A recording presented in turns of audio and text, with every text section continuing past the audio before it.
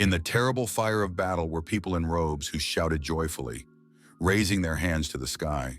The oddities standing around the pink crystal shouted joyfully, praising it, but the celebration was coming to an end. Suddenly, a sword was swung, taking the lives of several ugly monsters.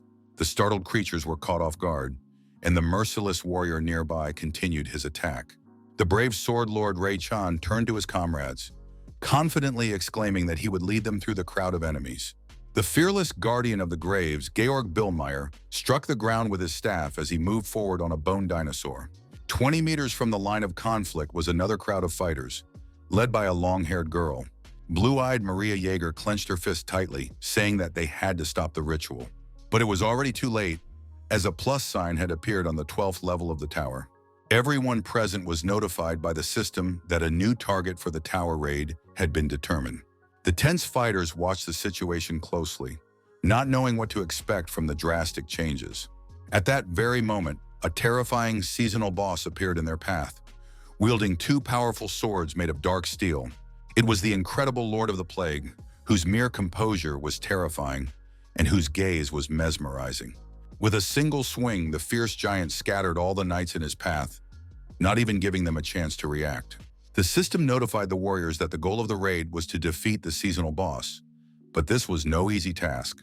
After just a couple of minutes, many of the wounded were already drowning in foul slime, suffocating and bleeding to death. It was very difficult to believe the huge losses, but many people were already beyond saving, and all that remained was to accept it. The brave Maria Jaeger, together with her squad, continued to fight, attacking the Plague Lord from all sides. With great effort, the warrior lady advanced, but she did not achieve any significant success.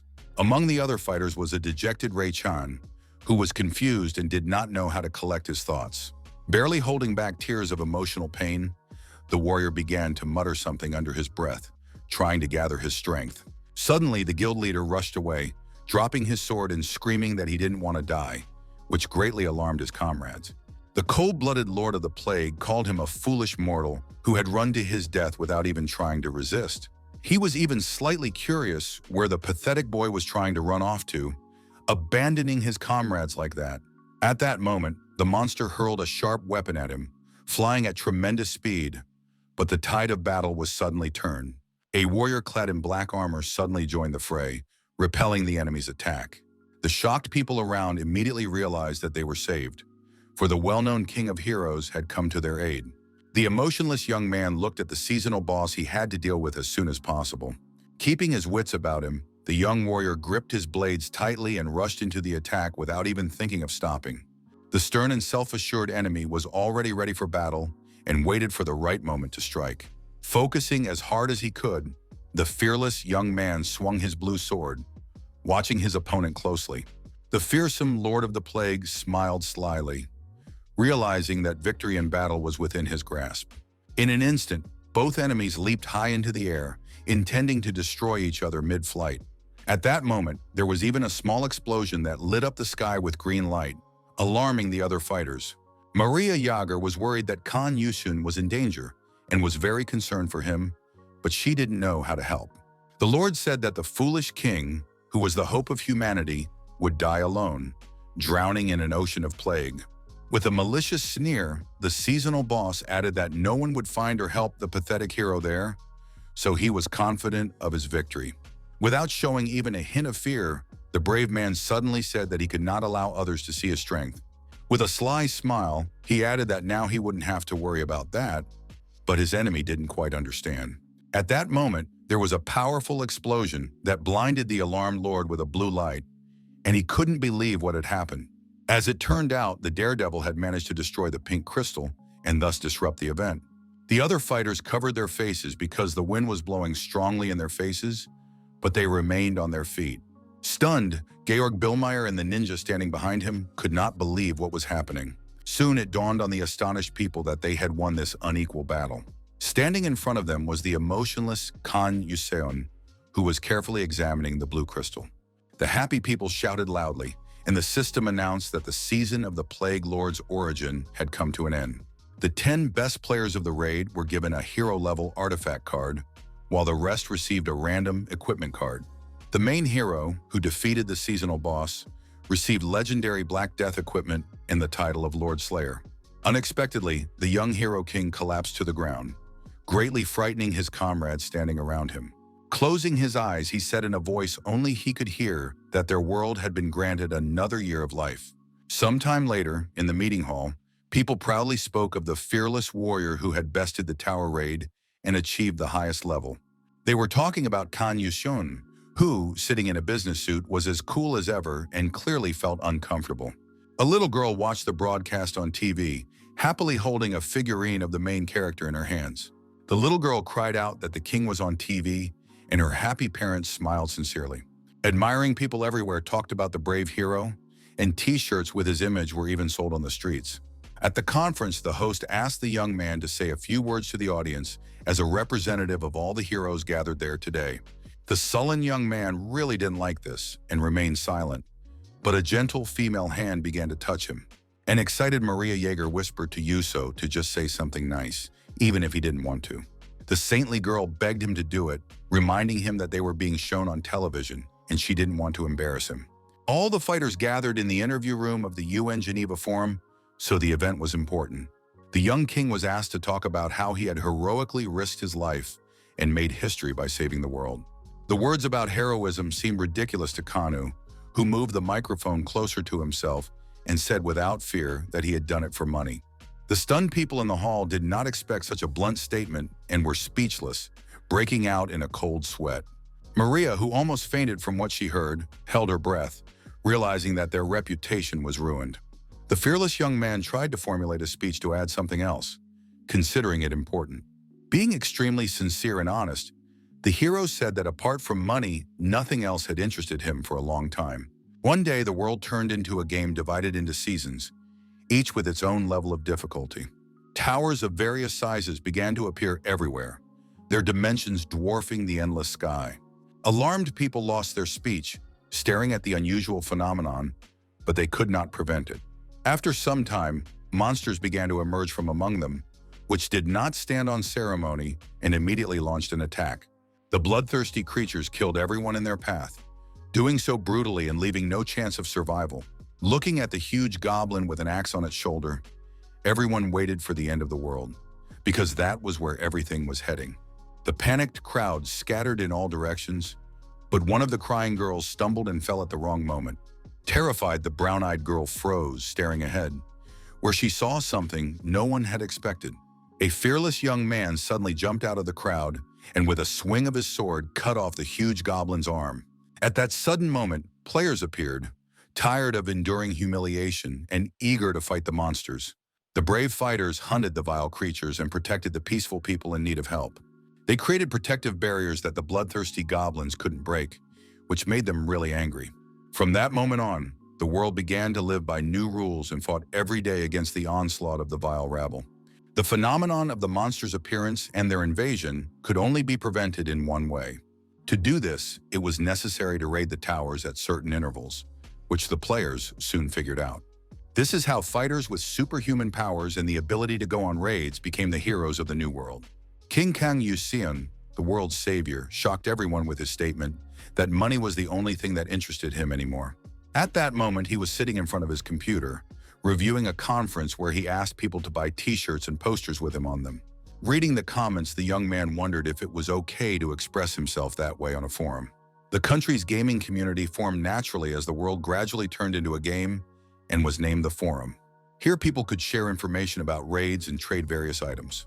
Thoughtful Khan was surprised that someone on the site had already recognized him, but he didn't understand how it happened. An unfamiliar reporter begged the hero king to take him into his team for the next season and said he would wait for him in front of the house on opening day. The young man immediately went out onto the balcony and looked down to see if there were really people there.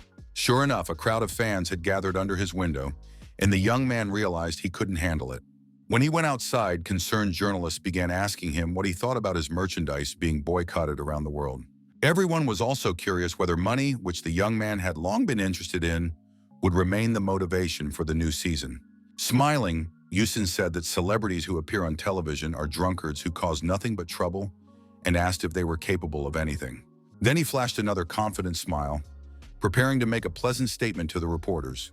The self-assured player said that he would repay the audience with good entertainment, which sounded promising. One of the puzzled journalists didn't quite understand what he was talking about and decided to ask for clarification. Suddenly, people felt a strong jolt under their feet and nearly fell to the ground in panic. The strong vibrations continued for several seconds, but at first no one could make sense of what was happening. The system announced the start of the tower construction process, which was already 96% complete. Then it was announced that players could enter the active buildings after reading the information on the gates below them. They had to pay attention to the height of the buildings and carry out raids to protect the world from destruction. Smiling, Kang Yushun took advantage of the opportunity, adjusted his hood, and began to walk away as if nothing had happened. The shocked crowd noticed the flyers from the Hero King, which said that the merchandise was already on sale. A few minutes later, the young man was notified that he had arrived at his destination, which was where he was headed. The young man was slightly surprised that there were not even any rats left, but that was actually good for him. Looking around with a smirk, the fighter said that the first day of the season was always quiet and worth enjoying. He received a system notification that most of the managers were happy to see the Clown Ruler's performer. The Iron Ruler laughed heartily and gave his blessing to the one who renounced his sword. The Ice Empress giggled and gave it to the one who brought the mirror, which didn't bother the brave man at all. The system said that the young man's suitability for wielding a sword had increased many times over, as had his aptitude for ice magic. His words about his strong interest in money stuck in the minds of fans who had not expected such a statement.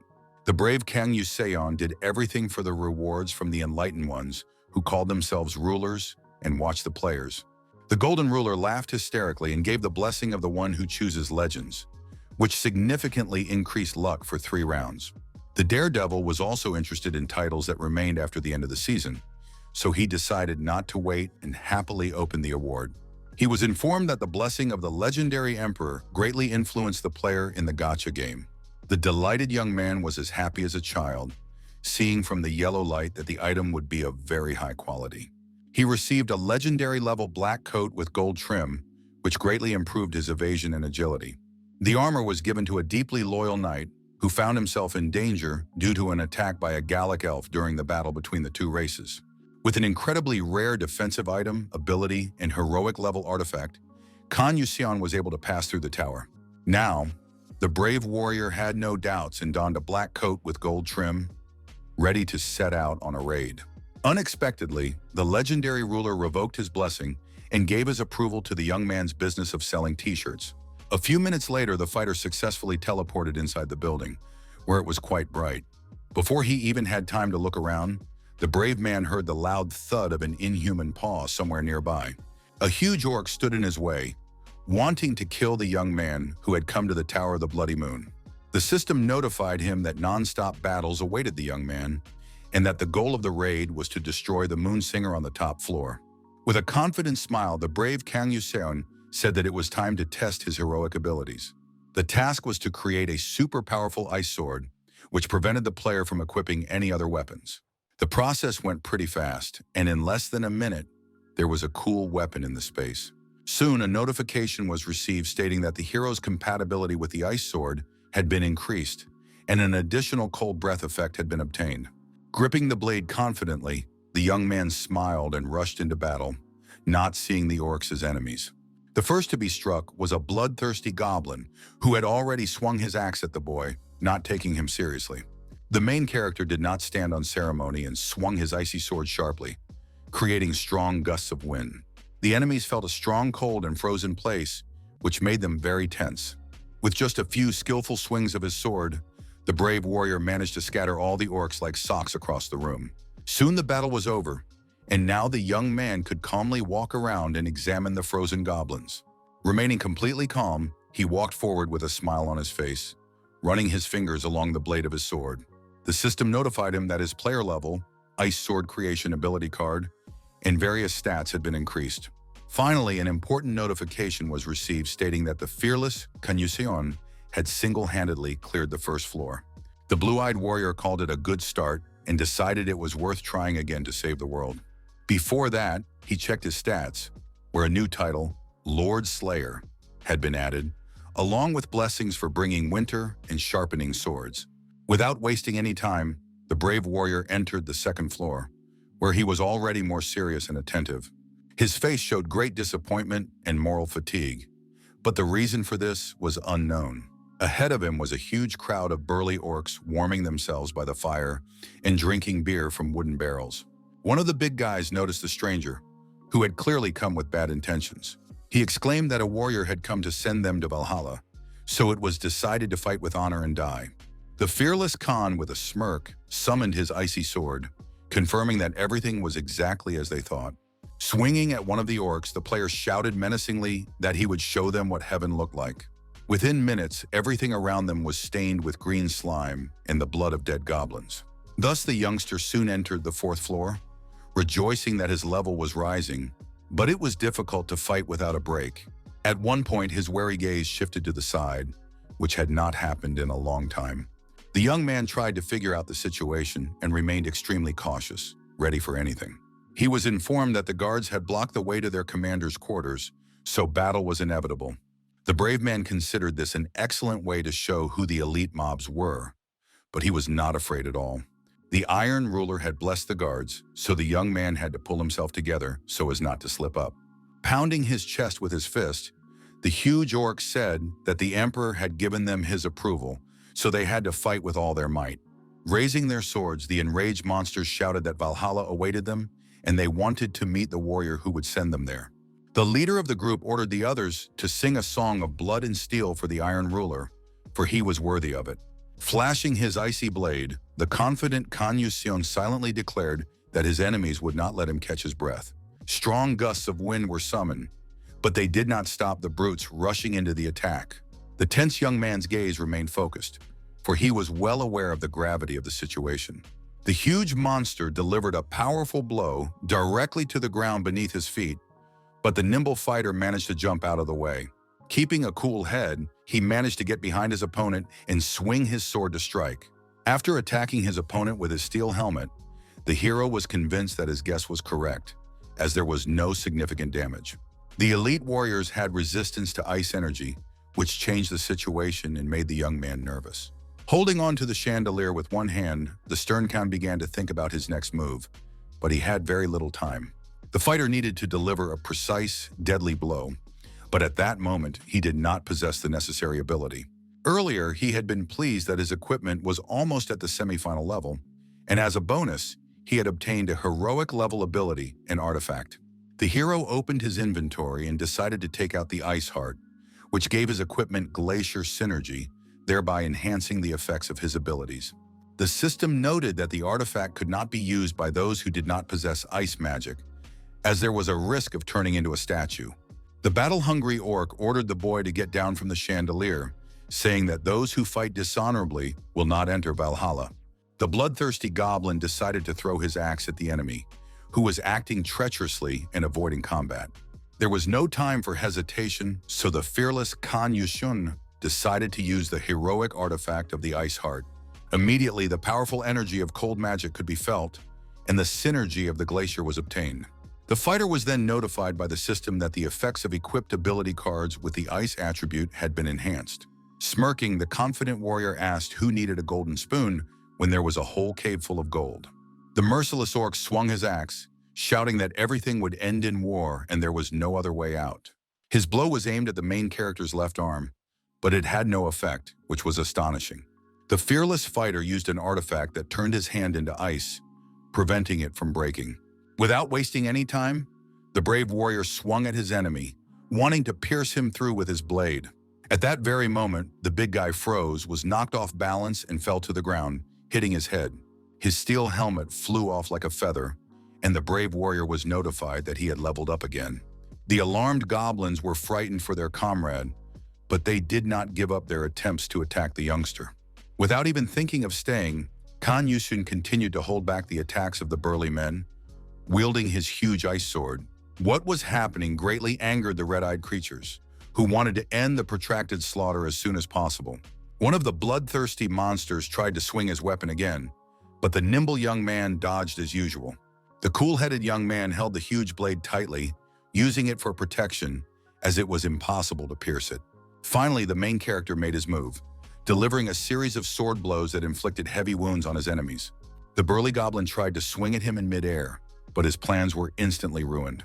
The brave warrior struck a sharp blow that prevented his opponent from even getting close to him and knocked him aside.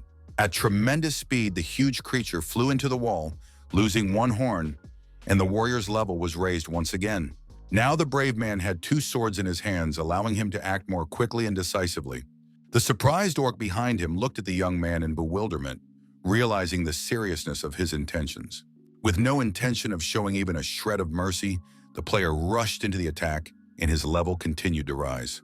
With titanic effort, he significantly improved his stats, which was cause for celebration. In his path still stood the confused goblin, who, though huge, was now very frightened. Icy beams appeared in front of the panicking brute, and he had no way to avoid the damage.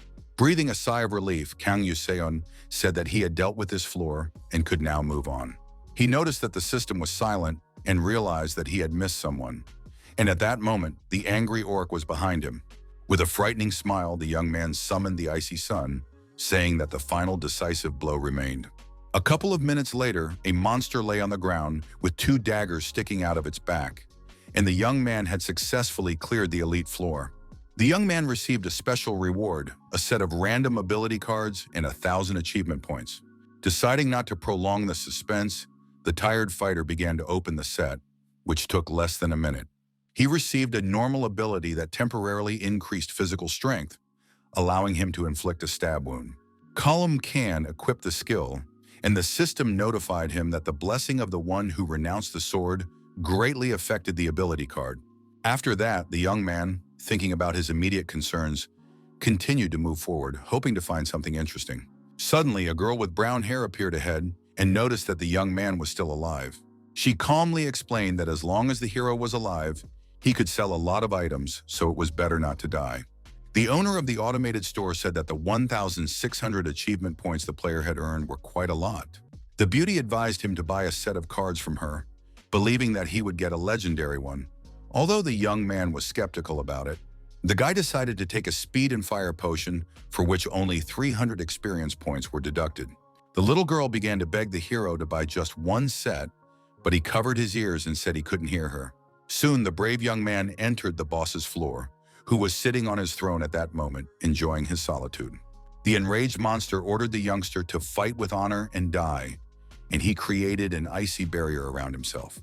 Maintaining maximum concentration, the fighter began to think through his next steps and guess how he would act in battle. The positive young man wondered if he had been fighting gnomes instead of orcs. At that moment, a powerful fire potion was thrown at the giant and instantly exploded. The creature screamed in agony, but the brave fighter remained calm and watched the situation unfold. Even as he burned alive, the indestructible boss remained standing, keeping his enemy in his sights. The enraged brute rushed into the attack again, muttering something about Valhalla, which was a sacred place for orcs. He was enraged that Kanyusion had suddenly disappeared somewhere, while the young man was already aiming his sword at his neck from behind. The blow landed successfully on the boss's soft flesh, and the process of freezing began. The enemy was quickly enveloped in thick layers of ice, causing him to drop his axe and be unable to pick it up again. With the blessing, even ordinary abilities became very useful, which made the hero smile. However, the orc, still conscious, firmly stated that this was not the end, drawing attention to himself. In a state of rage, the Blood Moon Singer activated Berserk mode, shouting that he had no intention of surrendering. Smirking, the reckless young man said that if the game were easy, he would get bored. The enraged monster began jumping in place, creating vibrations under his opponent's feet. The daredevil said that the shock waves were very powerful on their own, and he was sure that the big guy's blow would finish him off if it landed. His provocative words angered the brute even more, who tried to attack, but the boy hid behind the icy barrier. Without even thinking of retreating from his target, the big guy continued to deliver solid blows, trying to break the dome.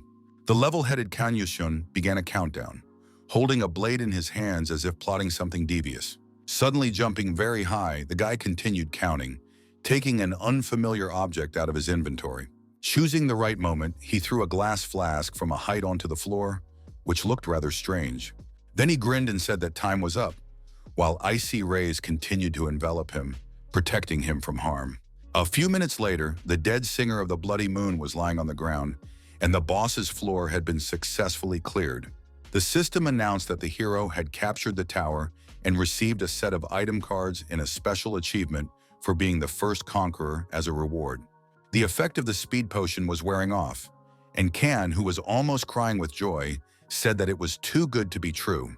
He considered the set of item cards to be the best reward one could get in a third-level tower. At that moment, he decided to open the pack with the ice attribute, as he couldn't wait to find out what it contained. But the smile vanished from his face when he received an ordinary ice arrow card. The discouraged guy said that the game was always fooling him, which he was unhappy about, but he had no choice but to endure it. Very soon, the main character went to the tower of the third-level devil worshippers, with a maximum number of players ranging from 1 to 16. Around him were small monsters with sharp ears, who called the stranger a filthy pagan. The small monsters with long claws did not stand on ceremony and immediately rushed to attack the newcomer. Unperturbed, Yusun used ice arrows against them, preventing his enemies from getting close. For several minutes, he continued to use the sharp projectiles to prevent them from harming him. The brave warrior really enjoyed pumping up his abilities, and he shouted this at the top of his lungs, stopping the creature's advance. The ice arrows transformed the cold from the atmosphere into projectiles, and the synergy effect increased their damage and number. The speed system alerted the young man that the second wave was about to begin, but he was not fazed. The bloodthirsty demons called the guy the king of alcohol demons and begged him to send them to hell, where they longed to be. With a heavy sigh, the fighter prepared to give a worthy rebuff again, even though he no longer had any desire to do so. Flashing a confident smile, he grabbed his icy sword, ordered the rabble to line up, and said he would send them to a hot cauldron. After these words, he used a powerful technique that froze all the horned minions, causing them to panic. The player's level and abilities rapidly increased, and the spectacular attacks continued. The horned creatures continued to call him a vile heathen, and the brave warrior decided to check the digital scoreboard with the statistics. Suddenly, a critical notification appeared stating that the tower boss, the cult of the demon, had appeared, and it was an alarming sign. A monster in a robe appeared nearby, floating in the air, and said it would present the scoundrel's blood to the demon king. The terrifying devil pointed his finger at the enemy and ordered his minions to kill him immediately. The pathetic beast rushed into attack with cold weapons, while the unflinching warrior used arrows, wounding one in the chest. The demon cult was stunned and couldn't believe that their comrade had been killed so quickly, but that was the reality. The young man was informed that the frightened enemy was under the effect of a freeze spell. The fearless fighter was glad he had come here, as he now had an excellent opportunity to study his personal abilities. The synergy effect and the glacier increased the damage of the projectiles, as the digital display reminded him once again. Grabbing the blade with one hand, the young man decided to try one of the techniques that had caught his interest. He wanted to find out the maximum number of ice weapons he could create, so that's what the youngster focused on. At that moment, sharp spears began to emerge from the ground, which was already a good result for the first time. Very soon, they all rose completely, and a smile appeared on Kan Yuso's face, because it was a success. The brave young man gripped the hilt of the ice spear tightly in his hand, preparing to finally put an end to the demon cult. Moving from side to side, he rapidly approached his opponent, eager to finish him off as quickly as possible. A powerful blow struck the monster's frozen arm, which was thrown off balance but couldn't escape. The pitiful devil was pierced through with 3 sharp spears and had no chance of survival. The merciless young man continued to fire projectiles at the enemy to make sure he was dead. The system confirmed the destruction of the demon cult and the complete clearing of the tower, and a random equipment card was received as a reward. Opening the item, the fighter received silver armor, which was useless since he already had a legendary item. The pensive warrior realized that the ice sword did not lose its power even if it was cut into pieces, and he himself did not feel any difference until there were more than 8 pieces. Suddenly, the wary hero heard rustling behind him, which immediately caught his attention. The system notified him that one of the tower factions was very interested in him, and the young man couldn't believe it had happened so quickly. It wasn't entirely clear what was going on, but the young man was in no hurry to panic and decided to wait a little longer. The tower world was filled with various groups under the control of the ship, who wanted the warrior to help them increase their power. They were talking about the Shadow Council, whose members were dressed in black robes and plague doctor masks. The organization kept many things secret, and by establishing good relations with it, the hero could come under its protection and gain access to mystical powers. Surrounding the brave warrior on all sides, one of the faction members said that they remembered the mortal. The mysterious fighter asked if the warrior wished to meet the Shadow again and join their group. The daredevil thought the Shadow Council was a good idea and clearly remembered being with them in the 5th season, but something bothered him. He wanted to make a deal right away, but said that there were more than 2 factions in the tower that could fight them. The team leader said they would protect the young man and asked if he had forgotten how powerful they were. Calmly, Kang Yuseon replied that this was precisely why he wanted to make a deal with them, and the leader asked what he wanted. With a sly smile, the fighter said in a low voice that words alone would not get him what he wanted. Keeping a positive attitude and a smirk on his face, the brave man said that he could use a shadow beast. He also asked for a rare dark ability card since they were all gathered here, which shocked the faction members. The reserved leader asked the foolish mortal not to overestimate himself, saying that in this world all humans were pathetic creatures. The fearless youngster called them trash and suggested they never cross paths again, then decided to just walk away. But in an instant, the leader asked him to stop, and the cunning young man was convinced that he had caught his prey. At that moment, a shadowy creature resembling a cat appeared, its gaze meaningful. The frightening-looking predator began to move its paws, moving toward the hero, who was frozen in place. The young man received a notification that he had obtained the shadow beast, which was what he had been seeking from the faction members. He was also awarded 100,000 achievement points, which was a small cause for celebration. Crouching down, the boy began to gently stroke the cute cat with his finger, calling it a good boy. In addition, the warrior received a rare Shadow Blade card, after which the team leader asked if he was satisfied. Somewhat surprised, the brave warrior gave a positive answer and began to examine the valuable item. Raising his hand, he smiled and agreed to join the Shadow Council faction, which made its members feel more at ease. The fighter was also informed that his relationship with the organization had improved significantly thanks to this decision. Walking down the street, satisfied with himself, Kang Yuseon felt that this season would be a very good one. He wondered whether he should keep going while things were going well, or stop and keep what he had. Suddenly, the protagonist's peace was disturbed by a hoarse male voice, which made him turn around. Sighing heavily, the young man felt a little sad, realizing that another boring chore awaited him. A crowd of reporters rushed up to him, asking him to share his impressions, as the warrior had visited 2 third-level towers on the very first day of the season. The tired Kan replied that he was simply a skilled and incredible player and asked if they agreed. A man from the crowd said that fighters were participating more actively in raids this season and added that the Sword Lord from China had gone to the 4th-level tower. The unperturbed hero asked how many people had gone with him, as it sounded quite serious.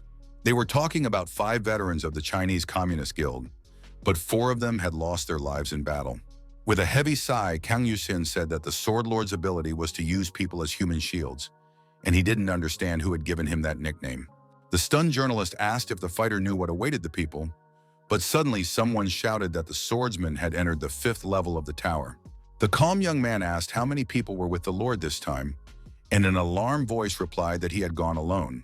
Smiling, the hero called him energetic, knowing that there was no point in competing for speed at the beginning of the season. Everyone knew that St. Mary Jaeger first gathered abilities and items to strengthen her rear. The Tomb Guardian Georg had no plans to participate in the game and was busy working on documents. The focused Kang Yuseon thought that the Sword Lord in the 4th-level tower had gotten a good item. A crowd of reporters eagerly questioned the Hero King, as everyone was curious to know his thoughts on the matter.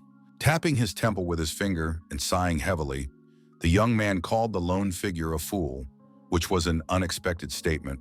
A concerned journalist asked if the young man was planning to compete with the Lord, as his attitude seemed to suggest. Laughing, the young man called himself a fool, then said that if he had to choose between being a loser or a winner, he would choose the latter. The tense man asked him to watch his words, and the daredevil asked who wanted to accompany him to the 5th-level tower. After a while, a system notification appeared in front of him, stating that only one would receive the glory of victory. Under the clown ruler's guidance, the others started betting, and most of them bet on Yuso, including the Ice Emperor. In the Town Hall of War, the brave man awaited a battle in the format of historical defense or an attack on a fortress, and there was no shop.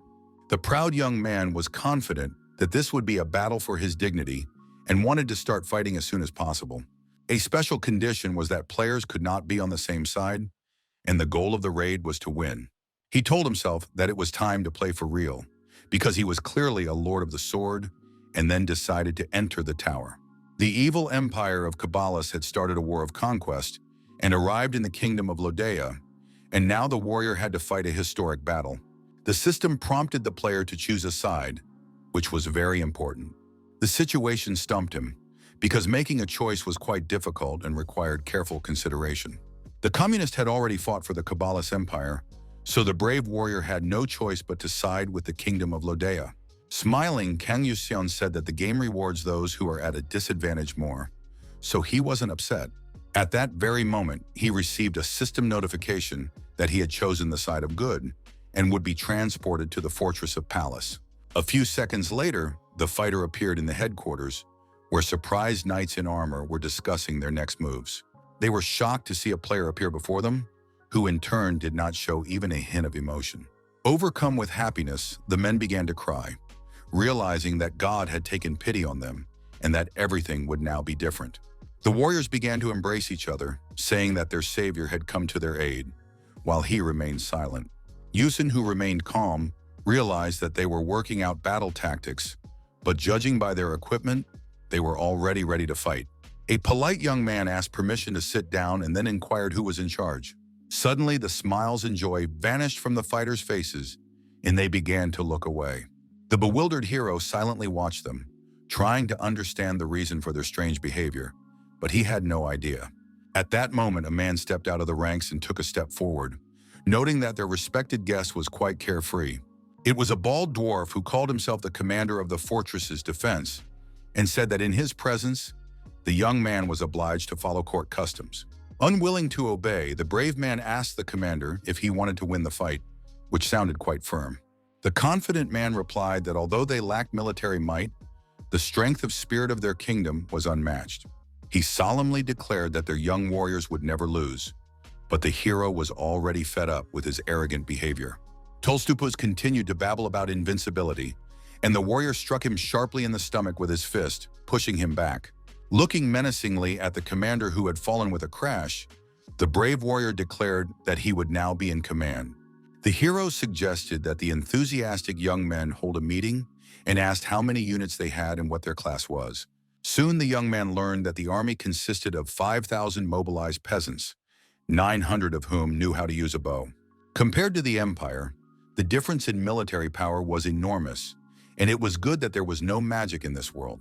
Moreover, the Sword Lord did not possess fiery powers and was the heir to an iron ruler. Most players could only sign a contract with one lord and receive rewards from him alone. Kang Yuseon, however, was a special case and was rewarded by various rulers because the clown had made him an outcast. On the other hand, a ruler could take several people under his wing, but only one would receive special privileges as his heir. The governors always supported their chosen ones, but there were restrictions and, for example, the lord's abilities should not be related to the Iron Ruler. With a slight smile, the pensive hero said in a low voice that they had a chance of winning. At the same time, he noticed that the fighters were feeling pressure incomparable to his own, and it was unknown how real the worlds in the towers were. There was no way to know if these were real living people or mere creations, which greatly intrigued the warrior. Keeping his cool, the brave man told himself that other things were more important right now, and wondered how he could raise the morale of his men. A knight standing nearby began waving a flag from above, proudly shouting that a guest had arrived in their kingdom, and the people below cheered joyfully. The man firmly declared that the head of the Division family was no longer their commander, and that the player next to him would personally give them orders. The stunned people were convinced that God had not abandoned them, since the fat man had been thrown out, and now they would be commanded by the young man. The knight told the savior that the soldiers were heartened when they learned that the brave man had dealt with the fat pig. This was excellent news because now the young man didn't have to worry about anything. But suddenly something alarmed him. A fighter on a nearby tower shouted at the top of his lungs that the Empire had unexpectedly launched an attack. The brave archers immediately drew their bows, ready to fight, even though their hands were shaking. Brave enemy swordsmen began to climb the ladders, but the archers tried to prevent them. The enemies moved very quickly and cohesively, so none of the arrows prevented them from climbing. The warrior told the young player that the Imperial army had approached the fortress gates, and that if he dealt with him, the enemy's fighting spirit would weaken.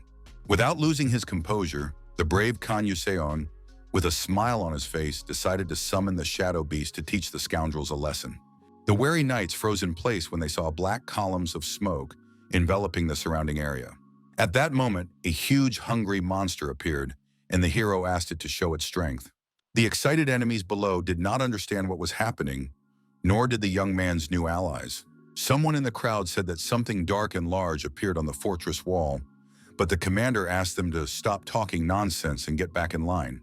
The strong man decided to have a short conversation with his subordinates, but suddenly his face changed dramatically, and he was overcome with anxiety. Freezing in place, the alarmed man began to look away, realizing that he was about to see something terrible. The rest of the troops were pierced through with bayonets, and a hungry beast pounced on one of them.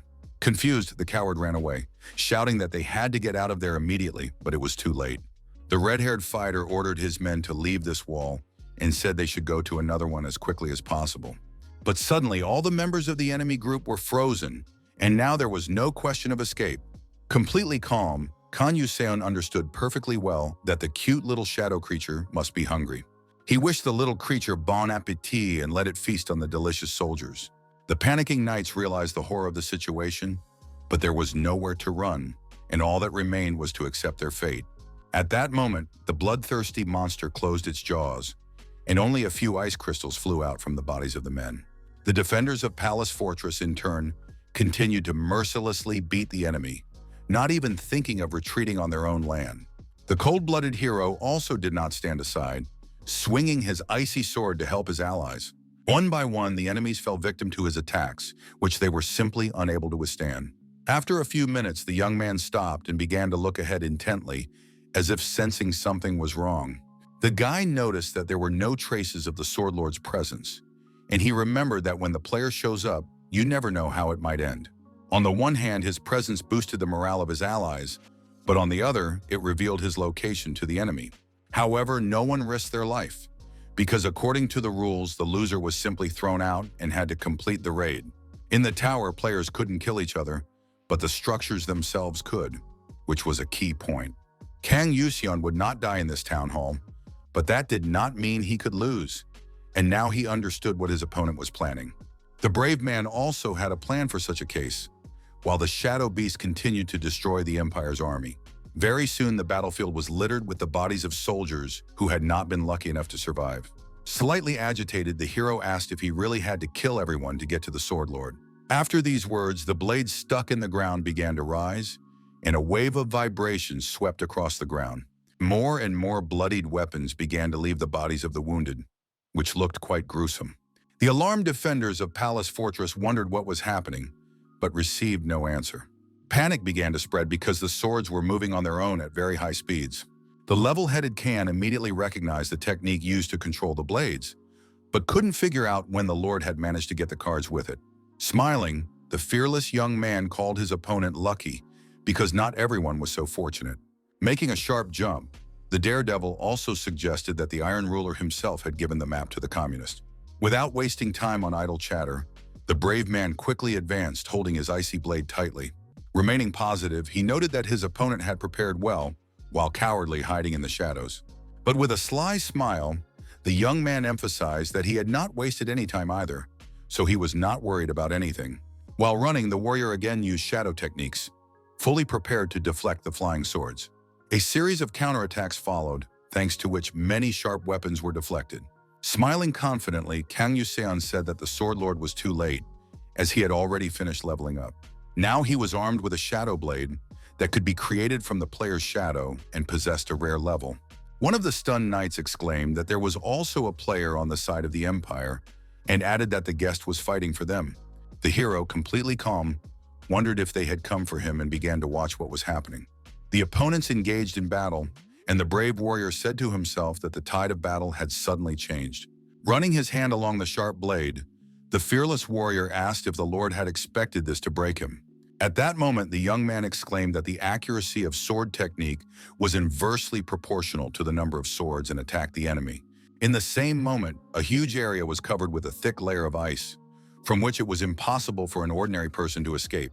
The main character spun all the flying blades around himself, creating a whirlpool and thus neutralizing them. The young man had no intention of standing on ceremony and slightly twisted his body, as if intending to do something special. In a loud voice, he exclaimed that the enemy's technology would not work on him, so resistance was useless. But in an instant, the young man's expression changed and he looked intently to the side, as if he had seen something strange. Soon, a sly smile reappeared, indicating that a new idea had formed in the sharp-witted fighter's mind. Suddenly, there was a loud explosion, and the silhouette of a huge yellow cross appeared in the air. The system reported that Seraphim's shield had repelled the enemy's attack, while the tense sword lord clenched his teeth, shielding his face from the shrapnel. This was followed by a notification that the armor had been depleted and would take more than 100 hours to recharge. Smiling, Kang Yuseon asked if his opponent really hoped to capture the fortress with only this technology at his disposal. The exhausted warrior standing 10 meters away did not rush to answer and tried to formulate a sentence while catching his breath. Looking seriously into his opponent's eyes, he asked how he thought victory could be achieved in this tower. The Lord said firmly that even if the fortress and all the kingdom's degenerates were destroyed, the empire would not win until he dealt with the hero. The positive young man asked if it was true that his opponent knew this, but still chose the side of the empire to defeat him. The blood-stained opponent replied that the player was a hero, and his calling was to protect the world. Pulling a sharp sword from its sheath, he added that a scoundrel incapable of understanding this truth had no right to call himself a hero. Enraged, the Lord lost his temper and now wanted to fight to the last drop of blood to finish off the young man. Unperturbed, Yusun explained that the world the communist was defending was not made up solely of members of his country's guild. The Chinese man listened attentively to his opponent, though he did not quite understand what he was getting at. Enraged, he exclaimed that the scoundrel's death would be terrible and rushed into the attack with his sword in his hands. Smiling calmly, the hero said that he wanted to live a long life, so it was not for a pitiful swordsman to decide. The agile warrior managed to survive the enemy's sharp sword swing, which did not even leave a scratch on his body. Flying shards of solid ice appeared in the air, but they did not disturb the sword lord. The emotionless Khan continued to attack his opponent with ice crystals to keep him at bay. The angry Chinese man asked him to stop using dirty tricks, and behind him, a shadowy beast appeared. In an instant, the communist heard strange rustling behind him and turned around, catching a glimpse of sharp fangs out of the corner of his eye. Out of fear, the agile fighter leaped high into the air, and the monster's face struck the ground lightly. The Lord said that the rulers were watching their battle, so the hero had to understand the burden of defeat here. Laughing at these words, the brave man asked why, in his opinion, he was fighting, which sounded rather strange. In his hands, the strong warrior clutched the hilt of an icy blade, as if waiting for the right moment to strike. He decided to take his opponent by surprise, and without warning, rushed into the attack, following the correct trajectory. The Chinese man, covered in sweat, called the cunning young man a coward for talking to him in order to strike him in a weak spot. But that wasn't quite the case, and in that same moment, the fighter was struck dumb with bewilderment. Seeing Kang Yuso jump over the fence, the discouraged communist asked where he was going.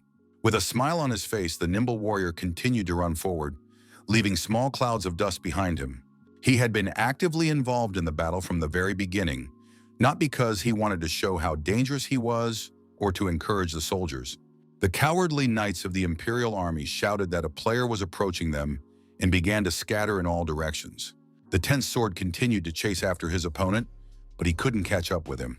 The man shouted loudly for the scoundrel to stop, but these words only motivated the trickster to speed up. Even as he ran, the main character grinned maliciously, as if another cunning plan was forming in his head. Meanwhile, in the Imperial Army barracks, alarmed commanders were trying to figure out how to stop this monster and were already thinking of fleeing. The worried Duke Barma didn't get what their player was up to, and his buddies told him to chill.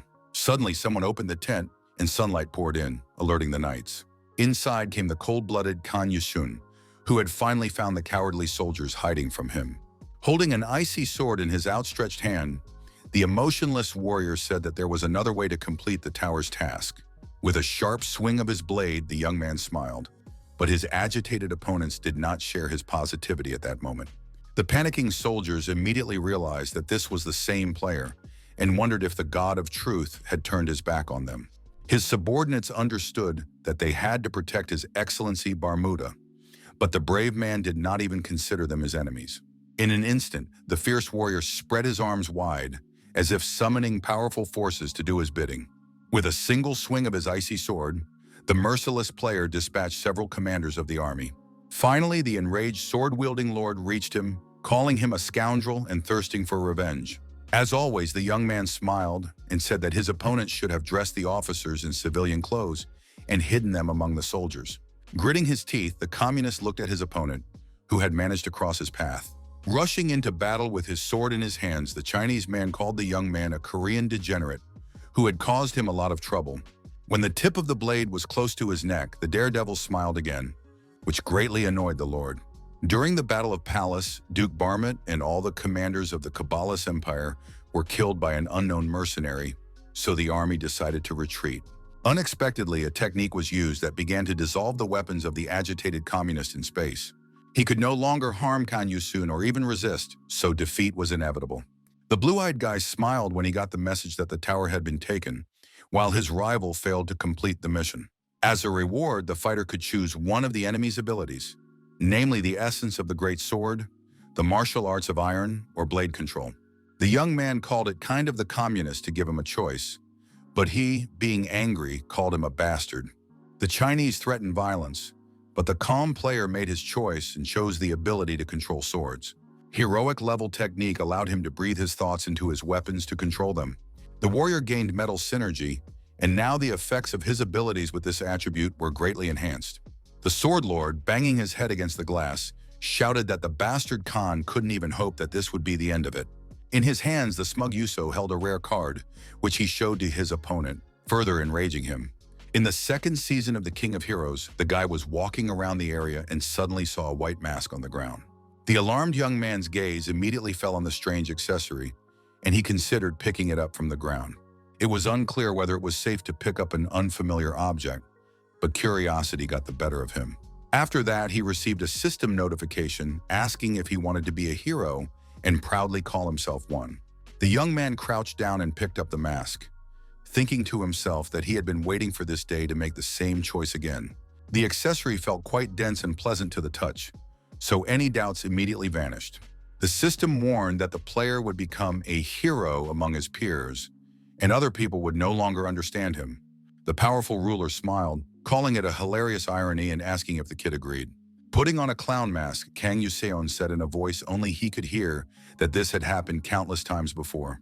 Then a notification was received that the clown lord and Kang Yuseon had signed an important contract. Suddenly, the young man opened his eyes and realized that it was all just an introduction, and he had simply been asleep. He was awakened by a loud phone call and strong vibrations on the table, which were impossible to ignore. There were already 4 missed calls on his mobile device, indicating the seriousness of someone's intentions. At that moment, someone started banging on the door, and a familiar male voice asked the young man to open it quickly. The hero was curious why he was having disturbing dreams, and he didn't understand why his acquaintance was knocking on his door so early in the morning. Opening the door, the sarcastic young man asked with a smile what had brought the shy boy to his home. Pak Tae-sik, bristly and reeking of cigarette smoke, laughed slightly, saying that the youngster was acting like a big shot. After signing a contract with the murderous ruler, the man became known by his gaming nickname, the Striking Sword. He was among the 30 best players and, moreover, was the head of the Blue House's National Intelligence Department. Kang noticed that his friend looked tired and asked if he had been running around on his first day, but the gentleman replied that he had no time for that. Proud of himself, Park said that from the first day of the season, war enthusiasts around the world had been extolling its virtues to all players. Then the man asked why the boy hadn't answered his calls, and he replied that he had been asleep, even though the sun had risen long ago. The gentleman wanted to point out that Kang Yuseon had ruined his sleep schedule, but he unexpectedly slipped on a plate and fell face first onto the floor. Angry, he shouted, asking why the hero was selling t-shirts like a madman while living in a pigsty. Picking up the dishes from the floor, the guy said he was embarrassed, and Tae-sik remarked that judging by his lifestyle, he really was a child of darkness. It was slightly disgusting that the young man worked like a horse for money, but got his food from a nearby Chinese restaurant, which he praised highly. The young man said that the beef brisket was delicious, and Park asked him to order 2 large portions with Kaolian liqueur. Kang had met this unshaven old man with a smoky voice before the world became a game. Back then, the 15-year-old boy loved to hang out at a computer club, where one day he was playing a tense game. A stunned man on the phone was discussing Yuso's victory while the waiter brought him his order.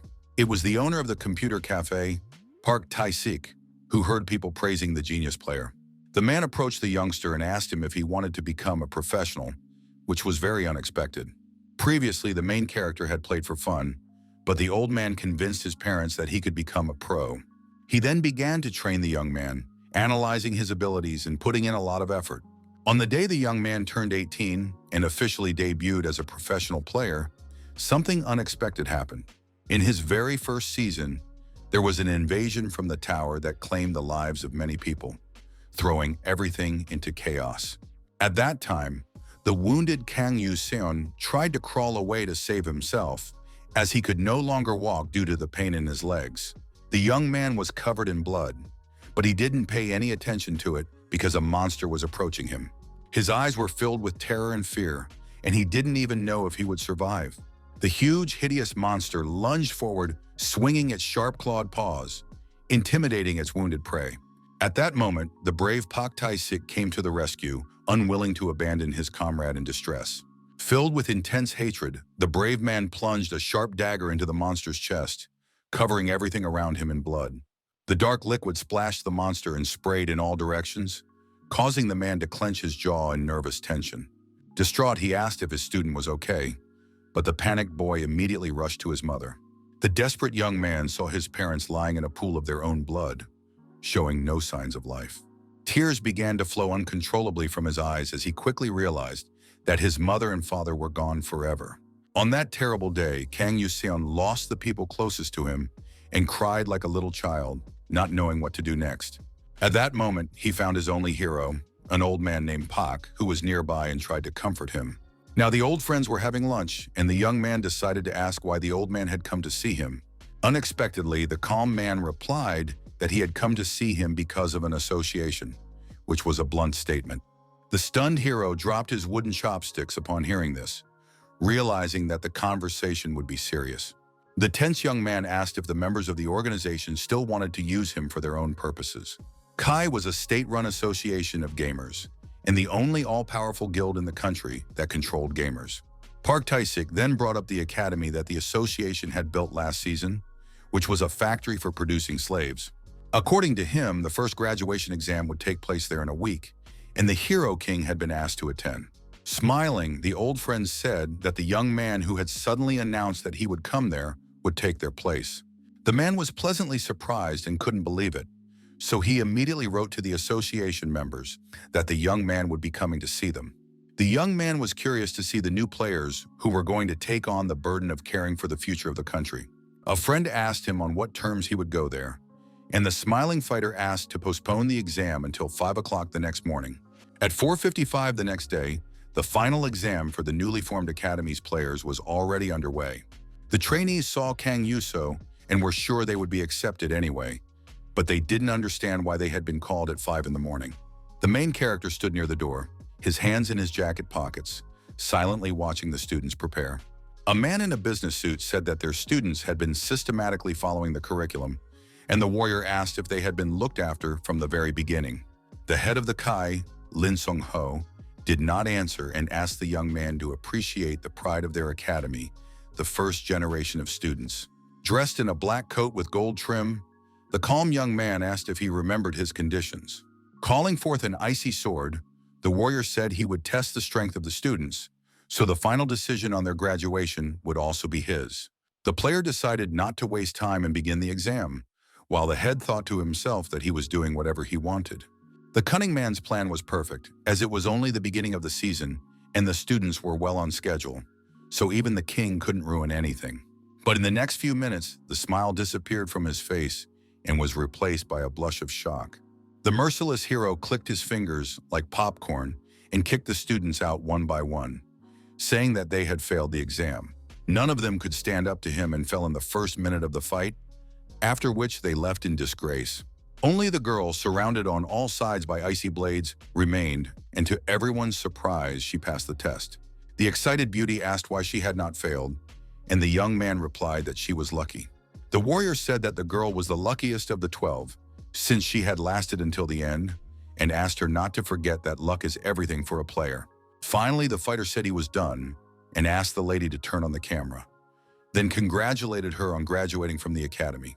An angry Lin Sung-ho burst into the room with his surprised colleagues, shouting and asking what it all meant. The man, who was sweating profusely, reminded them that they had asked him to simply judge, and the young man asked if they really thought he wouldn't understand anything. The young man said that the students were either the children of executive directors or somehow connected to them, and recalled that he had been called in to evaluate their performance.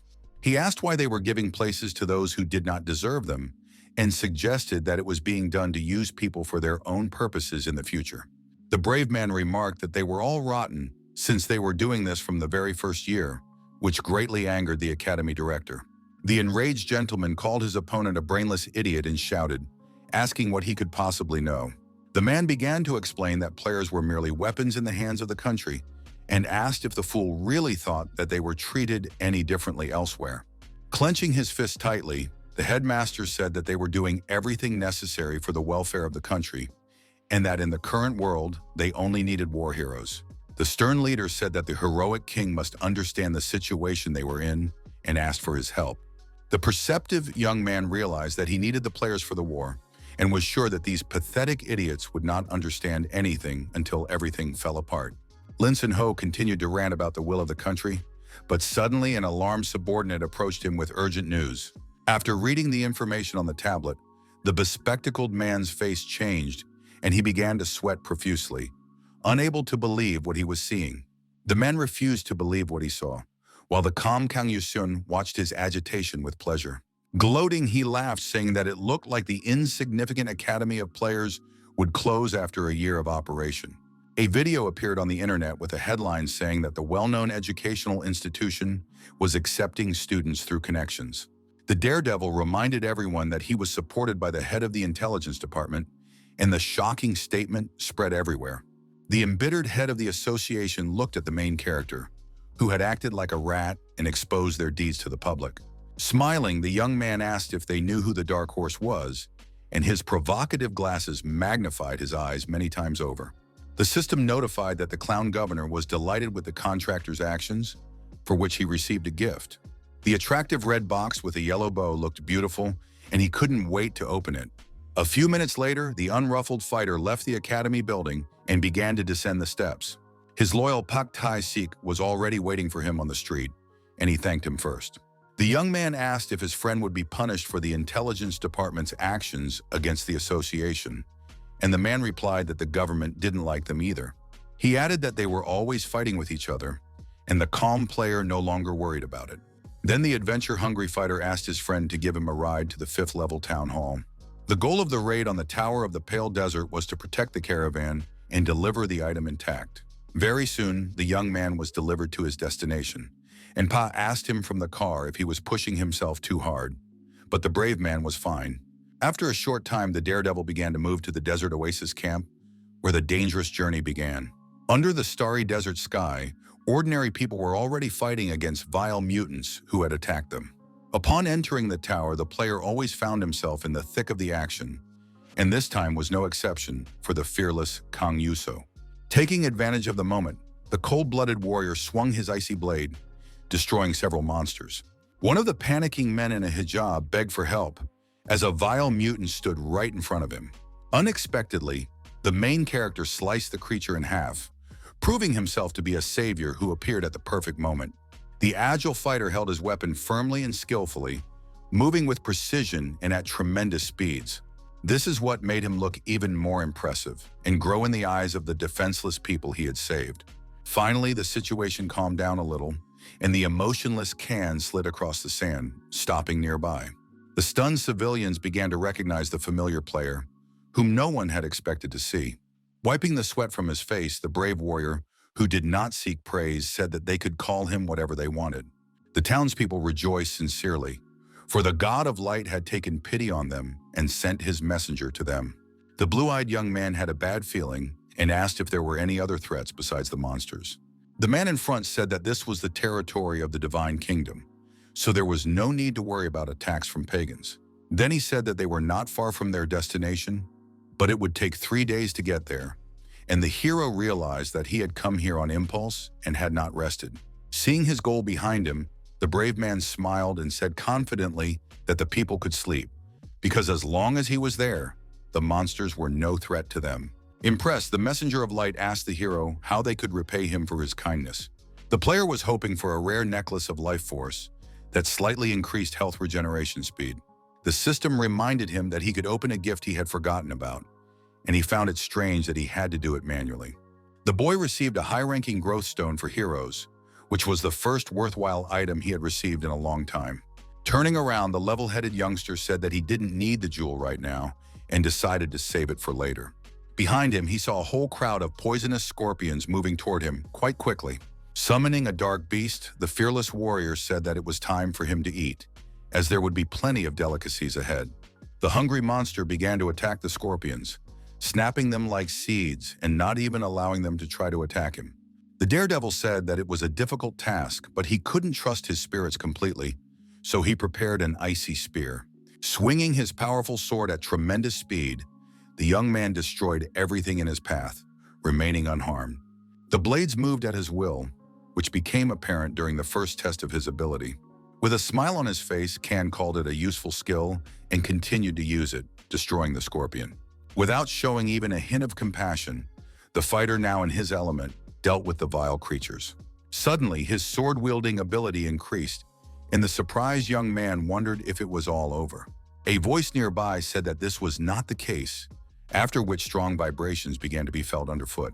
Out of nowhere, a huge, disgusting monster appeared, capable of destroying everything in its path. The enormous beast displayed its aggressive nature, and the brave young man realized that he was facing an adult sand predator. Smiling as always, the positive player said that it seemed his night's sleep had come to an end. Remaining completely calm, he turned again to the dark creature, who was ready to obey his master's every command. The hungry monster opened its terrifying mouth wide, eager to swallow the adult predator. At that very moment, the hungry beast bit into one of the long worm's patches of skin, from which green liquid immediately gushed out. The cool-headed Kan Yusun folded his arms across his chest and used his sword-wielding ability to attack the enemy as well. A multitude of sharp blades clearly reached their target, the monster's previously heavy body, which spoke to the warrior's professionalism. With a slight smirk on his face, the young man watched the proceedings, merely twisting the blades in midair. He did not stop his attacks and continued to send new icy spears, wanting to secure his success. The huge creature was in intense pain and agony, but it could no longer do anything. Soon a notification was received that the ability to create ice swords had been increased, along with control over them. The next sunny day began, with the convoy successfully moving through the desert toward its destination. The carts were accompanied by knights clad in steel armor, who looked serious and fearless. The main character noticed that there were soldiers among the peaceful citizens, although he had not noticed them before. The gentleman said that they were brave warriors serving the god of light, and the brave man asked what they had been doing the previous night. The man replied that their priority was to protect the goods, and the player was surprised that even in such a situation, the fighters did not abandon the cart. He then asked the soldiers which faction they belonged to, and the citizen replied that they were noble knights of the Order of the Bloody Cross. One of the stern warriors looked suspiciously at the boy, who was smiling as usual and seemed suspicious. The sarcastic boy asked if they were carrying a golden calf, since they were so concerned about their cargo. The reserved knight replied, asking the messenger of light not to pay attention to the carts. Looking at him with the utmost seriousness, the stern man said that he would do better to concentrate on the task entrusted to him by God. His severity only brought a smile to the face of the fearless young man, who had no intention of calming down. The knights used the aura of their hearts, and in addition, the messenger of light descended upon them, and it was clear that they had been entrusted with a difficult task. The confident player told his opponent that his words had made him even more curious, and the peaceful gentleman next to him was very worried. The interested young man wondered what kind of goods required such a high level of security. The serious knight remained silent and reserved, because according to the rules, he could not simply engage in combat. The anxious man in the hijab was very hopeful that the situation would be resolved and that conflict would be avoided. Suddenly, Kan Yuseong grabbed him by the neck and, without explanation, pulled him away. He then used his ice ability to create a shield for protection. The hero, completely focused, shouted that if the others didn't want to die, they had to duck. Holding up an ice shield in front of him, the guy looked into the distance, where a large number of arrows were flying. There were casualties, with 2 arrows striking one of the men in the throat, mortally wounding him. The panicking people around began to shout that they were being attacked by a whole horde of heretics armed with longbows. No one could understand how these evil heretics dared to invade the territory of the Sacred Kingdom. Nevertheless, the enemies did not stop and continued to advance on horseback, wanting to kill everyone. Confused, Khan wondered how the Knights of the Bloody Cross planned to respond to the attackers who were striking and retreating. The commander ordered his men not to let the heretics get their hands on the object, to stay in position, and to activate their mana shields. Quite a few members of the group were mortally wounded by arrows, and the hero realized that the fighters did not care about their companions in hijabs. Gritting his teeth, he moved forward with his sword, saying that they would defend their golden calf themselves. The task of completing the tower raid remained the same: protect the caravan and deliver the item intact. The cautious young man peered through the heretics' positions, trying to figure out his next move. 10 meters away, a professional archer sat on a horse, his bow already drawn, aiming at the running boy. The cool-headed warrior immediately aimed his icy spear, eager to thwart the treacherous enemy's plans. The enemy, clad in a cloak, exclaimed that the enemy's attacks would not reach them, and the spear did indeed stick into the ground. Although the attempt was unsuccessful, this was not what the shrewd player, who had thought everything through, had intended. As it turned out, he had used a shadow ability to provoke an explosion, causing the horse to fall and the heretic on it to fly up into the air. After a high jump, the daredevil grabbed the icy dagger tightly, preparing to finish off the scoundrel. In mid-air, he aimed straight for the head, not wanting to leave his opponent even the slightest chance of survival. But in an instant, Yuso's pupil shrank as his opponent turned out to be someone completely different without his mask. Lying on the sand was a desert elf who had been hiding under the heretic's mask and was now extremely nervous, realizing the hopelessness of his situation. The surprise quickly disappeared from his face, and gathering his thoughts, the main character began to think about what to do next. Seeing a sharp arrow flying from the side, he used an ice barrier to protect himself and the wounded man. Looking closely at the projectile, the young man wondered if the heretics also used auras. The embittered desert elf swung his sharp sickle, wishing death upon the scoundrel who believed in something else. With a sharp swing of his icy sword, the brave warrior knocked the weapon out of his enemy's hands, and the shadow beast was already behind him, waiting for orders. Putting the blade to the heretic's throat, the warrior asked what was in the cart, and the angry heretic asked how he dared to manipulate him. The evil heretic told his comrades to ignore him and shoot their bows at the enemy. The desert elves heeded their comrades' request and opened fire, hoping to overwhelm the enemy with their numbers. The fearless player continued to hold the big-eared man hostage, using his shield and remaining unharmed. The sweating heretic assured them that even though he had captured him, they would not get a single drop of information out of him. The blue-eyed fighter asked him to reveal what was in the cart, as he needed to know in order to decide which side to take. At one point, the brave man pushed his opponent away, asking if they really thought he hadn't wiped them out yet, because he couldn't. The icy barrier shattered in an instant, and sharp crystals flew everywhere, threatening the people around them, which greatly alarmed the hostage. The cool-headed Kan asked if the elf understood what would happen to his companions if he so much as moved a finger. The excited young man realized that a stranger had stood in their way, and the daredevil asked again what was being transported in the cart. The heretic asked how he dared to call Princess Saria a thing, after which everything became clear to the young man. He asked him to return to his companions and tell them that he would do them a special favor and save their lives. The heretic said he could not do that, and the hero asked if it would not be better to get another chance than to die here now. After these words, the big-eared man stood up without ceremony and began to walk toward his comrades, thinking about the matter at hand. Within a minute, the desert elves were on their horses and galloping away toward their base. The Knight of the Bloody Cross immediately ran to the fearless messenger of light, Kanu. He asked why the young man had left the heretics alive and allowed them to escape, and the player replied that he needed to check something first. Then the daredevil started to walk away, and the puzzled warrior asked what he meant by all this. A horseman blocked his path and asked where the young man was going, and he replied that he had to check one thing. The man said he couldn't let the boy pass now, even if he was a messenger of light. With a frightening smile, Yusun asked him to get out of the way, asking him politely because he could use his shadow beast. The discouraged knight did not stand in the way any longer, but he was extremely dissatisfied that the insolent man had opened the doors without asking. Ignoring everyone, the emotionless player opened the carriage door without even considering the consequences. Seeing the woman sitting inside, the young man asked in a calm voice if she wanted him to save her. It was a charming lady in a red dress who had been handcuffed to prevent her from escaping. Biting her lips slightly, the beauty asked if the boy really thought she needed the sympathy of some foreigner. The princess of the kingdom of Ayub, the beautiful Saria, did not require any help from a stranger. The god of light told the messenger not to neglect his duties and to fulfill his duty, which was a warning about his actions. The attentive young man immediately noticed the system notifications and froze for a moment. Taking the icy dagger in his hands, the player said that since the woman had asked, he sometimes had no choice. With a firm blow to the steel chains, he freed the princess from her bonds, even though she had not asked for his help. The warrior then fulfilled a hidden condition to save Saria, who was surprised as she had not expected this. For his deeds, the brave warrior received 300,000 achievement points and stunned all the knights in the area. The objective of the raid was changed on the spot, and the tower's level was raised to difficult, but this only made the daredevil smile. Continuing to smile, Kang Yuseon said that the game was ruined, but called freedom an amazing thing. God said that he would have to pay for disobeying the light, after which yellow-winged angels began to descend from the heavens. One of the tower's forces turned against the main character, and light guardians immediately appeared.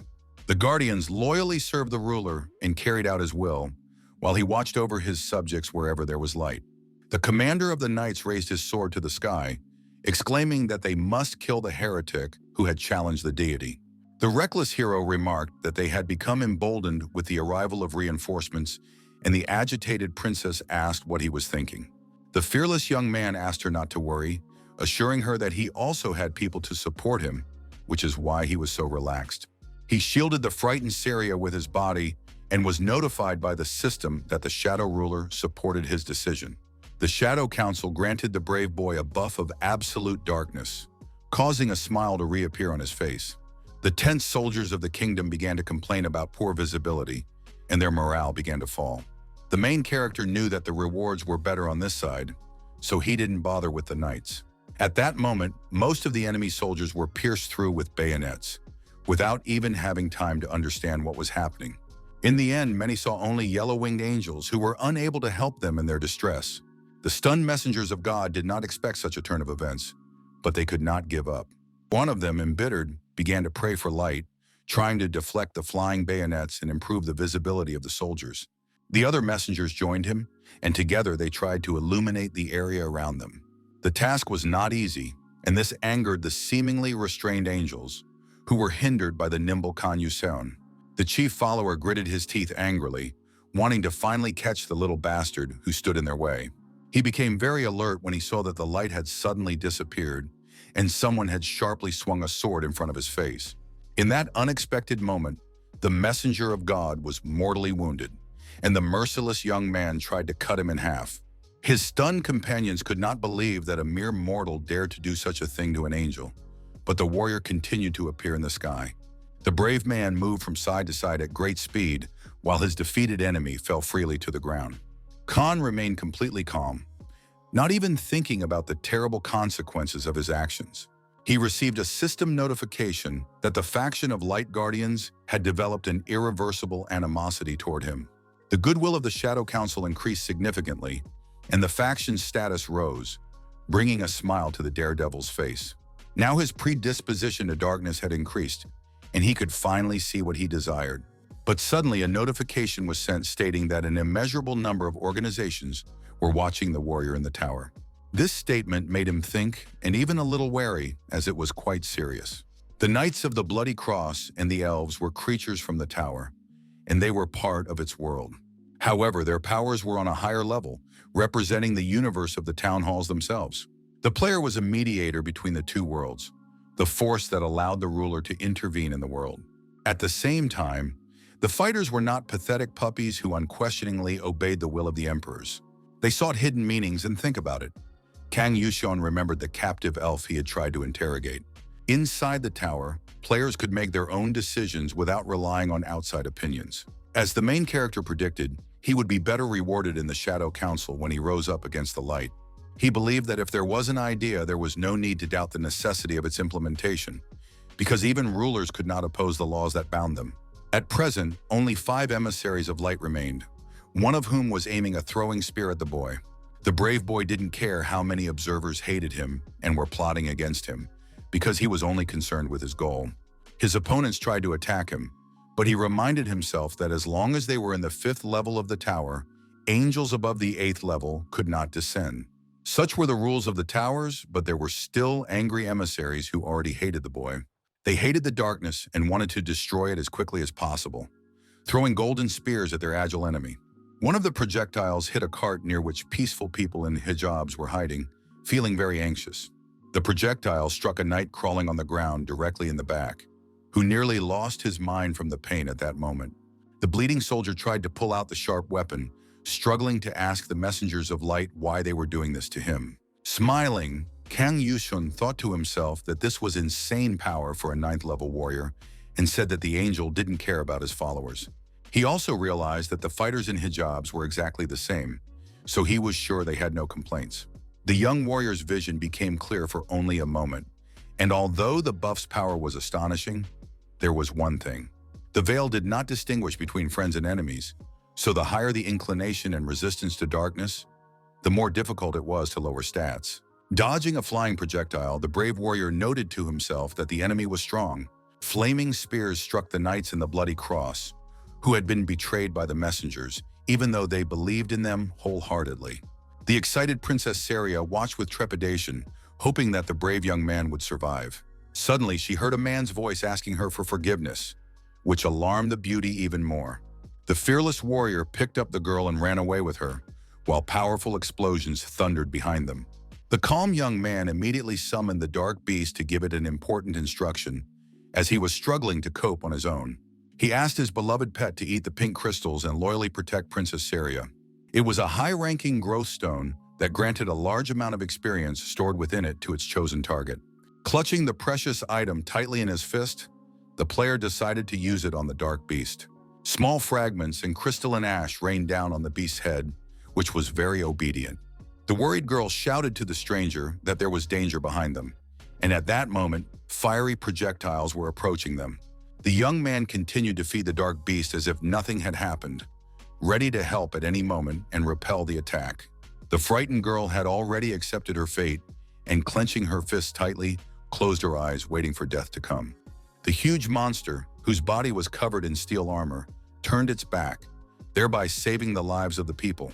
A multitude of sharp spears crashed into the impenetrable wall, unable to harm their enemies. The attacks did not stop, and more projectiles flew toward the enemies, though they did not reach their targets. Smiling, Kang Yusun decided to use his Shadow Blade, as everything was going exactly as he had planned. The enraged messenger of light shouted that his sword could not touch them, so it was useless to resist. The horde of angels continued to try to attack the brave warrior, who had prepared several flying blades against them. One of the divine beings immediately summoned a sword of light, preparing to accept the fight with dignity. The brave warrior began to hold back his onslaught, skillfully swinging his icy sword and preventing him from harming himself. The tense angel's eyes reflected the sharp, icy blades flying toward him. Complete chaos reigned around them, which played into the hands of the fearless hero who wanted to confuse his opponents. The messenger of light continued to swing his weapon, but the nimble young man managed to jump out of the way and remain unharmed. Close combat with his enemies threw the young man off balance, so he had to constantly dodge to the side. Clenching his jaw nervously, he wondered if he would have to keep moving forever. At one point, the wary fighter turned his head to the left, where he heard strange sword swings. The nimble angel struck sharply and hit Kang Yuso's shoulder, causing him to feel a slight impulsive pain. The absurd situation did not break the warrior's fighting spirit, and he immediately jumped to the side, continuing to fight. The tense young man wondered why his opponents were so fast, even under a debuff. The yellow-winged creatures continued to rush at him from all sides, and the brave warrior used his ice shield. The agile player covered his rear in every way possible, focusing his attention on all the enemies surrounding him. Somewhere he miscalculated and received another minor wound, but he was still able to stand. Jumping around was extremely annoying for the stern Kana, but the situation left him no other choice. The hero decided that it would be wiser to deal with everyone at once, and began to think about his next steps. He realized that he would have to use his shadow ability, as he knew of no other way. The nimble fighter began to move from side to side again, and the messenger of light asked if he really thought they would let him go. The tense young man was drenched in sweat, afraid to make a single mistake, as it could ruin his life. In one terrible moment, Kang Yuseon was pierced through by the spear of the follower of the god of light. Feeling a burning, hellish pain, he bit his lip, realizing that he had made a mistake somewhere, but there was nothing he could do to fix it.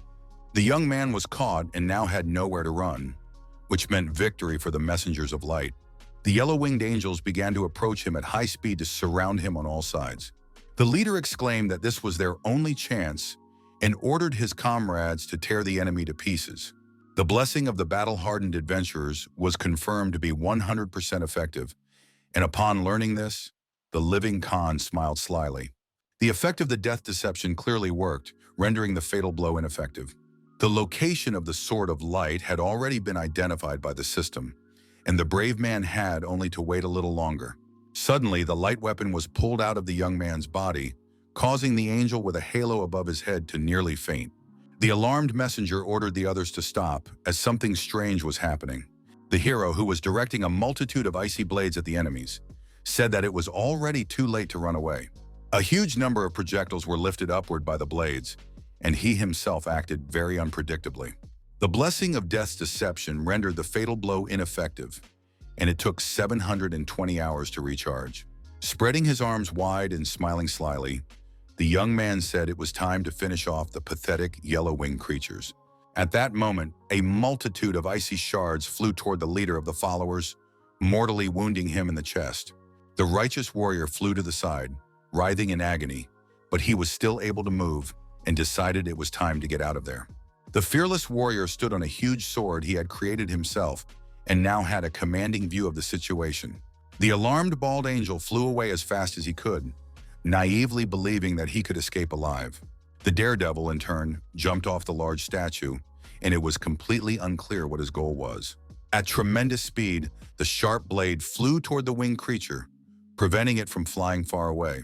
Crashing into the ground, the weapon left a small crater, which the fearless Kang Yuseon immediately approached. At that very moment, the fighter received 3 system notifications that his level had been successfully increased. Finally, the buff was removed as the battle came to an end, and now the dead emissaries of the God of Light and the Knight of the Bloody Cross lay scattered around. The young man allowed himself to breathe out wearily, as he had spent quite a lot of time and energy on the battle. At one point, the young man glanced to the side to look around and assess the scale of the tragedy. There were a large number of dead, bloodied soldiers lying around, and wooden carts were overturned. Then the hero felt a dark animal place its paw on his leg and decided to pay it some attention. Smiling, the young man noticed that the cute, yawning animal had shrunk in size and now looked like an ordinary cat. Suddenly, the brave player was approached by the charming Princess Saria, dressed in a red dress. With a heavy heart, she asked why he had betrayed his people and gone so far for her. The greedy warrior replied that the rewards were better on this side, and that he had long been interested only in money. The lady asked if they weren't his comrades and realized that he could count on a ransom after her rescue. At that moment, the young warrior was stroking a small kitten with his finger, enjoying its gentle purring. Remaining completely calm, he confessed to his opponent that he was afflicted with a terrible disease of hatred for people. Then the young man remarked that the princess's question was strange, and the agitated Saria lowered her sad gaze. He continued to stroke and praise the dark animal, while the princess watched him silently. A few days later, the companions arrived on horseback at the border of the elven kingdom of Ayub, where many soldiers were stationed. The lovely princess smiled sincerely at Kang Yuseon, saying that she was greatly indebted to him and thanked him once again. The young man said that he still needed to receive his reward, and the beauty emphasized that he had a way with words. Suddenly, Saria held out her clenched fist in which something was shining and asked the young man to accept this gift. Instantly, the fighter received a notification that he had successfully cleared the Pale Desert Tower in hard mode. He received a pendant called the Ranka Trust Mark, which was a unique but rather attractive reward. At that moment, the true value of the item was unknown, but according to the system, it would definitely come in handy for a warrior someday. Confused and surprised, Kan looked at the jewel for a while, thinking about its properties. The princess of the elven kingdom of Iob had been kidnapped, but a brave warrior had returned her unharmed, and after the king's death, she would become queen. Very soon, leaving the tower, Yuseon set off for Busan by train, wrapped up in a winter coat. 4 hours earlier, Park Tae-sik, who was typing something on his computer, told his friend that he would have to go there. The player, sipping hot coffee, asked if something had happened there, and the man replied that nothing had happened yet. The confused hero asked why he should go there, and the man said that something would happen a little later. Natasha Ivanova was a world-famous criminal and known as one of the 4 players. Hiding from the Russian government, she arrived illegally in Busan and began raiding towers with 4 accomplices. Madame possessed the legendary ability to create a veil of absolute darkness, which made her a big fish. On the phone, Park asked if Yuseon had encountered any zombies on the train, but the young man simply asked him to order a car. The gentleman said he had received information about the 5th-level town hall, where Ivanova's group had entered, and asked the warrior to go there. The zombie apocalypse tower had a biochemical risk factor and was distinguished by its survival mode. After a short time, Kan arrived at his destination by taxi, remaining completely calm. The goal of the raid was to survive until the appointed time, and the system also notified that 5 players had already entered. A few seconds later, a player dressed in a black coat said he had entered the tower and was ready to move on. At the beginning of the century, the pharmaceutical company Tiela discovered a deadly virus in its secret laboratory, which led to the city being locked down. Feeling unwell, the young man knew that nothing good could come from the 5th-level tower. He had to survive the hungry infected in a secret support squad, which sounded very scary. In his first minute in the town hall, Kang Yuseon saw an incredibly disgusting creature, with many people clinging to it. Swinging his icy blade and dodging the monster's attacks, the guy wondered if it was right to call it a zombie. Suddenly, his expression changed as he saw shadows coming from nearby. Out of nowhere, a cute, dark animal appeared, looking at the hideous creature with admiring eyes. But the cunning kitten was only harmless in appearance. In reality, saliva was already dripping from its hungry mouth. Without warning, the little monster lunged forward, pushing the slimy creature back. The clinging zombies began to growl menacingly, trying to scare the beast, but it was all useless. In one unexpected moment, the entire disgusting mass ended up in the mouth of the hungry cat, which had grown significantly in size. Without ceremony, the dark beast began to aggressively chew on the pathetic zombies, eager to feed on them. Completely calm, Kan Yuseon watched from the sidelines, rejoicing inwardly, because he didn't even have to get his hands dirty. Admiring the spectacle, he noted that the growth stone had greatly changed the cat, but why it had taken the form of a whale was unclear. The charming kitten smiled sweetly at its owner, who really wanted to pet and hug it. Suddenly, a red-haired girl began to walk toward the daredevil, clapping her hands as she walked, which was rather strange. Dressed in a tactical jumpsuit, the girl said that she had been waiting for him, and the guy recognized her immediately. The lady noted that he was the very hero she had been waiting for, and behind her walked 3 soldiers armed with automatic weapons. It was the black player Natasha Ivanova, who said that the brave Khan clearly couldn't leave such a villain like her alone. Holding a long, icy blade in his hands, the unruffled young man turned to his opponent to talk a little. He said that the girl was a member of the Red Mafia, which was being hunted by the government, and added that they had landed illegally in the port of Busan. Giggling, the lady asked if the young man was going to arrest her and put her in jail, but he replied in the negative. Grinning, the positive young man prepared his flying swords, saying that he simply did not know what kind of opponent she was, so he asked her to relax for now. The warrior discouraged the girl by asking if it was true that judging him on behalf of the Russian Foreign Intelligence Service was a rather thankless task. The brave man believed that the members of her small gang were also part of the cover and asked if they intended to surround him and feed him to the zombies. Throwing herself into the attack, Ivanova realized that the young man knew about her connections with Russian intelligence, but he had been brave enough to come here.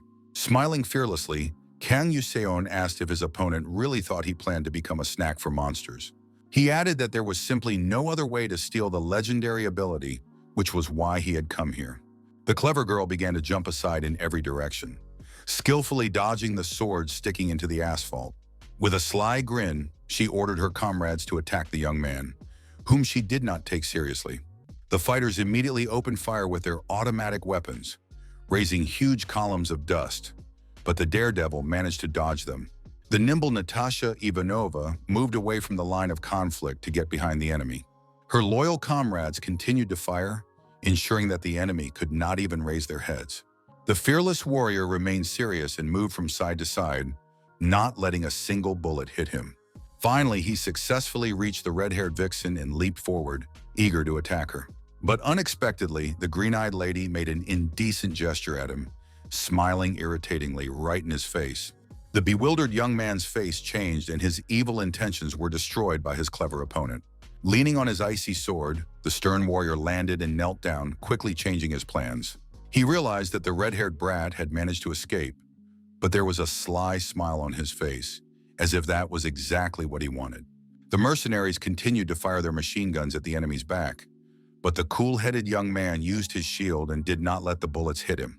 The trickster began to move in different directions again, trying to find Natasha and finish her off. Waving his sword, the player said that this trick might have worked once, but something was wrong here. As far as Kan Yuseon knew, the debuff of absolute darkness was currently affecting everyone in the area. Smiling positively, he wondered how Ivanova's gang could still shoot at their target. At that moment, a cute dark animal was sitting on his back, meowing and running its claws along the trapezoids of the guy's armor.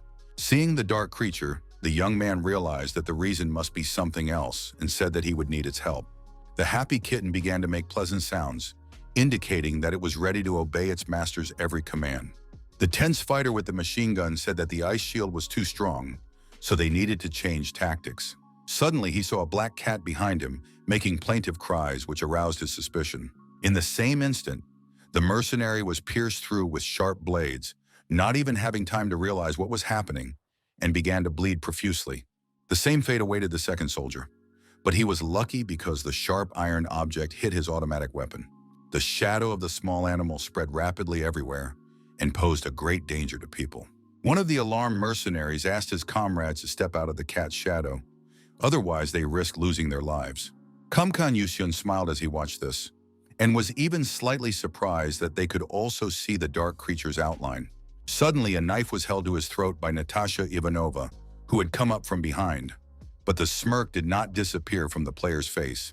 The red-haired girl advised Kan Yuseon to behave himself, as it was up to him whether she would let him go alive.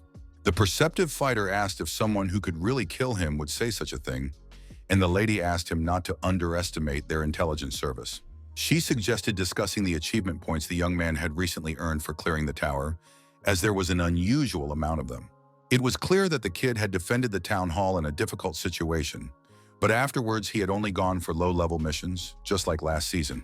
Meanwhile, the dark beast continued to tear Natasha's comrades apart, not giving them a chance to attack him. Gently taking the lovely Ivanova's hand, the brave man smiled slightly and asked her to answer one question. Gripping her knife tightly, the fearless fighter asked how she intended to kill him if he wasn't real. The girl did not stand on ceremony and tried to run the blade across the soft fabric, but it was indeed a clone. What was happening angered and alarmed her greatly, for Natasha had never encountered anything like this before.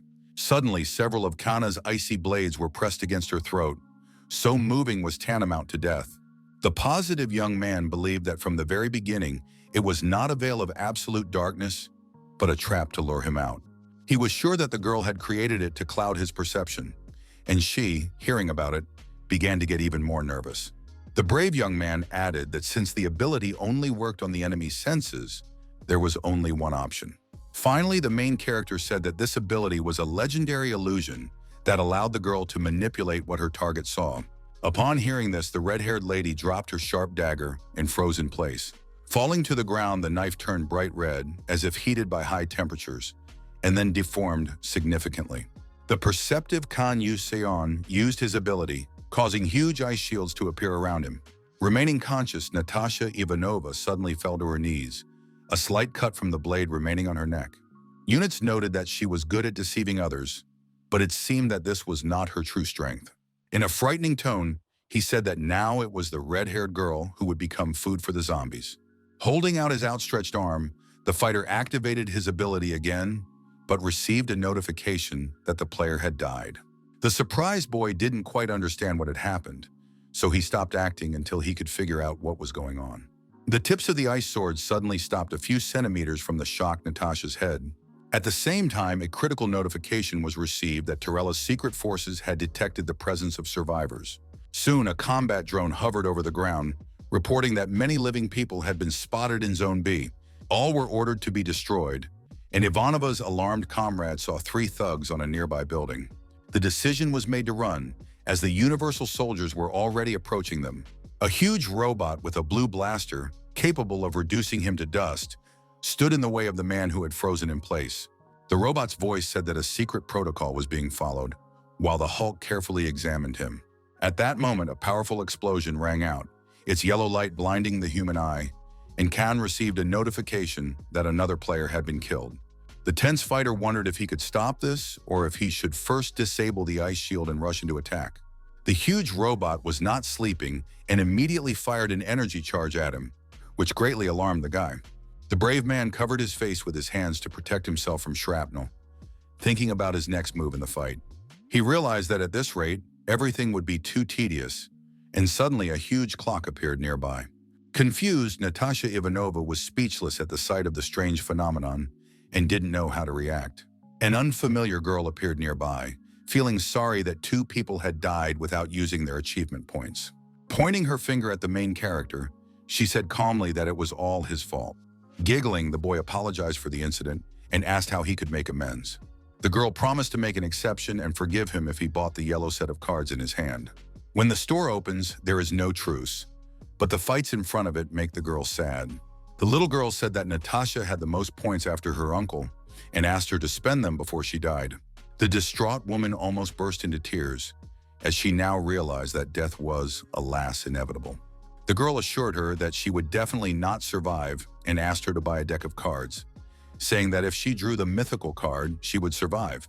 She also advised the smiling Kan Yusun to buy one, but he said he had the ability to acquire cards.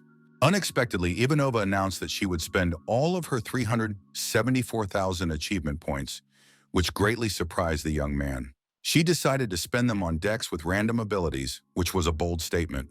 The hero was already getting quite bored and simply watched what was happening, remaining silent. The tense lady began to open the sets, but the first 2 cards were ordinary, so there was nothing to be happy about. Over the next few minutes, only 1 rare item appeared, which was also of little value. The little saleswoman asked the woman not to give up and promised that she would definitely get the mythical card. Biting her nails, nervous Natasha was already beginning to doubt that she would hit the jackpot and get out of there alive. Kang, who had had time to get bored, said that people said watching a house burn down was the most fun thing to do. Unlucky Ivanova still only had her usual abilities, which was starting to annoy her. The large number of identical system notifications annoyed her, but she had to keep her emotions in check. Finally, the last deck was in her sweaty hands, and the girl asked her to be patient. The tense lady in her head kept repeating that she had to get at least 1 card, not even a mythical one, but a legendary one. Otherwise, she risked dying. Alas, the Russian spy was unlucky, and she banged her head against the asphalt and began to punch it viciously. The saleswoman asked if the nervous lady wanted to buy a potion for the remaining 4,000 points. Giggling, the hero said that the sale was over, and when the girl asked him to buy a deck, he asked her why she wanted it. The little girl said that considering the sudden deaths earlier and the fact that Natasha had sacrificed so much, it was probably the legendary card that had been drawn. Placing a box with a large number of sets in front of him, she asked her uncle to buy one of them, assuring him that he would get a valuable item. Upon receiving notification that the ruler of hell was shocked, the surprised Kan Yusion said he couldn't support her here. Enraged, Natasha Ivanova began to shout insults at the young man and the little brat. The fighter agreed with her, because it was not enough to curse the girl, but her words sounded convincing, so he decided to buy 1 set. Immediately, he received a system notification that he had received a card with the Ice Arrow ability, which he already had. The young man was asked if he wanted to increase the level of the ability using the combination, to which he immediately replied in the affirmative. The additional effect of 2 skill stars allowed the projectile to pierce armor, which was already quite good. The serious hero thought about what to do next and decided to turn to Natasha Ivanova first. Blushing with incredible anger, The scout asked him in Russian to shut up and listen. The puzzled young man asked if she was speaking her native language, and the saleswoman said that they would see each other again. The young man asked her to stop, but she disappeared immediately, leaving him alone with the frightening red-haired girl. The angry woman continued to hurl insults at him, and suddenly a huge robot appeared behind them. A whole company of thugs began to approach the survivors, as their mission was to destroy them completely.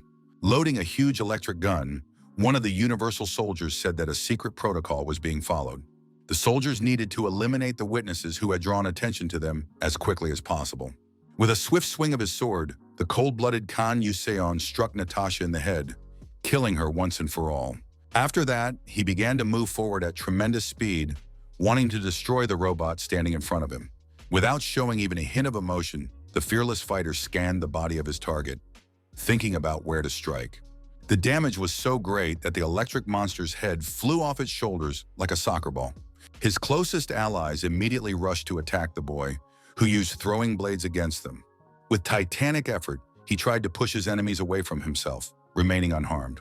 Two burly soldiers worked together, creating a powerful electric charge to finish off the boy. At that moment, a powerful explosion rang out, causing strong vibrations underfoot. Not at all frightened, the brave man managed to jump aside and once again escape death, leaving his opponents with nothing. Smiling as always, he noted with surprise that Tayela had quite a lot of resources. He decided it would be a good idea to buy some shares in pharmaceutical companies before returning home. Then the warrior began to twist his palm, summoning his icy ability because it was his turn to make a move. Raising his hand, the man with the brilliant smile emphasized that he would not be buying shares in the company that was currently here. With a single snap of his fingers, he sent a multitude of sharp blades toward the robots. The Universal soldier, frozen in place, was somewhat confused because he did not know what to do. A large number of crystal shards pierced the skin of his opponents, leaving deep wounds on their bodies. The drone that transmitted information to the electric brain was also hit and began to collapse, falling to the ground. The sturdy steel armor of one of the robots was instantly destroyed, and its fragments scattered in all directions. An explosion followed, and Kang Yuseon successfully cleared the zombie apocalypse tower, receiving a random equipment coupon. As a reward for surviving, the winner could take one ability card that belonged to the losing player. The joyful young man said that he didn't even need to look at the options and immediately chose the Oculus coupon. After that, a blinding yellow light began to spread around, and a human scream could be heard nearby. When the tower was cleared, the players found themselves back in their own world, and the losers also returned, still alive. The pensive hero remembered that 2 mercenaries had died at the hands of the Dark One, and 2 others were so badly injured that they couldn't escape. This only happened if the fighters did not die in the town hall, but even Natasha Ivanova remained alive. Before leaving, the brave man waved to the guys, saying that they had done a pretty good job. Exhausted and upset, the lady wondered how this could have happened, because she was confident in herself and her team. Turning around, the young man said that if she wanted to be arrested, she could call the police and turn herself in at the nearest station, but it was none of his concern. The tense girl asked if the boy was really going to just leave her there, without even offering to help. The boy replied that she could go tell her people what an amazing hero the king was, and that it was time to stop fooling around. He added that dead men don't talk, and he needed someone to pass on the information. On the phone, Park Tae-sik asked why the young man had left them alive, and he replied that it was compensation for his legendary ability. The angry man shouted, asking why the kid had let those who had attacked him sneak away unharmed. Calm Kang Yuseong said he wasn't a psychopath and asked the old man to be kinder since nothing had happened. The nervous gentleman emphasized that the boy was good at talking and asked why the freaks had come for him in the first place. Park didn't understand why he cared so much about the eccentric bully, but the hero reminded him that it was only thanks to him that the old man's cafe was still in business. His friend asked him to be careful on his way home and not to stress too much, and also not to make him worry. Smiling, the young man promised that everything would be fine and thanked his old friend for his concern. Inside the tower, the player was called by various names, such as Kang Yuso, the player, the alien, and the apostle. The same was true here, where a person could be called a weapon or a symbol of military power. In addition, a warrior could be called a living, unbalanced technique, which sounded strange but was indeed the case. But the players were not simple soldiers. They were heroes of war who deserved enormous respect. There were those who killed their homeland's enemies without hesitation, and Natasha Ivanova was a prime example. Feeling a slight uneasiness, the young man wondered if they wanted him to become such a person too. In his opinion, there was no such thing as a hero in the current world. But passers-by on the other side of the road suddenly recognized the king. Pulling his hood over his head, the young man told himself that he had been rather careless since morning. The tense young man told the girl not to point her finger because he was a thug, but she assured him that it was just an image and that he was actually a respected man. The girl said that without this man, their world would cease to exist, and that he secretly donated the proceeds from t-shirt sales to charity. Her boyfriend believed that it was all for show, which made Kang Yusun smile as he overheard their conversation. However, the main character was caught before he could get home, and now an interview with reporters was inevitable. Keeping his cool, the player glanced to the side, deciding that the best way out was to simply run away, and he took off.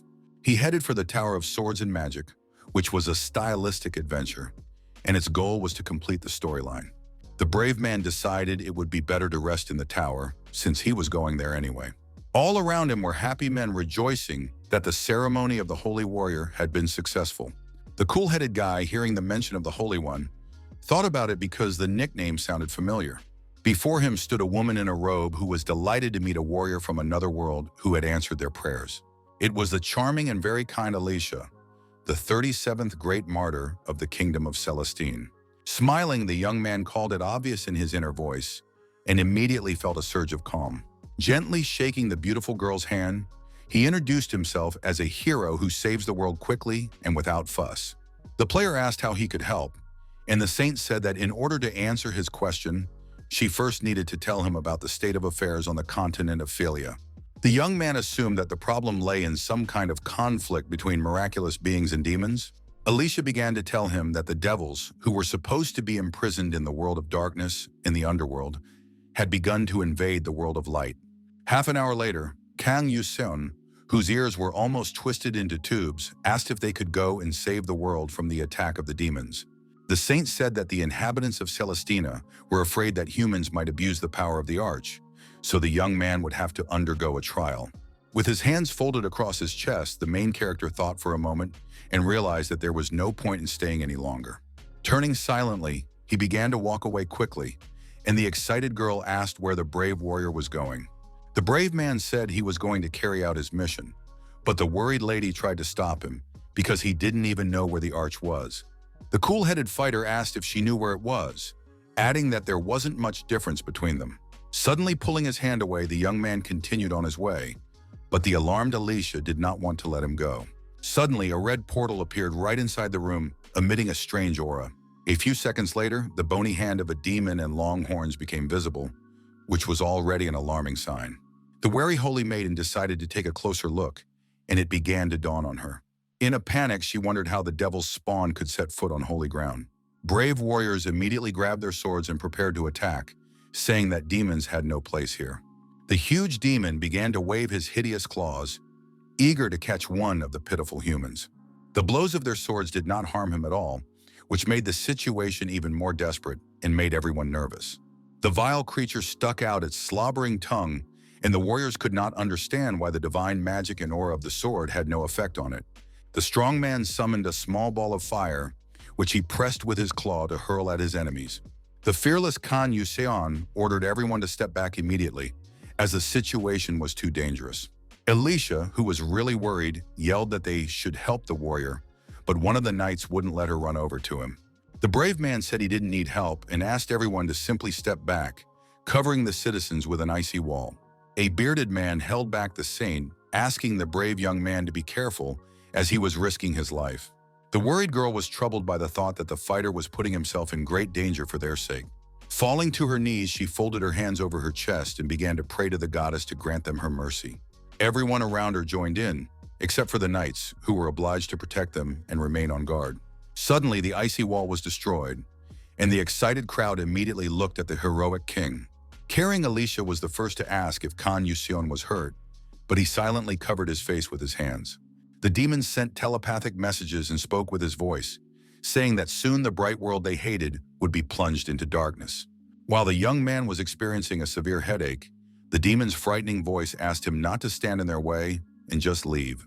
The holy maiden, drenched in sweat from excitement, couldn't understand how this was possible, but she had to think of something. The stern fighter said there was no time to waste and asked Alicia where she thought the arch might be. The lady, who was almost in tears, couldn't believe that the end of their world was so close and said she had an idea. Very soon she was riding her horse across the bridge, knowing full well that they had to act as quickly as possible. Behind her rode Kang Yushun, who was glad that they were finally moving faster and getting down to business. Smiling young man told the dark creature sitting on his lap that he had done a great job imitating the demon's growls. It turned out that the dark creature had helped him a lot earlier and played along, so convincing the saints was no problem. The black kitten meowed sweetly at its owner, who gave it the attention it deserved and always supported it. Venitz decided to wait a while before using the shadow blade, since he had resorted to such a method, and asked the little monster to remove its spikes as well. Alicia, who was riding ahead, asked if they should slow down a little, but the warrior replied that there was no need. He believed that it was much more effective to do everything according to his instructions, and that this was the correct way to use the legendary ability. Oculus allowed him to manipulate what the target saw, but it was incompatible with crowd control abilities of the same rank or higher. Soon, the young people arrived at the Adventurers Guild, which was a rather simple and unremarkable building. The polite Khan said that, according to rumors, they had something that would allow them to enter the labyrinth, and the lady realized that he was talking about a searcher's license.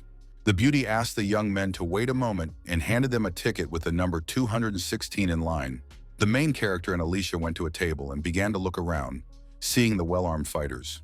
In a low voice, the girl told her new companion that this place, Garcia, was a city with vortexes.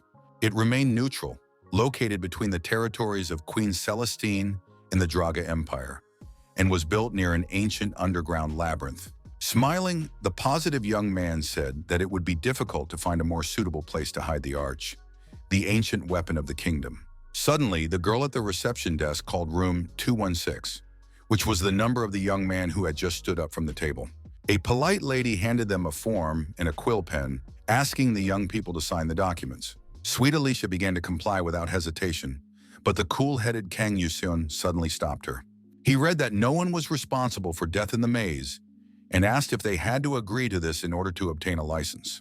The blonde replied that they provided everyone with equal opportunities to find great fortune and that adventure went hand in hand with risk. She added that it was entirely their choice, and the slightly nervous saint began to have doubts. Taking the quill pen from her hands, the calm young man noted that this disclaimer demonstrated the value of life very neatly.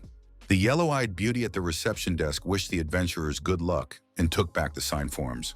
Very soon, the young fighters entered an ancient labyrinth with blue lanterns, where it was quite eerie and uncomfortable. The fearless warrior suggested they begin and asked if his comrade was ready, and she confidently answered yes. Out of nowhere, a whole pack of bloodthirsty rats appeared and indiscriminately attacked the young people. The brave warrior reacted quickly and thrust his icy blade into the monster's mouth, preventing it from biting him. Without losing her composure, the beautiful Alicia used her fire magic and directed it at the vile creatures. The attacking rat was decapitated in an instant, never reaching its target. The lovely beauty said that this was the beginning of the 5th level and noted that they were descending surprisingly quickly.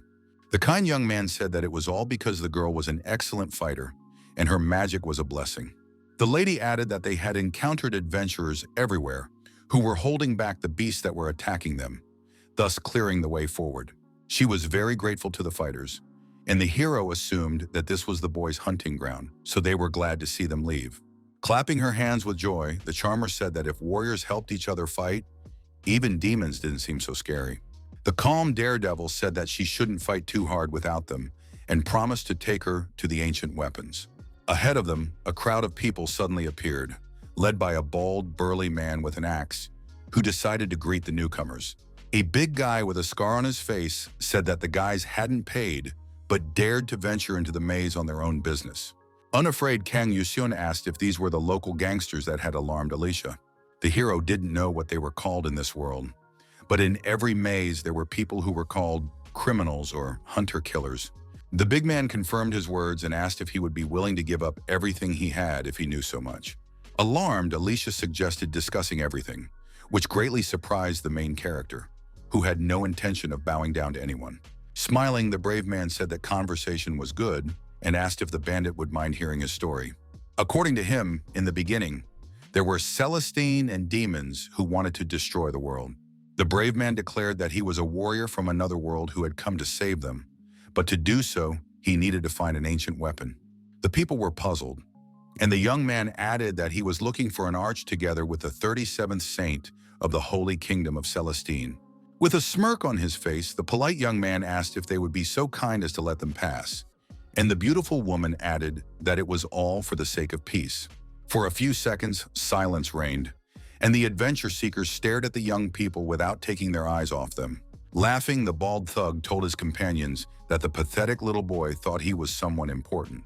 His sarcastic companion with a bandage on his head suggested that the boy had lost his mind out of fear and was now talking nonsense. Alicia was upset and realized that there was no way to negotiate, and now it was unclear what awaited them next. Clenching his jaw in anger, Kan Yushun realized that everything had happened just as absurdly as he had imagined.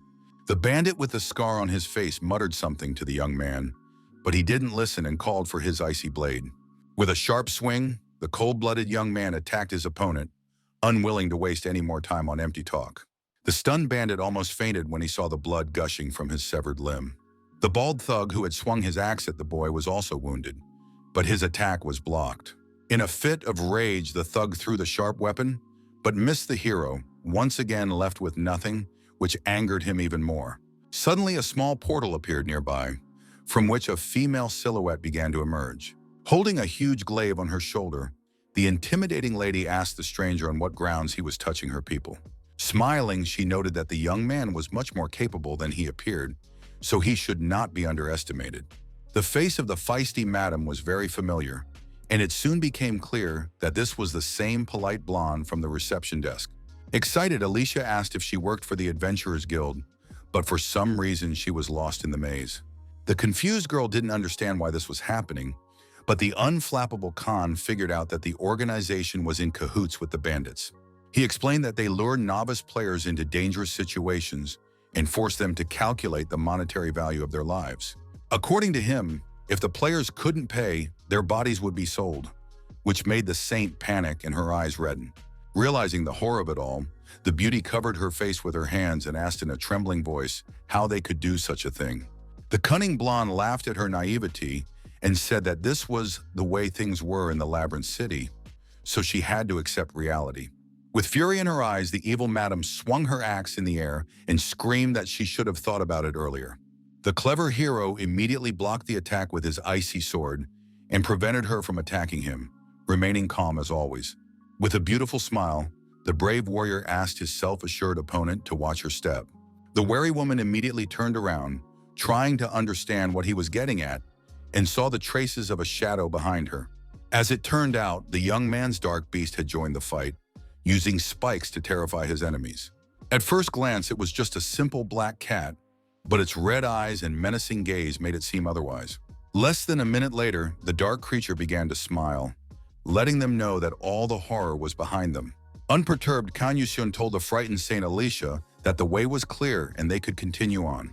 The beauty silently followed her confident companion, seeing a small homemade roadblock ahead. After a short while, the girl remained sitting by the fire while the daredevil scouted the situation from above. Jumping back down to his partner, the young man said that they would spend the night there and continue their journey in the morning. It was clear to see that the blue-eyed beauty was not the same as she had been at the start of their journey. The observant young man decided to talk about how she looked depressed after meeting the bandits. He asked if it was true that the girl was not used to dealing with the real world without her title of saint. Alicia, feeling anxious, said that the world was about to be destroyed and that people were foolishly fighting each other. She decided to ask if the brave warrior had gotten used to it, and it seemed like it was just another day for him. The young man replied that he wasn't sure about that and recalled Lin Song-ho's words that the world needed war heroes. Remaining completely calm, the player replied briefly that the world is the same no matter where you are. Feeling a slight sense of calm, the blue-eyed girl thought deeply about his words.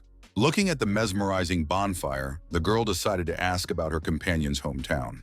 Lost in thought, Kang Yuseon began to tell her that his hometown had survived several crises. He said that there was no one who knew what to do when chaos broke out, and Alicia apologized if it was uncomfortable for him to talk about it. The brave warrior continued his story, saying that by the third time he had gotten used to it and fought bravely alongside the others. But one day when he came to his senses, it seemed to him that everyone was only concerned with themselves, and this thought continued to trouble him. Alicia listened intently to the story and asked what the young man had done in that situation. Smiling, the young man asked in a calm voice what the beautiful girl herself thought about it. After he asked the question, there was a brief silence as the saintess pondered the matter. For some time she could not give an answer, afraid of offending her companion. Suddenly the girl gently parted her lips, and it was clear that she was about to say something. After whispering her answer, the blue-eyed girl fell silent, and Kang Yuseon's expression changed instantly, not expecting such a response. At that moment, the guy laughed loudly, calling her guesses unbelievable, but did not dwell on it. Soon, the young people sat down and began to think about their own affairs, trying to relax a little. The slightly saddened main character did not understand why it was so quiet, as he was sure that it was high time to start getting ready. Suddenly, a young brown-eyed hawker appeared and asked if he would be so kind as to buy a card from her. Smiling, the young man asked her to show him the list of goods first, because he was already tired of sets. A few days later, at level 100, the brave warrior encountered demons who were shouting that they had to take the arch.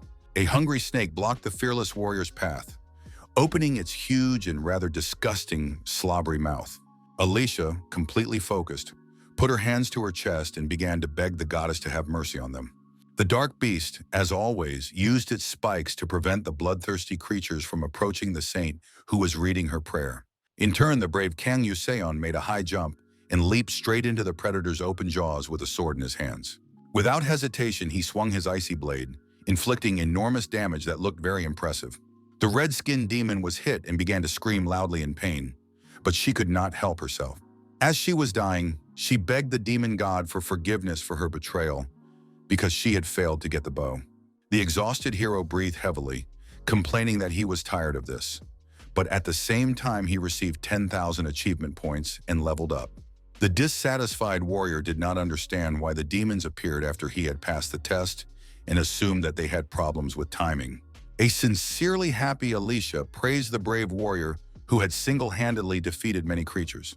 Suddenly, an emerald light shone on the partners from nowhere, which greatly surprised the saint. The girl was incredibly surprised, as she understood perfectly well that this was the long-awaited arch. The young fighter noted that it looked too simple for an ancient weapon, but he did indeed receive its white fragment. The excited beauty remembered the existence of the labyrinth, which they had to pass through as quickly as possible. Completely calm, Khan saw a blue silhouette nearby and assumed that the exit was there. Alicia said that they had made it out and felt a huge sense of relief, as they hadn't had to spend much time there. Suddenly, a familiar voice said that the saint and the warrior from another world had done very well. A blond man in knight's armor said that thanks to them, the imperial task of placing the arch would be easier to accomplish. Smirking, he added that the power of the weapon should be in his hands and ordered them to hand it over immediately. Positive Yusun realized that the stranger was not on their side, and the worried girl said that this was the first principle of the Drago Empire. The young lord promised to spare their lives if they gave him the arch, but Alicia said that its power must be used to protect the world from demons. Showing the purple crystal, the prince firmly declared that when he gathered all the fragments, the devils would bow before his will. He said that the item from the quest had come to him on its own, but realized that the hero did not understand the meaning of his words and ordered the knights to rush into battle. His subordinates immediately grabbed their powerful swords, and the lord exclaimed that the time had come for them to prove their loyalty and valor. The brave warriors raised their weapons and began to advance, and the system notified that the scenario had come to an end. A critical alert was received that the first prince of the empire, Drago, and his loyal guards had come for the power of the arch. The fearless warrior unleashed a barrage of blades while his comrade began to cast important spells. Saint Alicia granted him a holy defense buff, as well as sacred armor, magic enhancement, and an area of valor. The strong enemies were not afraid and continued to rush forward, but a terrible fate awaited them. The icy blades began to strike their targets with precision, piercing through their chests and leaving them no chance of survival. One of the alarmed fighters told His Highness that they must retreat immediately before they were all killed. The embittered prince nervously clenched his fist, deciding to use his ability to help his comrades. He wanted to gather all the fragments of the ancient weapon and strike his enemies with them, but it was still too early. A digital display with a critical notification suddenly appeared in front of the wary Kanyuso. To his great surprise, it said that the first prince, Milvas Drago, was using the power of the bow. The tense fighter sensed something approaching and told the excited saint that the enemy was using an ancient weapon. Trying to keep his wits about him, the brave warrior created an icy shield to prevent his enemies from getting closer. Everyone was stunned when Milvas Drago suddenly transformed into a huge mutant.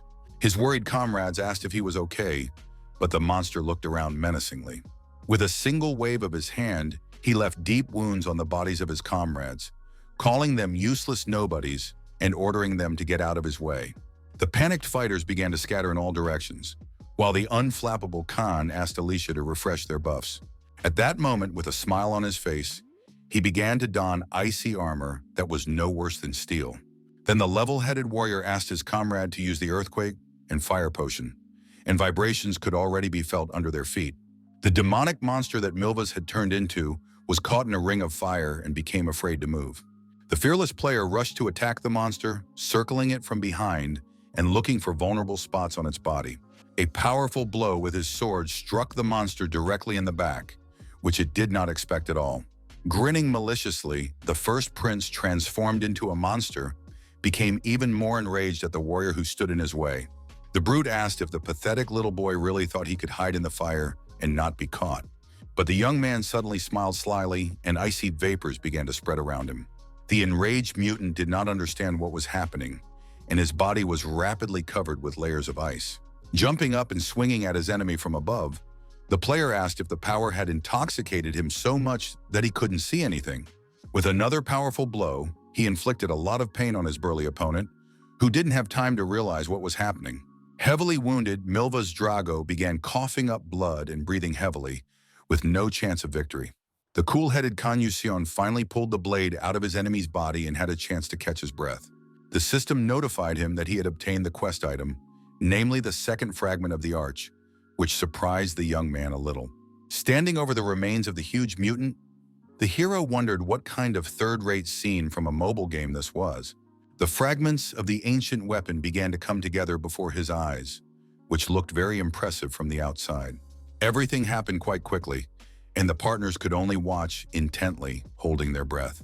With her mouth open in amazement, Alicia stared at the arch they had been following all this time. Smiling, Can read this as the perfect ending, and the system wrote that he had reached level 50 and could enter the Tower of Awakening. Finally, the polite young player said that it was all over, and that the saint could now take the arch in her hands. The excited lady asked if he really wanted her to take the ancient weapon. The young man asked who else would do it if not her, but the girl said she was not capable enough to wield such power. The young man asked if the traitors of the Drago Empire were behind this, which made the beautiful woman even more nervous, as she was still unsure of herself. The brave young man said that it was better to use the bow herself for good purposes than to give it to some fools. Alicia could not treat the incomparable power of the weapon so irresponsibly, and the hero, handing it to her, decided to tell her something. He said that madmen, driven by power and destroying the world, were usually like that because of the burden of responsibility, but the saint would not fight alone. The girl froze in place and began to carefully examine the precious object she had been searching for so long. Pressing the bow to her chest, she smiled and thanked Kang Yuseon, saying that his words made her feel much better. The brave man said he was glad to hear that, after which he received a notification that he had cleared the Tower of Swords and Magic.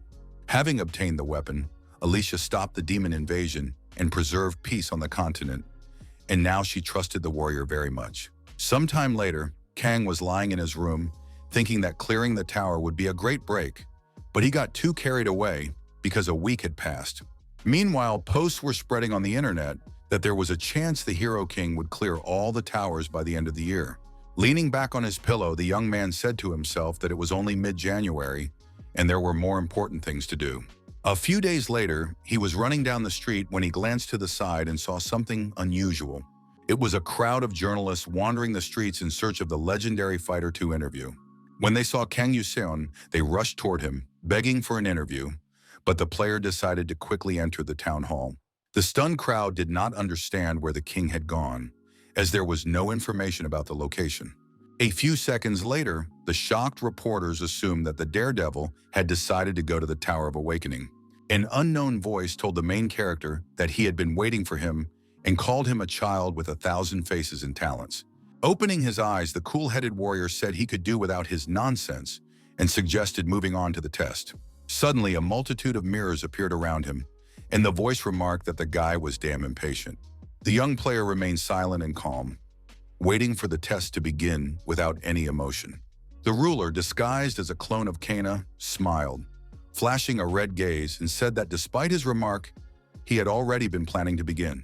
The mirrors reflected the various combat positions of the player, who was performing admirably in every battle. In an instant, all the mirrors were shattered, and the shards flew in all directions, leaving the young man in darkness. The brave man began to take slow steps forward, stepping on the glass, which crackled pleasantly under his feet. He kept a cool head and waited silently for the ruler, who loved to prolong the intrigue, to make his next move. The ruler, wearing a clown mask, asked if the young man was not even surprised, which was highly unusual. Showing no emotion, the brave man prepared a large number of icy blades and pointed them forward. His clone did the same, making the situation even more tense. But there was no turning back. In an instant, both opponents launched their projectiles, after which they had to rush into the attack. The fearless Kang Yushun was the first to rush into battle, holding his sword tightly, knowing exactly where to strike. The enemies began to attack each other, moving deftly from side to side, which emphasized the professionalism of both. The clown ruler continued to smirk annoyingly, waving his weapon, but this did not scare the young man at all. The brave warrior was not worried at all, as he understood that it was a fake, precisely repeating his movements. He continued to launch ice projectiles at the enemy, who still managed to dodge them. The main character fought her every season, but he still felt uneasy because it all looked quite dangerous.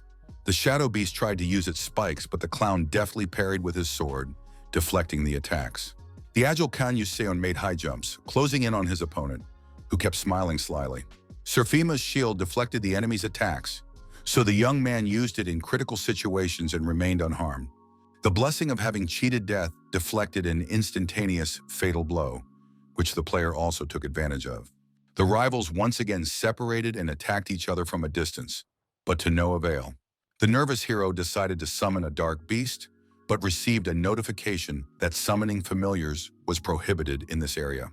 The trick didn't work, which made him very nervous, but in reality, everything was quite simple. The daredevil did not give up and continued to try to launch ice swords at the clown, believing that he could defeat him. Gripping the hilt of his sword tightly, he lunged forward, knowing exactly what to do next. His gaze was as cold and focused as ever, because he had only one chance to achieve his goal. At that very moment, an incredibly powerful blow was delivered to the enemy's stomach, piercing him through and through. The fake clown grinned as usual and asked why the young man was so serious while she was bleeding to death. Then the clown ruler said that the young man could become a hero or a villain because it was up to him to decide who he wanted to be. He added that there was no need to worry so much, and Kan Yuseon, covered in blood, listened silently. With a wave of his hand, the rival calmly said that there was nothing in the world that could be taken seriously. After these words, the villain rushed into attack again, clearly repeating the movements of the agile protagonist. The fearless warrior said he knew a magic trick that would shut the pathetic clown's mouth. The scoundrel smiled annoyingly as usual, while the brave man's hand was pressed against his ugly mask. At that moment, there was a small explosion, after which the clone no longer had a head and finally shut up. Drops of blood could be seen on the ground, and in the hands of the unperturbed young man lay a white mask. Without thinking twice, the guy decided to put the accessory on his face, fully aware of what he was doing. Gripping the icy blade tightly, he asked firmly if this was the one he needed to deal with. A huge ruler appeared before him and asked the child to take his new face and talent. A short time later, an excited Park Tae-sik rushed down the hospital corridor, feeling a strong sense of unease. With trembling in his heart, he burst into one of the wards where Kang Yuseon lay calmly as if nothing had happened. The breathless man began to catch his breath, staring intently at the young player. The unruffled young man looked up from scrolling through the digital display when he saw his old friend. When asked where the gifts were, Park smiled and said that judging by the young man's sharp tongue, he was already feeling better. The sarcastic gentleman asked the king to stop pretending and to stop trying to maintain peace throughout the world. The hero asked if he really wanted to make him go to work with a hole in his chest, but Taisik was sure that the young man had taken the healing potion. The fighter said that the wound was unusual, and his friend noted that his ruler was rather peculiar, so the awakening should have gone as usual. Taking a breath and scratching the back of his head, the shy young man said that it wasn't as serious as his opponent thought. Awakening, available from level 50, had different effects depending on the player's ruler. As a reward for overcoming himself, Kan Yuseon received his own talent, in other words, all the cards and stats he had earned before. He already possessed all the good things, so he had an excellent opportunity to improve his abilities. The system asked if he wanted to use the merger to replace his skill with a 2-star Oculus. The young man got what he wanted, so everything was fine. And from Pa, he learned that his task was to find and beat up the villain. The man said that real criminals were rare these days and showed him a video about a terrible serial arsonist. The villain enjoyed the loud cries of people, which were soothing to him. Waving his pointer, he made the ignorant crowd tremble, and the bright flames warmed his soul. The madman elevated himself to the status of a venerable maestro and said he would show the way with his outstanding art. Loud cries of nervous citizens could be heard everywhere, and the fire truck could not get through to the scene of the fire. At that terrible moment, the ruler of fire was delighted and generously rewarded Baek Dong-soo for his professional actions. The madman shouted that, as always, only the ruler understood his art, while police officers slowly approached him from behind. The fearless maestro turned around and muttered that stupid little people with their weapons had come for him again. The tense officers froze in place as the madman created another fire. The excited crowd discussed how the criminal had suddenly entered the 4th-level tower arena, and the brave Kang Yuseon was climbing the steps. Nervous people saw that there was a limit on the number of players in the town hall, and the only goal was to win. The level-headed young man stood watching the blazing fire, his inner voice telling him that this player was no hero. He believed that Baek Dong-soo was the one who was setting the world on fire, so he called him an atypical psychopath. Without thinking twice, the noble warrior decided to enter the tower to find the villain and deal with him. The spectators cheered loudly from the stands, staring intently at the arena where the mad arsonist was already standing. The self-confident maestro turned to his opponent and asked what kind of fool dared to come out against him. But upon looking more closely at his opponent, the gray-haired man's face changed in surprise. The fearless warrior immediately grabbed his icy blade, firmly calling the abnormal man a psychopath. Encouraged, Baek Dong said that someone like a heroic king was capable of understanding his art. The young man realized that he was facing a mad creator, and he couldn't understand why the world was full of such crazy people. These words hurt the maestro, who lowered his gaze to the floor, but it was clear that his face was beginning to redden with anger. Creating flames again, the man shouted, asking how the kid dared to devalue his art, treating it like some kind of trash. The special ability of the Orchestra of Hellfire was extremely dangerous, but the brave boy managed to jump aside. The immoral figure began to use the flute and trumpet, directing a stream of fire from them toward the boy. Smiling, the brave boy said that the peculiarity of creators was that they acted alone, appearing out of nowhere. The enraged Baek Dong-soo wanted to finish off the king as quickly as possible, but he kept jumping back, remaining unharmed. Finally, in a fit of rage, the man used a kettle drum, which appeared directly above the confused fighter's head. The huge gilded object fell directly on the young man and covered him, so there was nowhere to run. But unexpectedly, the brave player jumped up and destroyed the musical instrument with a powerful blow of his sword. Rushing to attack the arsonist, who was frozen in place, the nimble young man said that this was not enough to catch him. He decided to end this circus, but the madman had no intention of giving up so easily and was ready to kill himself. But right in midair, Kan Yuseon hit his head on a golden plate and was unable to continue. Immoral began to laugh loudly, saying that he couldn't believe he had created such a masterpiece with the hero king. Suddenly, the main character smiled slyly and began to mutter something that was already a warning sign. Finding himself behind the enemy lines, he swung his sword sharply and said that it was just his residual image. The brave man was slightly surprised that the inconspicuous arsonist had even managed to dodge the blow. At the same time, the man had a wound on his neck and was very nervous because he knew that an illusion couldn't talk. Throwing his sword over his shoulder, the smiling young man said he wasn't good enough to explain everything. The effect of the Oculus allowed the user to manipulate what the target saw, and the visual information controlled by the user was marked with the word essence. Giving his opponent a menacing look, The warrior said he would gather a whole room full of clones like him. Finally, he said menacingly that he would do so because this was Baek Dong-soo's last performance before his death. After these words, many clones began to wave their weapons, causing the agitated arsonist to fall to his knees.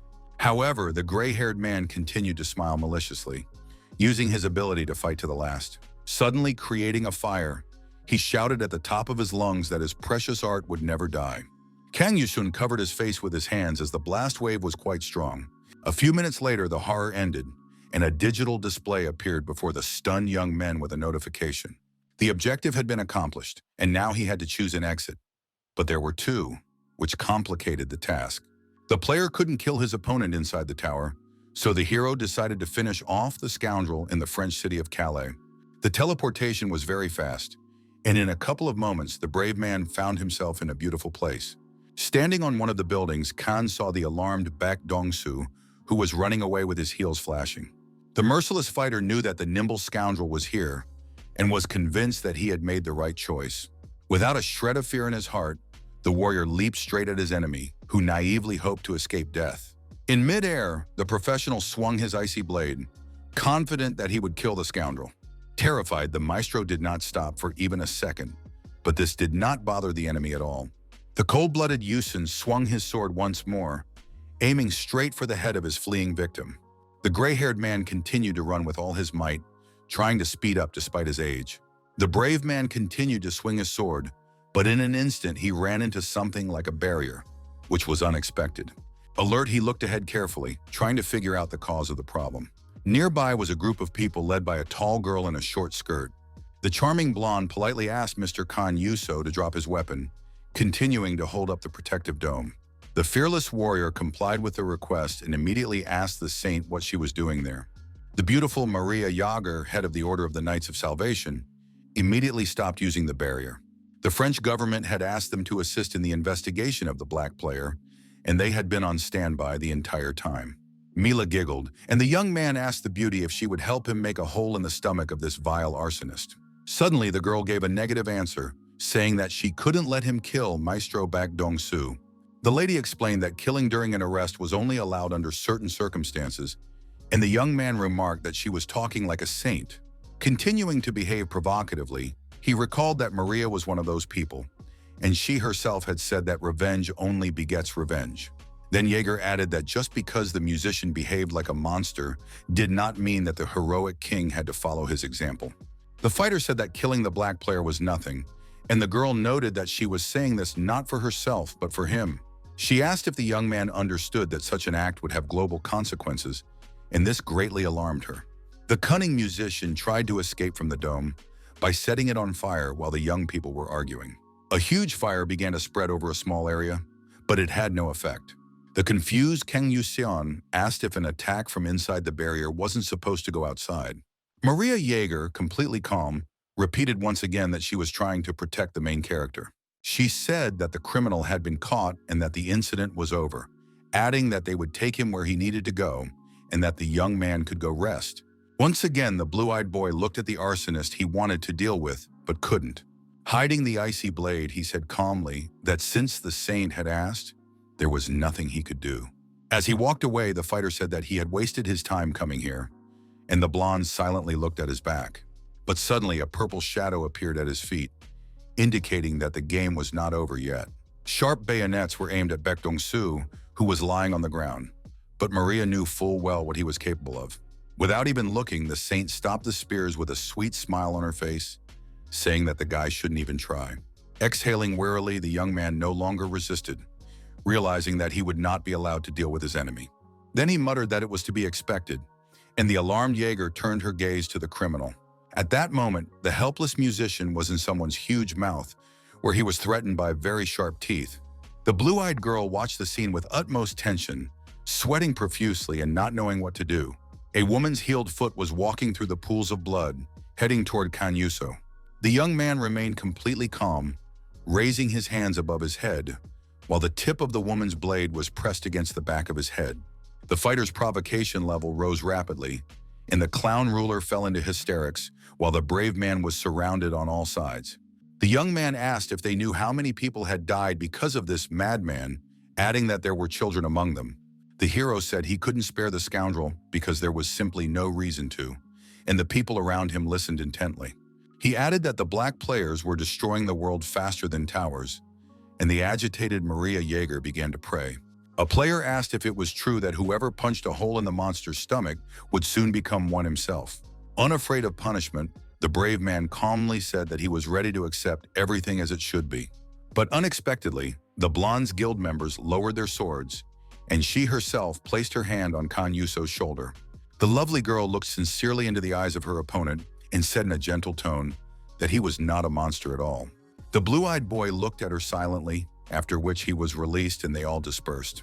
At home, he received a call from an angry Park Tae-sik, who shouted that the boy had said he wasn't a psychopath. The nervous young man said that his parents would kill him and asked what the problem was if the boss himself had asked him to kill the arsonist. The man said he hadn't told him to do it in public and added that the French government was begging him to bring the king back. He added that he had found a plane for tomorrow evening, but the hero said he still had things to do. My friend asked what other trouble Khan was planning to cause, and the guy replied that he had a personal life too. An angry Park Tae-sik was about to say something, but the young man didn't waste any more time and ended the call. Taking a deep breath, he thanked the girl sitting with him in the room for her help. Then Yusung added that he was indebted to her and that it was the least he could do, and there was no reason to refuse. The charming Maria Jaeger, sitting on the bed, smiled sweetly at her counterpart and said she was glad to hear that. The polite young man told the beauty that she could feel at home, and she replied that they would see each other tomorrow morning in Paris. The main character noted that she was good at setting boundaries, and the slightly tense lady looked at him silently. Before she left, the young man asked if she had anything else to say, which made the blonde stop. Smiling sweetly, the blue-eyed woman replied that she had already said everything, then wished her colleague a good night. The beautiful saint left Kana's room and paused for a moment, deep in thought. Feeling very uncomfortable, she wondered if she should have asked the heroic king for such a favor. In the tower of the 6th level of the Revolutionary War, the player was facing system crashes, and the store was unavailable. The goal of the raid was to complete the scenario, and at that moment, criminals were moving through the streets in luxurious carriages. Behind them, the fearless Kan Yuseon was chasing them, shielding himself and using an icy sword. On the run, the agile young man threw projectiles at the enemies, who needed to be revived urgently.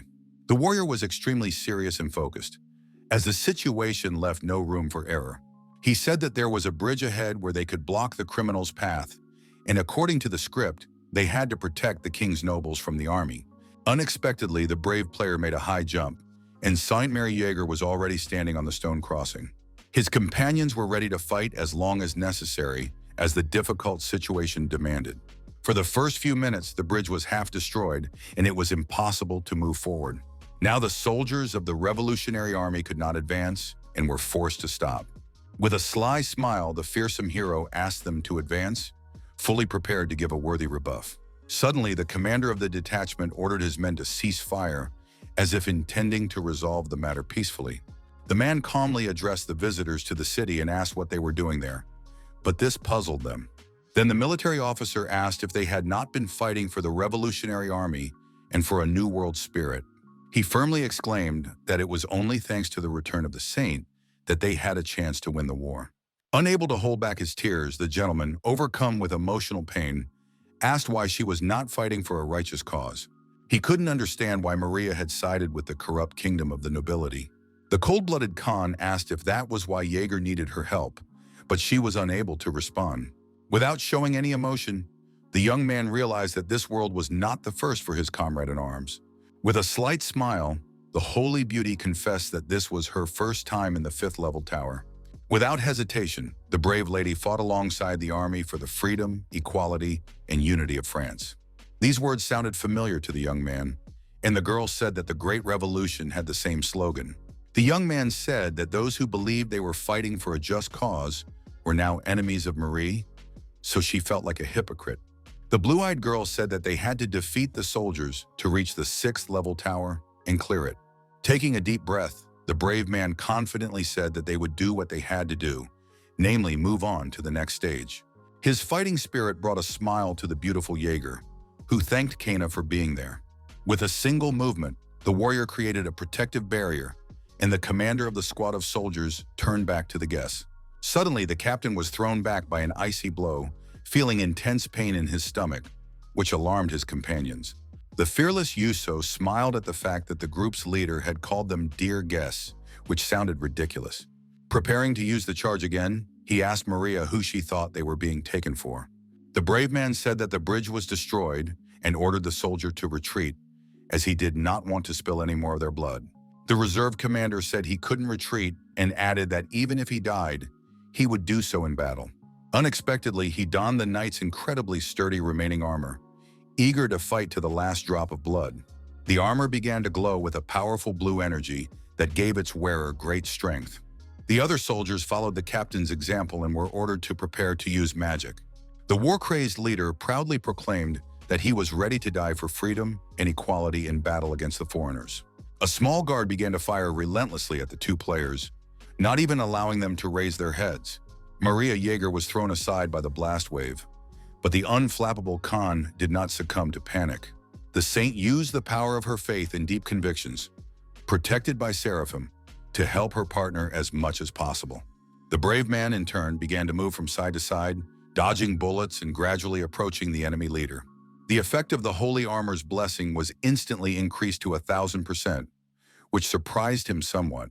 Even more shocking was that everything suddenly slowed down, but the young man still tried to remain calm. The cold-blooded fighter swung his icy sword, and small crystals flew at his enemies, posing a threat to their lives. At one point, the young man remembered that the lights turned off at this level, and his brave comrade was using her abilities to the fullest. The tense girl asked her companion to step back immediately, saying that she would take care of everything herself. But suddenly, her expression changed, because everything around her had suddenly grown dark, and now it was more difficult to act. Maria froze in place and started calling out to Yuso, but he didn't answer and was nowhere to be seen. Meanwhile, the calm young man was defeating the soldiers, who also couldn't see him. It was obvious that the 6th level would be more difficult, so the young man was not particularly surprised. But he couldn't have imagined that one day he would have to fight in the dark, so he asked the saint to activate her shield immediately. The girl clearly heard her comrade's request and immediately complied, her mind completely focused.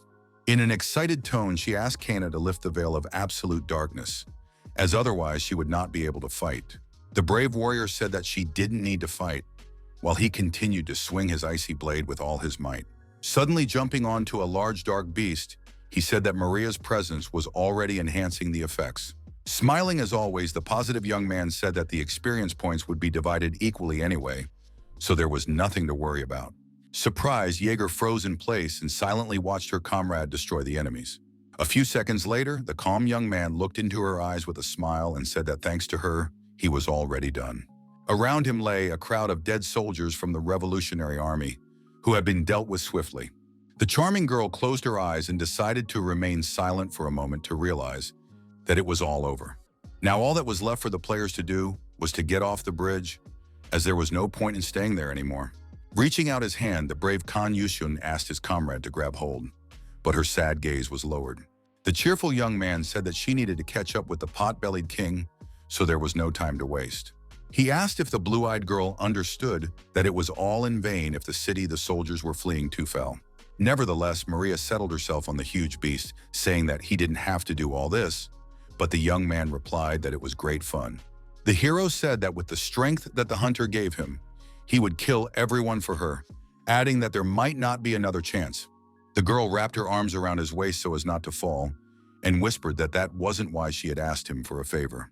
The brave man confidently declared that he was already on the job and was doing all this for her, then continued rushing into the burning city. A fierce fire was spreading around, causing buildings to collapse like sand on a beach.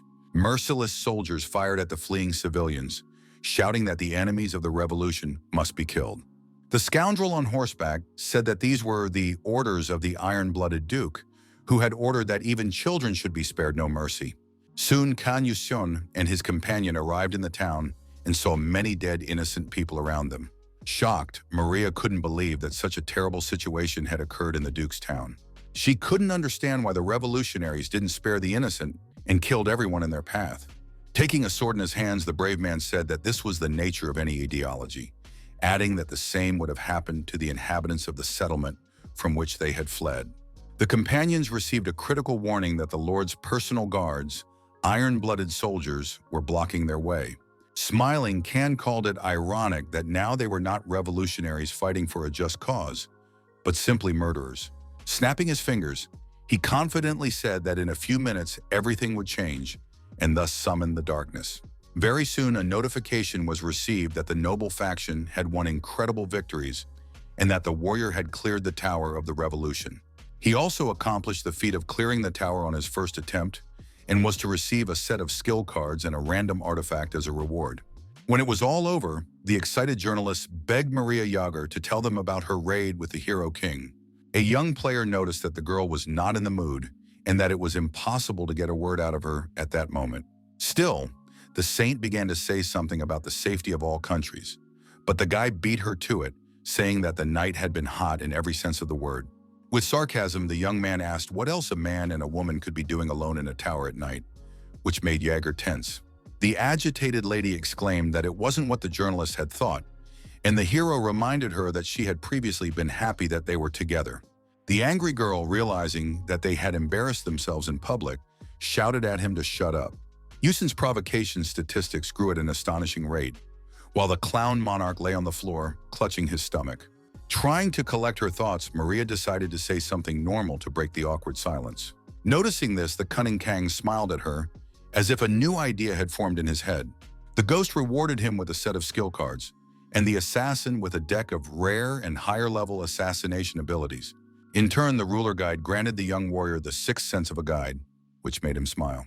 Rumors had already spread across the internet that the Hero King and Saint Mary had spent the night together. Reading this, the sarcastic young man said that it was too late to say they were just friends. In response, the beauty smiled silently and mysteriously at him, as if considering the possibility of being paired with the hero. Soon, the young warriors approached the entrance to the Tower of the Ice Dead, where a crowd of frightening skeletons and a huge dragon awaited them. The worried young man began to grin as usual, trying to avoid being sent to the town hall with the saint. Completely calm, Maria Jaeger called him dear and asked what had happened, realizing that the young man had chickened out. Summoning her powerful sword, the fearless maiden asked him to get out of the way, ready to fight alone. The charming girl said that after a hot night, one needed to cool down a bit and decided to do just that. With a cry, she rushed into battle, and within a couple of minutes, word came that the town hall had been cleared of the icy dead. Surprised, Kan Yuseon only managed to cover his head with his hand and didn't even understand what had happened. But victory had already been won. Then over the course of a month, the two fighters carried out successful raids, completely clearing one tower after another. On their way, the guys spared no one and sincerely enjoyed their favorite activity. Finally, the day of their return home arrived, and the main character was already standing at the airport with his suitcase when Maria approached him. The guy asked if lovers don't kiss each other goodbye, and the girl suddenly confessed that she envied him very much. She asked how he could be so carefree and said that in his case, it was a compliment. Even so, the charming blonde was glad that she had a player she could trust completely. Smiling sincerely in response, Khan said that those words should be said by him and added that they would definitely see each other again. Waving, the lovely Jaeger asked him to be careful on his way back, and the young man silently made his way to the boarding gate. The girl also thanked Yuso at the end, which made him stop for a moment, slightly surprised.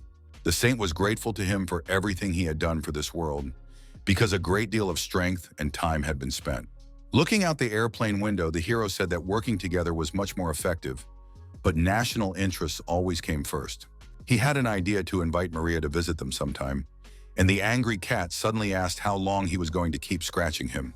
The stunned guy couldn't believe that the animal was talking, and the stern cat said that it had evolved. The young man asked why she had only spoken now, and the pet asked him to open the set of cards he had received as a reward. Encouraged, the boy immediately complied, asking to pray that they would get a hero level. He said that if the cards gave so much, then as soon as they opened them all, they would become invincible. With admiration in her eyes, the cute cat watched what was happening, and her owner decided to unlock the set of unclaimed rewards. While the opening process was underway, Kang Yuseon said to himself that synergy and class were the most important things in this game. He had already obtained the first one, but he had not yet encountered the second, which needed to be corrected. The brave man pressed the button on the digital display, and instantly received a notification that he had acquired the Shadow Assassin class. He finally got the item he wanted, and now the synergy of darkness and assassination complemented each other, enhancing their effects. Hugging the cat close, the hero suggested finding a tower to test his new abilities upon their return, and wished her sweet dreams. Sometime later, the hero king was seen in front of one of the city's buildings, the reason for his visit unknown. People couldn't understand what the daredevil was doing at the entrance to the club in the middle of the day, but he silently began to descend the steps.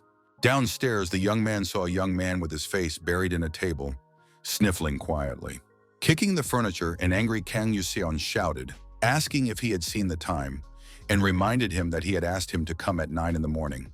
The young man complained of a terrible hangover and asked what had happened to the degenerate they had been talking about. Raising his outstretched hand, the cool-headed hero began counting down from 3 and asked him to follow him. The drunkard threw a glass at him, but the unperturbed player dodged it, letting the glass shatter against the wall. The insolent kid asked how someone like a warrior could give him orders and whether he even knew who his father was. Enraged, the alcoholic said that his father was the chairman of the ONH company, so he should be spoken to with respect. The fearless Kan smiled, and placing his hand on the youngster's head, suggested that he was younger than his father's disappointment. In public, the warrior began to lead the insolent young man away, gripping his hair tightly while the latter, still in a state of rage, hurled insults at him and begged to be let go. Recalling his conversation with the association director, the warrior said that he had made a mistake in hiring one of the players, thinking that everything would be different. Then the man, adjusting his glasses, recommended a promising newcomer who had awakened this season.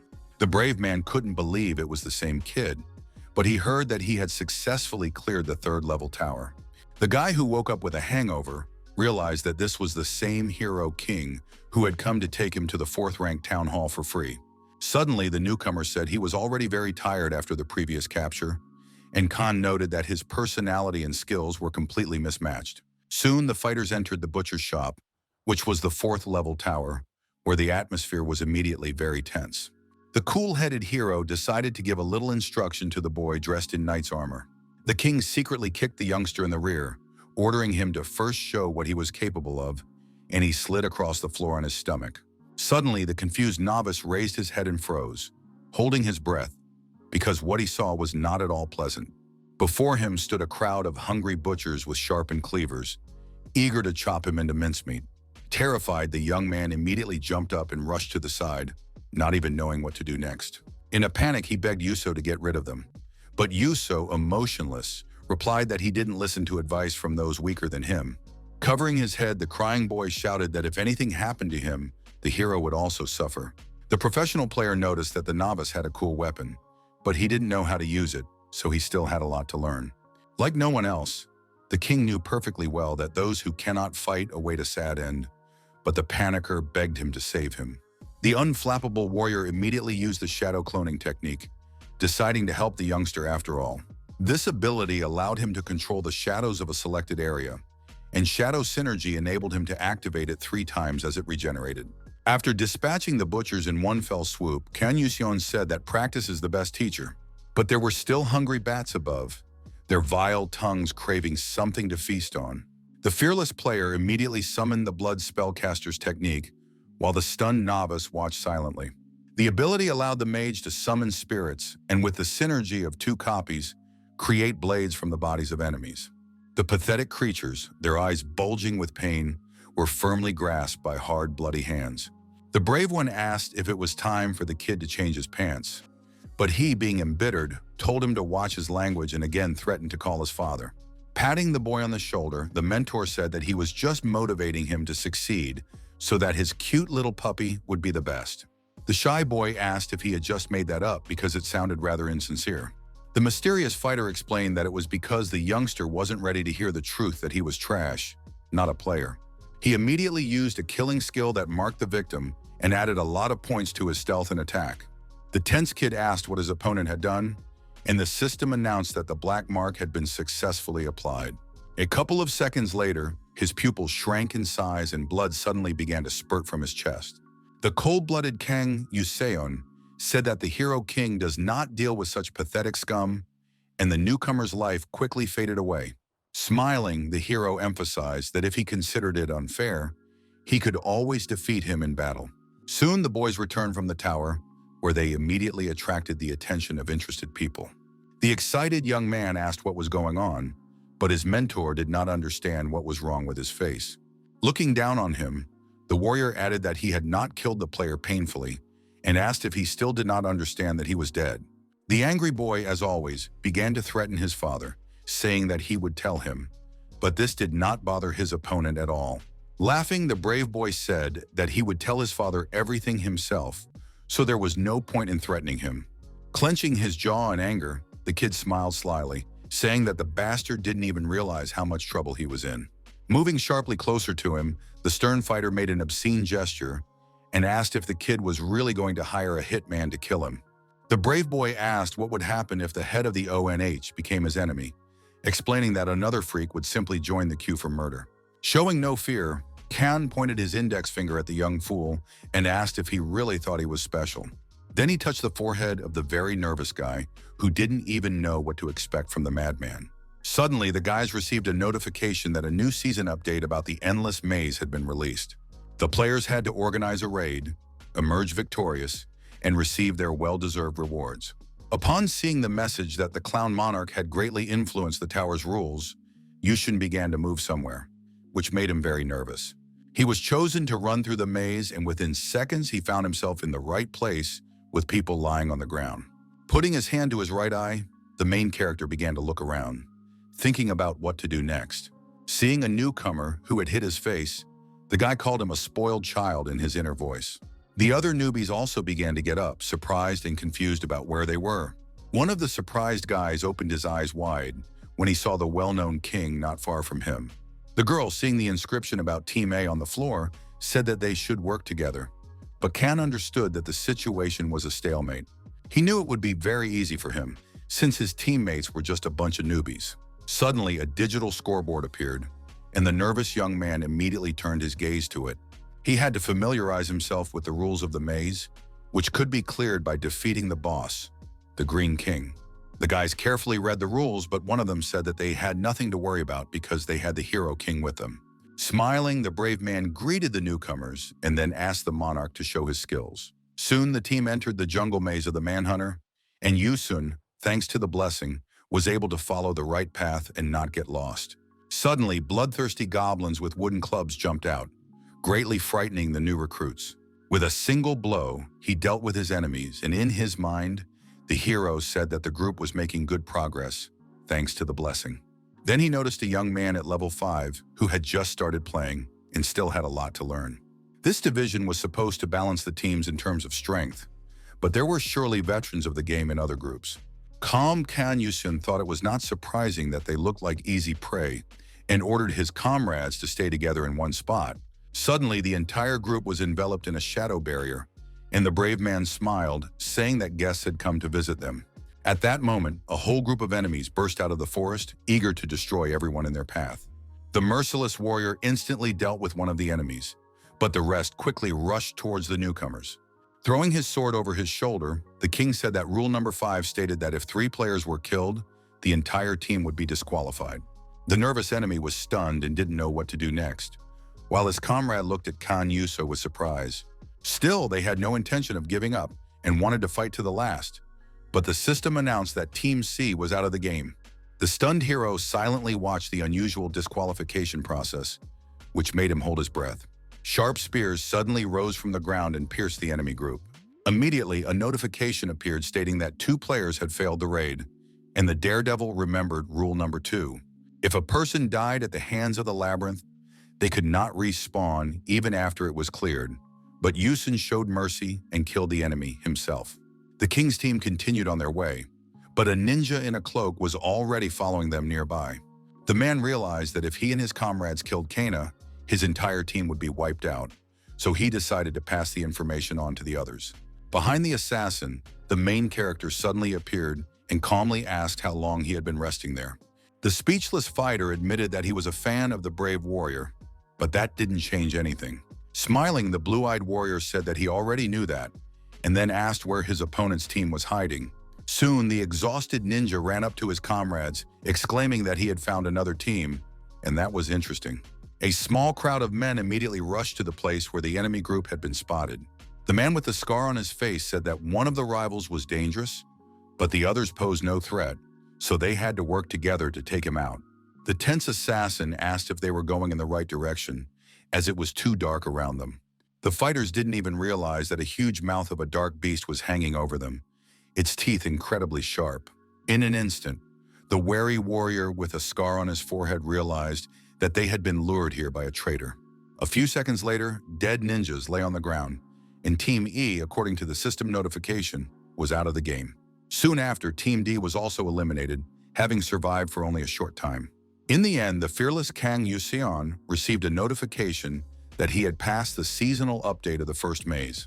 Achievement points were awarded to all players on Team A, who rejoiced and thanked the Hero King.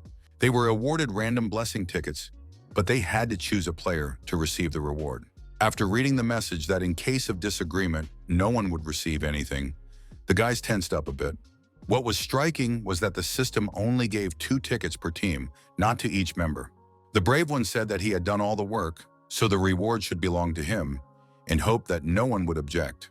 Suddenly, the newcomer in knight's armor, who had already annoyed the hero quite a bit, expressed his disagreement and dissatisfaction.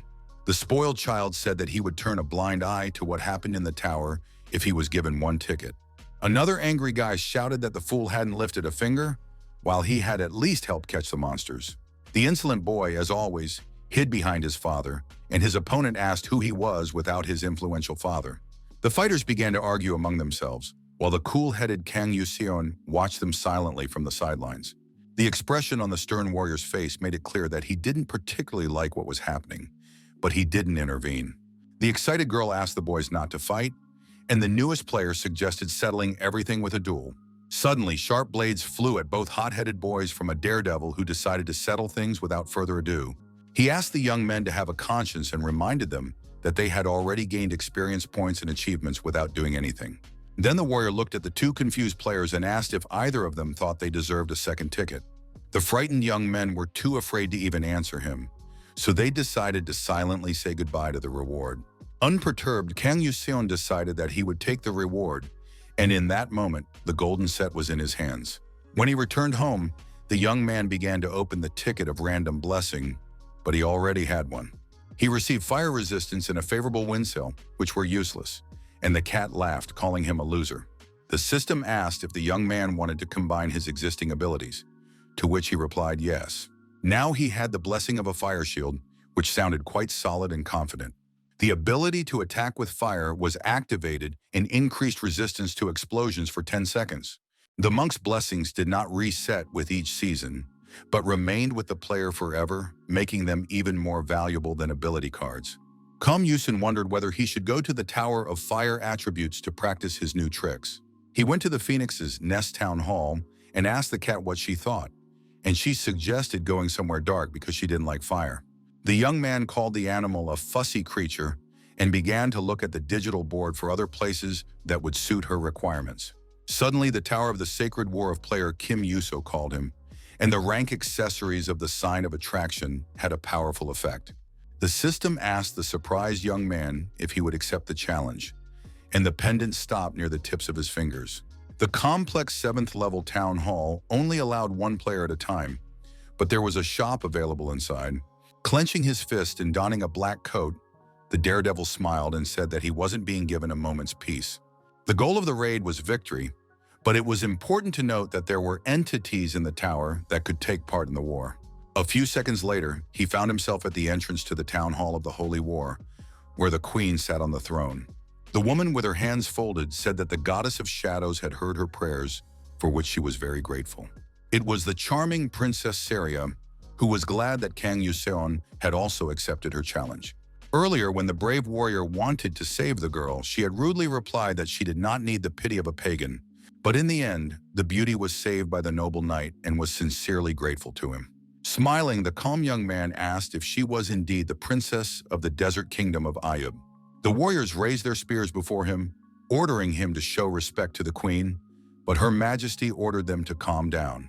She said she could not describe in words how indebted she was to this man, and now he had come again, so he deserved the status of an ally. The shy young man remarked that the charming woman had succeeded and had truly become queen. The raid on the outer tower ended with Seria's coronation, which made Yuso wonder if she was in danger again. Earlier, the enemy emperor had been informed that the sacred land had been captured by Ayub. Upon hearing this from a close subordinate, the man nearly fainted, as this was terrible news for him. Nevertheless, he dropped his sword and fainted briefly, but very soon passed away forever. After Urvano III suffered a heart attack, the new pope, Gregory VIII, turned to the kings of men. The man decided to join forces with the evil Emperor Richard and the bloody-bearded Barbarossa.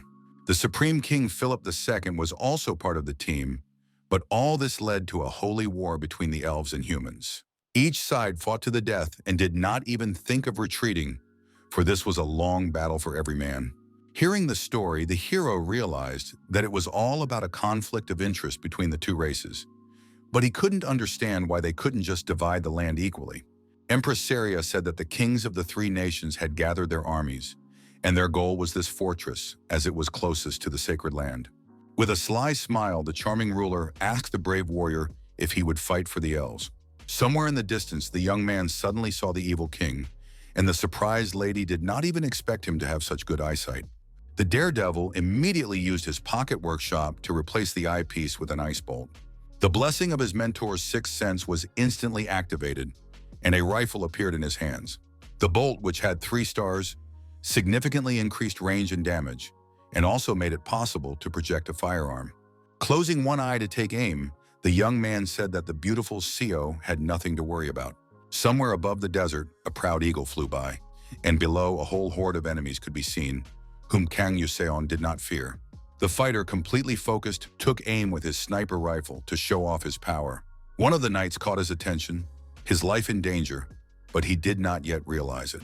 At that moment, the cool-headed hero fired a shot and hit the enemy right in the head, not even giving him time to realize what was happening. The enraged commander immediately raised his sword and ordered his men to get their shields, as the situation was heating up. The brave man continued to shoot, but the king's army was well-trained and took cover. The young man accepted the gift from the Monk of Frost, and now he was everywhere. But he did not understand whether these shields were blessed by the ruler of fire. At that moment, the second squad was ordered to find the guest immediately, which meant that the sniper had not yet been discovered. Deciding not to waste any more time, the agile warrior rushed down the cliff, picking up speed. Even as he ran, the young man smiled, ready to give a worthy rebuff to an entire battalion of soldiers. As the nimble young man advanced, the people were attacked by elves armed with bows, making the situation even more tense. Solid barriers took the full brunt of the attack and prevented the soldiers from being injured, but they were still worried and began to think about uniting their forces. The commander shouted that they must first find the guest who was firing at them without revealing his position. A fighter said that no arrow could pierce the helmet, but at that moment a projectile hit him right in the forehead and his life was cut short. The archer from the Desert Elf squad, pleased with himself, noted that everything had happened exactly as the guest had predicted. From his vantage point, he had been watching the events below closely, without revealing himself. The stunned knights who had been attacked by shadow snakes did not understand why someone was fighting for the eared creatures. The soldiers begged for help, but no one could provide it, as the merciless creatures gave no one a moment's peace. The dark beast Kanyuso, who had summoned the huge whale, watched the spectacle with pleasure from afar. Loud human screams of incredible pain could be heard everywhere, but nothing could be done to help. Suddenly, one of the knights shouted an order not to retreat even a single step, which surprised the hero's cat. The remaining fighters on horseback rushed into the attack, raising their swords and the red banner of the army. At the head of them all ran Richard, the king of evil intentions, whose gaze was terrifying and made everyone freeze in place. Raising his mighty sword, the leader ordered his men to charge into battle. But in an instant, his wary gaze was drawn backward, for a black shadow had suddenly appeared. As it turned out, all the knights rushing into battle had fallen into the mouth of a hungry whale, from which it was difficult to escape. This obstacle did not stop the fearless Richard, who struck the veil with his sword, allowing him to move forward.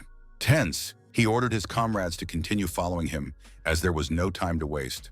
Waving his sword in all directions, the big guy ordered his men to kill all the elves in their path, because they had managed to annoy them. At that moment, they saw the silhouette of a man in a long black coat who did not even think of stepping aside. Suddenly, the terrified knights cried out in unison, their eyes seemingly hypnotized. The young man, feeling awkward, didn't even know how to react to what was happening, but he wasn't worried at all. Looking at the approaching crowd of enemies, he just smiled, not taking them seriously. A few seconds later, a sharp, icy blade appeared in his hands, but something surprised the heroic king. Suddenly, a volley of shots rang out, mowing down the entire group of enemies and raising huge columns of dust into the sky. Out of nowhere, an elf rushed out, asking the guest to simply follow the target and not strain himself. The fighter, eager to take revenge on his enemies, said that following the queen's orders, they must destroy all the knights. The trio of assassins didn't even think about the consequences and just wanted to fight those who had invaded their land. Smirking, the brave man asked if it was true that they were just a bunch of fanatics, but he never got an answer. The desert elves began to sneak up on the confused soldiers, who were too slow to react. The agile warriors attacked from all sides and, despite their small numbers, emerged victorious. They helped each other, distracting and striking their enemies, which emphasized their professionalism. Very soon, the battlefield was littered with the bodies of dead knights who had not even managed to scratch the agile elves. Dark human blood flooded the sand around them, and the elves loved it, getting into the spirit of the battle. Almost the entire squad had been killed and sent to join their ancestors, but the burly Richard was still on his horse. At that moment, the fierce warrior looked into the eyes of the cold-blooded Kan Yuseon, who was ready to fight him.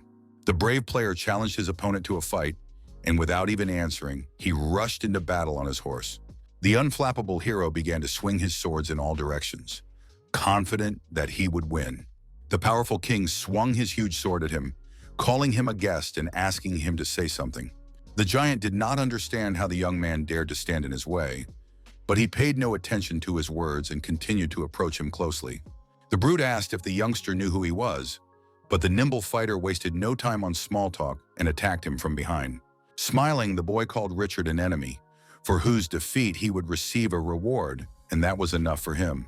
The daredevil said they would test whether he really had the heart of a dragon, and a black mark was placed on the enemy's head. The wary emperor had no idea what was going on, but he didn't panic, as he was no fool either. Suddenly, the system notified that weaknesses had been detected, which greatly alarmed Kan Yuso. The attack modifier, agility, and evasion were reduced by 500, and Richard said that defeating him would not be easy. The big guy tried to swing his sword, but suddenly his sword hit the king's horse right in the neck. Pulling his weapon back sharply, the emperor threw the dead beast aside, ready to continue the battle. The impulsive hero could not understand how his opponent had done it, for he had marked him with a black mark. Looking at the spurting blood, Richard exclaimed that he was sacrificing this blood to a pathetic boy. He asked to be given the strength to defeat this vile pagan who thought himself powerful. The astute player immediately took advantage of the discovery of the treasure chest to replace the ice bolt with a sword. The young man aimed 3 hefty blades at King Richard, but this did not frighten him at all. Focused and tense, the warrior scanned for the enemy's weak spots to prevent any mistakes. The battle promised to be spectacular and dangerous, but it was impossible to avoid, though that did not stop the opponents. The bloody hands of the main character's ability instantly wrapped around the knight's head, preventing him from moving forward. With each passing second, they grew faster from the ground and soon completely immobilized him. Thanks to the abundance of blood around them, the grip was stronger than usual, which somewhat surprised the player. The completely calm guy said that this created the perfect conditions for increasing the skill's range. His actions were successful, and now he was confident that victory would be his. Keeping his cool, Kang Yushun ordered his opponent to stand up and began to think about how to finish him off. The knight, feeling powerless, his eyes red with rage, slowly began to get to his feet. King Richard, in great pain, shouted at the top of his lungs, but no one could come to his aid. Nevertheless, he said that the boy could not stop him so easily. But something unexpected happened. Together with the other survivors, the man looked away, and his pupils shrank in size. As it turned out, the player had used the ability of the Walking Dead, which resurrected the dead and allowed them to be controlled. Around them, undead knights began to rise to their feet, in great pain, but there was nothing anyone could do. All this horror was reflected in the king's vein-filled eyes, as he realized that he would not escape alive. Gripping the hilt of his sword tightly, the giant prepared to fight to the last drop of blood, But this was naive of him. Accepting that death was inevitable, the emperor stopped in his tracks and decided to turn to the god of light. The system notified Kana that the radius was too wide to use necromancy abilities, so the skill ceased to function. But at that moment, the young man had already approached his desperate opponent and pressed the icy blade to his head. In that instant, without showing even a shred of compassion, the brave man decided Richard's fate, staining himself with his blood. After some time, he returned to Syria and presented her with the head of the evil king who had been their enemy for a long time. The queen said that they were infinitely grateful to the guest for his service, but only one of the three enemies had been defeated. The holy war had only just begun, and it was clear that many battles still lay ahead. When it grew dark outside, Kang Yuseon stepped out onto the porch, closed his eyes, and sank into his own thoughts. Suddenly, the young man raised his hand and saw something strange on his palm, but did not pay much attention to it. There were traces of dried blood and dirt on his fingernails, which he had picked up during the desert battle.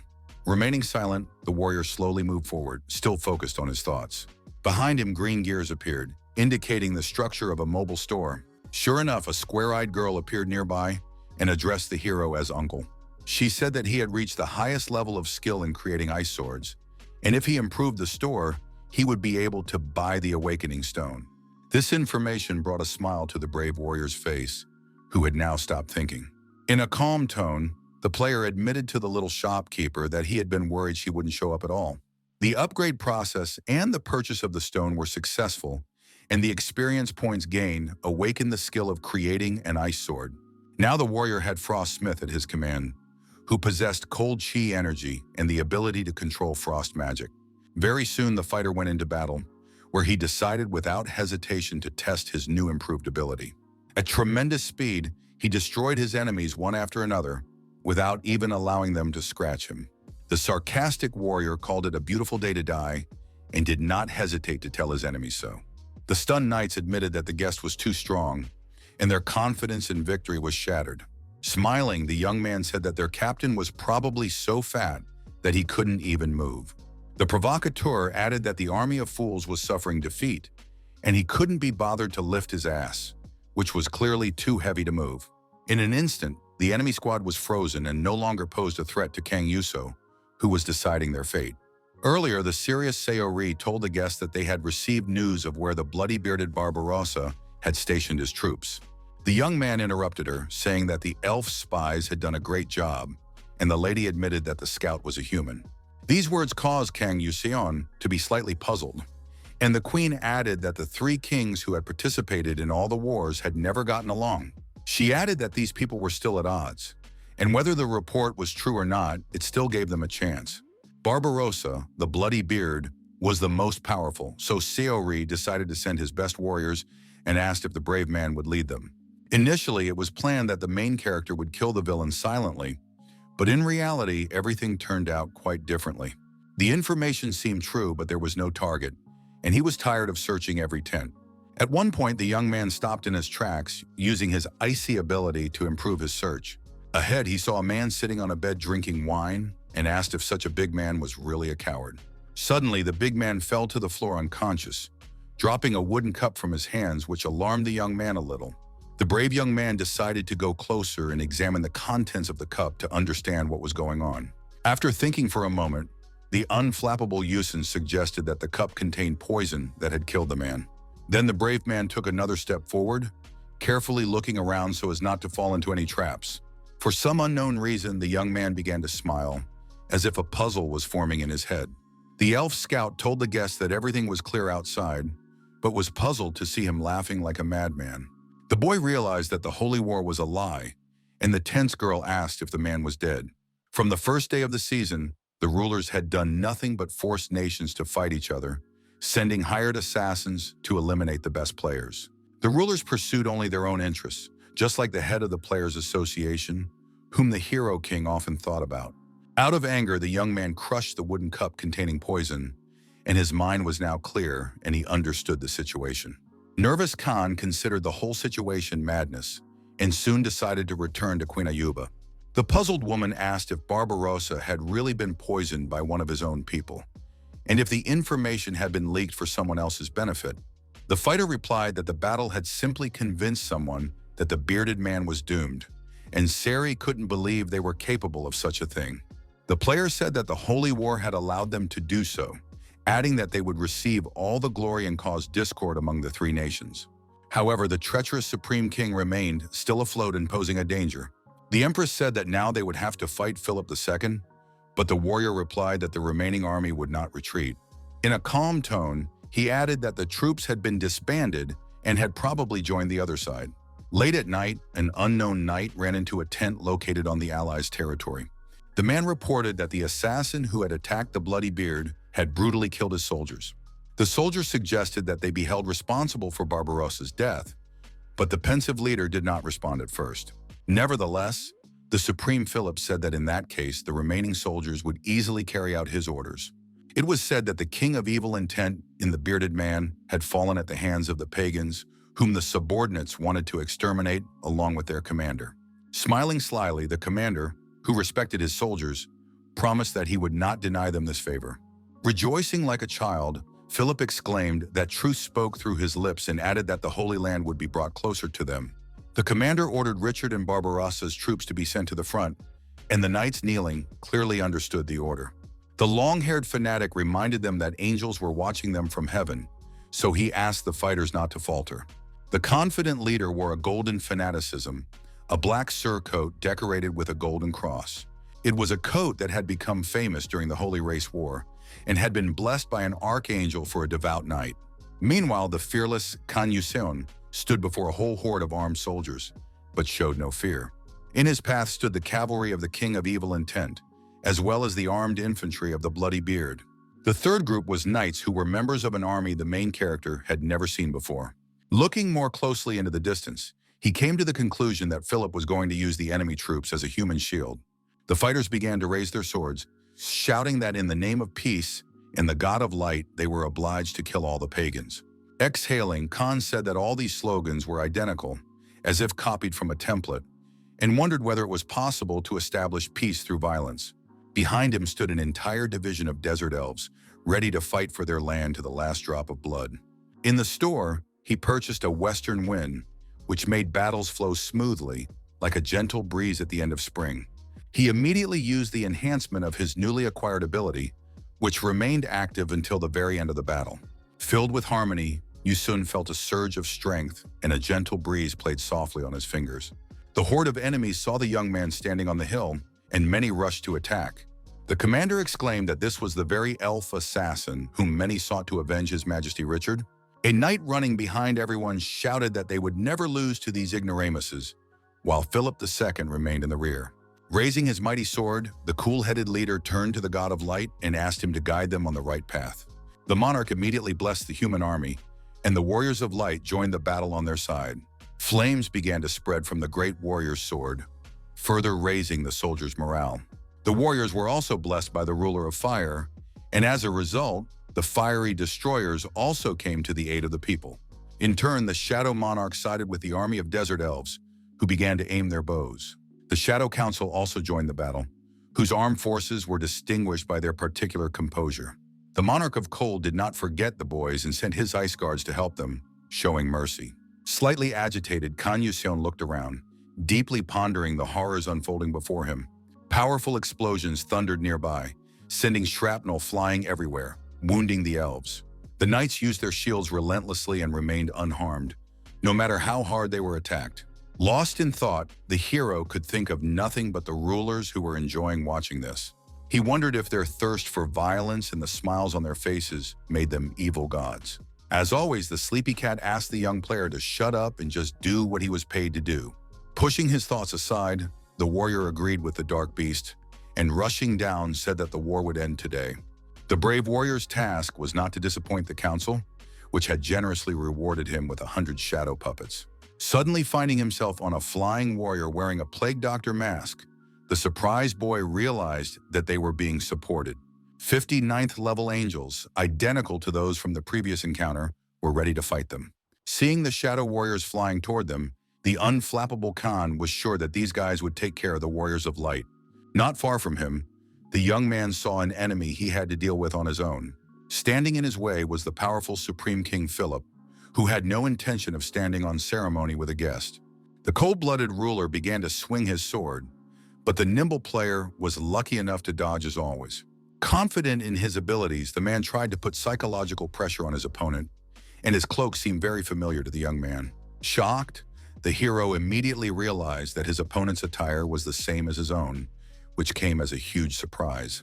Laughing maliciously, Philip asked if it was true that everyone called a stupid young pagan a guest.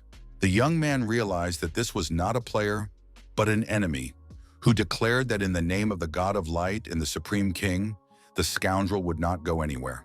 What was terrifying was that the enemy had placed God and people on the same level, so Yu soon called him a true religious fanatic.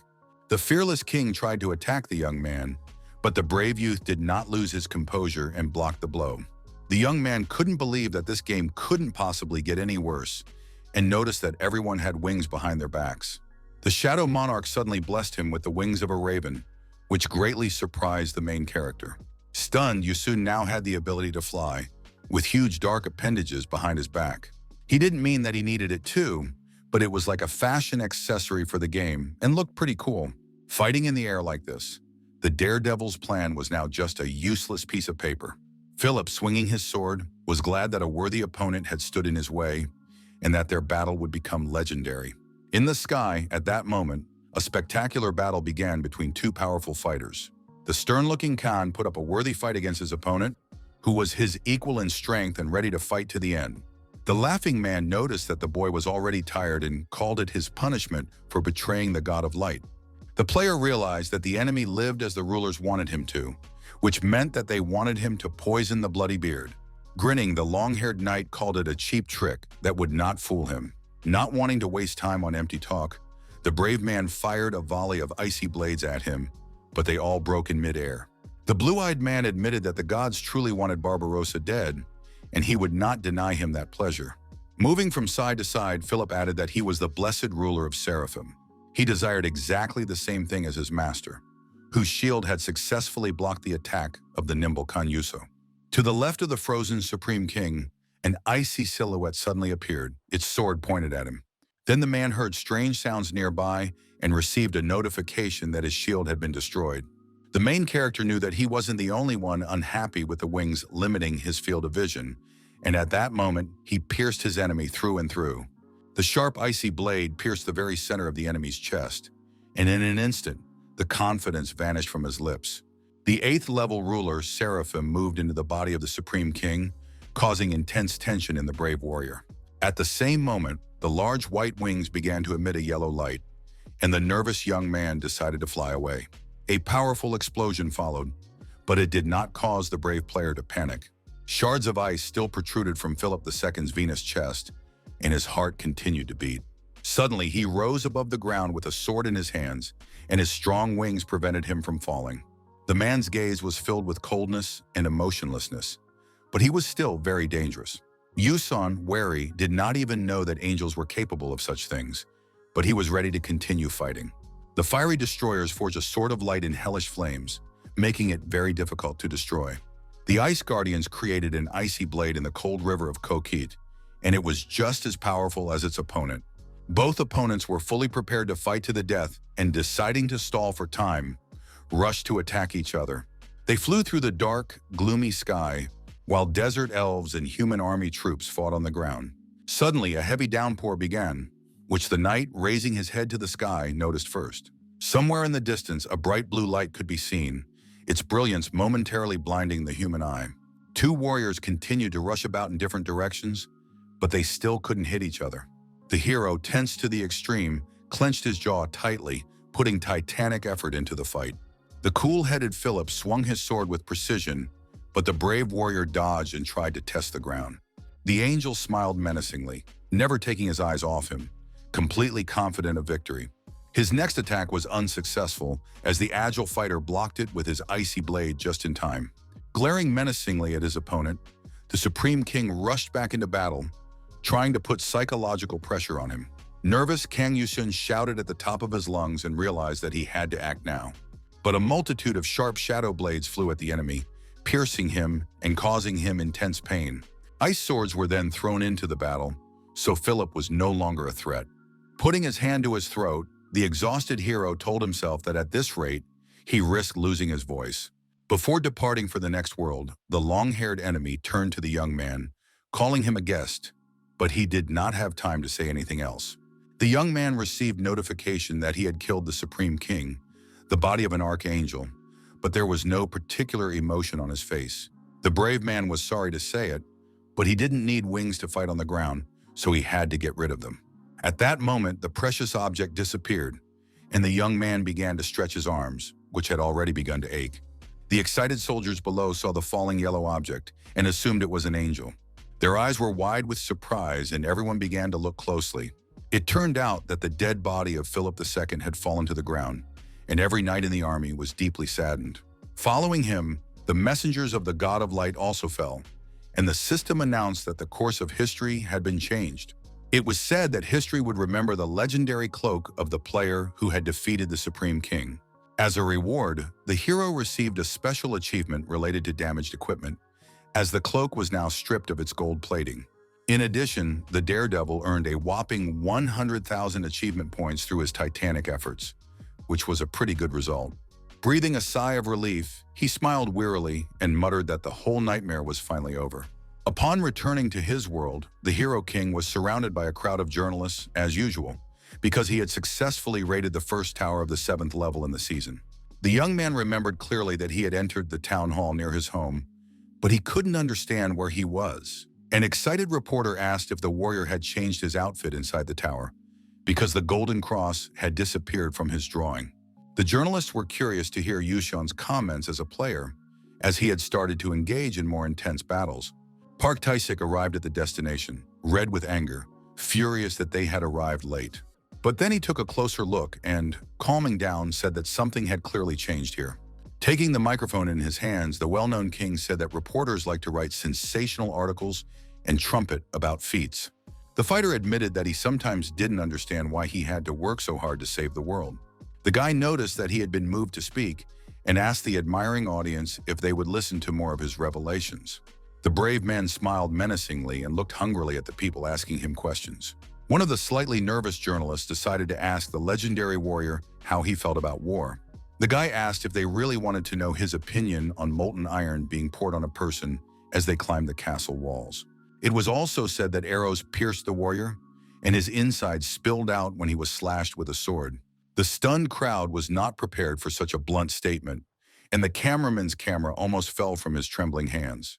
Clearing his throat slightly, Kang Yuseon added that everything was correct because they were now in the 21st century.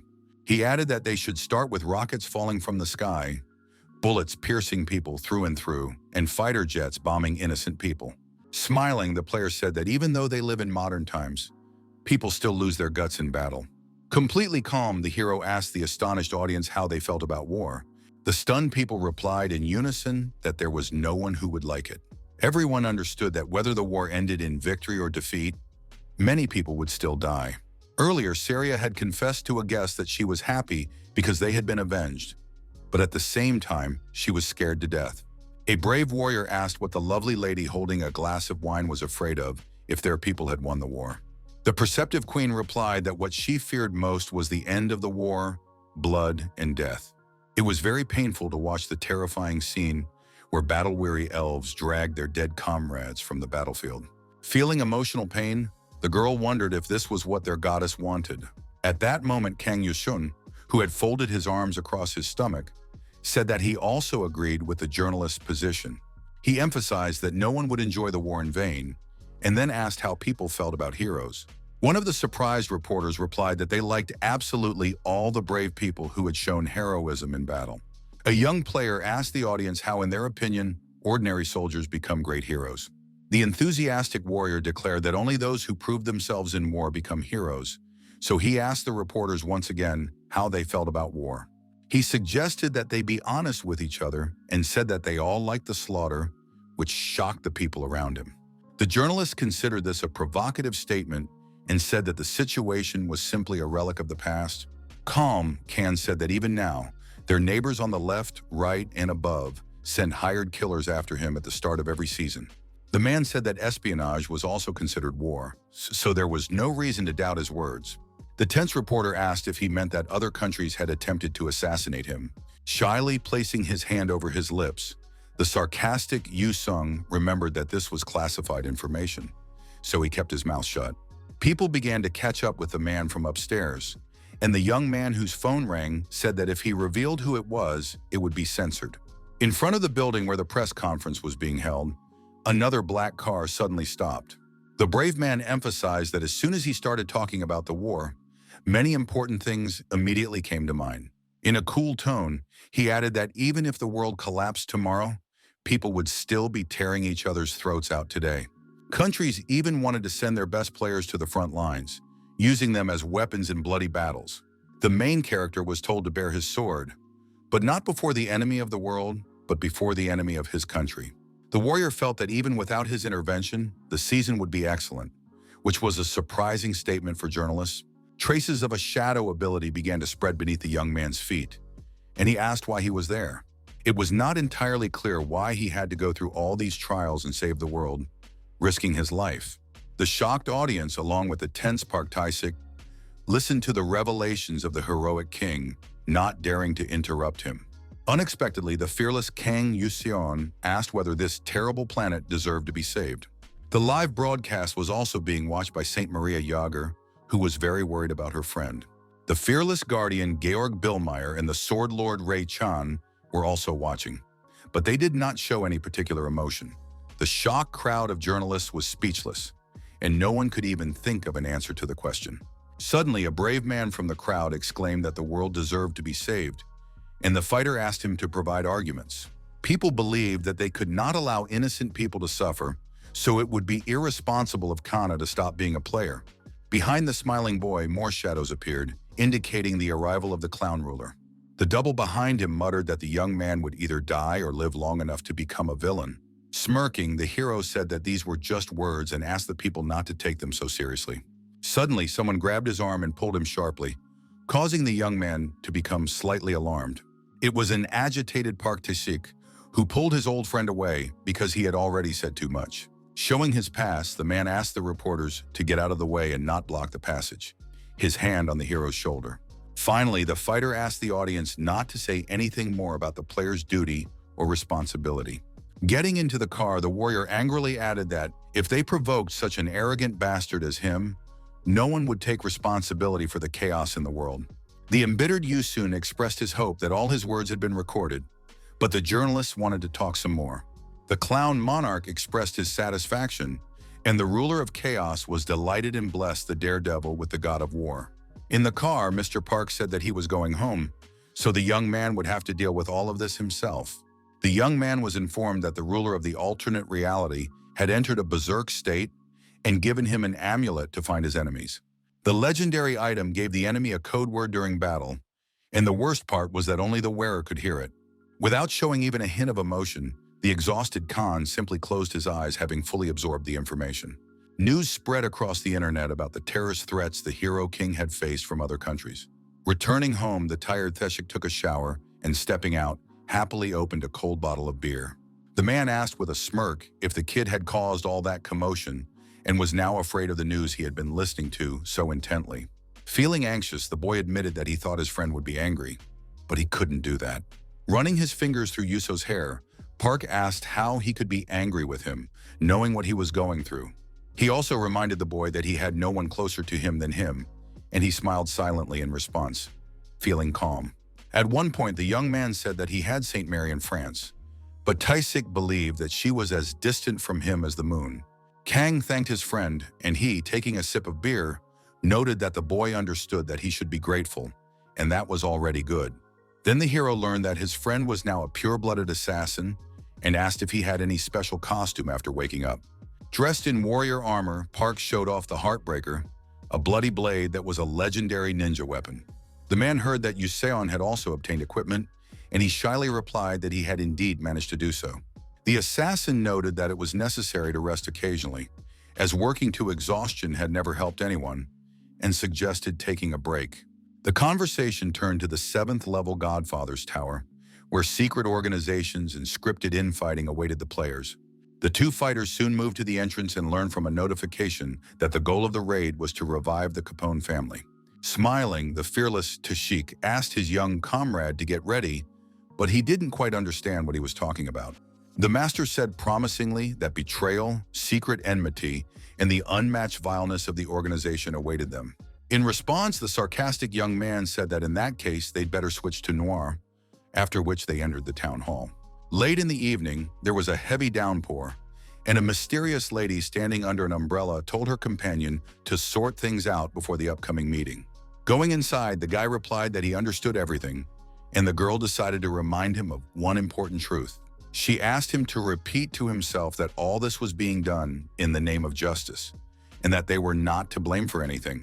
After a short while, the young lady noticed that the gold watch had stopped. Her godfather had given her the precious item, but it had stopped working at the most inopportune moment.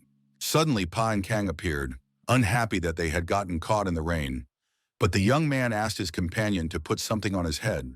A man standing frozen in place began to watch them from behind, guessing that they were actors. The woman turned to the knight, asking for help and explaining that this was the town of Black York and that the Capone family was in crisis. The main characters said that they were there to fix things, and the lady asked them to follow her, promising to take them to the boss. Upon entering the room, the calm Theshik looked around while the girl in front of him was talking. She said that the town was ruled by 5 prestigious crime families and added that a meeting between businessmen was scheduled in 4 days. Not long ago, the godfather and former head of the Capone family, as well as his close associates, had been brutally murdered, and the family had lost many valuable people. The blonde added that she was an orphan and had been picked up off the street when she was just a little girl. She was lucky that her abilities were awakened, but it was of little use as she was still bullied. The sweet girl's life only improved when her godfather adopted her, so she considered him her savior. The emotionless Yuseon shifted his gaze and noticed Pak, who was reading something on a digital display. The tour guide continued talking and mentioned the terrible day when the Capone family was attacked. Rebecca said that she had only managed to save one person, the son of the former head, who is now the current boss. Upon entering the room, the gentleman first saw a huge portrait of the imposing head with a cigar in his mouth. Behind the chair, they heard the voice of a boy who called himself the head of the powerful enterprise in the Capone family. He then decided to turn to the guest to introduce himself and chat a little about current affairs. Silent Can was stunned, and sarcastic Thesik asked if this was really the same boss milkman. The boy on the verge of tears shouted, "How dare you say that to the face of the family boss, the rightful heir?" The polite blonde said that these men were not very intelligent and assured him that the mere presence of the head of the family commanded respect. Calming down, the boy said they didn't have much time and decided to get straight to the point, asking Rebecca to begin her explanation. Dressed in a business suit, the girl was completely ready and decided to gather her thoughts. The unflappable hero was ready to listen carefully, realizing that there was a lot to consider for further action. The girl briefly explained that their goal was to restore the Capone family to its former glory. She added that at the upcoming meeting of the leaders of the 5 families in 4 days' time, they had to attract the most attention. It was also necessary to find those responsible for the murder of the godfather and the best people, the mention of whom alarmed the young man. The level-headed Yusun first asked who was not suspected, and Rebecca replied that it could be any of the other 4 clans. The woman began laying out photos of the leaders on the table, with Falcone and Caliolo at the top. Next came Sanchez and the prominent Gambino, whose leader was currently in a precarious position and was more inclined to war than the others. The calm player began to familiarize himself with the files and photos in order to draw some conclusions. At one point, it was suggested to simply kill all the clan leaders, but these words caused the young boss to become nervous. The beautiful Rebecca confirmed that it was not a bad idea, as it would eliminate all potential enemies of the family. The observant Can noticed that his boss didn't like the idea, as his face looked very unusual. People asked if this was true, but the alarmed young man denied it, and his behavior was strange. He said that the Capone family had gained influence under his father, and now he had Rebecca, who had been observing his strategy for 20 years. The boy said that the beauty's methods were the essence of the family, so he believed she was completely right. The main character said that he was the leader, not the girl, but the tense young man replied that she had more experience. The brave boy asked if he also wanted to kill all the leaders, and the crying youngster replied that it was better to maintain business relations if they were not involved. Then the boss looked at the charming Rebecca and calmed down, a slight smile appearing on his face. Excited, he asked if they could leave everything as it was as that was what his dead father would have wanted. With a sincere smile, the woman replied that it was possible, but emphasized that the leader was too soft. Go outside, the reckless Park Tae-sik suggested to his comrade that they deal with the Kallio family who were closest to them. The young man, who supported every move, agreed, noting that his friend was now talking like a real villain. The assassin said that to find the criminal, you had to think like him, because in the end, life was a game. The man lived by the principle that a person chooses his own role. So soon the fighters found themselves on the battlefield. Alarmed guards stood in their way, one of whom asked who dared to enter the Kallio family's territory. The cool-headed Pak moved swiftly from side to side, destroying his opponents, while the hero acted more humanely. The stern man promised to spare those who did not resist, so the mafia members had no choice but to surrender. The fighters shouted that they were ready to die for the family and loaded their guns, rudely telling the enemy to get lost. The gentleman, who did not repeat himself twice, immediately took the lives of the rude men, as he had no intention of tolerating such behavior. The emotionless Kan noted that his comrade had gotten carried away, but couldn't stop him. More fighters came to help, one of them holding 2 automatic rifles, and he asked if the scoundrels had deliberately attacked before the meeting. Grabbing the bandit by the shirt, Puck asked him something about the family boss, but the man replied that the head would never stoop so low as to fight such ghouls. Throwing his opponent aside, the flawless warrior asked Yuso to have some fun with the pathetic fools on his own. He remembered that the young man had come here to relax, so he asked to be allowed to deal with all of this himself. The surprised young man froze in place, not even knowing how to react to his friend's arrogant behavior. Then the daredevil laughed, not wanting to deny his close friend the pleasure, because he really wanted to fight. Grabbing his icy blade, the confident warrior said he would clear the way, so there was no need for Toshiku to worry. Throwing himself into the attack, the assassin, enjoying the battle, exclaimed that it was delightful and called the young man his boss. Meanwhile, the brave warrior used his icy ability to prevent his enemies from getting close. A black high-heeled shoe stepped onto the roof of a nearby building, which was suspicious. With a flap of her huge black wings, the mysterious lady flew away, leaving only a raven behind. Meanwhile, the merciless Pak was dealing with his enemies, but he could see a mysterious creature in the window. The wary gentleman noticed a huge bird flying past the window, its feathers falling to the ground. This caught the attention of the observant Yusun, who found the situation suspicious. He immediately looked up and saw red-eyed crows sitting on the roof, but something bothered him. At that moment, the brave man had a bad feeling, and it seemed that this was not the end of his trials. The mysterious lady with large wings flew away into the distance, but she intended to continue watching. In the previous chapter, the Kallio family was eliminated, unable to defeat their powerful opponent. The fighter's current target was the Gambino faction, which Thesek also dealt with skillfully. Kang, waiting for him below, said that he hadn't seen his friend on the battlefield in a long time, but now the building was shaking because of him. The guy didn't want to show his violent side either, and in that they were alike, but he enjoyed watching what was happening. The dissatisfied black cat said that the kid was making himself comfortable, and he, feeling her, reminded her that he was here to relax. After a while, the friends went to a restaurant, where Pa asked the young man if he was tired of eating cheeseburgers for breakfast, lunch, and dinner. Wiping his greasy mouth, the boy replied that the local burgers were top-notch, and he wanted to enjoy them to the fullest while he was here. The man said that there were other delicious places to eat, but the hero rarely took time off, so he didn't want to stress himself out over choosing a restaurant. Then the daredevil decided to ask how things were going with the Gambino family, but the assassin didn't know where to start. He said that the faction boss said he didn't know what was going on, and that had already brought the situation to a standstill.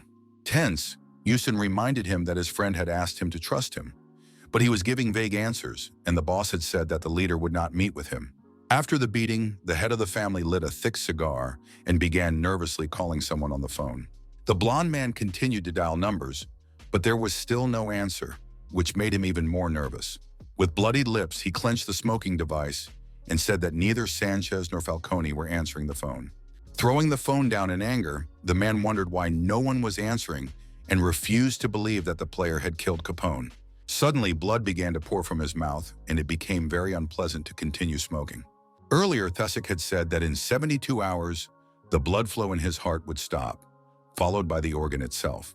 The terrifying assassin held his opponent by the throat, while his dead comrades lay around him, unable to protect their leader.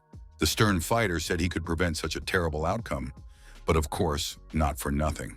With a sly smile, the ruthless gentleman asked if the Gambino leader understood what he was getting at. The gentleman promised that the family would skip the meeting and added that they were ready to cooperate in finding the person responsible for the death of Capone Sr. The arrogant Pac called him a smart kid and asked him not to mess up because the matter was indeed serious. After that, the mysterious fighter began to walk away, looking around, while the wounded man remained sitting on the floor. At that moment, the angry man was biting his cigar, realizing that he was in a very difficult situation.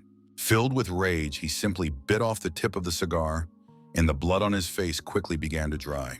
Upon hearing this story, Kan Yuseon, who was chewing on a cheeseburger, simply said that they were left with nothing.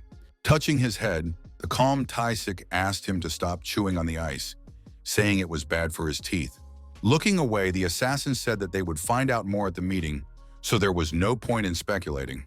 The man also added that he thought there was someone else besides the 5 families, but that was just a guess. The sun was already setting, but black crows were still sitting on the rooftops, watching the situation. A black limousine stopped below, and the young head of the Capone family emerged, accompanied by armed guards. The leaders of the 3 factions soon gathered at one of the restaurant tables, but the atmosphere was not the most comfortable. Bandage boss Marcello Collio decided to break the awkward silence by saying that it was already quite late. The tense Gambino family leader noted that 2 of his colleagues were still missing, although the reason for this was unclear. The paranoid Capone suddenly said that Falcone and Sanchez had killed his father since they hadn't shown up at the meeting. Calm, Rebecca whispered to him not to jump to conclusions and just watch, and the young man emphasized her wisdom. The small compliment brought a smile to the charming blonde's face, but she said nothing in response. Suddenly, a worried man burst into the establishment, exclaiming that the boss needed to know something urgently. An agitated Marcello immediately jumped up, which caught the attention of Yusun and Taisik, who were sitting nearby.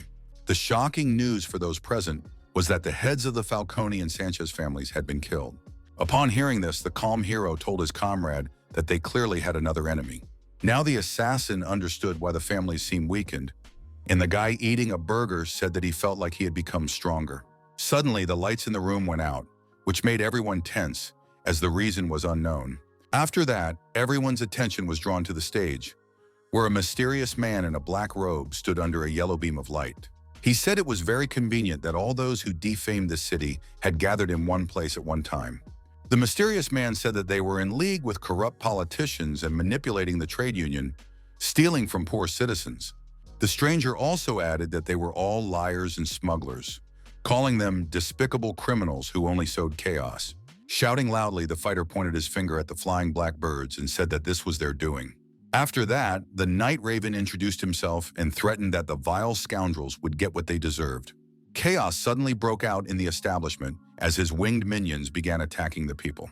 Junior Capone, who had been wounded by the mammal's claws, nervously asked if the mysterious warrior had killed the other 2 bosses.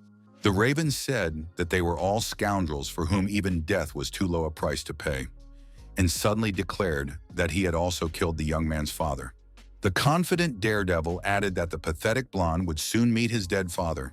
He threw sharp feathers at his enemy, called the boy a criminal, and wanted to finish him off as quickly as possible. At tremendous speed, the weapons flew toward the enemies, their tips glinting in the air. Quickly raising her shield, the tense Rebecca asked her boss to step back, as it was too dangerous in front of her. The wary Night Raven couldn't believe that the girl had sided with a member of the mafia family. Her brother reminded her that the scoundrel had killed their father, but she calmly replied that she knew that very well. Smiling, the beauty said that a fair price must be paid, and there was no arguing with that. The angry warrior wanted to wipe the pathetic boy off the face of the earth in order to bring him to justice and restore fairness. But the cool-headed Kan Yuseon intervened, quietly saying that a son is not responsible for his father's actions. With his powerful, icy abilities, the brave warrior decided to stop the enemy, which was quite unexpected. Patting the hungry dark beast on the shoulder, he smiled and asked if it was true that the Night Raven had been the main villain all along. The agile enemy began to move from side to side, but the shadow spread very quickly. Realizing the hopelessness of the situation and that even his sister couldn't help him, the guy became very nervous. The main character remained completely calm and acted carefully to avoid any mistakes as he approached his opponent. In his mind, the young man noted that the guy was quite clever, so he decided to try a different approach. The calculating fighter managed to grab his opponent by the wing, which made the situation somewhat easier. The wary Raven turned around and saw that the cool-headed Yusun was already reaching for his mask. A professional in his field, he acted clearly and cautiously, without showing even a hint of excitement. The black mark was set, after which the detection of weaknesses began, and now the enemy's hit, dexterity, and evasion modifiers were reduced. Then the brave warrior used the code word snitch and finally let the Night Raven go, jumping aside. The enemy detection amulet provided detailed information about the detected target's stats and allowed the weakness detection to be applied once. The Yellowbird sang that the opponent's energy came from his cloak and sharp feathers, and that he had a lot of explosives. When the merciless blonde tried to attack, the unflappable Kanyuseon dodged, ending up behind him. The tense Raven couldn't believe that the guy could weaken his opponent and asked if he was really a sir. Realizing who he was dealing with, the fighter, who had no intention of giving up, stuck 2 fingers in his mouth and whistled. The harsh birds flying around the establishment were startled by the whistle, which their master used to call them to him. Small explosions began to rumble around, and the agitated people scattered in all directions, covering their heads from flying debris. Tense, Pak Tasik rushed back and forth across the battlefield, trying to be the first to attack the birds carrying the explosives. Being nervous, the assassin emphasized that there were too many winged creatures, and he didn't even know how to deal with them all.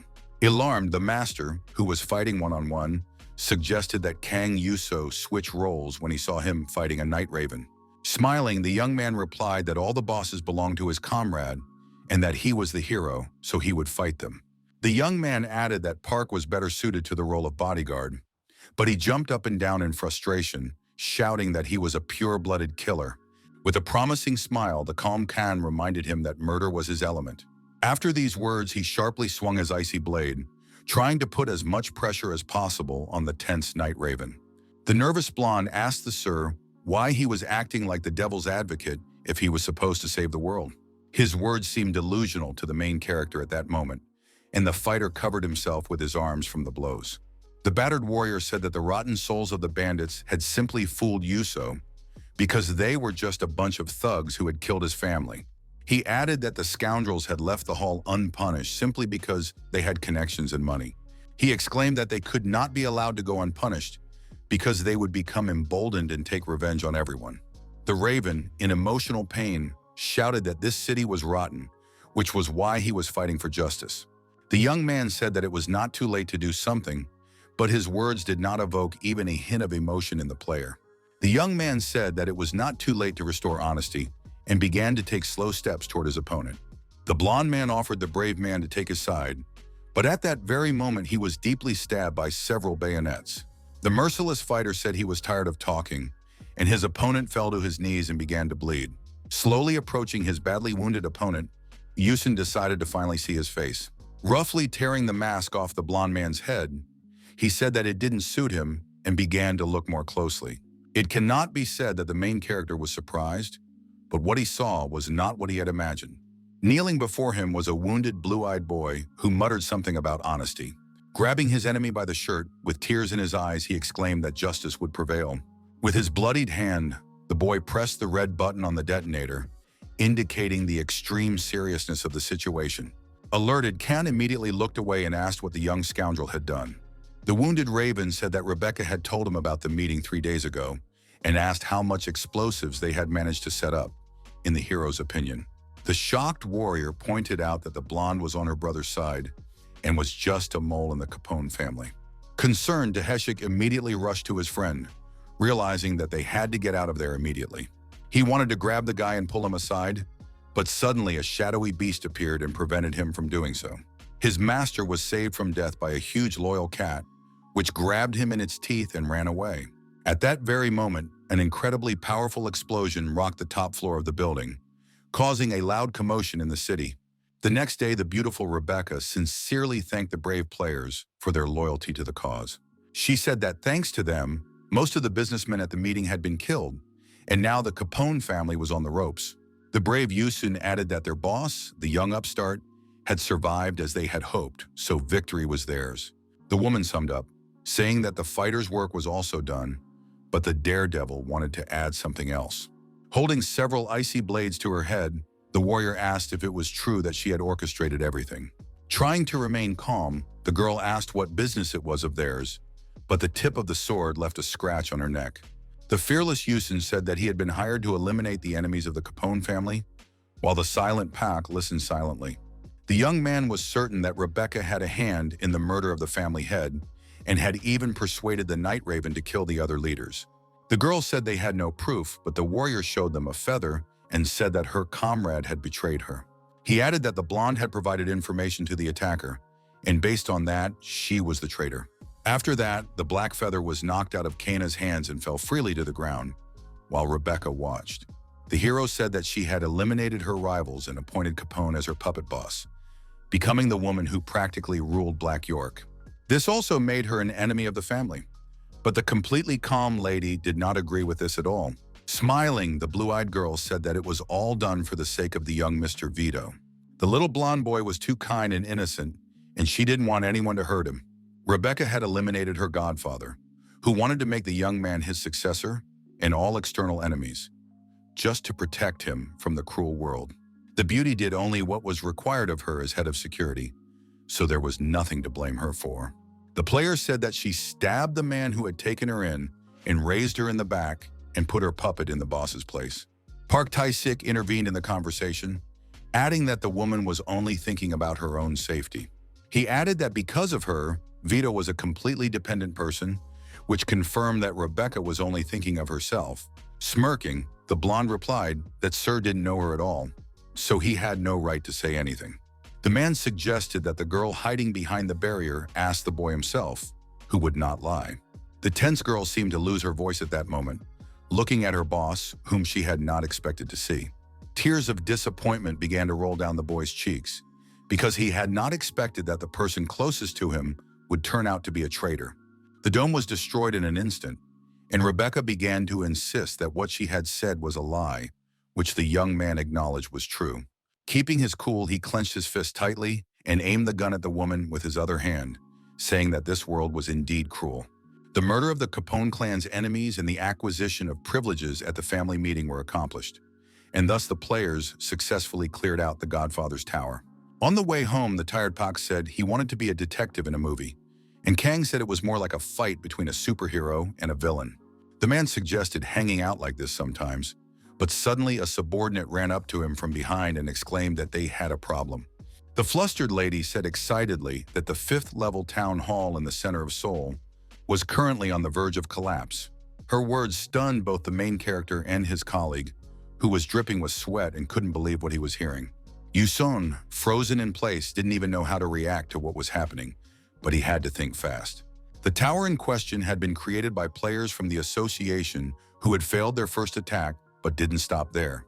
Then one of the nervous players grabbed another by the robe, asking what he was going to do about it. The guy exclaimed that they had received 3 penalty points for the failure, which would lower everyone's level. The young man, sweating profusely, promised that they would fix it, but no one understood how he planned to do so.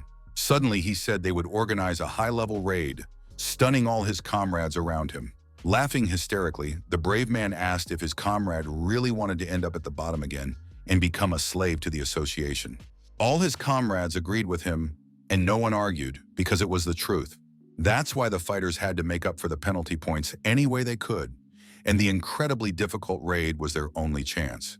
After that, the players decided to carry out a difficult raid and were completely destroyed, which was a rather sad story. Kang Yushon, who was driving in the car, knew that the association's system of awarding merit points and penalty points was cruel. Feeling sorry for the guys who died, he barely held back his tears and said that it shouldn't have happened. At the time, such incidents were rare, but during the first and second seasons, this disaster passed relatively easily. At that time, proper raid methods had not yet been developed, and failures were considered commonplace. However, the solution was not easy to find, and many fighters for justice died long before that. The main character himself lost loved ones, namely his beloved parents, who were killed. All of this happened both before and after he became a player, leaving many scars on his heart. The tough fighter often recalled the funerals of his mother and father, where he struggled to hold back tears and couldn't cope with the task. Currently, the guy was driving at high speed on the highway, saying to himself that everything was different now.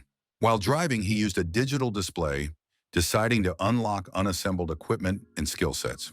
A rare amulet for finding enemies, a wind bracelet and a power ring were added to his inventory, which was a pretty good result. The veil of absolute darkness could extend the user's shadow, and the power, stealth, and evasion modifier of the stones increased sharply. The resolute Yusun decided that he would not allow anything that could compromise him and put on a wind bracelet. The blood chain was connected to Charlotte's web, which gave the fighter's abilities even more power. Suddenly, a critical notification was received that the tower was about to be breached and preparations had to be made for the monster invasion.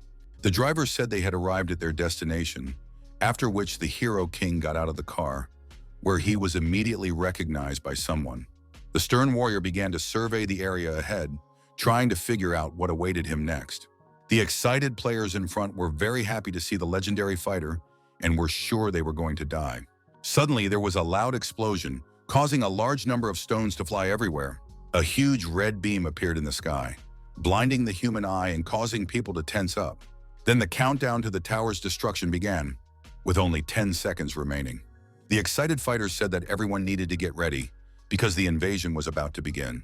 With 7 seconds remaining, the unflappable Yuso placed his hand on the shoulder of one of the men. The main character said that anyone who fit one of the following 3 criteria should take to their heels and get out of there. The first criterion applied to those who were caught in the shadow of a brave warrior who was not afraid of monsters. Next, he talked about players who couldn't keep up with him, as they would simply be a burden during battle. Finally, the third criterion was that those who were not themselves must disappear, which sounded arrogant. During these loud statements, the brave man smiled confidently, knowing that he could win even alone. When the countdown ended, all sorts of monsters, including centaurs and dragons, instantly invaded the tower. Most of the confused players scattered in different directions, not even having time to do anything. None of the frightened guys were able to face their enemies with dignity, which was exactly what the perceptive Yusun had expected. The warrior himself did not stand still and immediately used his shadow ability, which spilled the blood of many creatures. The young man said that this place was teeming with monsters of various kinds, where he had even spotted orcs with reptilians. There were also monsters he didn't even know how to name, but he knew clearly that he had to kill them all. Judging by the name of the tower, the enemies the players were fighting were probably people from the kingdom inside it. This meant that the creatures that had escaped from the town hall had nothing to do with the one the hero was raiding. But in that case, he had no idea where they had come from, as there had been no prior indication of their presence. At that moment, a helicopter flew over the battlefield, carrying a reporter who was admiring the actions of the hero king fighting the horde of monsters. Although the young man was a rather controversial figure, his skills were impeccable. The monk of the abyss awakened darkness from the deepest places, and the journalist was pleasantly surprised that the gates began to change color. The man said that the ominous hue must be a sign of a monster of the void, but it was unclear how it could appear in a 5th-level tower. Meanwhile, the brave player ran around with an icy blade in his hands, enjoying the battle. With a frightening smile, he asked if the attention of the spectators wasn't delightful and told the reporter to get out of the way before the monster ate him. As he continued to move forward, the fighter wondered if the ruler was acting on his own accord. At that very moment, a critical notification was received about the appearance of a monster from the abyss, which was already an alarming sign. Smiling, the fearless Yusun said that he had been waiting for this and had long since prepared for a spectacular battle. He began to watch the monster's movements closely, trying to figure out where its weak spots were. Delivering incredibly powerful blows to various parts of the beast's body, the brave warrior landed and asked if that would be enough. The cold-blooded warrior threatened to finish off the pathetic monster with a single move. Using his ability, he summoned a multitude of icy spears that instantly rose from the ground. Then, maintaining complete concentration, the unflappable young man prepared to do something else.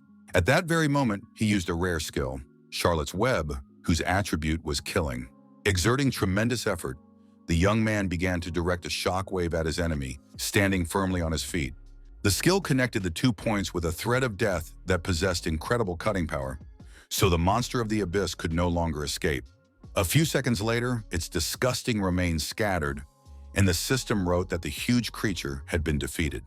The monk blessed the player with a stone of emptiness to express his satisfaction, after which the tower hack was complete. Looking at the jewel, the cold-blooded warrior saw his reflection and realized that it was all over. As always, the excited journalists were the first to learn of the hero king's deeds and rushed to interview him. The legendary fighter was idolized by the people gathering around him, and he proudly spread his shoulders, enjoying the glory. The camera also caught his well-fed cat, which looked quite cute but could kill anyone if provoked. Very soon, news spread that Kang Yuseon had single-handedly stopped the tower raid, and people were now crazy about him. In an interview, the guy said that the Players Association was hopeless and doubted that there were any normal organizations in this country. He said that the players who died had failed during the tower assault and were afraid of penalty points, so they tried again but lost their lives. After the king's statement, reporters asked the association leaders a couple of questions, but it turned out that the rules weren't really effective. Watching TV, the hero was surprised that they really intended to achieve something this time, and Taesik said with a smile that they had been given many reasons to do so. The young man believed that the organization deserved it, and the man added that they should not miss the chance to clean it up. The young man asked if his friend was running for president, and he angrily replied that he was talking about organizing a guild. The brave man said that the law did not allow it at the moment and asked what Park wanted from him. The gentleman replied that they should take advantage of the fact that there was not a single player among the association's leaders. According to him, these people had never been to the tower, but they set rules for others and promoted only those who had support, neglecting the rest. The man did not want to tolerate this nonsense and believed that it should be directed toward public opinion to repeal the guild law. The calm Yuseon wished him luck, but Taesik noted that he was reacting as if it didn't concern him. The frivolous young man said that was indeed the case, but his friend said that he would be the one to organize the guild, which stunned him. Jumping up from the sofa, the nervous Kang exclaimed that he would never do such a thing, and Park asked him to pay attention to the people's opinion on the matter. Soon the news reported that a petition to allow the formation of a players' guild had gathered nearly 200,000 signatures overnight. As for the organization, the majority of votes were cast for the hero king, who was highly respected by the people. The embittered head of the association, Lin Song-ho, understood that Mr. Park and Kang Yushong were behind it all. The angry man said that they did not know how dangerous players, especially black ones, could be to peaceful citizens. He understood perfectly well that the scoundrels could become emboldened and start picking on people, which would lead to chaos. In some countries, the government loosened its grip, and guilds colluded with the criminal world. There were even states that turned into empires of black players, which sounded quite terrifying. Even the United States, where private organizations were permitted, kept its best fighters under control through military service. The warriors were a time bomb, and Linson's leader realized that if control became impossible, it was time to choose the lesser of two evils. Enraged, he said that stupid degenerates had no idea how the world worked. Suddenly, a notification was received from the system, which believed that geniuses are often unrecognized by society. The evil monk took an interest in the nervous gentleman and asked him if he would like to participate in the tower trial. With a trembling hand, the association leader reached for the digital display, but it was unclear which answer he had decided to choose. Huge banners throughout the city displayed a photo of Yuso in armor, holding a phone in his hands. People were unhappy that the photo from last season had not yet been removed and was still being displayed. The hero himself disliked it the most, and as he stood on the street, he thought about the guild again. Earlier, Taesik had said that as a hero king, the young man should organize his faction and show off a little. The guy replied that he hated working with stupid people, was generally impatient with idiots, and showed no desire to have anything to do with them.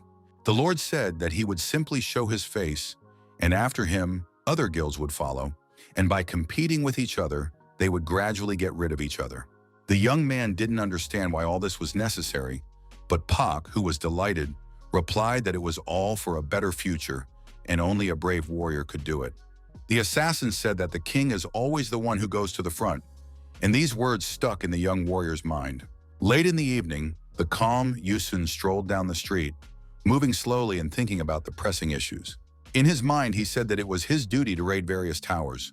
The system began searching for town halls of level 7 and above, but there were no results, so the radius was increased.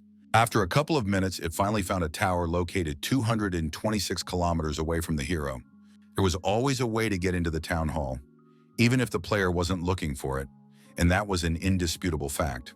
For example, you could receive something as a gift from the town hall or simply wait for a call. The fearless Can had previously received a gift from the boss, a sharp dagger stained with blood.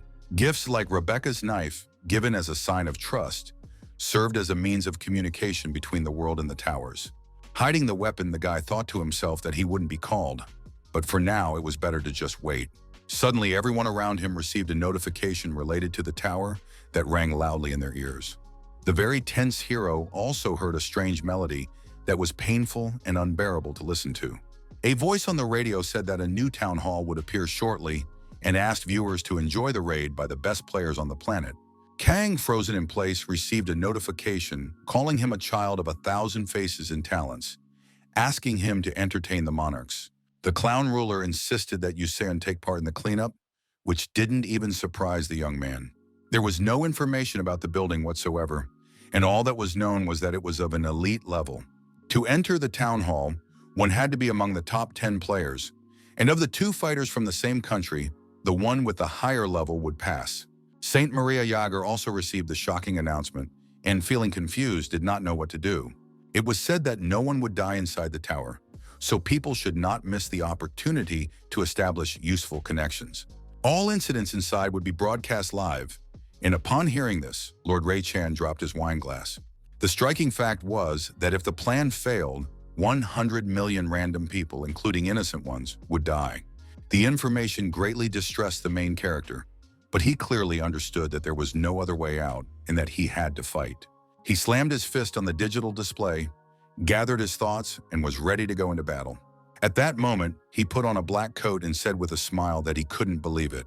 A voice asked everyone to wait until all the participants had gathered, and the people around couldn't believe that the Hero King was entering the tower. It was announced that the live broadcast would begin shortly, and the extremely serious Kang Yuseon said that he was a volunteer. A few minutes later, he found himself at his destination, where several other guys were already standing in front of him. Among them was the powerful Lord Ray Chan, as well as the charming Maria, who had missed Yuseon very much. Also present was the fearless guardian Georg Billmeyer, who was happy to see the young master again.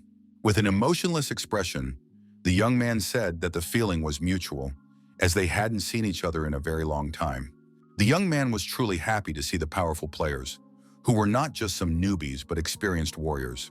He looked into each of their eyes with a sincere smile on his face, though he was slightly embarrassed. The hero started talking to the older man first, but the beautiful Jaeger was already rushing towards him. At first, he thought it was some kind of strange cosplay, but then he recognized the saint and didn't understand what she wanted.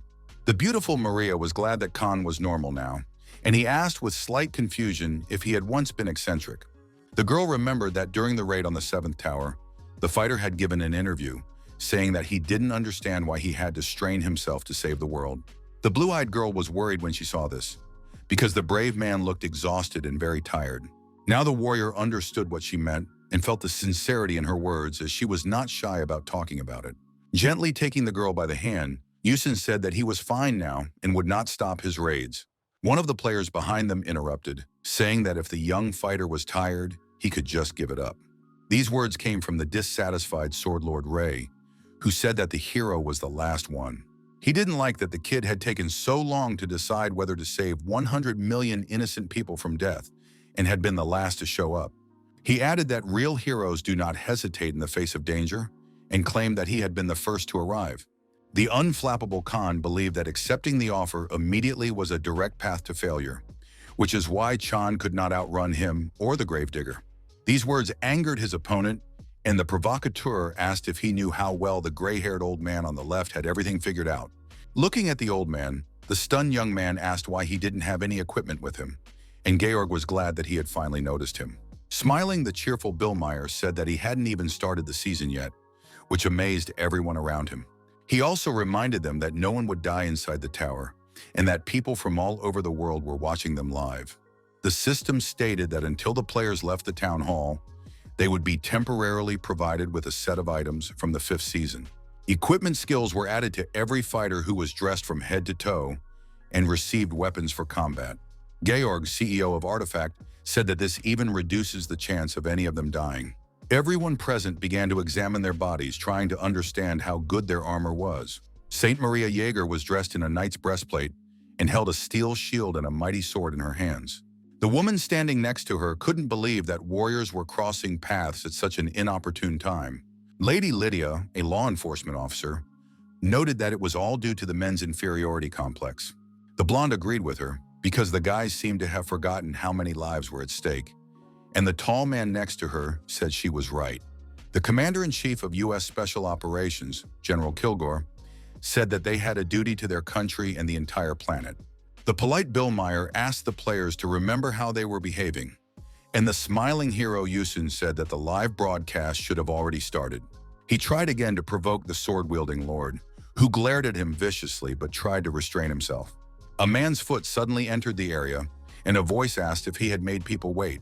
A stranger wearing a clown mask on his head said that it was a holiday in honor of the beloved saviors as a sign of gratitude. Then the gentleman greeted all the heroes of the land, who raised their heads to look at the sun's rays. Smiling, the hero asked if they were really celebrating despite the fact that their fellow monarch was dead. The clown replied that it was in his best interest not to provoke the rulers, and noted that it would be more accurate to call him a monarch killer. Earlier, the brave man had indeed been given this title for eliminating the boss of the season, the Lord of the Plague. The sword-wielding lord, who had a grudge against him and wanted the title badly, remembered this incident well. Gritting his teeth, the fighter thought to himself that he didn't even know that the vile bastard had received it. He then asked what they should do, and the masked man repeated that it was a celebration in their honor as a sign of gratitude. Unable to contain his emotions any longer, the lord rushed into the attack and swung his sword sharply right in front of the clown's face. The warrior used the blade of a fencer who had spent his entire life searching for someone strong enough to defeat him, but died alone. The swordsman also activated a passive skill that allowed him to deliver 9 strikes with each attack. In a state of rage, Ray Chan rushed into the attack, asking if the monarch really thought they would enjoy the deaths of 100 million people. The other players watched from the sidelines, not even thinking of interfering in the slaughter. After taking a closer look, the calm Kang Yuxian said that this was to be expected from a lord who loved to play to the crowd. The unflappable clown said that all attacks were canceled, so he asked the young man not to waste his energy. The mysterious man smiled as always and said that he would now explain the rules of the tower to the boys. Announcing a vote for their favorite hero, he told the esteemed audience that only they could make the choice in this town hall. Alarmed passers-by watched the live broadcast on the streets and couldn't believe what was happening. A dissatisfied daredevil exclaimed that the monarch could easily rig the election results. Quickly covering his mouth with his hands, the clown asked the hero king to be careful with his words, adding that they were just following the rules. He whispered to the young man that his mission was to attract as much attention as possible and entertain people.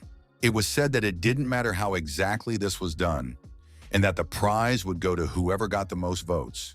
The monarch also warned that if there were not enough votes, or if the boys annoyed the audience, the raid would be considered a failure. This meant that a huge number of people would simply lose their lives, which greatly distressed Saint Maria Jaeger. The ruler asked what the players were waiting for and ordered them to use their heads, tongues, or bodies to entertain the people. At that moment, the swordmaster, despite the gravity of the situation, decided to publicly challenge Kan Yuso to a duel. The brave man, who was being held back by a clown, asked what would happen if he refused. The monarch said that they would be resurrected if they died during the fight, adding that they could not leave the tower until the end of the vote. Suddenly, the man declared that he would build an arena for them, after which the ceiling of the room opened and the players found themselves under the clear sky. Surprised, Lady Lydia and Maria looked around, unable to believe what was happening. The fearless young man asked Ray to allow him to ask a question, and the warrior replied that to him, he was a master of the sword. The provocateur asked if his opponent would fight after his defeat and assured him that he would get the minimum number of votes. Drawing his sword, the knight said that if he won, all these statistics would be meaningless. Filled with rage, the brave fighter exclaimed that he was eager to avenge his defeat on the first day of the season. At tremendous speed, he rushed into the attack, moving from side to side and swinging his sword relentlessly. His face was stern and extremely serious, for his hatred for Yuso had overcome his reason. The unperturbed young man stood his ground, waiting for the right moment to launch the perfect counterattack. Looking arrogantly at his opponent, the The young man smiled, not taking him seriously at all. Running forward, he said that taking candy from a child wasn't that much fun, even if it was easy. Alert, Ray Chan's expression changed when he saw his opponent moving with such confidence. Unexpectedly, the Hero King used the 9 swords, capable of destroying any enemy.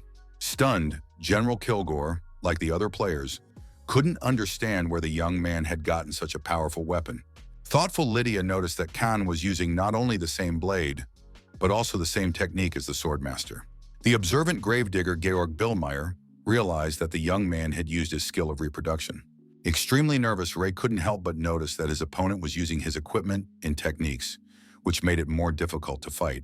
He began to suspect that the king was being helped by the Mirror Monarch, but immediately dismissed the thought, telling himself that such a thing was impossible. The enemy's blades clashed more and more loudly with every passing second, making the atmosphere even more tense. The tense warrior could not understand how the boy managed to win, given that he had devoted his entire life to this one sword. The kind-hearted Georg considered it a miracle and called the nimble young man an invincible hero of all heroes. Being sincere, the man noted that none of them were a match for the fighter, and Lydia looked at him with dissatisfaction. Smirking, the lady said that it was ironic to hear this from his gravedigger, since he himself had tried so hard to get rid of the youngster. Laughing, the gray-haired old man asked the lady to look at the situation more deeply, but it was not entirely clear what he meant. Pointing to the real players on the right, he said that these were the people who seriously believed they had a chance. It was unclear how they could behave so terribly, knowing what a hopeless situation everyone was in. Hearing the conversations of the people standing nearby, St. Mary thought to herself that 100 million lives depended on clearing this tower. At the same time, she couldn't understand why all these pathetic people could think of anything other than killing the top player and taking his place. Earlier, in an interview, Kang Yuseon said that even if the end of the world came tomorrow, everyone would continue to hunt each other. The perceptive girl was now convinced that the main character, who seemed to sense everything, was right. She remembered that in the first and second seasons, the players had cleared out town halls to save the world. All the fighters fought side by side, destroying all enemies in their path and not quarreling with each other. Now everything had changed dramatically, and this upset the saint, who wanted justice and peace. The charming Maria couldn't understand why everyone had become so cold and heartless towards those around them. Madame Lydia, Georg Billmeyer, and General Kilgore were just the same, even though they seemed like kind people on the outside. Placing her hand on her face, Jaeger said in a voice only she could hear that the players were getting stronger with each season.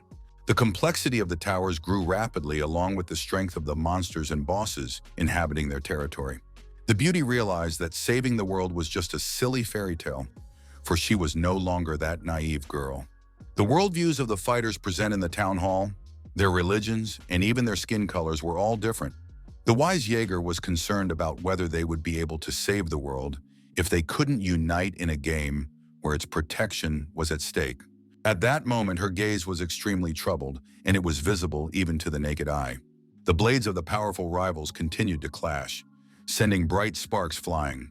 The tense swordmaster found everything that was happening strange, even though the game was not fair, and until that moment he had accepted it. It didn't matter how strong the Hero King was. He clearly had some kind of secret that Ray had to uncover. The cold-blooded warrior showed no emotion toward him and simply did his job. The Lord was confident that he could defeat his powerful opponent, but in an instant, everything went wrong. The guy was badly wounded in the stomach, and the tip of the blade was sticking out of his back, but that didn't stop him. At that moment, the stern player didn't mind losing to Kan Yuso because all he wanted was to figure out the secret of his strength. The swordsman tried with all his might to confuse his enemy, using various abilities, but it was all in vain. Both warriors fought with dignity and skill, but the battle dragged on. Once again coming face to face with the embittered sword master, the unflappable Kang said that he had forgotten his place. The arrogant expression stunned Ray, who froze in place, realizing that things had gone too far. Unexpectedly, the daredevil struck his opponent's jaw with his heel, sending him reeling and nearly knocking him unconscious. Rising from his knees, the swordmaster glared angrily at his opponent, who continued to amaze him. The brave man promised to show him the difference between them and once again swung his sword. In that same instant, the steel weapon was driven straight into the stone ground beneath his feet, causing severe damage around him. The agitated opponent, clutching his wounded side, watched the scene completely baffled. Suddenly, a strong gust of wind began, raising dust into the air and blinding everyone around. Taking advantage of the opportunity, the main character used the side panel and then immediately activated the exchange function. In the thick fog, only his black silhouette was visible, and the spectators could not draw any conclusions. A few seconds later, the wind stopped and a long-haired demon appeared before the Sword Lord. The players standing on the podium were stunned by what had happened, as no one had expected such a turn of events. Exhausted, Ray almost lost his voice, but still managed to whisper that this simply couldn't be happening. The brave man, whose eyes were filled with red rays, continued to keep a cool head. He stunned everyone by using a mythical-level skill possessed by only a few. Those who used this skill could temporarily manifest the divinity and combat skills of a heavenly demon, known as the God of the Sword. The silent Yusun rose slightly above the ground and rushed toward the wounded enemy at high speed. In midair, the warrior used the three-sword technique, specifically its first form, following a precise sequence. Next, he activated the splitting technique, which looked very scary and unpleasant. The helpless Ray was mortally wounded and riddled with the actions of his merciless opponent, who had proven his power. Bleeding profusely, the brave player tried to remain silent, knowing that he would not survive. The cold-blooded Khan had no intention of stopping and executed the second form of the three swords of the heavenly demon. Now he decided to activate the destruction technique, after which absolutely no one would be able to survive. Maria was stunned and couldn't believe it, while General Kilgore and Georg Billmeyer even smiled as they watched the spectacle. A bloody trail could be seen on the stone floor, left behind by the mortally wounded swordsman. The Clown Monarch declared the match over and emphasized that the spectacle was simply incredible, as expected from a hero king. The fearless Yusun was awarded over 2 billion points, while his defeated opponent received half as many. The award ceremony continued for the other players, while the desperate Ray couldn't believe he had lost the battle. The heavily wounded young man's hand trembled violently, and his face changed as he tried to come to terms with the situation. The emotionless hero silently looked at the other people standing in the stands, admiring his actions. A brief silence fell over the arena, and the now silent lord remained kneeling, bleeding profusely. With a sly smile, the brave man raised his sword and pointed it at one of the players watching. Stunned, the gravedigger Georg couldn't believe what was happening, but the brave warrior said nothing in response. The demon-like fighter continued to point his blade at him, as if challenging him to a duel. Stunned, Madame Lydia and Maria Jaeger couldn't utter a word, their faces identical at that moment. The audience was amazed that the player was so powerful that he was able to copy the gravedigger's skills and equipment. Peaceful citizens in one of the city's bars were also watching the live broadcast on TV, feeling slightly excited. One of the guys called Kang Yuseon a monster, but his friend asked him to watch his language and reminded him that they were alive thanks to this man. The young man asked how he should address the legendary warrior, and his opponent replied with a smile that it was obvious. The brave player deserved to be called a hero king, for he undoubtedly deserved it. With a flash of a grin, the fearless fighter asked those watching from the stands if this was the first time they had seen the skill of copying, since they seemed so stunned. The gravedigger believed that the descent of the heavenly demon could be explained by ordinary imitation, but Lydia said that it was something else. She had fought a man with this ability, who was the worst of the black players, copying all of his opponent's settings, right down to his face. The woman added that the daredevil's fighting style was similar to his, but that this ability had clear limitations. Smiling, the trickster said that his skill was not exactly copying, but something new, and asked if they were really that curious. The audience stared at him intently, but Georg Billmeyer, unlike the others, smiled proudly at the young man. The completely calm young man emphasized that their faces were worth seeing, because emotions were irreplaceable. Remaining unperturbed, he decided to tell the people who were listening to him intently something. At one point, the young man began to speak in a whisper, maintaining a slight smile and a positive expression on his face. He confessed that he had actually signed a contract with the Lord of Truth, which made all this possible. Thoughtful Lydia became interested in this topic and tried to remember what the ruler looked like. According to the terms of the contract, the hero could only tell the truth, and even if the whole world was watching him, he would not lie. Remaining calm, the gravedigger Georg said that his next opponent would be him, but he heard a sharp negative response. As if transformed into an angel, Kan Yusun said that he hated battle more than anything else in the world. The equally honest warrior also harbored a deep dislike for arrogant scoundrels who did not know their place. Hearing these frightening words, the wary man fell silent and continued to listen quietly. The old man asked what the young man planned to do next, and he decided not to hide his future plans. The long-haired demon declared that he would try to convey the truth to the audience, surprising those around him. The masked clown emphasized that advertising oneself was the best tactic for getting votes, which he immediately saw through. Suddenly, the players on the podium felt a strong jolt under their feet, which almost caused them to fall down. Without wasting any time, the main character moved the microphone toward himself, and his hand briefly glowed yellow. Returning to his true attire, the brave man decided to check the equipment and greeted all the spectators. He understood that the citizens had no choice, as he was being broadcast on all channels. In any case, the warrior said that 10 heroes who appeared to be unflappable had gathered in one tower. The brave man said that now the people must choose one of them whom they consider powerful. It was said that if they did not gather enough votes, 100 million people would receive a ticket to the afterlife, which greatly alarmed the audience. Kang Yuseon said that even the worst tyrant could become president through voting, and then felt a severe headache. Yunchul added that if something went wrong, the most likely outcome would be the worst-case scenario, and the nervous gravedigger asked the hero king to watch his words. The fearless player asked if his words about usurpation had made the old man feel uncomfortable. Smiling, Kan noted that people definitely revered national heroes at the time when he was fighting the others.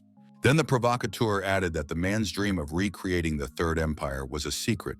The stern old man asked how he dared to accuse him without proof, and the hero repeated that he had made a contract with the Lord of Truth. Looking at Georg Billmeyer through his fingers, the positive young man said he simply couldn't lie. The brave man said that absolutely everything he was saying was the absolute truth, even if many people didn't like it. The fighter expressed hope that the audience would approach the vote responsibly and added that it was time for him to go. His arrogant behavior began to infuriate the gravedigger, whose important secret had been publicly revealed. Suddenly, the young man said that there were not one or two crazy people here and turned to the silent Count Vladimir. The vampire, who was examining his nails, immediately looked at his counterpart, not quite understanding what he wanted. Smiling, the reserved man replied that he had no idea what Kan Yuseon was talking about, so he didn't take his words to heart. The hero asked if he hadn't said he wanted to resurrect the empire, after which the cold-blooded Vladimir used his bloody ability. The vampire attempted to attack the chatterbox, who added that he had planned to kill the president and become king. The brave man asked him to demonstrate his magic in turn, and expressed his hope that the count would use his own blood. The reserved gentleman politely said that he would not tolerate insults toward his homeland and president. Smiling, the calm young man noted that Vladimir was so pious despite his fiery temper. He then turned his attention to General Kilgore and asked if he also enjoyed playing with fire.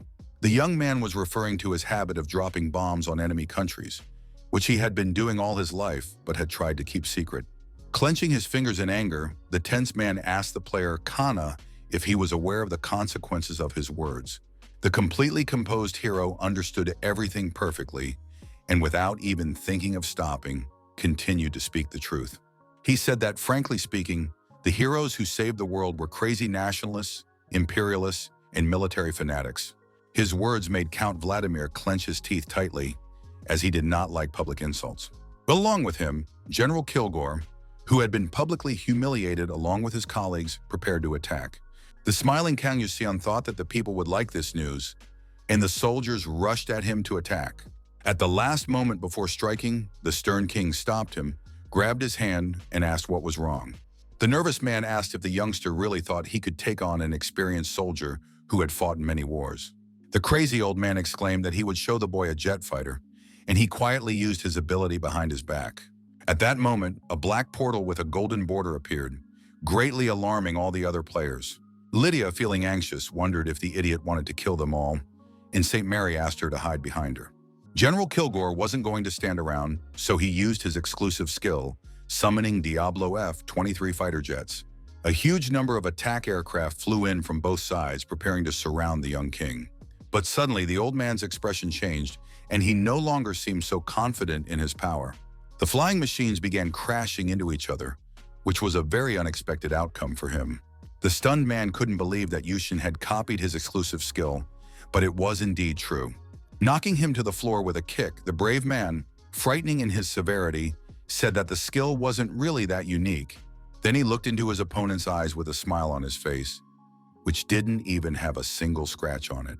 The smirking gravedigger Billmeyer asked if the hero king really thought he could get away with it. The warrior asked why the people whom George considered his comrades tried to stab him in the back at every opportunity. The old man called it a misunderstanding, but the young man was ready to prove him wrong with important arguments. Looking fearfully into his opponent's eyes, Kan Yushin asked how he could lie when his contractor was the Lord of Truth. Looking at Count Vladimir, who was trembling with excitement, he noted that the players were doing whatever they wanted. But as soon as the truth came out, they immediately began to justify themselves, and it was impossible to argue with them. The system notified that the young man's provocation skills were rapidly increasing, and the clown monarch was pleased with his actions. Putting his finger to the microphone, the hero asked why they were all so upset that there was no one like them. The king could have continued to spread the truth to the masses for a long time, but he knew that these words could not change the world. Calm Georg Billmeyer asked if that meant the young player was planning to burn this world down like a hurt child. Smiling, Kan confirmed that he was just a boy, which is why he was bored with them, the old men. The ruler asked the child of 1,000 faces and talents what he wanted, since he was behaving so unpredictably. The daredevil began to say something about the descent of a heavenly demon, but no one around him could understand his intentions. The tense gravedigger wondered what trick the kid would pull this time. The monarch's voice promised that his wish would be granted, so Yuso's confidence was now boundless. The clown suggested moving on to the next hero, since the youngster had succeeded and they had to give everyone a chance. Suddenly, Saint Maria Jaeger raised her hand, as she also had something to say to the peaceful citizens. The host with the microphone thought for a moment and, snapping his fingers, gave the floor to the beauty. Unexpectedly, all the participants found themselves in the room and were now sitting in chairs, at first not even understanding how it had happened. The dissatisfied hero asked what kind of kindergarten morning performance this was, and the Lord of the Sword felt uncomfortable standing next to him. Looking calmly into Mr. Kan's eyes, the beautiful Maria convincingly asked him to shut up. The nice young man did not deny his beloved the pleasure, but she continued to remain serious. Gathering her thoughts, the girl moved the microphone closer to her mouth and decided to make a loud statement.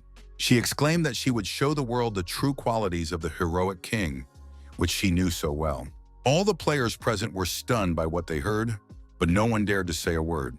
The audience was also stunned that Saint Mary was supporting Kan Yusun, but it was unclear how he had achieved this. Situation made even the bravest among them nervous, as they had not expected Jaeger to take his side. A slightly confused young man interrupted the beautiful woman's speech and, rising abruptly from his seat, began to point at something. The charmer smiled and asked her beloved what was wrong, but he asked if it was too late to apologize. The girl smiled in response, looked at the young man, and decided to continue her monologue. Suddenly, the hero found himself in another room, receiving a notification that he had successfully cleared level A of the tower, but the results had not yet been announced. Soon a digital scoreboard appeared, showing that the king had taken first place, followed by the saint, and in last place was the gravedigger. The nervous young man tried to count the number of votes, but couldn't even understand what the number was because there were so many digits. It said that the top 5 players would be awarded prizes according to the number of people who voted. Surprised, Khan began to suspect that it was a fraud, but there was nothing he could do about it. The system stated that the participant who took first place on the list would receive a mythical level skill. The brave warrior received a card summoning a heavenly demon, which made him happy because everything was going exactly as he wanted. Now the main character had all 3 divine relics, namely equipment, rank, and skills, and he had achieved all this in just 3 months.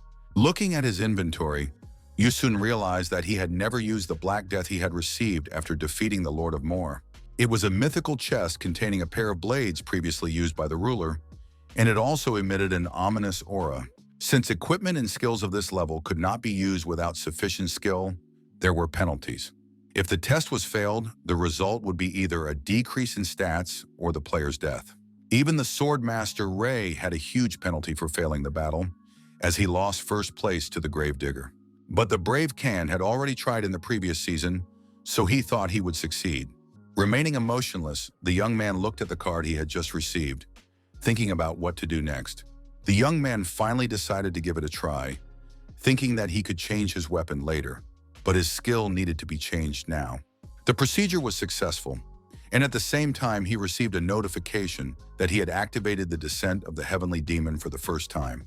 The fearless king's task was to prove with all his might that he was worthy of this powerful skill. Finding himself in a field where a strong wind was blowing, the brave man gripped his sword tightly, seeing an unknown fighter ahead of him.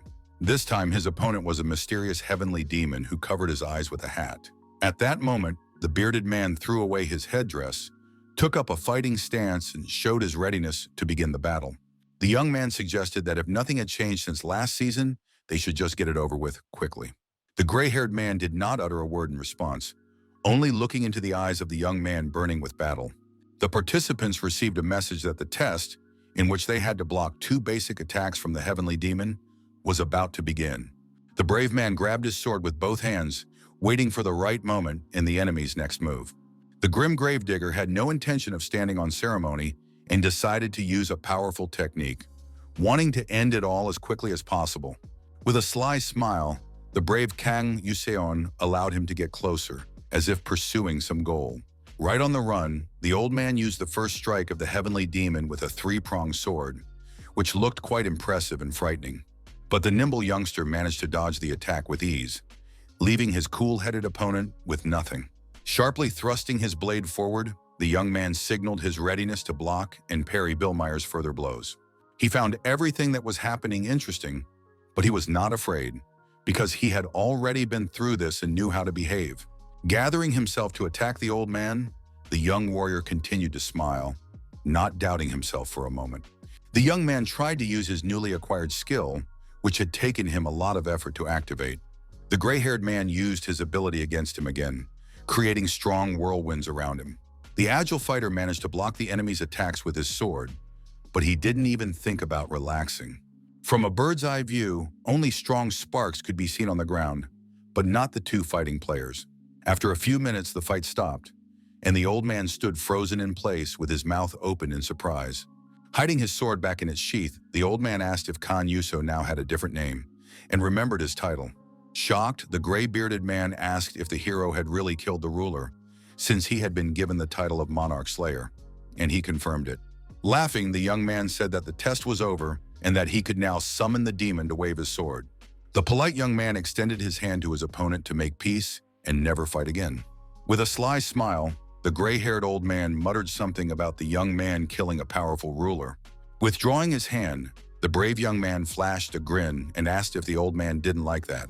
Taking 2 sharp katana swords in his hands and frightening the young man, the grim gravedigger replied that he liked it very much. Suddenly, the stone ground beneath their feet began to crack and crumble rapidly, which was difficult to explain. Cobblestones began flying in all directions, and the alarmed Kan Yuseon did not understand what was happening. His opponent, who had no intention of giving up, looked at him coldly, eager to continue fighting. Without warning, the old man rushed into battle and asked the young boy to show him how he wielded his sword. With difficulty holding back the onslaught of the senile old man, the innocent hero reminded him that the trial was already over. The strong old man didn't care about his words and continued to swing his swords, wanting to finish off the youngster. The polite young man said that the old man could kill him this way and asked him to be careful. The merciless old man noticed the weapon in his opponent's hands and asked if it was the sword he had used to kill the monarch.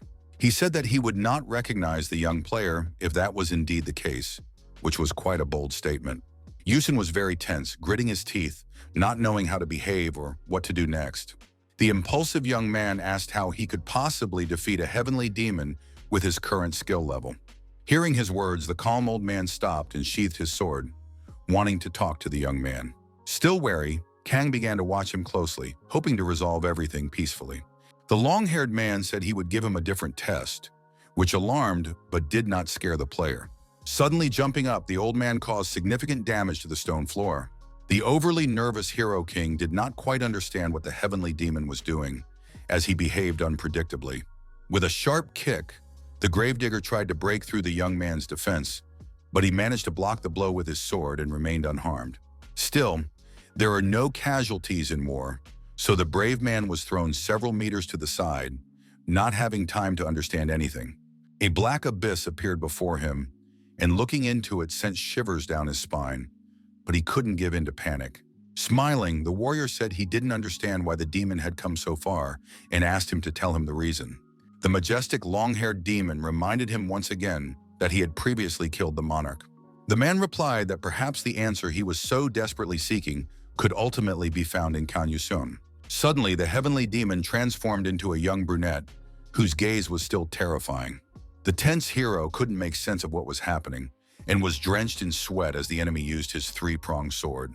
The merciless opponent instantly raised his weapon and used his ability without thinking about the consequences. Looking sternly into the eyes of the pitiful boy, he asked him to try to stop him. Strong gusts of wind prevented him from doing anything, making the young man even more nervous. But he did not panic.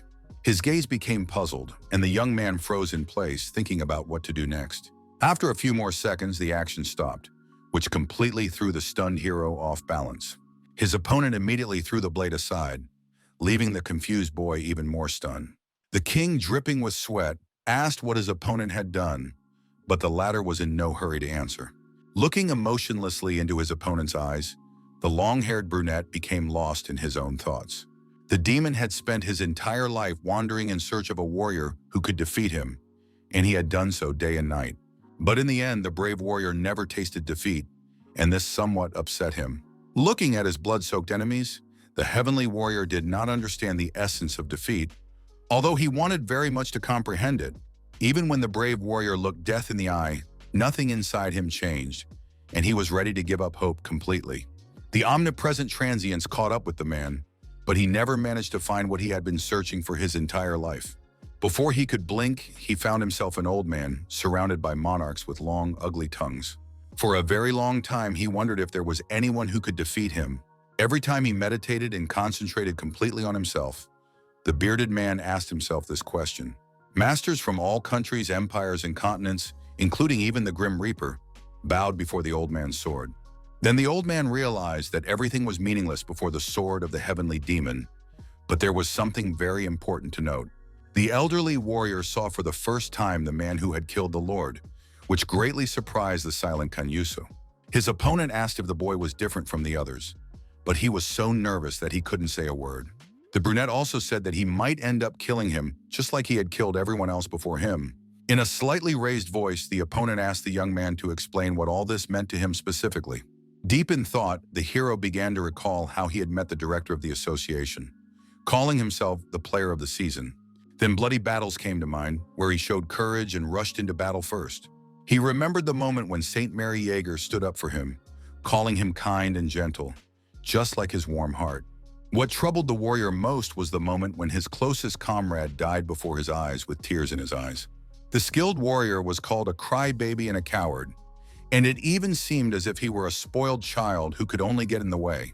When a comrade dies and a raid on the tower fails due to a bad strategy, the hero king cries for a whole week without stopping. At first, the young man would go to the funeral hall where his friend was buried, missing him with all his heart. At that time, he cried incessantly and couldn't collect his thoughts, as if he had turned into a hysterical little boy. Saint Mary just listened to his confession, holding him close, and it was this truth that she revealed to everyone on live TV. Thinking about this, Kang Yuseon, who was experiencing emotional pain, seemed to turn into an icy man. Before him stood the heavenly demon, looking at the young man who had simply fallen to the floor with his arms crossed over his chest. Lifting his head up, the gray-haired old man asked if the main character could give him an answer to his question. In an instant, the young man asked what answer the gentleman, whose face had changed greatly, wanted. The young man asked if he wanted to know the meaning of defeat, death, or life, but the bewildered demon could not understand how the boy was still alive. Earlier, the saint had also mentioned something similar, saying that despite his weaknesses, the king would go to the end. That is why the persistent fighter began to get to his feet at that very moment, without even thinking of giving up. He said that it didn't matter how much pain he was in, how scared he was, or how many times he was broken into pieces. The King of Heroes continued to fight for the good of the world, and problems were just obstacles that he ignored. Even if it turned out to be pointless in the end, the warrior did not give up. And that is exactly how Maria Jaeger described him on live TV. Smiling, the fearless young man emphasized that only what exists can be broken. The player firmly believed that this was the meaning of life, and the shocked old man was briefly speechless. The daredevil met his end long ago, so the heavenly demons will not be able to break what remains now. Reaching for his sword again, the tense man began to say that it was a question for them. The boy's words about being on the same level as the old man and his understanding of the essence of meaninglessness seemed untrue to him. The gentleman asked if it was true that Yusun called himself an idiot who ran around everywhere just to protect something meaningless. The boy realized that his opponent believed he was doing this out of a sense of duty, but that what he was doing was actually true nonsense. The brave man said that saving the world had become a habit, but they were still going out of their way to do it. On the other side of the barricade were madmen firing at them with all their weapons without a shred of mercy. Taking a deep breath, the main character wondered if there was anything more absurd. The calm man looked down at the floor and froze in place, agreeing with his words. A slight smile appeared on his face, after which he decided to put his weapon back in its holster and end the battle. The unperturbed heavenly demon admitted that he would eagerly await their next meeting. Soon Kang Yuseon received notification that he had been deemed worthy, and he rejoiced while the black cat looked at him in bewilderment. In the young man's hands were small fragments, and as he looked at them, memories flooded his mind. Calm, the warrior wondered if this was what it meant to be a hero. Now he could use the true power of the heavenly demon, but suddenly he began to fall to the floor, greatly surprising his pet. Sitting down in a chair, the exhausted warrior began to feel unwell and let out heavy sighs. After a while, Kan was already lying in bed and, after taking his temperature, saw that it was 37 degrees on the thermometer. The excited cat asked why its master was so weak, and he replied that he was strong because he was ranked first in the world. The pet was very nervous because the young man was sick, but pushing him away, the young man assured him that this was not the case. The daredevil said that he was just angry because of the scoundrels and decided to show the dark beast his phone. People in the comments began to portray the hero king as a child after Maria Yager revealed his identity. The embittered fighter decided that he had to go on a 9th-level tower raid to calm down a little. As the season progresses, the levels of the town halls will increase, but even so, it will take at least a month. High-rank buildings do not appear in the territory of a specific country, but in a universal area. The main character clearly understood that as soon as they were unlocked, he would be able to enter any of them, just like in a game. He was curious if the 7th-level tower he hadn't gone into was open, but the strict cat said it wouldn't let him go anywhere. At one point, the little pet saw a notification on the digital display and decided to share it with its owner. She thought that the town hall of the Stilsong Orc tribe would be more suitable for the daredevil, so he soon found himself there. The man with a good memory noted that this tower was similar to the one he had destroyed first this season. Smiling, the adventure-hungry warrior reminded himself that he had not come for loot, but to let off some steam. He wielded the true 3-pronged blade of the heavenly demon, saying that stupid characteristics added useless suffixes and prefixes. The true descent temporarily embodied the divinity and power of its owner, allowing him to master some of the devil's abilities. Now the fearless player had become even more powerful and could crush any enemy in his path. In an instant, the guy became very alert, receiving a warning that the demon's summoning was affecting his body. At that very moment, he returned to his former appearance, clutching his stomach where he felt an impulsive pain. It felt as if the fighter was being torn apart from the inside, and all he could do was endure it, as there was nothing he could do about it. The next minute, the stunned Yusun began coughing up blood, which poured out of his mouth without stopping. Suddenly, a gust of wind blew up around him, and the tense hero realized that it was all because of the old senile man. The system notified him that the vessel was ready for adjustment, and upon hearing this, the brave man clenched his hand into a fist. Now his muscles were filled with even more strength and became harder, like the veins beneath them. The power was absorbed into the young player's body, who felt a stabbing headache and could do nothing about it. The fighter couldn't believe that the power of the heavenly demon was now with him forever, and he had suddenly received the blessing of the devil's bone. Then Kan wondered if his body would be completely transformed under the influence of this indescribable power. The inspired player clenched his fist tightly, finally realizing that this was a change down to his very bones. At the same time, he hoped that this would not affect his appearance, but suddenly saw a blinding orange light above him. Within a minute, a whole horde of orcs armed with huge steel axes appeared in the room. The floor collapsed, and now access to the second floor was open, so the thugs rushed down, attacking the young man without ceremony. The unruffled blue-eyed warrior was ready to meet his enemies with dignity and immediately grabbed his icy blade. They decided to test their new weapon on the goblins, who were rushing forward headlong, eager to fight.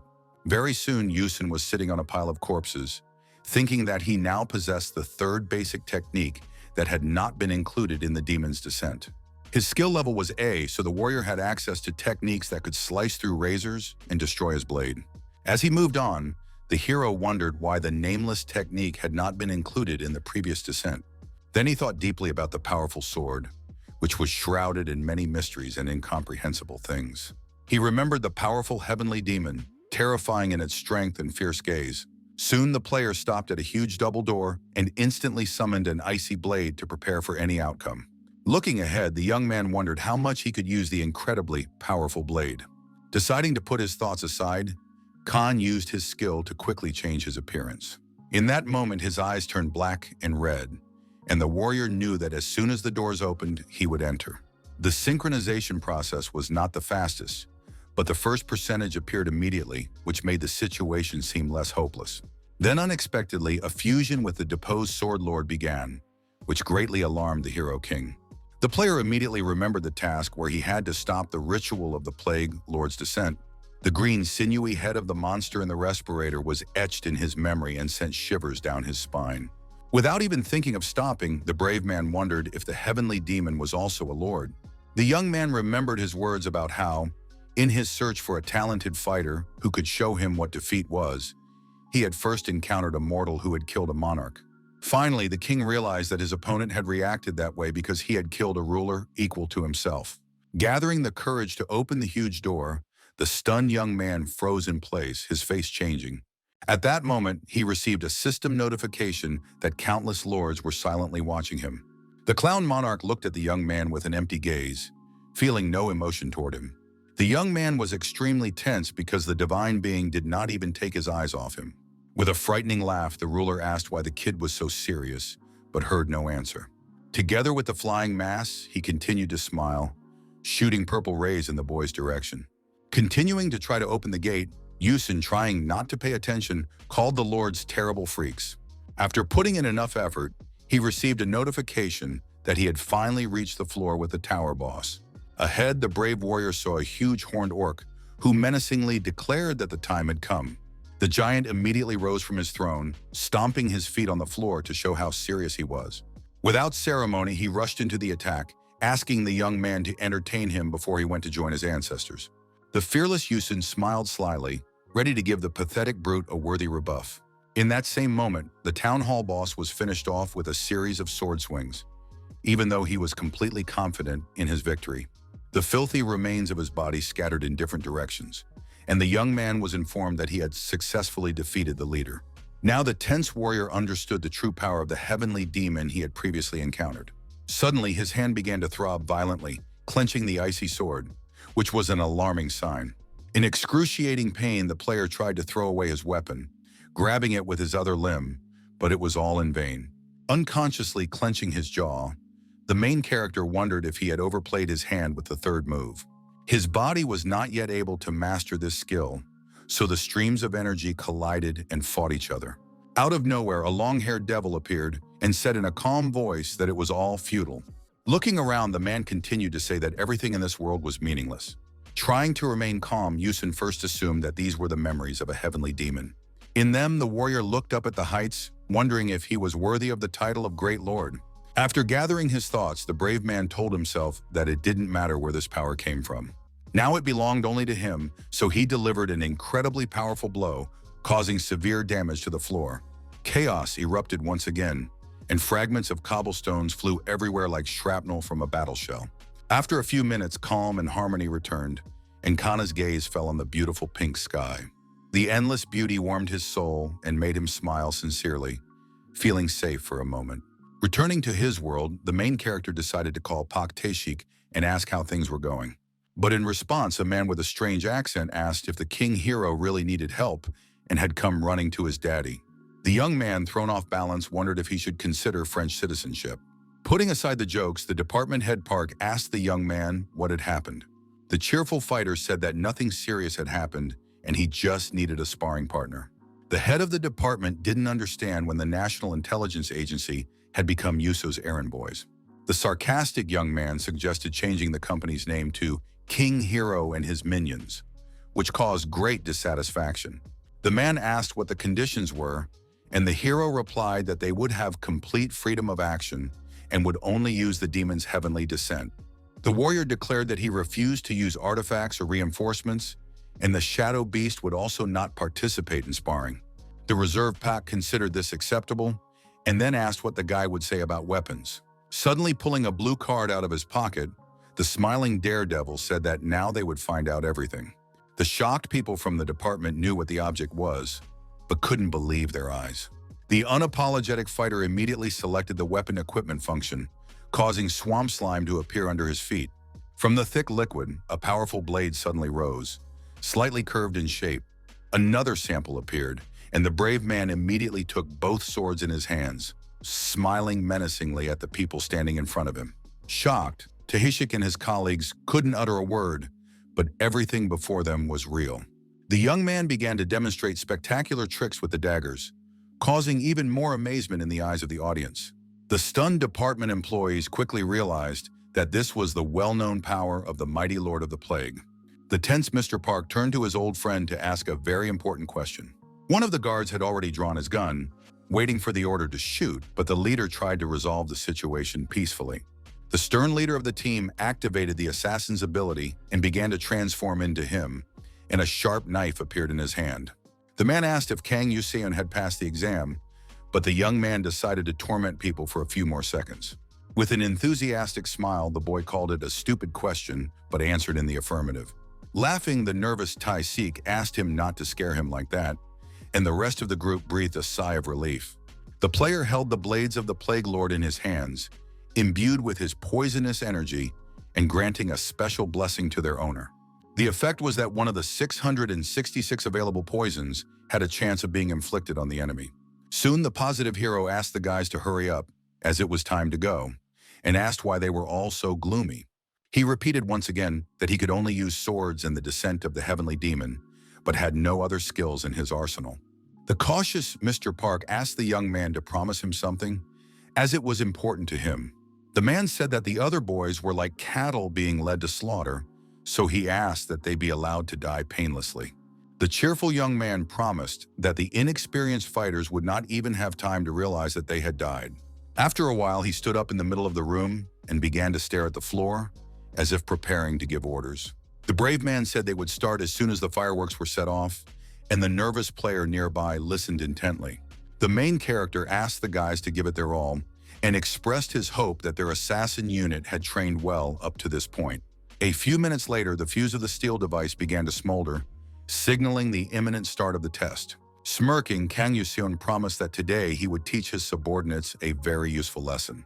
Hearing the explosion of fireworks, a whole group of soldiers jumped out from behind corners, throwing sharp daggers at him. Without giving his opponents a chance to react, the cold-blooded warrior dispatched one of them, leaving a deep wound on his body. The same fate awaited the rest of the attackers, and despite their numbers, the brave warrior managed to fight them all off. The young man even managed to react to the attack of the powerful Pak Theshik, who did not leave a scratch on his body. With a sharp swing of his arm, the young warrior sent the man flying first upward and then sideways, like a sack of trash. He had no intention of giving up, and while still in midair, he threw his throwing knives at his opponent. Seeing two objects approaching, the daredevil focused on them but managed to hit the target standing behind him without even looking at it. Another assassin, with whom the king had not even made eye contact, was also seriously wounded. For a couple of seconds, Kang Yuseon's face became somewhat wary, but it was all for show.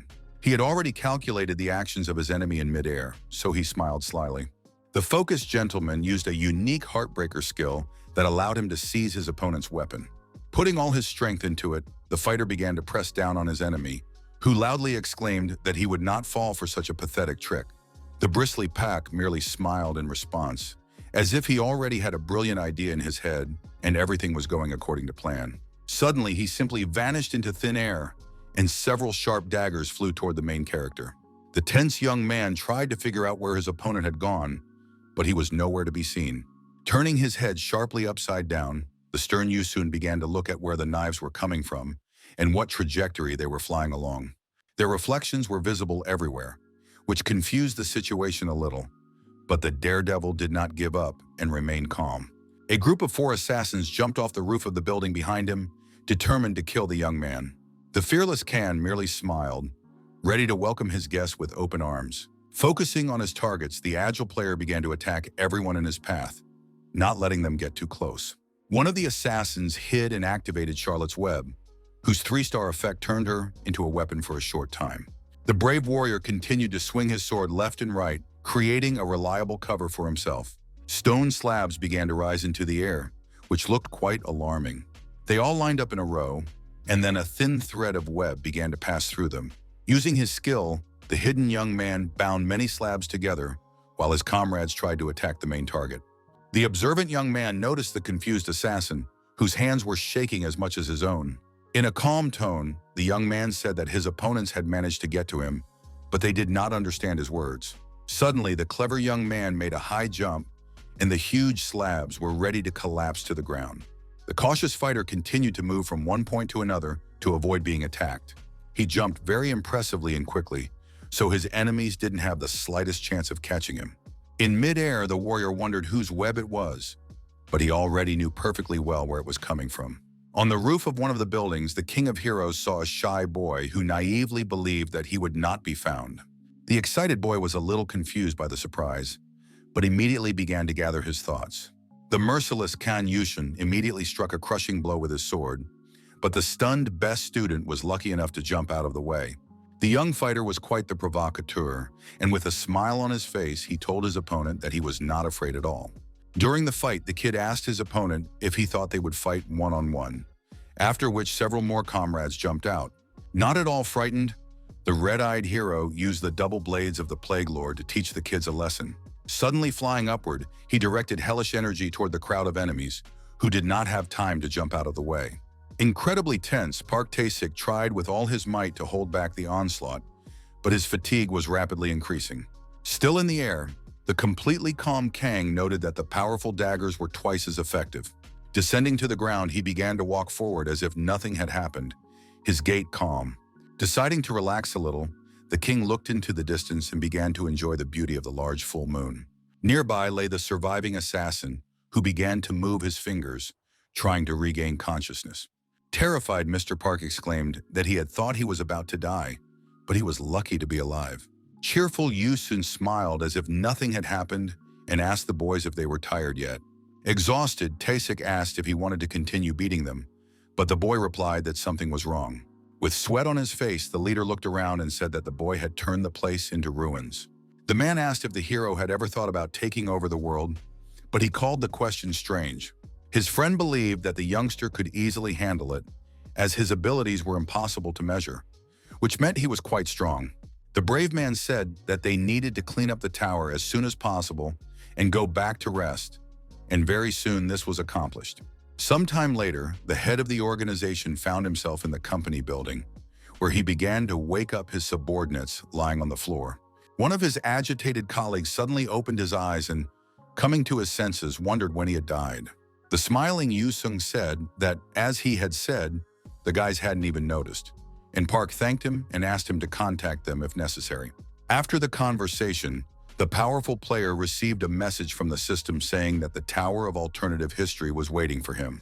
It also said that Lieutenant General Kilgore needed his help, which greatly surprised the young man. Recalling the beating of the old soldier, the shocked fighter wondered how he could turn to him for support. The tense warrior called it reckless, and the curious Thesek wondered if something was wrong. The brave man gave him no answer and wondered if there would be an invasion if he refused the man. Then he said that he had warmed up well for a real battle, and Park, frozen in place, did not expect this to happen right now. Smiling, the young man waved goodbye to his old friend, thanking the group of assassins for the warm-up. His colleagues were baffled by the brave man's actions, who had decided to go and clear out the 7th-level town hall. The confused leader didn't understand what the hell was going on and couldn't even string 2 words together. Thanks to the enormous efforts of a necromancer in the 194th year of the current era, the dictatorial empire of Pochi defeated the nation of Kitten. Focused on familiarizing himself with the information, Yushun tried to figure out where the empire in question was located. Behind him, the player suddenly saw an angry man in military uniform saying that the wings of democracy were being broken. The boy asked how long he had been so interested in the world inside the towers, and Kilgore, stunned, did not expect to meet the kid. Grabbing his machine gun, the general expressed confidence that this town hall had nothing to do with South Korea. The serious soldier asked how the old man could say such a thing after sending a request for help, but to him it sounded like nonsense. The embittered man asked if he looked like someone who would ask a youngster for anything, and it turned out that this was a surprise for Yuso from the system. It became clear that the clown ruler was just playing the tense hero, realizing that the request was fake. The young man admitted he was wrong, but justified himself by saying that he had been summoned and had to come to the destination immediately. Suddenly, a message came in that those who were armed and opposed democracy looked like a threat. General Kilgore thanked the player for participating, as there was nothing that could be done to fix the situation, and all that remained was to accept it. Proudly embracing Yuso, the military man, as someone who had grown up in a democratic country, said loudly that surrender was not an option. The gentleman decided to join Mr. Kanu, as there were no doubts about the player and his ministry. Soon after, a message was received that the newly formed allies would be heading to the starting point of the story in a moment.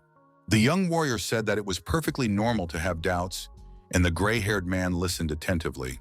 The young man asked if his counterpart agreed that if they faced the fear of becoming one big family, it would undoubtedly lead to success. He asked if Kilgore would like to join forces with the old man and the towers, being a man who hates imperialism. The soldier asked him not to even mention that bastard, but the hero reminded him that he had done so anyway, and realized that the soldier was simply afraid of him.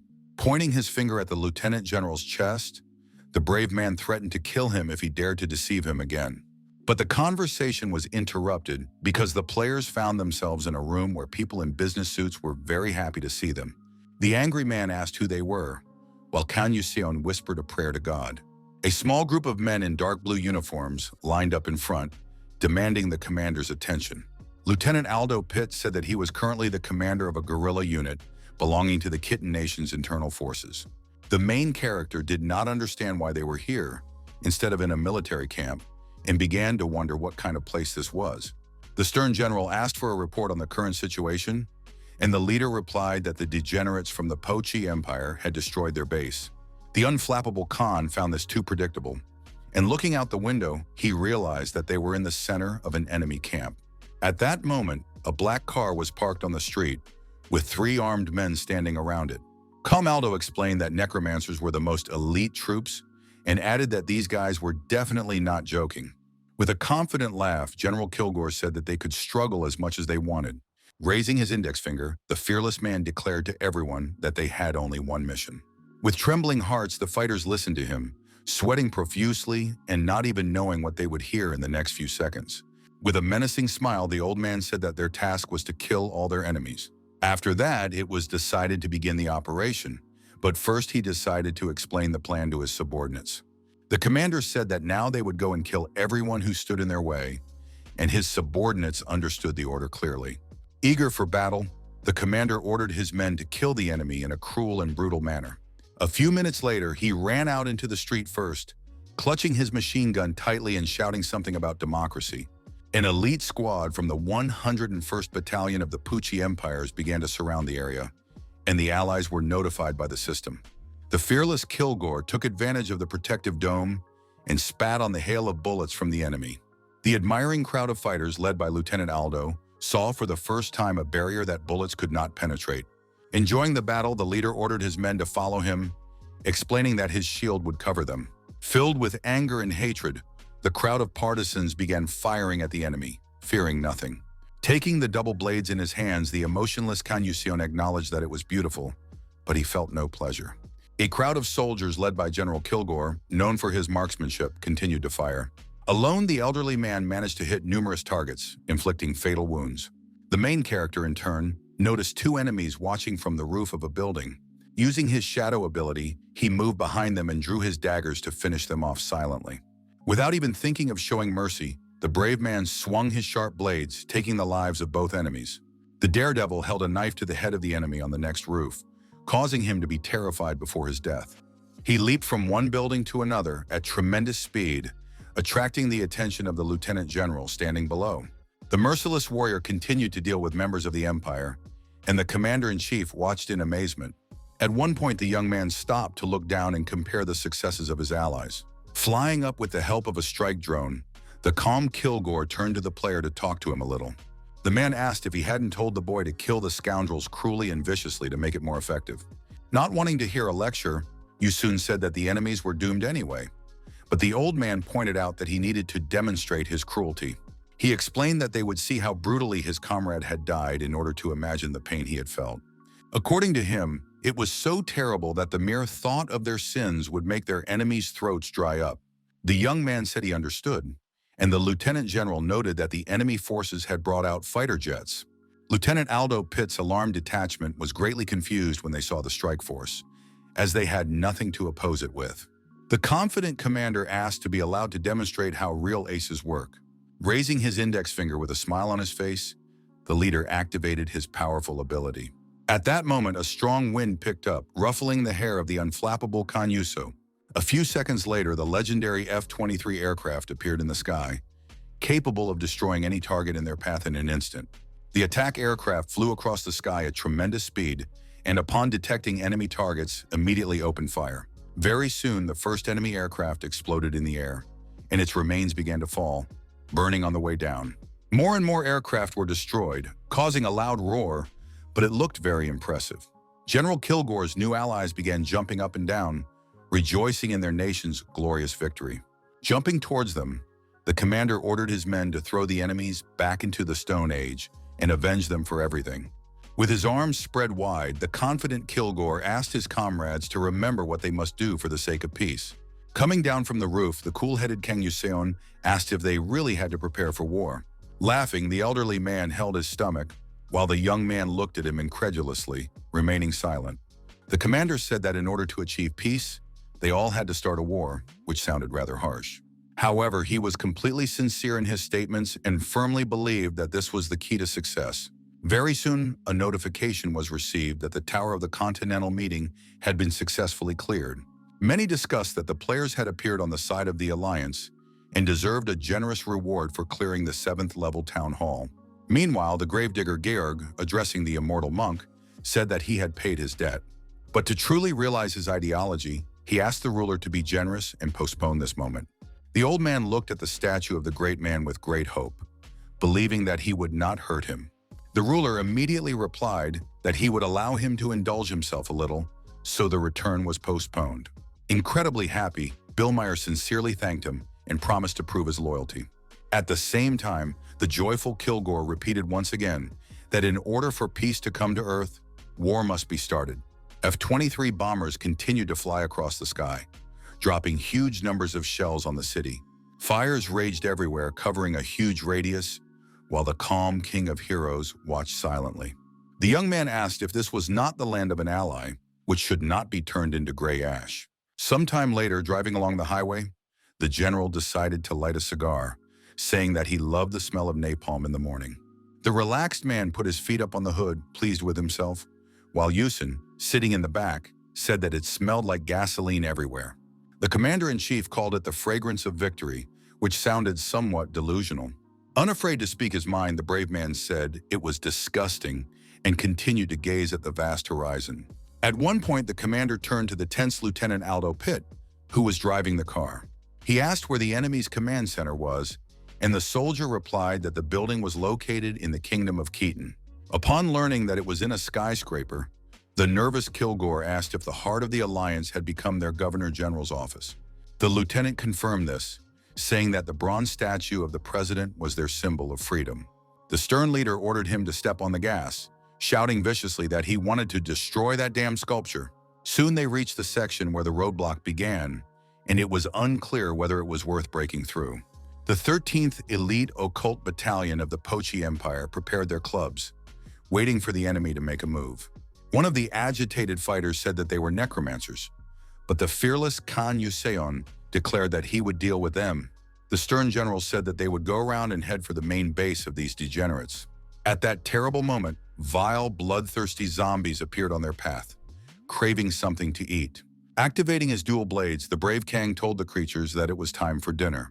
Looking at the monsters armed with automatic weapons, he emphasized that these guys were just handsome.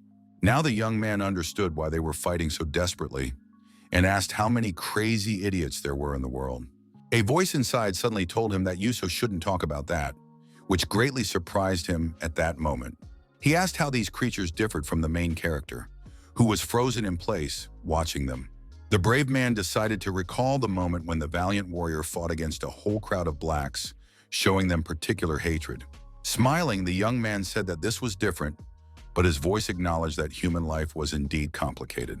In front of him stood crying zombies who continued to fire their machine guns, tormented by the gunpowder fumes. Remaining calm, the young man said that he had no choice but to fight. Focusing all his attention, he decided to use the equipment of the Plague Lord's blade. His opponents suffered minor injuries, but they didn't even have time to understand what had happened, which played into the brave man's hands. Suddenly, all the monsters began to turn around, still holding their loaded automatic weapons. Without hesitation, they opened fire on the necromancers who had summoned them, who immediately panicked. One of the warriors tried to call for reinforcements, but was shot in the chest, and the creatures feasted on human flesh with relish. Emotionless, Kan Yusun watched from the sidelines as the hypnotized creatures prevented the enemy from raising their heads. Suddenly, a male voice addressed the young man, asking if he had already understood the beauty of necromancy. A man in military uniform was nearby, who did not expect the hero to be so loud, but the young man said that they still had an American soldier. The honorable leader, Georg Wilmir, did not surprise the brave young man with his appearance, but his visit was not entirely clear. Then the enthusiastic old man asked the boy to evaluate his wonderful uniform, which fit him perfectly. The extremely serious warrior called him an old eccentric and still held his double blades firmly in his hands. Flashing a stern look, he firmly said that this circus looked like cheap bragging. The man realized that Yusun possessed the skill of a heavenly demon, so he simply could not lose to him. Without further ado, he decided to use the ability of the Lord of the Graves, which summoned a huge skeleton. The player asked when Georg had acquired such abilities, since he was rumored to be a manager at a company. His opponent wanted to ask the hero a question, saying that he was not just a heavenly demon, but also wielded the plague blade. The gray-haired gentleman expressed a desire to have the same sword in his collection, which was a direct hint that he would soon obtain it. The perceptive Khan immediately activated the cancellation of weapon equipment, and Vilamir realized that he was hiding his daggers. The fighter used an internal shift and changed the raising of the dead soldier to a frosty craftsman. The old man realized that he could handle him without the power of the elders, but he considered it pointless to use his skill against a necromancer. The man noted that the youngster had learned to rant properly during his absence. At that moment, a huge skeleton struck the ground with its bony hand at his command, causing elastic shackles to appear. The chosen target did not meet the condition of a living being, and the Plague Lord's ability was activated. The vile zombies that Khan had previously pinned down were bound by the enemy's forces and no longer posed a threat. A few seconds later, only the skeletons of Georg remained in their place, who said that ashes must become ashes. The skeletal monsters held loaded automatic weapons in their hands, waiting for orders from their commander. Without hesitation, the brave man activated his dark baptism skill, creating a veil of darkness. The player's attack power, stealth, dodge, correction, and dex stats skyrocketed as the system notified him. The pushy old man received a debuff from the veil's effect and exclaimed that it wasn't just the kid who had resistance to darkness. At the same time, he ordered the skeleton to open its mouth wider, after which a wave of powerful energy poured out of it. The bearded man cried out that, unlike the rest of his subjects, he could see absolutely everything, so he was not worried about anything. Rushing into the attack, Georg Wilmer said that it was very foolish to think that a necromancer could not fight in close combat. In an instant, his expression changed when he realized that he was facing only an illusion of the cunning and perceptive Yuso. But the frosty sword was definitely real, and the man could not be mistaken about that, though he became wary. The cunning hero came up behind him and grabbed him by the head, noting that the pathetic old man couldn't see everything. The brave man then activated the kill notification, suggesting that they check something and see what would happen to the gravedigger. The stern warrior grabbed his gray hair more tightly, swinging his sword from behind to increase the force of the blow. Making an incredibly sharp and quick jump, the main character turned his attention to the huge skeleton. Without giving him a chance to react, the player delivered a series of rapid sword swings, cutting the enemy in half. In midair, the emotionless young man moved very quickly and flipped upside down. The bony monster split into two parts, and the gravedigger Georg Wilmir realized that he was missing a great opportunity. The elderly gentleman was about to make a promise to himself, but suddenly Kan swung his weapon at him.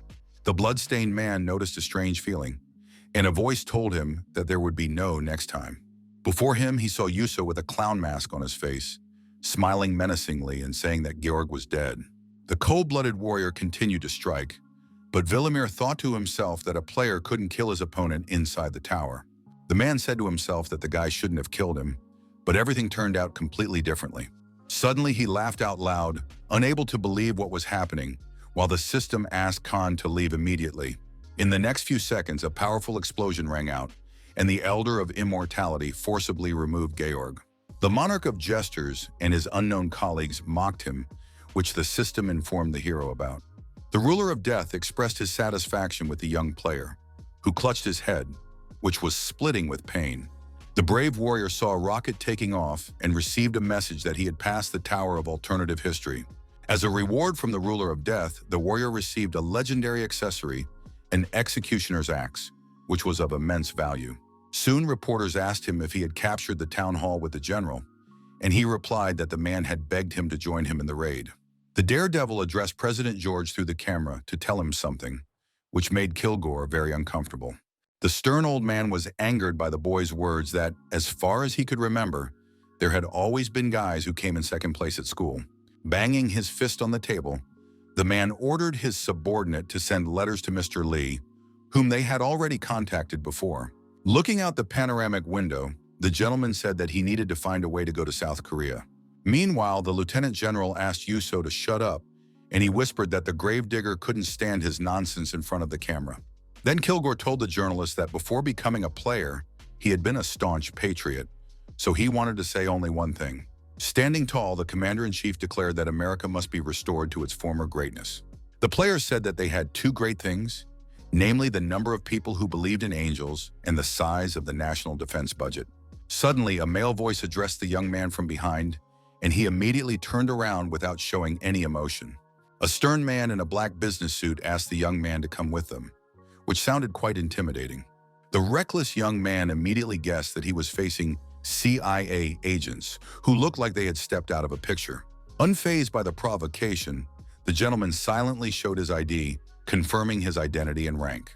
Tense, Yushan asked if they understood that they would be held responsible if they kidnapped him, and General Kilgore also looked at the document. The confused young man asked if the agent would really reveal his identity so easily, given that they valued security above life itself. The CIA agent asked the young man not to make a fuss and said that he had come with an offer of cooperation. Smiling, the young man replied that his manager had advised him not to follow strangers, so he refused. He preferred to follow an American soldier in uniform rather than some suspicious men. But unexpectedly, one of the employees brazenly grabbed the boy from behind and pulled him along, which greatly surprised him. General Kilgore asked the journalist not to worry, explaining that it was just a security procedure for the hero. The young man was pushed into a car, even though he asked to call his manager and asked where he was being taken. The video was filmed by someone in the crowd and soon reached the nervous Pak Tesik, who ordered that these people be tracked down. The company boss first tried to call his old friend, but the number was unavailable. After some time, the hero was taken to the headquarters in New York, where an agent said that they were planning to prepare a private plane for the next day. Looking at his counterpart emotionlessly, the brave player asked calmly why they were doing all this. The man explained that it was already March, and if the player, Kang Yuseon, used a regular passenger plane, other people could be in danger. He added that they had already looked at 500 towers in the country, but unfortunately had been unable to find one connected to South Korea. The enthusiastic hero said that if he went ahead with it, war would break out, but the agent knew that very well. After that, the guy lay down on the sofa and pretended to be a sleeping cat, saying that he would take a nap himself because he was tired from the trip. The men did not detain him any further and decided to leave him alone, going about their other business. After a while, the young man saw two CIA agents arguing in his sleep, but he didn't understand what had happened.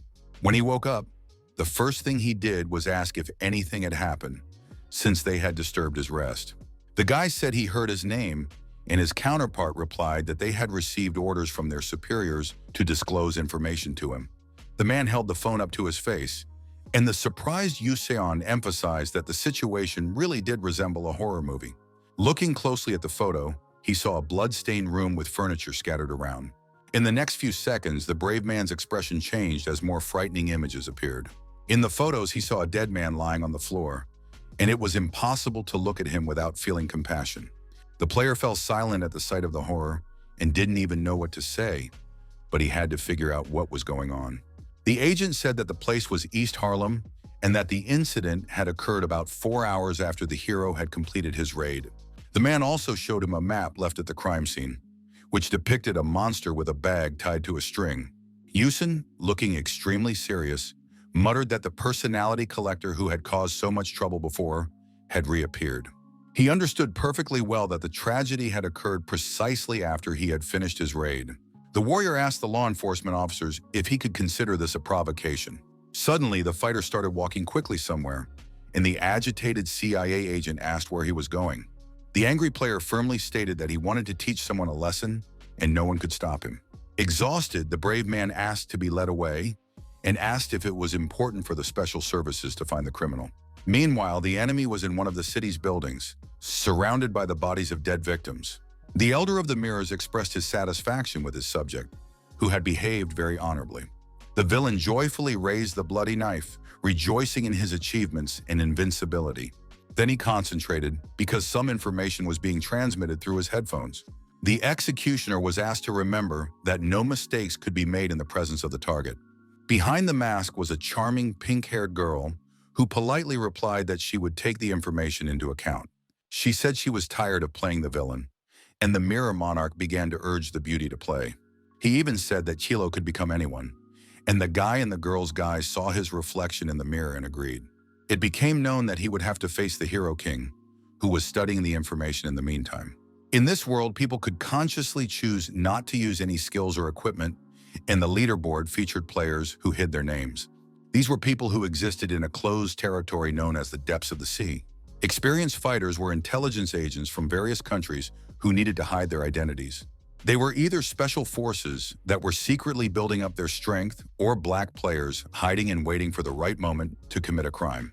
The identity collector had escaped from a fighter who had finished 10th last season and killed several advanced players. If Kang Yushong had known he would meet him like this, he should have listened more carefully.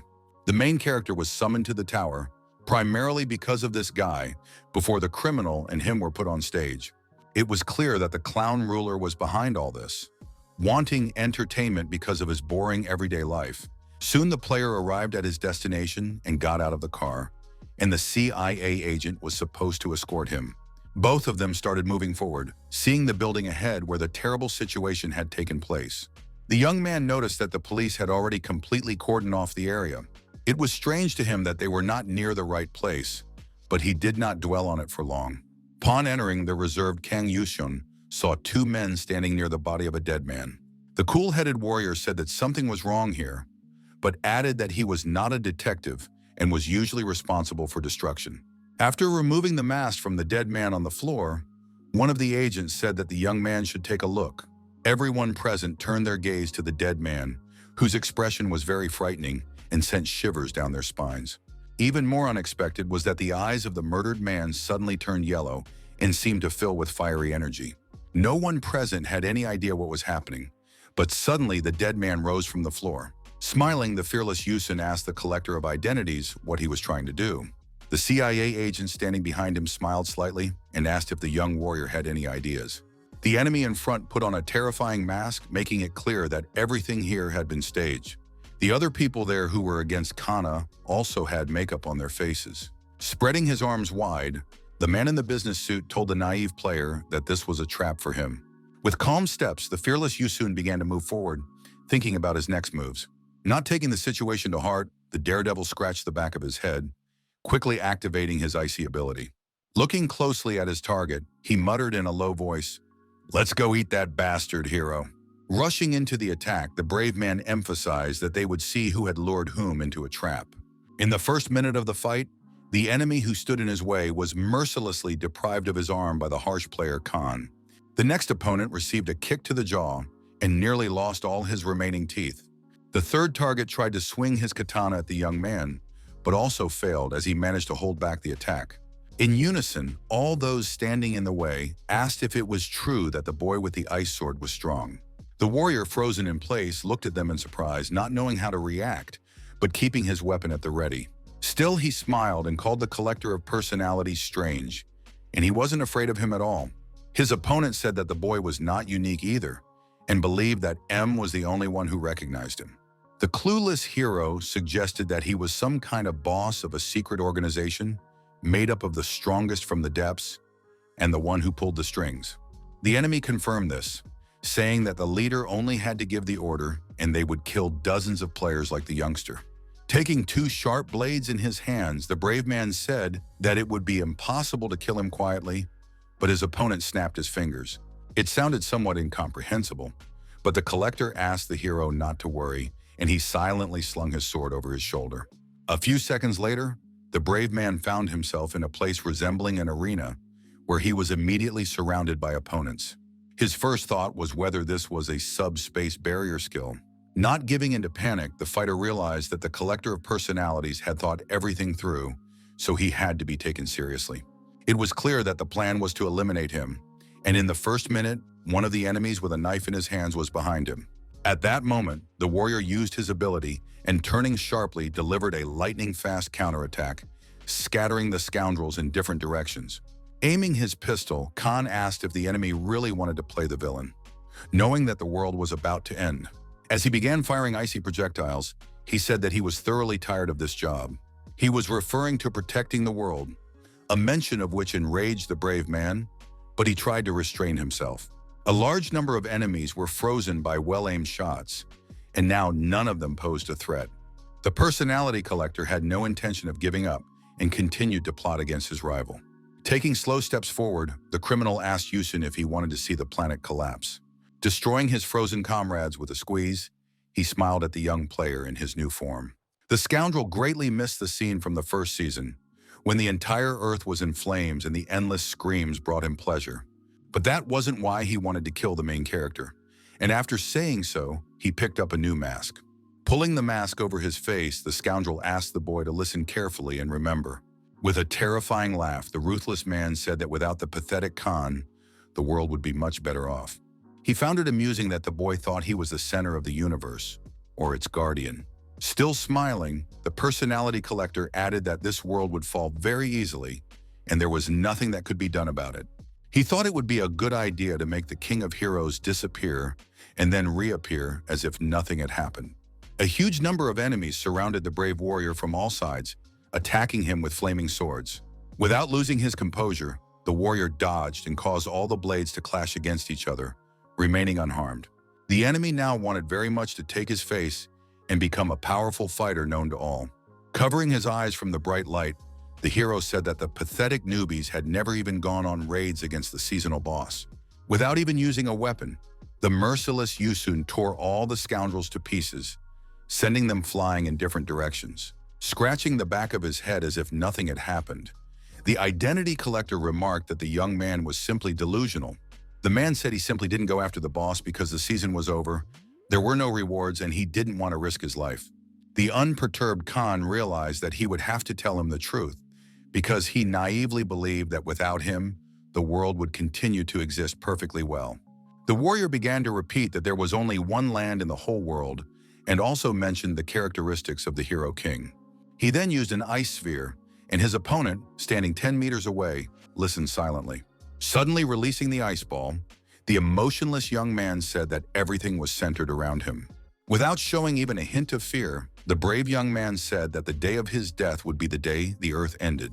Smirking, the slightly ice-covered collector of personalities called him crazy because it sounded ridiculous.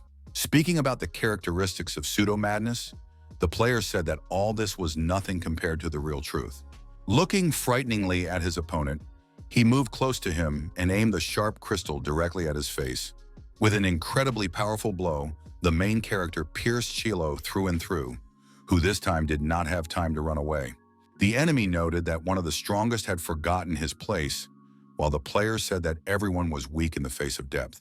Suddenly, the glass in front of him shattered, and the shards flew in all directions, which greatly alarmed the young man. Ahead, not far away, Kang Yuseon saw the silhouette of a long-haired girl peeking out from behind a rock. The pink-haired girl said that she would no longer hide her strength and that the boy's face would soon belong to her. Smirking, the warrior, who did not take his opponent seriously, asked if she really wanted his face. The fighter immediately used the characteristic of pseudo-insane villains, deciding that he needed to knock all the nonsense out of the collector's head. The nimble girl jumped from side to side, provocatively asking the boy to hit her if he could. Smiling slyly, the scoundrel in the body of a lovely lady exclaimed loudly that, like their childish pranks, he could see everything. But in an instant, after making a sudden lunge forward, the beauty stumbled on something, and deep wounds remained on her body. She had no idea how it had happened, but she had neither the ability nor the strength to get up. Yusen, completely calm, approached the real collector, who realized that the enemy had used an oculi. Kneeling down, the warrior said that the fool had been destroyed using the same method used by black players. Grabbing the enemy by the face, he asked him not to mention that he had combat skills after decapitating several players by cowardly sneaking up on them from behind. The fighter added that they hadn't expected this and emphasized that dying and killing in the tower were completely different things. Ripping the mask off the face of the identity collector, the cold-blooded king of heroes said that they should not have died. Flashing a menacing glance, he also muttered that now the pathetic scoundrel stood before him. Taking the spiral ice blade in his hands, the brave man said that he never loses to such degenerates. At that very moment, the hate-filled player decided to deal with the scoundrel who had ruined so many lives. Outside, a loud explosion rang out, shaking people's ears and causing underground vibrations. A team of police officers rushed toward the building, their main task being to find the hero king who was somewhere inside. Upon bursting inside, the rapid response team froze in place, their mouths agape in astonishment. In front of them, they saw a huge number of dead bodies, led by Kang Yuseon, who stood with an icy sword in his hands. The warrior, dissatisfied with what was happening, wanted to ask how they could have been late for such an important mission. The commander had no intention of listening to his story and ordered him to raise his hands, his weapon already aimed at him. But the calm Lieutenant General Kilgore suddenly intervened, ordering his subordinate to step back. Noticing the lifeless bodies, the man first asked the player, Khan, what had happened. The emotionless hero replied that he had been lured into a trap, and the identity collector was waiting for him inside. In the end, the brave man sent the ghoul to his maker and remained virtually unharmed, though he had lost some time. The guy said that the enemy was a little disfigured, but could still be identified, and the soldier at first didn't even believe that it was the same criminal. Tense Kilgore said that according to the CIA report, it seemed that the player had unilaterally unleashed his barrier abilities. The stern young man asked if he really had to report now, even though he had been kidnapped as soon as he left the tower. He said that the general was so stupid that he couldn't even recognize spies, which greatly angered the gentleman. Together, they threw the dead collector aside, and the fearless Yusun asked if the old man was also involved in this. Looking at the young man who had picked up the sword, the nervous lieutenant general did not respond at first. The Lord called it the most reckless idea, because if he were the one who set the trap, he would clearly not have sent a single collector after the player. Exhaling wearily and feeling a trickle of blood running down his chin, the warrior admitted that it sounded true. On the way to the car, the young man asked Kilgore if he would let him go home, adding that the fake CIA guys had called a charter flight. Upon his return, the kid was met at the airport by his angry-looking boss, Park Tae-sik, who immediately called him a bastard. Grabbing the boy by the hair, the man said that this bastard from the Secret Service was causing trouble and hanging around. The boy said that for the sake of peace, he had given the villain a ticket for the express train to the Sanju River and asked if that wasn't too harsh a remark. Soon, a joyful Park said that the media was discussing everywhere that the daredevil had fought with the collector, but he was not happy about it at all. The news had already reported that the King of Heroes had defeated one of the worst black players, making him the greatest. Late in the evening, Kang Yuseon stood on the balcony, calmly drinking beer and thinking about life. Looking into the distance, he said to himself that it was already March, but these freaks weren't nervous at all. Various forums were still spreading the news that the great warrior had saved the world from the personality collector. Earlier, an agitated man in glasses had asked people to understand that they could be subjected to a terrorist attack. Then the hero said that the number of players was gradually returning to normal, And the tired Pak replied that they had already started local wars between players in Russia. At that moment, the fighter opened the status and equipment windows, followed by the inventory with personal items. After thinking it over, he said that one tower could be opened within this month. The perceptive Yusun was sure that it would be the 8th level town hall, which he had been thinking about conquering while still on the shore. He was about to face a boss that only appeared in the first season, and in the second season, there was a breakthrough. It was a multi-level tower that had managed to erase part of the world map, making it terrifying for many players. On the digital display, the boy pressed a button to receive something, hoping for a good reward.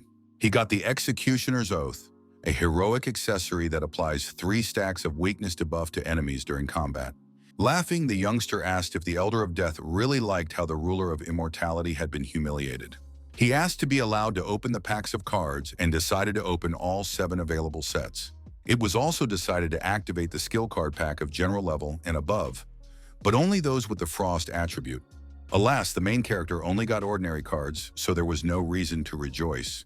The daredevil did not get discouraged, because today was the end of his life, so he just had to move on. At least there were additional calibrations for the Frostmaster skill, and he wanted to compare it with the Freezing Spear. The guy decided not to open the rare sets because even in the current build, his cards were very well set up, so there was no point. Then the warrior saw a digital display with complete information about himself, right down to his skills and various equipment. He was surprised to see 5 stacks using kill notifications, 1 using an oath, and 3 using a pledge.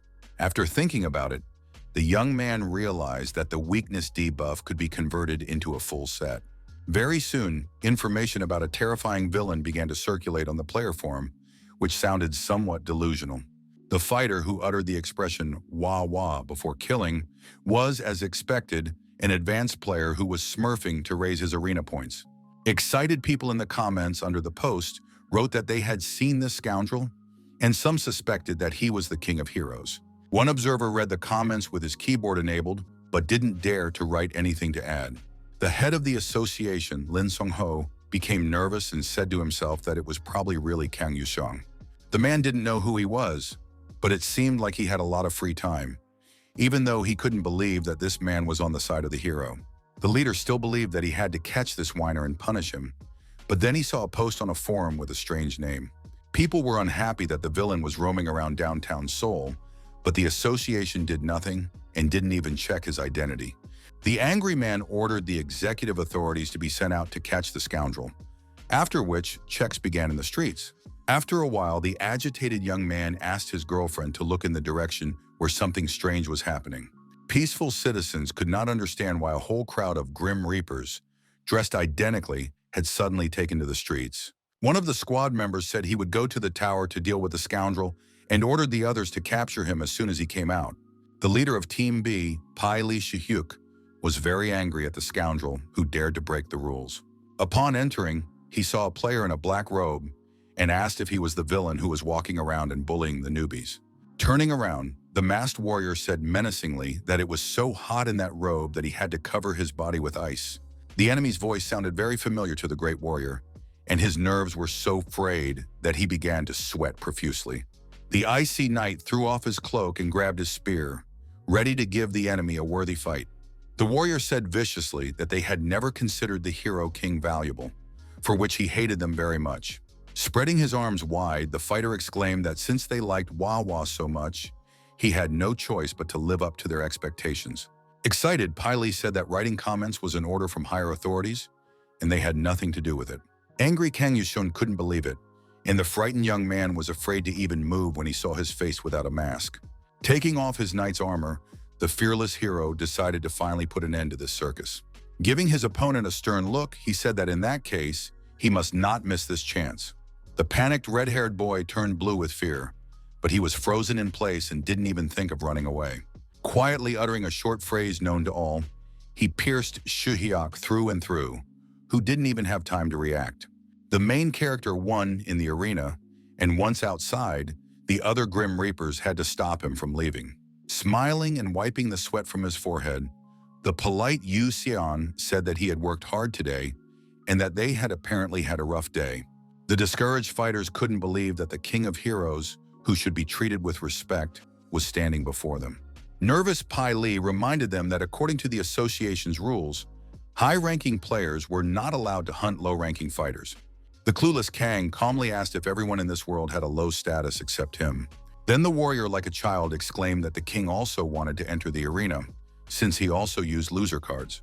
Angry, the young man asked why the crowd was staring at him as if he had committed a crime. The brave man added that the association was not the law, so he was not obliged to follow its instructions. Smiling, the young man warned that the boys could try to stop him if they wanted trouble.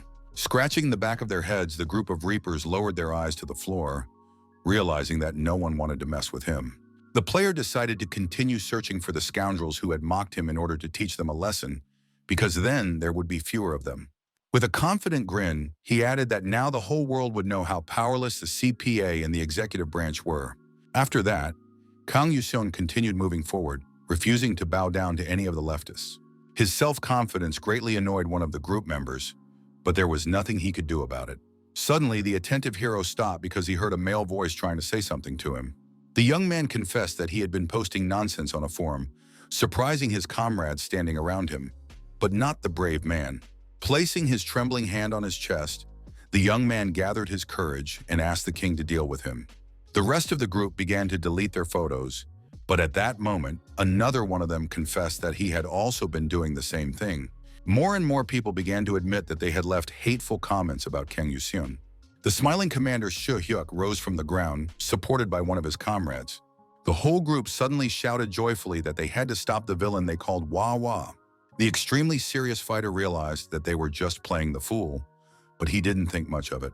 Soon he received notification that he had entered the arena tower, while outside the sun was setting mesmerizingly. Late in the evening, the warrior thanked the reapers he had beaten for the pile of points and promised to use the items they had given him.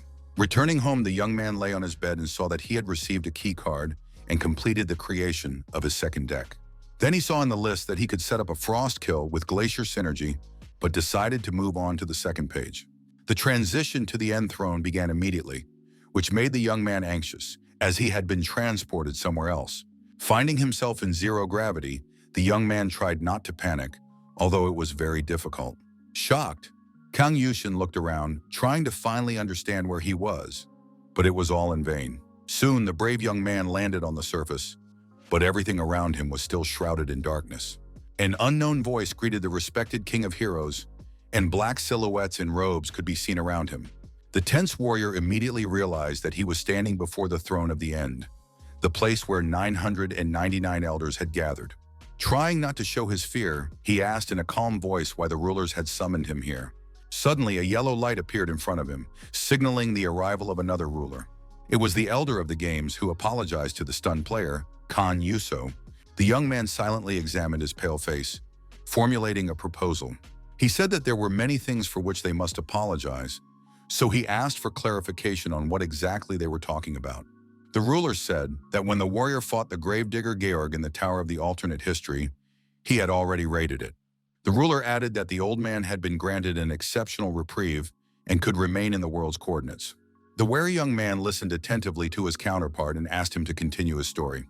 The monarch added that all this was thanks to the agreement of the elders, who wanted to see the battle of the Hero King. The brave man asked if it was true that, despite this, they had still interrupted the duel and sent the gravedigger to hell. The ruler added that the disappointment of their superiors was immense, and each of them was upset in their own way. The reason was that it was a one-on-one match which resulted in the Elder Immortal being overthrown. But before his overthrow, he spoke of the possibility that Yuso's sword would overturn the rule that a player cannot actually kill an opponent. In the end, the deposed monarch insisted that the fight be cancelled, and the angry Kan said that he could not possibly kill his enemy in the tower. His opponent said that was not true, which surprised the young man, who asked for more details. Folding his hands into a pyramid shape, the Lord of Games smiled and reminded the young man that he bore the name of the Destroyer of Elders. The probability was very close to zero, because even the Throne Council had to consider it, and the fighter asked what his decision was. It was said that 995 monarchs insisted that the old man had been falsely accused of immortality, while the remaining 4 interrogated him.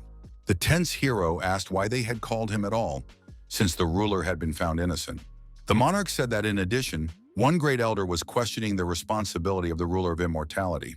As a result, the suspect was found guilty, and the mere mention of the great ruler greatly surprised Kan Yuso. The Lord of Immortality had to pay for his actions, and the brave man was given the opportunity to receive a reward. The young man did not understand what was going on, but his counterpart explained that everything that happened in this game depended solely on him. He added that this had always been the case, after which the process of teleporting the main character began. The fighter found himself at the entrance to the tower of the deposed monarch, whose level was unknown and only allowed one player at a time. The player immediately noticed that he couldn't change his deck, and he was also curious about the reward for completing the town hall. Seeing that the raid objective simply did not exist, the young man shouted, asking what he was supposed to do here, but suddenly heard someone's voice. Highly alert, he turned around and looked toward the source of the sound, but did not fully understand what was happening. The voice asked the young man, who was stunned with surprise, to look down and start digging in the sand. Scratching his ear, the young man replied that he was too lazy, and the stranger asked if he was the player who had captured the tower. The man said that he had seen many young people come here and die, so the place was indeed very dangerous. He also added that he could help the young man get out, after which the young man picked up the sword, preparing to dig up the sand. A loud voice told him to be careful, and at that moment, a skull suddenly flew out of the ground. Confused, Kang Yuseon wondered if this was a classic RPG, as he was now facing a talking skeleton head. The frightening head shouted for him to come quickly to a world where there was no death, but this did not faze the brave young man. Being cautious, the boy asked how to get out of there, as he had no idea. The skeleton replied with a slight smile that, to be precise, the boy would be reborn every midnight. The creature always came back to life with its head in the sand, and the curious player began to ask how it worked. His new companion replied briefly that the great immortal emperor had sacrificed this world. The young man did not understand how this was possible, and the skull replied that in order to be restored by the monarch, he had to give up what he loved most. The head added that the ruler adored his empire, which is why he had to part with it. Finally, it was said that a curse of eternity had been placed on this world, and therefore there was no death here. Brave Khan said that his own life was more important than anything else, and suggested talking about the treasures kept in the tower. Remembering the jewels, the skeleton said that in that case, they should go to the imperial palace. He added that there had been no guards there for a long time, and the young man began to take slow, calm steps forward. Looking at the horde of creatures ahead, the warrior prepared his weapon and asked what the skeleton thought they were. His companion replied that they were their friends who made adventures more interesting, and greeted his colleagues. Rushing into battle with the dark beast on the black ones, the brave man said that it was time to pay for the food. Not noticing that the sun had set, the young man continued to swing his icy blade, destroying everyone in his path and increasing his level. Yusen's movements were light and sensitive, not stopping even for a moment. In an instant, the battle was over, and now he had the opportunity to look up at the sky. There were countless skeleton bones scattered around, and the guy just muttered that midnight was approaching. Then he looked around and saw that the remains of his enemies had simply disappeared, which seemed surprising. But looking ahead, the emotionless young man saw another horde spawning before his eyes. It dawned on him that the creatures were simply constantly respawning, which was a good way to gauge their level. Smiling, the battle-hungry fighter said that this was the best method of farming and prepared to continue fighting. After some time, Kang Yuseon found himself at a small lake with a beautiful grassy shore. On the digital display, the player read that sword manipulation cost 1 million plus an awakening stone. This was a heroic ability that allowed him to revive a blade and control it freely, and he could also give it a keyword. Encouraged, the hero was happy that his level had risen to 69 and decided to start searching for treasure. The skull said that they would now go to the imperial palace and become immensely rich, as it contained many precious jewels. Soon the hero found himself on one of the hills, from where he could see a glowing purple building. Taking a deep breath, he looked more closely so as not to make a mistake and calculate the approach correctly. First of all, the young man noted that it looked rather suspicious, but he had no choice but to continue. Stepping on the wet ground, the brave young man thought about the obstacles that might stand in his way, but he was not afraid of them at all. The entrance to the Emperor's palace was completely flooded, so the player had to prepare to dive. After taking a deep breath, he dove underwater, thinking to himself that it would be a shame if he didn't find anything. Soon, the fighter successfully swam out, and the gasping skull said that he had already thought he would die and be sent back under the sand. The player asked him to stop talking nonsense and show him where the treasure was, but the snotty skeleton was afraid of the emperor. Yusin, frozen in shock, couldn't believe his eyes, but there on the throne sat the Elder of Immortality. The cowardly head said he was a loyal subject who obeyed only the monarch and added that he had brought the robber. The burly man in shining steel armor silently surveyed the uninvited guests, maintaining his composure and coolness. His severity showed his readiness for the inevitable battle, but it did not scare the cunning Kana, who had faced similar situations many times before. The warrior rushed into the attack, and the bird whispered to him that the emperor possessed combat abilities and used high-level necromancy with black magic. The perceptive young man realized that it was just an unfortunate shell, so there was nothing to worry about. At that very moment, the ability to cast a veil of darkness was activated, but the brave man did not relax and continued to swing his swords. The enemy was also alert and prepared to strike, which made the young man a little wary. A devastating attack was launched instantly, causing severe damage to the stone floor. The ruthless Elder of Immortality used his ability to prevent the boy from catching his breath. The player received 3 curse cards of weakness, evil hand, and many other things that were supposed to make the situation more difficult. Smiling, the youngster said that if only he had changed his deck before coming here, everything would have turned out differently. Remaining fearless, the daredevil said that this situation excited him, and he was ready to fight as long as it took. The King of Heroes decided to take extreme measures and used his shadow ability to speed up the process. The cold-blooded warrior's attack was aimed at a burly knight who was trying to move in different directions. 4 debuff stacks of weakness were applied to the target, making further resistance by the elder very difficult. The giant felt his strength failing and dropped his sword, trying to regain his composure, but it was all in vain. However, to his great surprise, he managed to swing his sword sharply, even though the nimble Kan Yusen had jumped back. The main character realized that he should have activated the murder warning before coming here. Due to the movement speed debuff he had received earlier, the young man couldn't even touch his enemy. However, the warrior did not rush and remained completely focused so as not to make any mistakes. A whole team of ghosts dressed in robes appeared around him, fighting on the side of the immortal monarch. They had nothing to lose, so they threw themselves into battle without any fear, naively believing in victory. Reacting quickly, the nimble hero used his icy blades against them, not letting them get close. The ruler, who was experiencing weakness, was still conscious, so he posed a threat to his opponent. With a tremendous effort, he swung his shadow sword, but this did not faze the emotionless Kana. The boy's eyes turned red in an instant, indicating the activation of a skill capable of destroying any enemy. The Steel Knight tried to deliver a crushing blow, but the young man, though fragile in appearance, was not lacking in spirit. The big guy swung his sword at his opponent with all his might, but the brave kid managed to block the attack. The young player received an additional curse from the evil hand, and the debuffs were instantly increased. The side effects were already giving the young man trouble, but now he had to contend with the elder's sword skills. Suddenly, a message appeared stating that the skill, Descent of the Heavenly Demon, had been unlocked. This ability allowed the user to temporarily summon a divine state into their body and deal with their opponent. When clashing blades with a powerful enemy, it was possible to absorb a fragment of their experience and memories, which was a new opportunity. Absorbing the experience and memories of strong opponents seemed interesting to Kan Yuso, who was bravely fighting the monarch. The strong enemy had no intention of surrendering and continued to plot against the young man, but he was managing just fine. The fighter swung his 2 swords relentlessly, trying not to let his opponent get close. Keeping his cool, the warrior tried to put pressure on his opponent to drive him into a corner and finish him off. Suddenly, memories of a young fighter who had persistently practiced his moves flashed through his mind. Freezing in place, the hero realized that these were the memories of the immortal emperor, now encased in steel. The giant took advantage of the opportunity and raised his weapon to the sky, eager to finally finish off the tiny insect. The brave man made sure that it was indeed a broken skill and caught a glimpse of the ruler on a white horse. Grinning, the young fighter continued to hold back the enemy's onslaught, waiting for the right moment to strike. As he rushed into the attack, he thought to himself that every time he faced a strong opponent with a sword, he destroyed their technique. The giant in knight's armor, who intimidated his enemies with his size, was no exception. Preparing to strike again, the young man smiled as always, showing his confidence.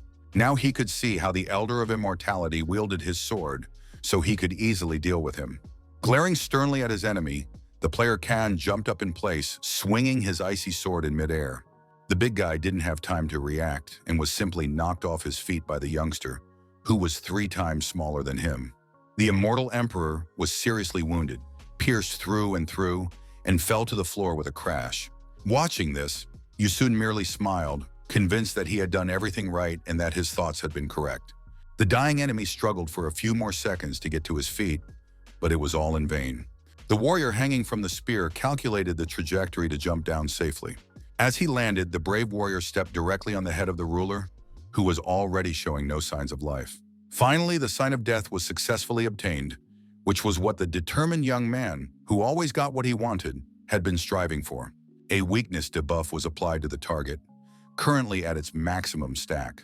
For several minutes, the king stood on the emperor's body, absorbing his memories and experience. The process was fairly quick, but it was important not to move in order to avoid interrupting it. The young man saw before him a picture of a long-haired heavenly demon who said he did not want to die. A red-haired girl calmly asked him not to worry, but he was so upset that he couldn't even smile. Licking the old man, the girl asked him to do as she said and promised that even death would not dare harm him. Suddenly, the wary Yusun noticed that the voice sounded very familiar. However, he decided not to pay much attention to it because something else was much more important to him at that moment.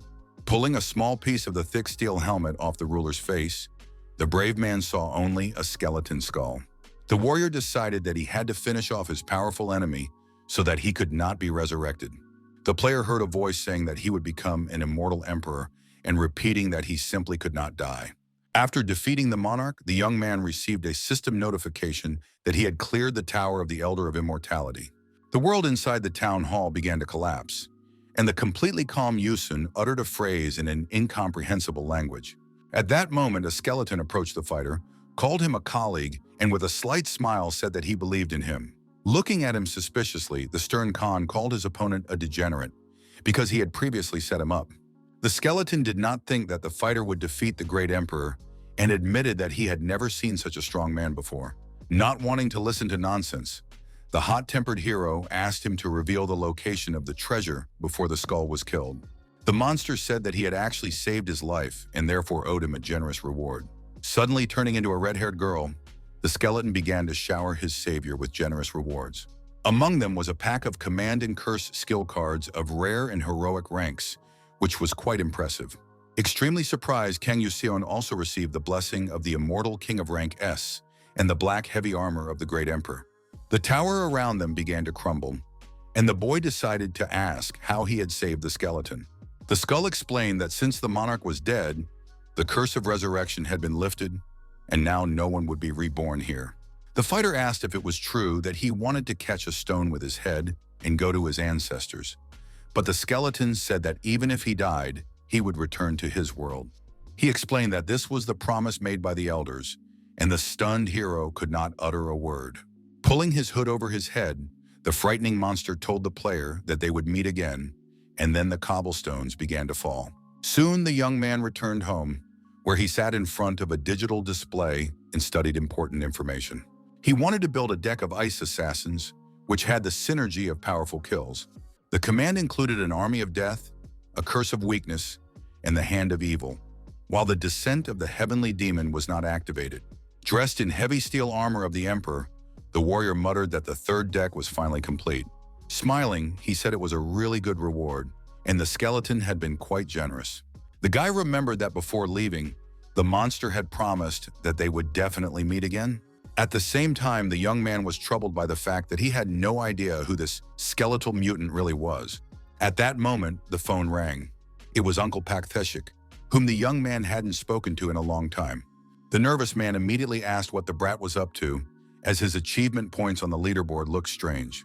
The kid replied that he had just been lucky to find a good hunting spot, but even after reaching the new level, the 8th level towers were still closed. The gentleman asked if it was true that he was only one step away from his second awakening, and the young man confirmed it. Laughing, the uncle said that at this rate, Kang Yuseon would become the elder of the heroes, but he heard no response. The mention of the ruler made the player a little nervous, but he still managed to smile slightly. Then he asked if there was a town hall that Park could recommend to him, but the man replied in the negative. However, the company manager said that there was one tower that looked a little strange. After several guys went inside, they abandoned the raid and returned, saying they had to guard the structure. The puzzled man told his nephew everything honestly, without hiding anything, but he didn't know if he should recommend such a quest. The guards seemed very strange, but Teshik suggested that someone with a high resistance to brainwashing was needed. Thoughtful Kang said that he had only one blessing, which gave him some kind of insane resistance. The mirror of pure water knew that the heart of a knowledgeable person was free from random thoughts, and that pretense and greed were like calm water. The curious hero wanted to know the name of the town hall, and within seconds he found himself inside. Confused and sweating profusely, the player looked around, not understanding anything. Ahead, he saw children rejoicing in life, running down the street, enjoying the sunshine. Nearby stood a young mother with a baby in her arms, showering love on her only child. What was shocking was that the purpose of the raid was a massacre, the mere mention of which stirred the warrior. Trying to control himself, the stern-looking fighter began to look at the peaceful, innocent residents. A man suddenly approached the young man from behind, immediately realizing that he was facing a warrior. Turning around, you soon saw three people in brown robes with vague expressions on their faces. Looking at them suspiciously, the young warrior remained silent, but decided to approach them a little closer. The elderly man greeted the guest, who immediately noted how quiet it was there. The bearded old man agreed with him, but said that, on the orders of the elders, the knight had come here to kill them. It was not entirely clear how the old man knew about the intentions of his superiors, but it was indeed true. Slightly surprised, the young man looked at him silently, but was not afraid of the pitiful man's condemnation. Pulling a sturdy steel helmet over his head, Khan made his intentions clear by asking what they would get out of it. The Lord said that there were only old men, children, and widows with newborn babies here, so no one would fight him. The inhabitants of the small town fell to their knees and begged the stranger to spare them, promising to do whatever he commanded. They begged him to let them live and show mercy, for they had done no harm to anyone and had not crossed his path. The hulking knight Yusin began to examine all those present, deep in thought. This was the world inside the tower, which must have been complex, especially since it was said to be the 7th level. The warrior turned to the bearded old man and asked him to explain why the elder wanted their blood. The man said that there was no significant reason and added that the evil gods did the same. The main character explained that the rulers were not mere scoundrels and that they were not gods at all. Intimidating the gentleman with his gaze, he said that he would do better to stop giving meaningless hints and trying to brainwash him. The alarmed old man asked if the knight would really do it, and he called the situation unfortunate. However, the brave man also had a world to protect. So without hesitation, he rushed into battle with his sword. The shocked old man thought he had misheard, but the warrior had indeed said something about protection. Suddenly, people who had turned into fallen angels stood in Kana's way, but this did not bother him at all. The brave warrior asked if they, the guardians of light who had betrayed their lord, thought they could flee in disgrace and be left alone. The impulsive enemy exclaimed that the elder had ordered them to destroy these innocent people. The player asked if it was true that they had decided to disobey the order and protect the people, and his opponent confirmed this. Turning to the angel in the middle, the knight asked if he was their leader, and the answer was yes. Looking sternly into his eyes, Kang Yuseon silently told himself that this was not brainwashing, as they would not have been able to get to him thanks to his blessing. The main character's sight, smell, and hearing were all fine, so what was happening was not an illusion. Holding his sword in front of him, the brave warrior pressed his thumb against the hilt, ready for battle. The young man wondered what his level would be if he joined the people, because if he stayed on the side of the elders and killed them, it would be the 7th. The fighter began to doubt whether he needed to kill them to complete the raid, and the angel asked if he truly believed that his actions were just. Without even taking offense at being called a puppet of the senders, the focused player calmly gave a negative answer. In an instant, the surprised creatures froze in place with their mouths open, watching as the knight's helmet disappeared. The crying girl said that they were all willing to sacrifice their lives, but begged for the children and angels to be spared. The cold-blooded player said that sometimes you have to choose the lesser of two evils, and raised his sword. The angry messenger of light immediately understood that he planned to sacrifice their world to protect his own. The brave man assured him that this was exactly what they wanted to do, so there could be no complaints against him. The nervous opponents reached for their swords, but no one could say anything in their defense at that moment. A loving grandmother hugged her frightened grandson, realizing that most likely they would all meet their end. Unexpectedly, Kan Yuseon finished his sentence, saying that if he had to choose between two ashes, he would choose neither. These words threw the angel standing in front of him off balance, who had already drawn two swords to fight. Stabbing his powerful sword into the swampy mud, the guy stopped in his tracks, preparing to make an important statement. The people standing around listened intently, not knowing what to expect from the stranger. The player refused to carry out the raid on this tower, causing the Elder of the World to fly into a rage, but his decision was supported by the system. After that, the Shadow Ruler banished Kan Yuso to the outside world, where he returned without any victories. A few seconds later, the young man stood in the middle of the square, as if nothing had happened, his hands in his trouser pockets. The rulers laughed and supported the warrior's decision, but this was already the second failed attempt to capture the world's town hall. A critical notification was received that the destruction of the 7th level tower was inevitable, which made the young man very tense. The news reported that barricades had been erected around the park where the building was located, and those nearby were ordered to evacuate. Kang asked on the phone to be allowed to handle it himself, because even if someone else was there, he would pull him down. An angry Park Tae-sik said that it was a 7th level tower, and he didn't even have a second awakening, but the young man still didn't back down. The hero said that he had fought and hunted in the town hall and killed many creatures, so he had nothing to fear. The exhausted man asked why, in that case, he had refused to kill the fallen angels earlier. In response, the young man flashed his usual smile, calling it an excellent question. But then there was a brief silence. Mr. Park did not rush him, and Yuseon himself thought for a moment to give a clear and detailed answer. In the end, the legendary player replied that he simply had to deal with everyone.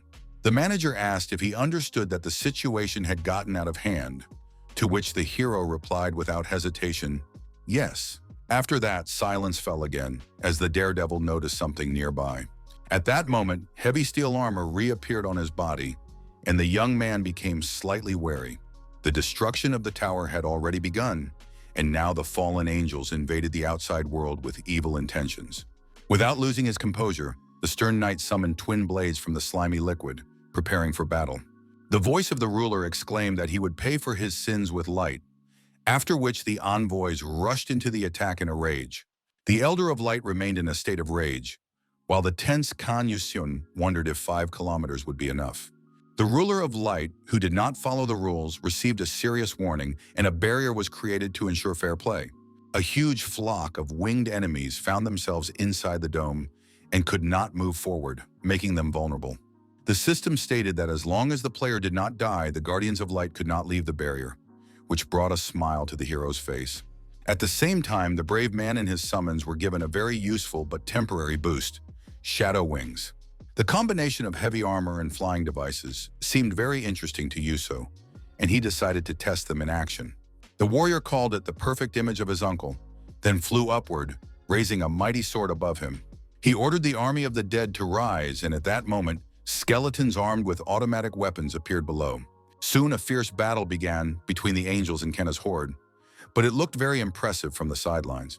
The brave young man himself swung his sword at the leader of the emissaries, who was also strong and had no intention of surrendering. During the battle, the young man shouted loudly, raising his fighting spirit and trying to use his shadow ability. The battle showed no signs of abating, even though there were already many dead fighters lying on the ground, who had given their lives for what they believed was right. The hero who had fallen to the ground glared at his enemy, still holding his weapon tightly in his hands. The fearless warrior's mind was filled with severity, and his desire to destroy his enemies was even stronger. The strong messenger of light began to press forward with his sword, but the main character held him back, not losing his composure despite his excitement. 2 strong opponents were arrayed against him, but this did not faze the sturdy fighter. He pushed his enemies away in every way possible, not allowing them to get close, which could have led to him being cornered. Suddenly, the player thrust a sharp blade into the ground, causing an immediate and inexplicable reaction. The huge wings on his back helped him stay steady, so there was no risk of being knocked down. The brave warrior pressed down on the fallen angel with all his might, who was finding it increasingly difficult to resist. At that moment, the ability to explode the body came into play, causing great damage and blowing up the dead. The highly tense enemy tried to take cover, even though he knew he risked being destroyed. At that moment, the aura of the Immortal King's S rank increased the class of the dead around the player. The black heavy armor of the indestructible Great Emperor, the banishment of death, increased the rarity of the dead's weapons. Weakness was also applied to the target, and an evil hand was used, making it even more difficult for it to resist. The merciless Kang Yuseon decided to use everything at once to finally deal with the pitiful angels. Finally, he cast a curse on the fallen angels, summoning two graves. The embittered creatures understood the gravity of the situation and tried to jump out of the way to avoid being struck. A swarm of locusts was activated for the powerful blade, which immediately began to scatter everywhere. Gritting his teeth nervously, the brave Kan chose the second deck with his voice, then decided to start exchanging 3 cards. He decided to change his class from Cursed Dark Mage to Magic Killer, thereby destroying and altering the synergy of the curses. Maintaining his concentration, the warrior decided to use Charlotte's Web, holding his fingers together. Creating a makeshift rectangle, he directed his gaze toward the messengers of light, confident in his actions. The plan worked, and now a small swarm of locusts attacked the enemies, while the web prevented them from moving.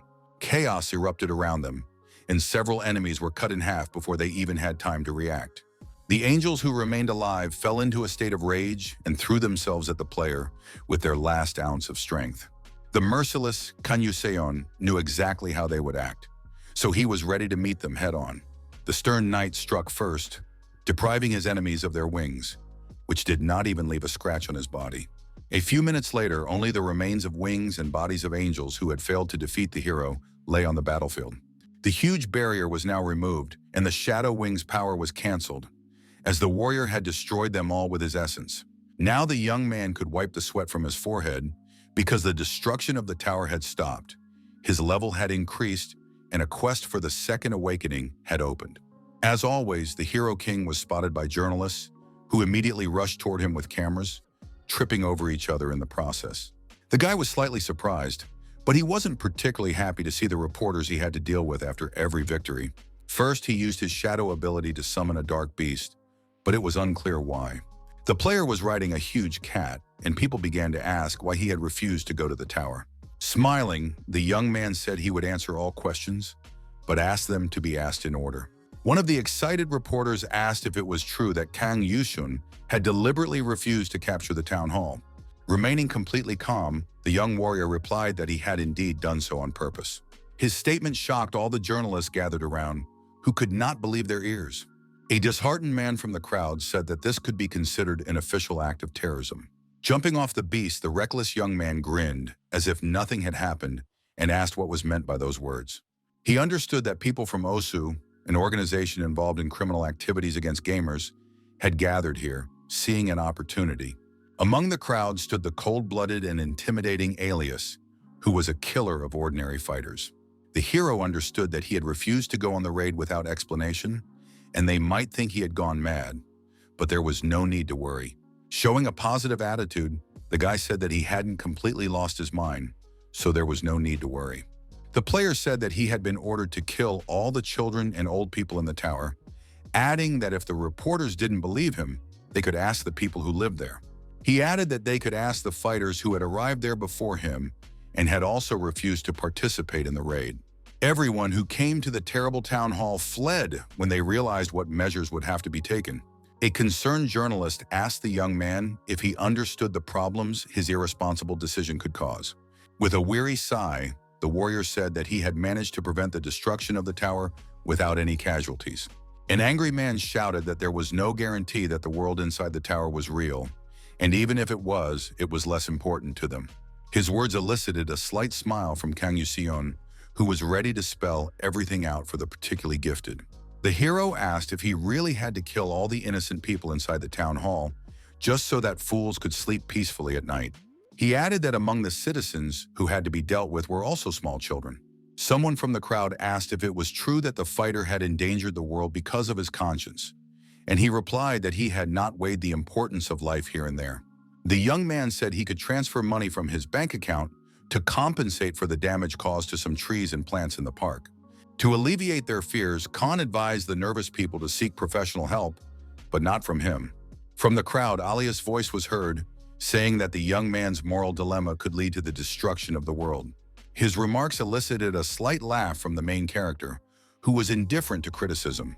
Smiling, he said that there were far more important moral issues and asked why he should save this planet. Alias believed that the hero was nothing more than a childish defense mechanism that Yusin was displaying to keep the world as a hostage.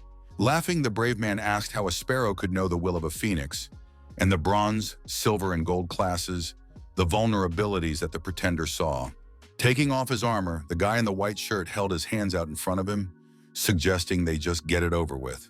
It was said that the phoenix had reached the lower mid-tier, and the harsh player killer locked eyes with his comrade at that moment. Unexpectedly for everyone, Alias rushed at the relaxed boy at lightning speed. Two of his companions also ran toward the enemy, who was exposed on all sides and had become an easy target. It was said that according to international player law, Kang Yushun was responsible for the collapse of the tower. But suddenly Mr. Taesik came to the young man's aid, catching him in midair and dragging him away.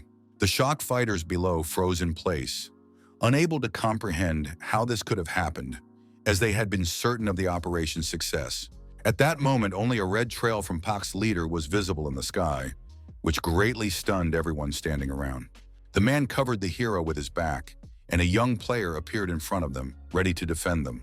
The Lord of the Sword said that until international law was announced, they would treat the accused in accordance with national law. Osupi's member became angry when he saw the clever young man and did not even know how to respond. The silent Kan Yusun was handcuffed in the same moment and didn't even think of resisting. He said that a characteristic feature of the Grey Cardinal was his constant smile, but his opponent noted that this was no time for jokes. Getting into the car, the player said that the guys who tried to arrest him were actually gangsters, and moreover, they always had an escape plan. The driver said they would leave when the manager arrived and asked the young man to wait a little longer. The elder of the land bestowed upon the warrior the blessing of an unstoppable body, and the ruler of the wind granted him a favorable wind of rank B. The Lord of Frost improved the blessing level of the winter bearer to S+, and the monarch of destruction granted the skill of the word destroyer.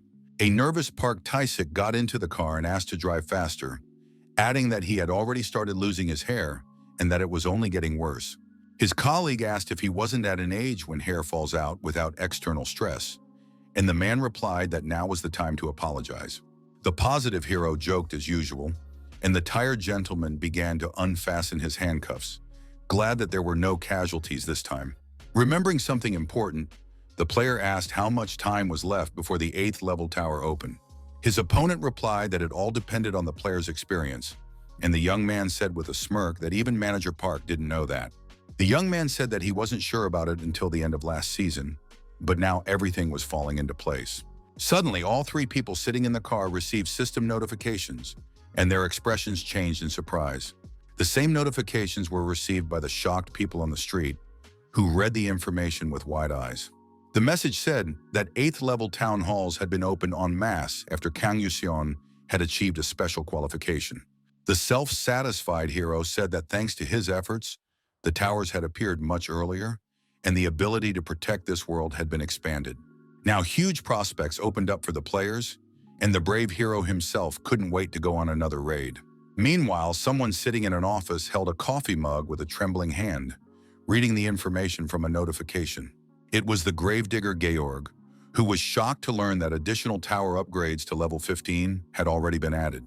The system asked the fighters to protect the world from new threats that were unlike anything seen before. The news was already reporting that Mr. Kan was accused of deliberately collapsing the town hall. A worried colleague said that, as Mr. Billmeyer had said, they needed to stop the Hero King's rampage. Smirking, the bearded old man asked if his colleague wasn't at all frightened by the tower upgrade. His counterpart replied that as the level increased, the players would only become stronger, and once again said such things with a smug expression.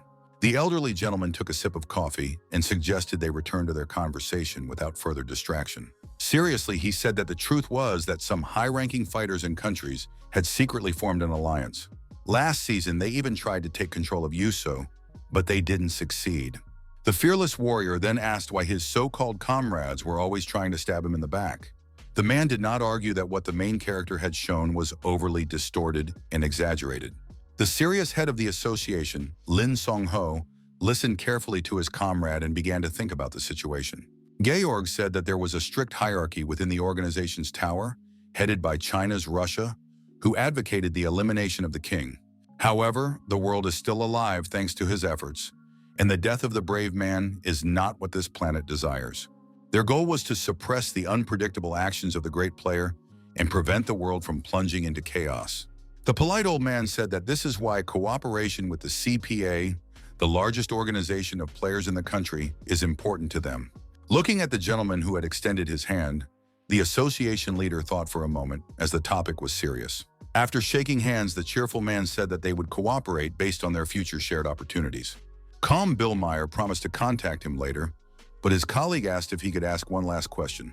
He asked what the chances were of a successful season without the hero king, in his colleague's opinion. With a smirk, the gentleman replied that player Kang Yuseon had earned his high title after clearing the season's tower single-handedly. On that terrible day, quite a few fighters had died, and St. Mary and Lord Ray, the swordmaster, were confused and exhausted. It was said that his attempt to capture the tower had been interrupted once before in the second stage, but he did not stop. The old man added that since the town hall appeared, the warrior was the only one with experience clearing the 12th level tower alone.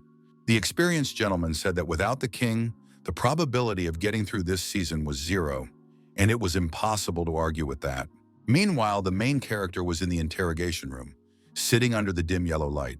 The worried investigator behaved politely, and the guy said that the world was in turmoil after the appearance of the 16th level town hall.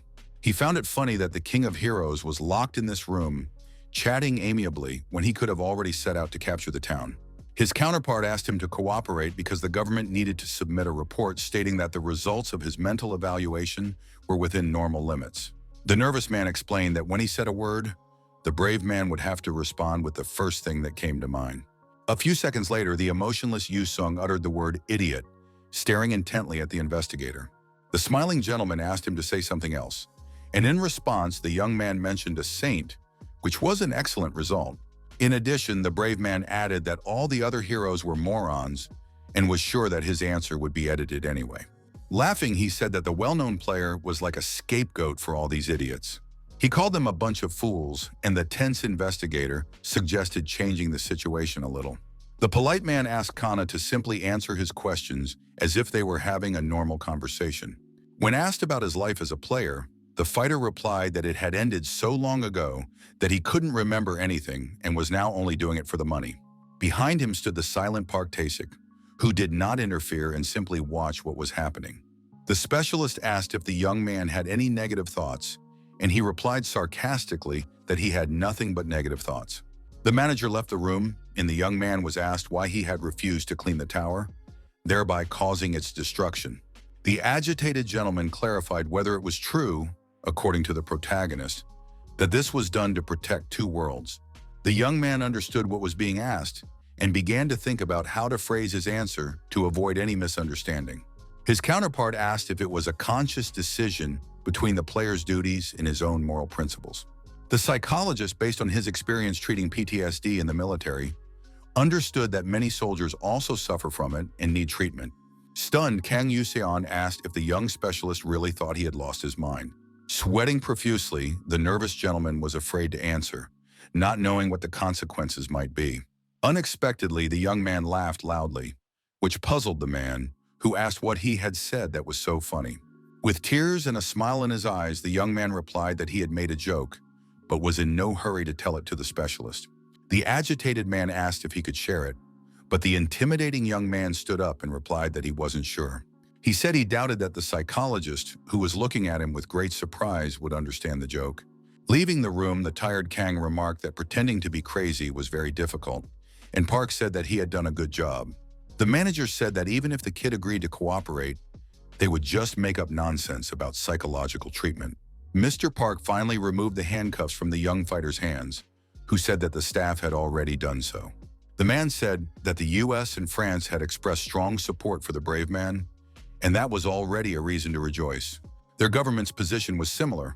While Russia and China were making a mountain out of a molehill And, according to Thesik, this was not their last stunt.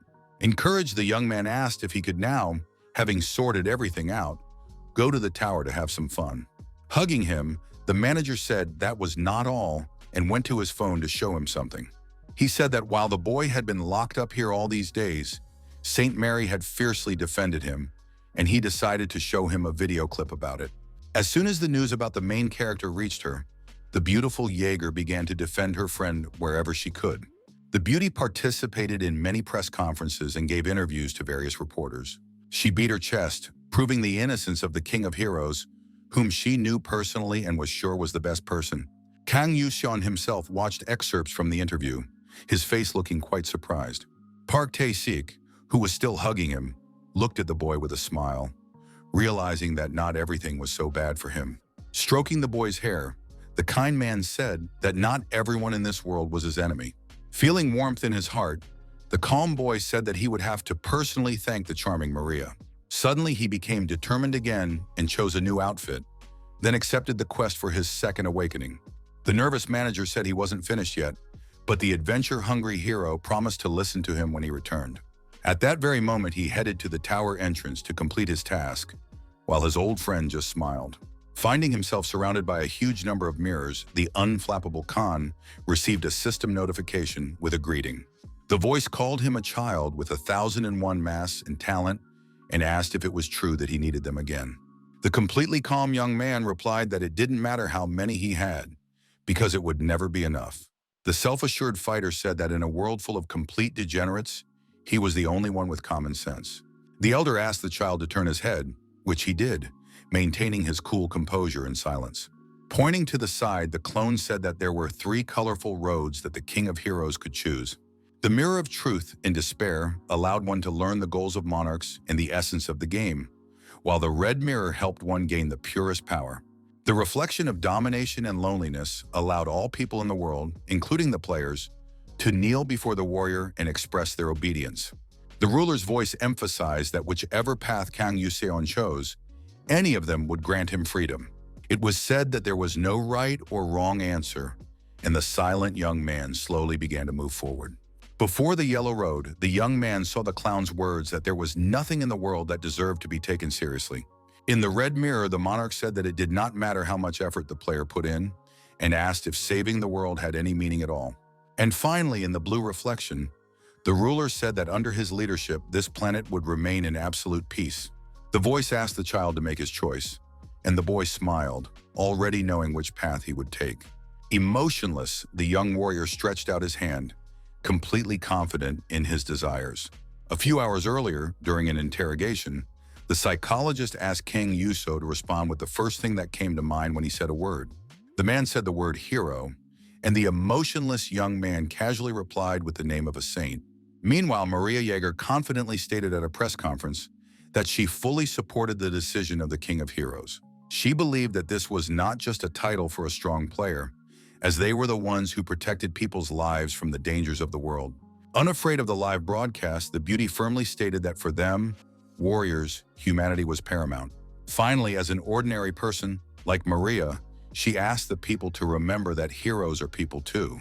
After the interview ended, the young woman thanked her colleagues for their help and asked them to be careful on their way home. Left alone, the lady sat down in front of her laptop with a smile, realizing that she had finally figured everything out. Exhausted, Jaeger rested her face on the table and began to ponder the pressing issues, feeling anxious about something inside. Gazing out the window with her bottomless blue eyes where the sun was already setting below the horizon, the girl thought about something. She was very curious about how things were going with Kang Yusun, who was being interrogated at that moment, and she was very worried about him. Earlier, the main character had received a message from the system informing him that he had failed twice in the World Tower raid.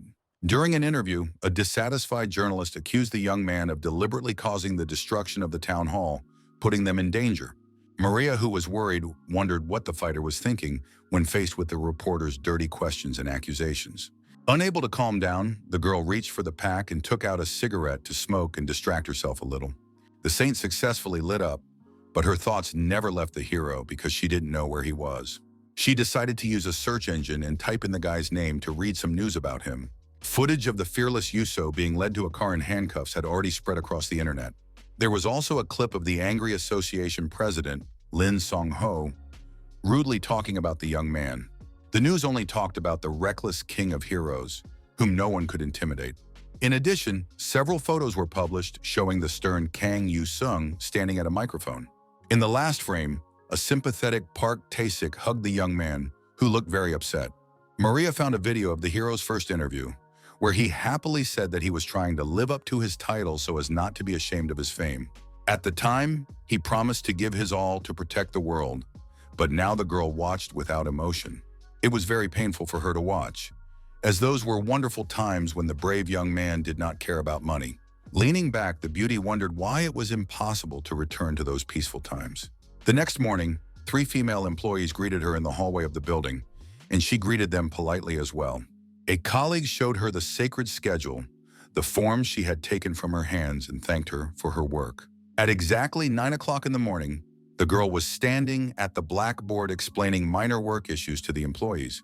By 11, the busy lady was already giving interviews to journalists, standing in a lilac coat at the entrance to the building. 2 hours later, the beautiful Maria met her friend, who had been eagerly awaiting their meeting and wanted to hug her. Very soon, the lovely Jager went to see her little children, who brought her happiness with their love and desire to play.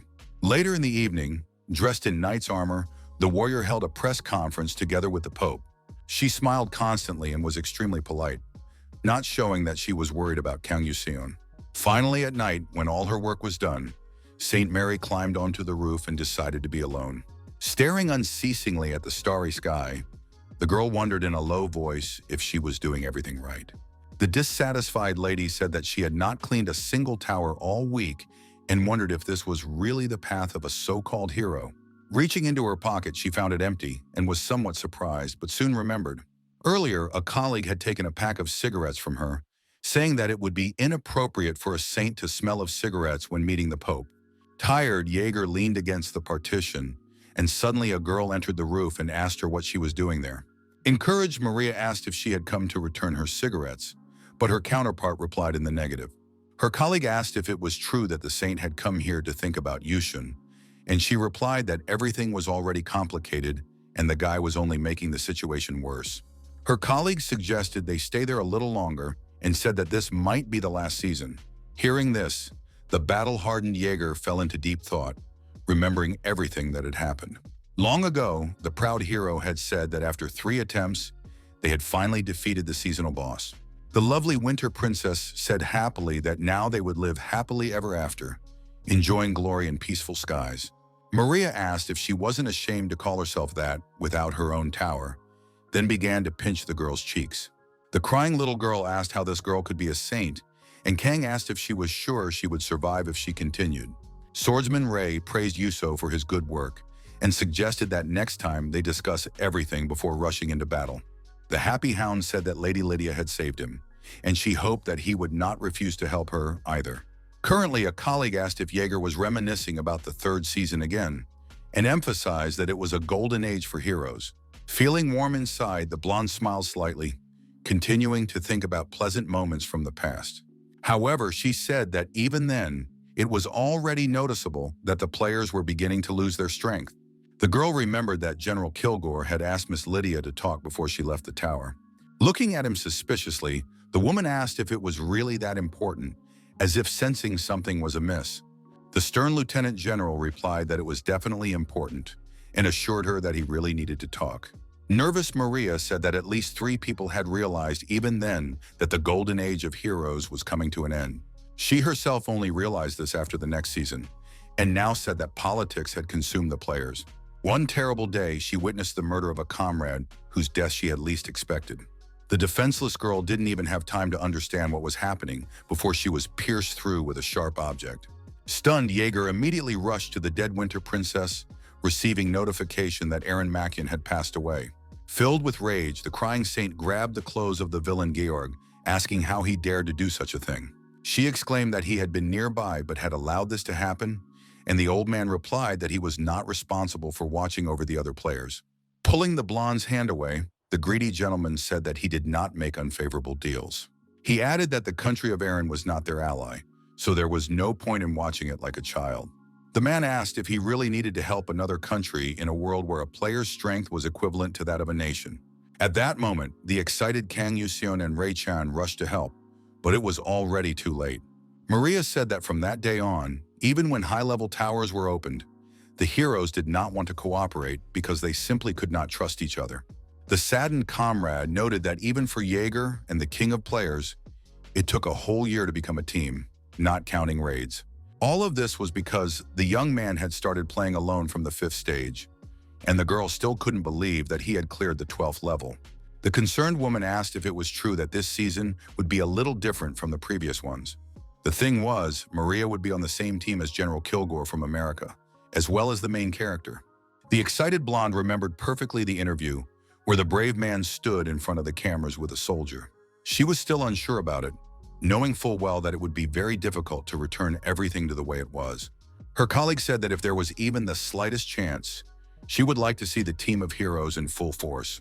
The girl believed that the gathering of all the legends would be a magical event and imagined it vividly in her mind. With a sparkle in her eyes, the young woman said she wanted to see the elite team of the top 10 players. The smiling Maria Jaeger patted her on the head because her colleague had lifted her spirits. The girl asked not to be treated like a child, and the polite lady said that she was just little and apologized.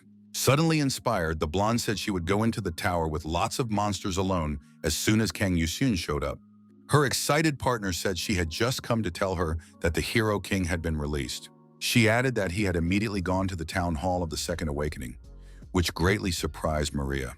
Smiling, Jaeger called the young man a fighter to the core and said that she couldn't afford to sit around and do nothing either. Before leaving, the saint asked her stunned colleague to bring all the remaining meetings for tomorrow, which was very sudden. The blue-eyed warrior said she would go to the 8th level tower because she knew the hero would do the same. Meanwhile, Kang Yuseon found himself at a fork in the road where he had to make a choice, but he wasn't afraid.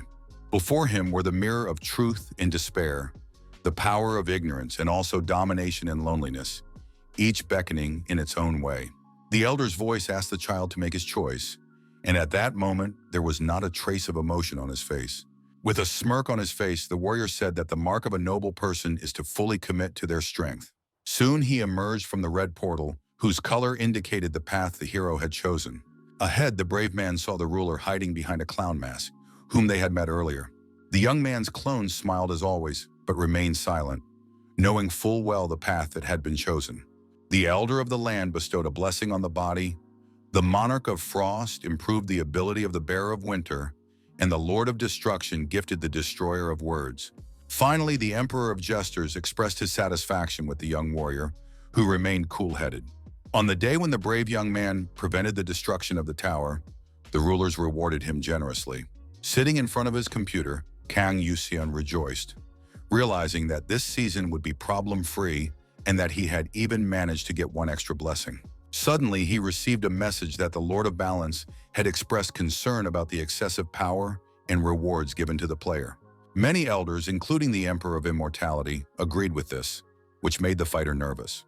The ruler of the games denied the concerns and issued a stern warning to his colleagues, after which the young man rejoiced once again. His attention was then drawn to a sealed chest containing a set of rewards for the Second Awakening of Pure Power Quest. Without thinking twice, the curious young man decided to see what was inside and began to pull the chains off the object.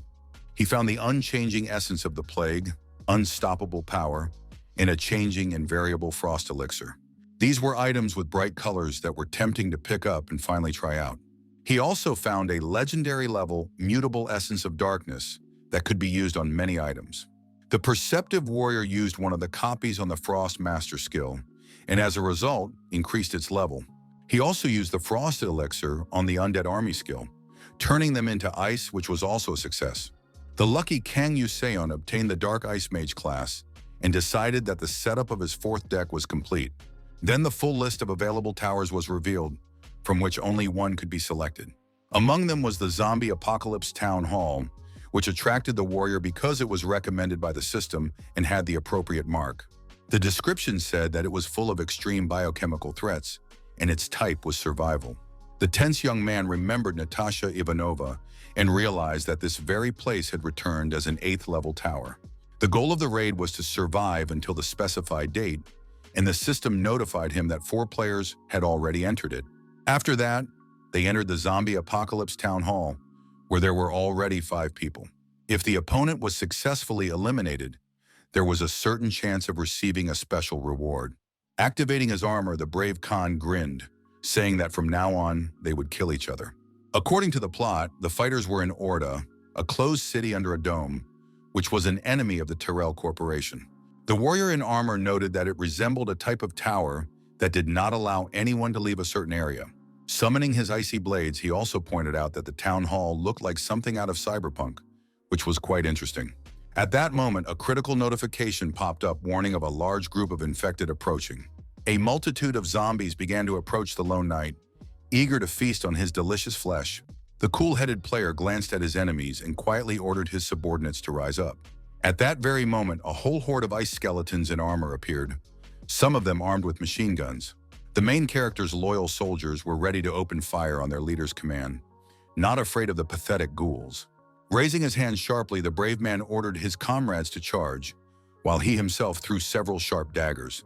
The blades hit their targets with precision, causing the monsters to panic as they saw their comrades dying one after another. Looking into the distance, the unperturbed Kan Yusion said that there were no other events visible yet. He began to suspect that it was a trap, and at that moment, a treacherous zombie appeared behind him, reaching for his head with its claws. Without a hint of mercy, the warrior pierced the enemy with several icy daggers, not even letting him touch him. The young man was curious about the other players who had entered the tower, and it seemed that they would be a greater threat than the tower itself. Suddenly, an incredibly powerful explosion rang out, startling even the brave knight. A fiery beam passed through several tall buildings, but this was not something a simple fighter could do. The surprised hero immediately turned his gaze to the source of the energy to see who had done it. Standing nearby was Saint Maria Yager, holding a sturdy shield and a long-handled weapon. With sarcasm, the maiden asked how Mr. Kan's character was getting worse and worse every time she saw him. The fighter emphasized that she only gets better every time, and added that the mace perfectly complements her image. The beauty felt relieved, realizing that the warrior had relaxed enough, and he said that everything was always fine with him. Suddenly, Saint Jaeger approached the young man and grabbed the ledge on his steel breastplate. Looking at him sincerely with eyes full of emotion, she asked if he was sure. The young man was somewhat surprised by Maria's behavior, because no one else was so concerned about him. Taking off his iron helmet, the blue-eyed Yusin smiled sincerely, assuring her that he was indeed fine. Laughing, he said that he was completely healthy and in his prime, because he had told everyone everything, and the lady did not know what to say. After sending a proposal for cooperation, Jaeger asked if he agreed to pull off this little scheme together. Her blessing of holy protection increased the effects by 1,000%, and the buff of valor blessed Kana in his summons. The Guardian's decision boost also supported the main character and the powerful skeletons under his command. The guy who was acting strangely began to confess his love for Maria, saying that it had been a long time since he last received this buff. Laughing, he asked if she felt morally superior looking at the improved skeletons, and the tired girl agreed with him. After calming down a bit, the hero thanked the charming blonde, which was quite unexpected. The beauty looked at him in surprise as she hadn't expected such sincere words from him. Feeling shy, the lovely Jaeger calmly said that she had simply done what she had to do. The young people looked away and saw that the salmons had been struck by an unknown monster. The elder of the repulsive fusion significantly increased his influence over the tower, saying that they would be reborn as one. The brave man was happy that something had finally happened, but Maria, who was worried, did not lose her composure. The real threat in town halls of level 8 and above is the rulers who sit in power and are capable of extending their influence over them. At present, the monarch has single-handedly created a huge vile creature consisting of countless zombies. The hideous monster flailed its limbs wildly as the wary fighters tried to figure out what to expect from it. The two-headed creature began to stick out its disgusting tongue, and its sticky saliva flew everywhere. Another huge mouth was located around the monster's waist, and just above it was a bulging eye with a red pupil. Calling for his helmet, the stern Yusun said that his breakfast had suddenly decided to escape and see the world. Meanwhile, the warrior's samurai continued to fire at the huge monster, but their bullets only tickled it. With a single blow, the giant scattered all the skeletons in different directions, remaining completely unharmed. In a state of rage, the giant rushed to attack the knight in heavy armor, who was using ice daggers against him. Meanwhile, Saint Mary jumped from one slab to another, pursuing her goal of getting behind the enemy. Choosing the right moment, the fearless girl jumped, swinging her mace at her enemy while in midair. The crushing blow landed precisely on target, sending the vile slime flying everywhere. The main character and his companions began to applaud the beautiful Jaeger in unison, who had proven herself very worthy. An enthusiastic Kang Yuseon emphasized that the girl's character was becoming tougher with each season. Maria was not at all pleased, and her opponent was convinced that violence in games really does change a person. The charmer asked if the guy wanted to see how cruel she had become, and he said that even when she was wearing a helmet, he could see her face. Her comrade said it was time to move out, but they received a warning that thanks to the merger of X3 data, the hive virus had become immune to damage. Now the monster was immune to frost, darkness, light, and even destruction, which made the situation very difficult. Additionally, the combination of X-5 data activated the ability of accelerated regeneration. Meanwhile, Lieutenant General Kilgore was somewhere nearby, holding a rocket launcher. At that terrible moment, the red monster began to grow in size, turning into a pile of rubbish. Count Vladimir watched the events unfold from afar, while the monster developed immunity to fire and blood magic. The main core of the Hive virus had successfully mutated, leaving the players in a dead end. The elders said that they were all one and ordered them to stop merging until everyone in this world was connected. Suddenly, a powerful explosion rocked the area, causing strong shock waves. Tense, Kang Yuseon noticed that most types of immunity had increased, so something had to be done urgently. He himself was protected by a strong dome, but the enemies continued to press forward and closed in. The nervous hero couldn't understand why the blue-skinned creatures looked as if they were only resistant to the cold. Saint Mary asked if he could handle this deck, but the warrior had no choice because there was no store and he couldn't change his equipment. The young man came to the conclusion that someone had used a frost skill after entering the tower, and whoever it was, they had only made the situation worse. His comrades said that they needed to decide what to do next and suggested joining forces with other players. The knight, understanding the consequences, emphasized that giving the others a chance to get used to them was very risky. He suggested that they stay together and destroy the core of the dangerous virus as quickly as possible. The brave fighters began swinging their swords in all directions, preventing the vile monsters from getting close. The young man said that the heavy armor was slowing him down, and Jaeger told him to stop talking nonsense and move his feet. The nimble warrior decided on the fly to change his equipment from death-dealing to sacred darkness, and did so twice out of the 3 allowed attempts. Excited, Maria asked what Yusun wanted to do, and he asked if she had ever been sledding. He abruptly put the girl on his back, told her to hold on tight, and began to move forward at high speed. The fearless fighters moved forward confidently, destroying the vile creatures that stood in their way. The fighter was using Commander Kilgore's controllable fighter, and now the problem of finding other players was solved. A combat helicopter flew nearby, from which a paratrooper was about to jump. This soldier was a fearless lieutenant general who, without hesitation, rushed down, keeping his composure. Slowly descending onto the roof of one of the buildings, the cautious man saw Kan Yuso flying by at tremendous speed. The sarcastic young man asked if the gentleman was once again working hard to preserve world order, but was sent to the forest. Slightly surprised, Kilgore did not expect to see a saint who politely greeted the fighter. The blue-eyed beauty asked if the man, wise from military experience, was going to wait for the other players. After thinking for a moment, the general said that among those who used blood magic, only Count Vladimir could reach the 8th level tower. Encouraged, the old man decided to take a look at the main core and aimed the cannon with a smile on his face. At that moment, a loud explosion rang out, severely damaging several buildings. As the smoke rose and slowly dissipated, a human silhouette with a staff in his hands became visible. It was a mysterious magician with light hair who was not the least bit frightened by what had happened. The sorcerer immediately spotted 3 targets ahead and used his ability to confront them. Tense, Kilgore asked what the player was doing, and the quick-witted Maria Jaeger immediately created a barrier around them. Angry Kan Yuseon realized that this man had increased his immunity to frost, which annoyed everyone else. Together with his comrades, the brave man tried to attack the scoundrel who had outplayed everyone. Thinking himself great, the daredevil asked his opponent to stop destroying everything around him and make a choice, after which a brief silence ensued. Drenched in sweat, the straightforward hero asked the strong player to either fight with them or against them. But suddenly, seeing the man turn into a vile monster right before his eyes, his face changed. The terrifying creature said that they would all be united, and his human features began to fade. The discouraged king of heroes asked if this was really a player or just a zombie in disguise. Surprised, Kilgore asked if this was the same guy from the Frost Apostles, while Jaeger wondered if he would return to normal if they got rid of the tentacles. The brave man recalled the incident with the Lord of Plague and said that even if they killed the boss, the infection would not disappear. He realized that with the ruler's death, they had a new player, and they didn't know how to bring him back to normal. At that moment, the warrior decided to retrieve all 3 decks and ordered the monster's tentacles to be destroyed for his sake. The synergy of the undead began to dissipate, resulting in the formation of the assassin's synergy. A weakness-revealing debuff was applied to the target, and the hero suggested that his companions kill the monster quickly before it mutated even further. With a demonic glare, the fighter said that this was the most merciful thing they could do for the player.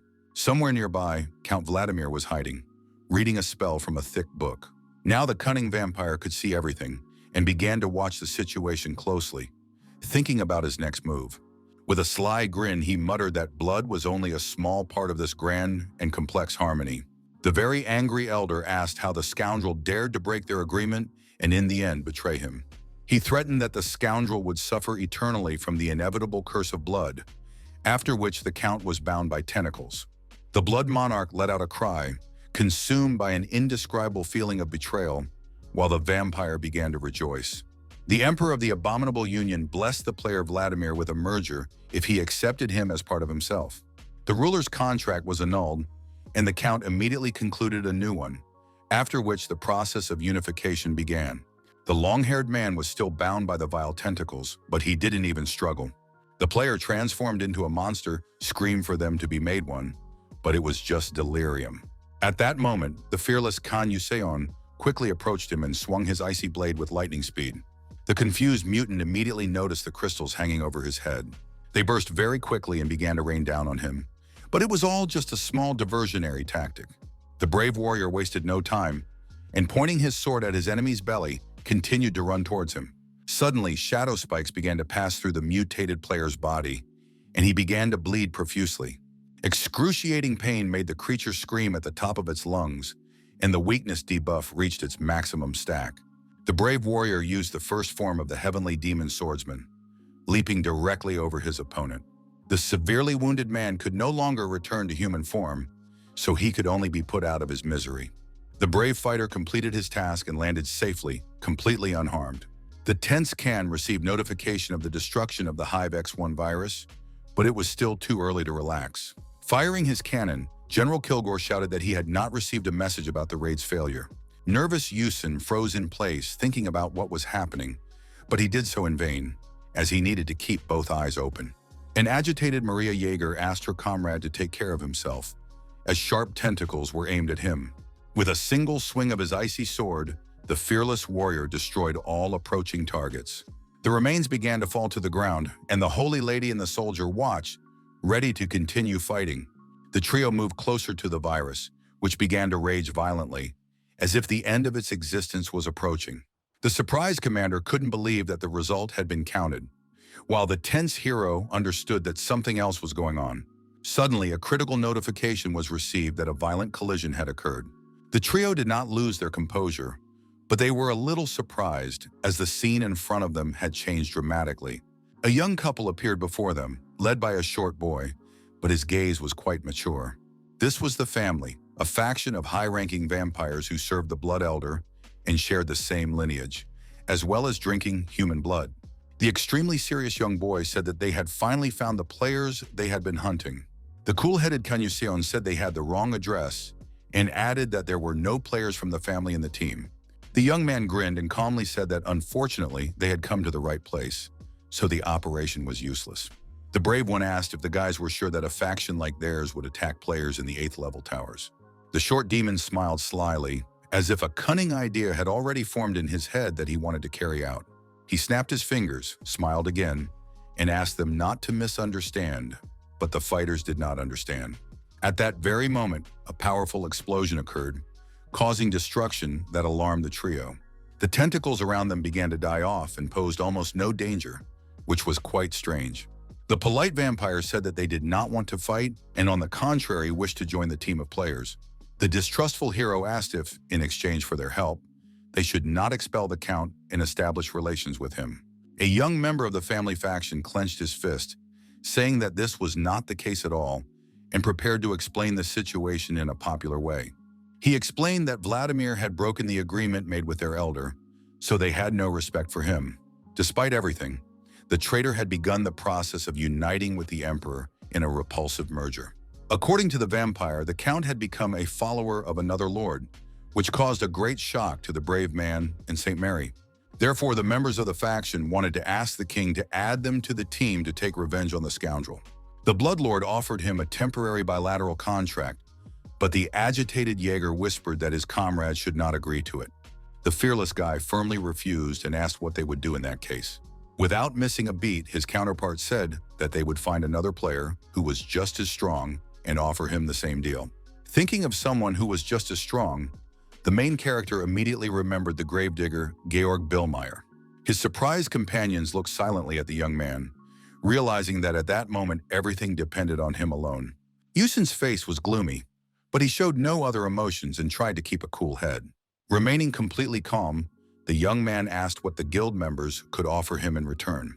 The young vampire took slow steps toward him to look him in the eyes and explain everything in detail. Bowing respectfully before the King of Heroes, he said that according to the Blood Unity Agreement, they could give him anything that was allowed by the rules of the game. Without further ado, Khan agreed, and the ghoul smiled politely, saying that, as he had expected, it was a pleasure to deal with him. Maria, excited, whispered to her companion not to make any hasty decisions, but he assured her that everything was fine. The brave man knew that people like the family faction, who lived by the rules, would not try to deceive him. The young guild member suddenly used a method to transform into a vampire, a process that the hero watched with interest. Finding himself in the middle of an abyss, the player saw a small fountain ahead and immediately decided to approach it. He saw his reflection, and the voice of the elder asked him to drink his blood and accept the agreement of unity. Without hesitation, the young man dipped his outstretched hand to gather some liquid and consume it. Unperturbed, Kang Yuseon drank some blood and immediately received notification that he had successfully concluded a contract with the monarch. The family recognized the player under the contract. The power of immortality permeated his flesh, and he also received the blessing of the bloody scent and body of a perfect vampire. His magical abilities were greatly enhanced, and the ruler granted the young man a temporary deck of the Blood Prince. The system stunned the fighter with a notification that after the temporary deck expired, all cards would be available regardless of the season's progress. The young man, pleased with himself, said that this was a skill worthy of a hero king and noted that he was good at deals. Suddenly, he heard the voice of the Lord, who asked the child with 1,002 faces and skills if he liked it. The elder jester laughed wildly, but the unflappable Yusin reacted without any emotion. Smiling, the brave man said that regardless of the level of awakening, rewards would always be insufficient. Now the legendary player knew what could be gained from diligently improving oneself. The young vampire looked at the silhouette in the thick smoke and said that its elimination was left to the trio. At that moment, an unknown figure began to approach the players, causing the atmosphere to gradually heat up. The cool-headed Khan watched the situation closely, trying to figure out who was coming toward them. It was Count Vladimir, who had been looking for them all this time, and the heroes said that they had been waiting for him too. A slight smile appeared on the vampire's face, but he didn't know what to say, so an awkward silence ensued. The brave man was curious how good a deal the scoundrel had been offered that he had decided to join forces with a monster. Huge tentacles immediately reached out toward the trio, and the villain said that the contract was very tempting. However, the Count said that he understood everything and was aware of the situation, while his opponents were already having to dodge attacks. Smiling, he said that in a situation where everyone is alone, and alone is everything, there can be no exceptions. The stern Count Yusion called this nonsense and added that the degenerate would be able to tell the worms in his grave about it. The merciless fighter plunged his blade into Vladimir's chest, who regretted that he could not understand this beauty filled with order and harmony. With a sly grin, the vampire said he would show the youngster everything once they returned to reality. Looking into his eyes without emotion, the brave young man asked why they should meet, since they had never even spoken before. He firmly said that he didn't want to see him anymore, then pushed his opponent aside. Vladimir Alexievich failed in his task, and all the hostile factions opposing Maria Jaeger's team had now disappeared. The tense hero wondered what the Count, who had decided to blow himself up, was up to. Reports came in about the successful clearing of the zombie apocalypse tower, and the distribution of rewards began. Soon the young man found himself in his bed, where he immediately heard the sound of a notification on his phone and felt it vibrate strongly. The guy asked what had happened, and Park Tae-sik asked him to turn on the news and see if he hadn't seen it yet. Reporters showed the terrible sight of the Kremlin in Moscow, saying that the culprit behind this biochemical terror was Graf, the hero of Russia. Stunned, Yu Seon immediately remembered Vladimir's words, who had previously said that he would show him everything as soon as they returned to reality. The manager said that the Russian government had allowed the King of Heroes, the Master Swordsman, and the Saint to enter the country to suppress the act of terror. A short time later, the brave man arrived at the entrance to the portal and immediately asked his friend who was standing next to him.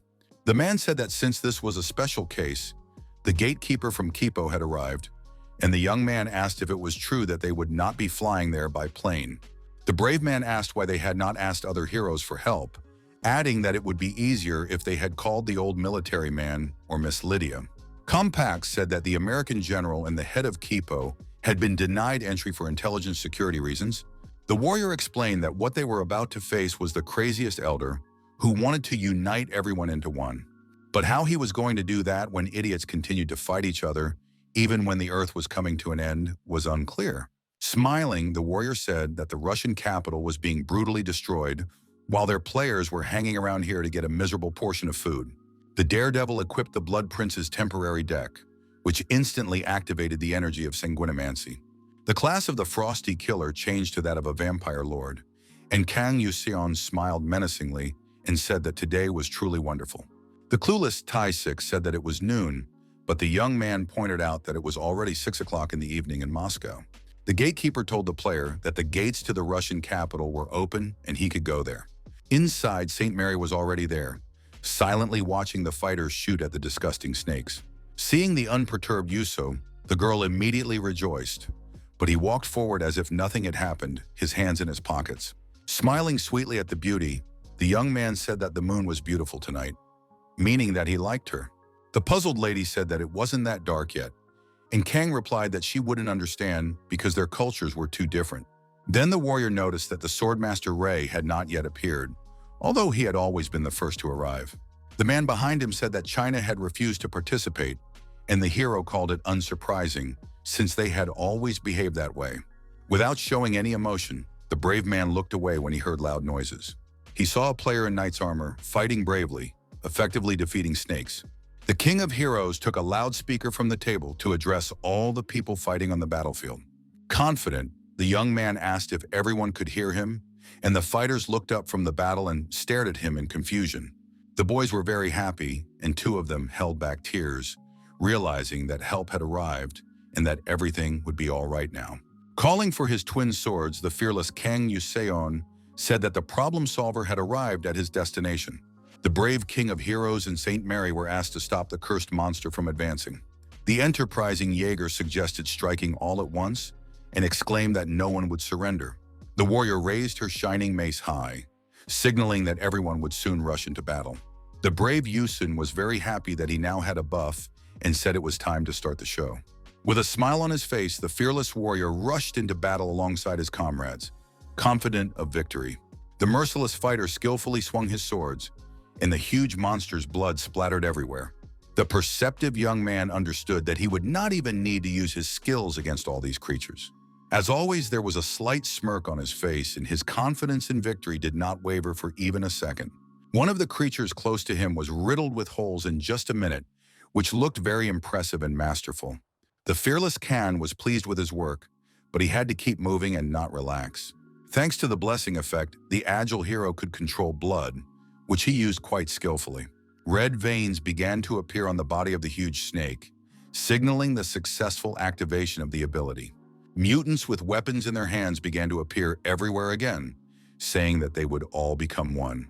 Yusan was wary but did not panic. He had not expected such a turn of events and began to look around carefully. He thought that this might happen, but he knew that if he killed the Count, there would be a coup d'etat. Enraged, the brave warrior wanted to quickly deal with Vladimir, who had already caused trouble for everyone. Without a moment's hesitation, the warrior rushed into the attack, ready to destroy every mutant in his path. Holding his blade in front of him, the fighter began to gather even more speed, aiming at the monsters. A huge amount of blood was spilled in that terrible moment, but the young man had no other choice. The dark liquid splattered in all directions, staining the brave warrior, who was completely unfazed. The heads of the mutants flew off their shoulders like feathers, and the merciless Kan Yuseon was convinced that he was doing everything right. The remains of tentacles also lay scattered everywhere, causing nausea in ordinary people with their foul smell. The King of Heroes advanced further, stopping for no one, so as not to waste time.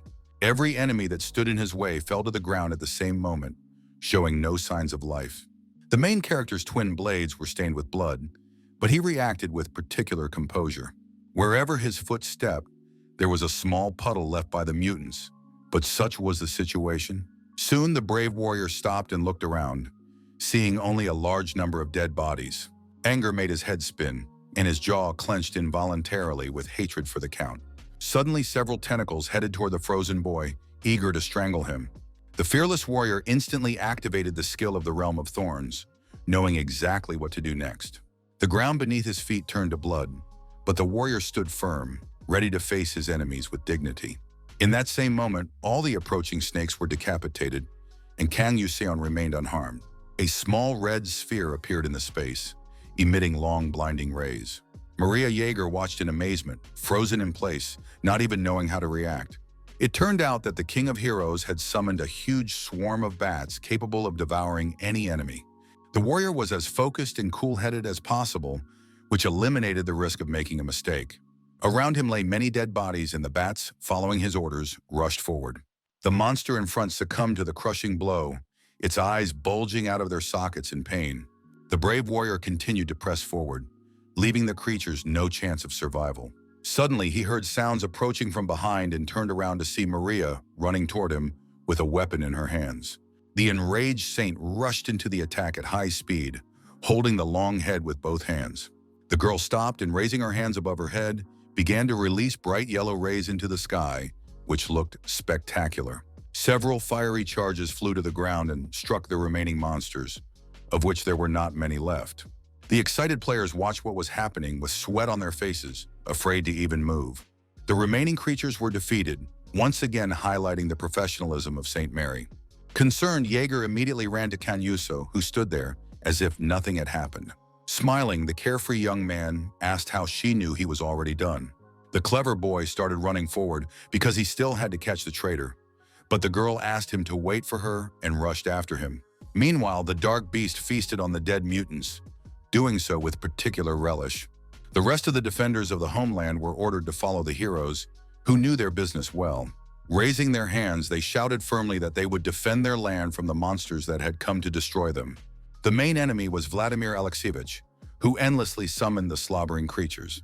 The cold-blooded Khan said to himself that the Count was no longer the man he once knew. The ruler of the jesters had previously told him that he could be either a hero or a villain, and that it was up to him to decide which he would become. The young man continued to move forward, and the resilient Maria kept up with him, but remained silent. The young man wondered if people would continue to believe in great warriors if the world learned that it was easy to become a villain. At one point, the brave man stopped and said that he thought they had arrived at their destination. Looking at the huge tunnel ahead, the warrior noted that the Count had prepared well for the final battle. The elder's voice asked the King of Heroes to unite with them, which was already getting quite tiresome. Then a notification was received that the ruler of the abominable merger was mocking the player Kan Yuso. The guy asked Maria where she thought Vladimir might be, and she said that the place looked like it didn't belong to their world. The Blood Monarch called on the warrior to fight the enemy face to face, but he remained calm and called him impatient. The fearless young man said he was already on his way and stuck his hand into the portal, greatly alarming the beautiful Jaeger. The excited girl exclaimed that she would go with him because she did not want to part with him. Upon entering the tunnel, the hero said that this was a battle between two elders, so she would not be allowed to pass. He asked the beauty to just relax and take a walk around Moscow, and she wanted to object, but it was already pointless. Finally smiling, the brave young man promised that he would return soon and continued on his way. The lovely girl felt a little calmer from his smile, and her anxious thoughts disappeared for a moment. In a gentle tone, she said that in that case she would wait for her companion here the whole time. The loyal girl now stood silently in place, with armed soldiers behind her. The King of Heroes wandered calmly through the filthy tunnel, knowing full well what awaited him. Suddenly a voice said that it had been waiting for him, and added that this was the highest beauty of harmony and order. The transformed Count Vladimir asked the warrior to enjoy it to the fullest, even though his appearance was terrifying. The cold-blooded player replied that he was too busy to listen to his nonsense and wanted to end it all as quickly as possible. Then he took up his twin swords, showing confidence and readiness to begin the battle. Looking eagerly at his opponent, the brave man said that someone was waiting for him outside and he had to hurry. Laughing, the vile monster called it all nonsense, repeating the words of the elder of the disgusting fusion. The ruler offered the young man to become one with the absolute being that looked down on them from above. The lord of the fusion chattered excitedly, saying that the boy could gain power beyond human capabilities.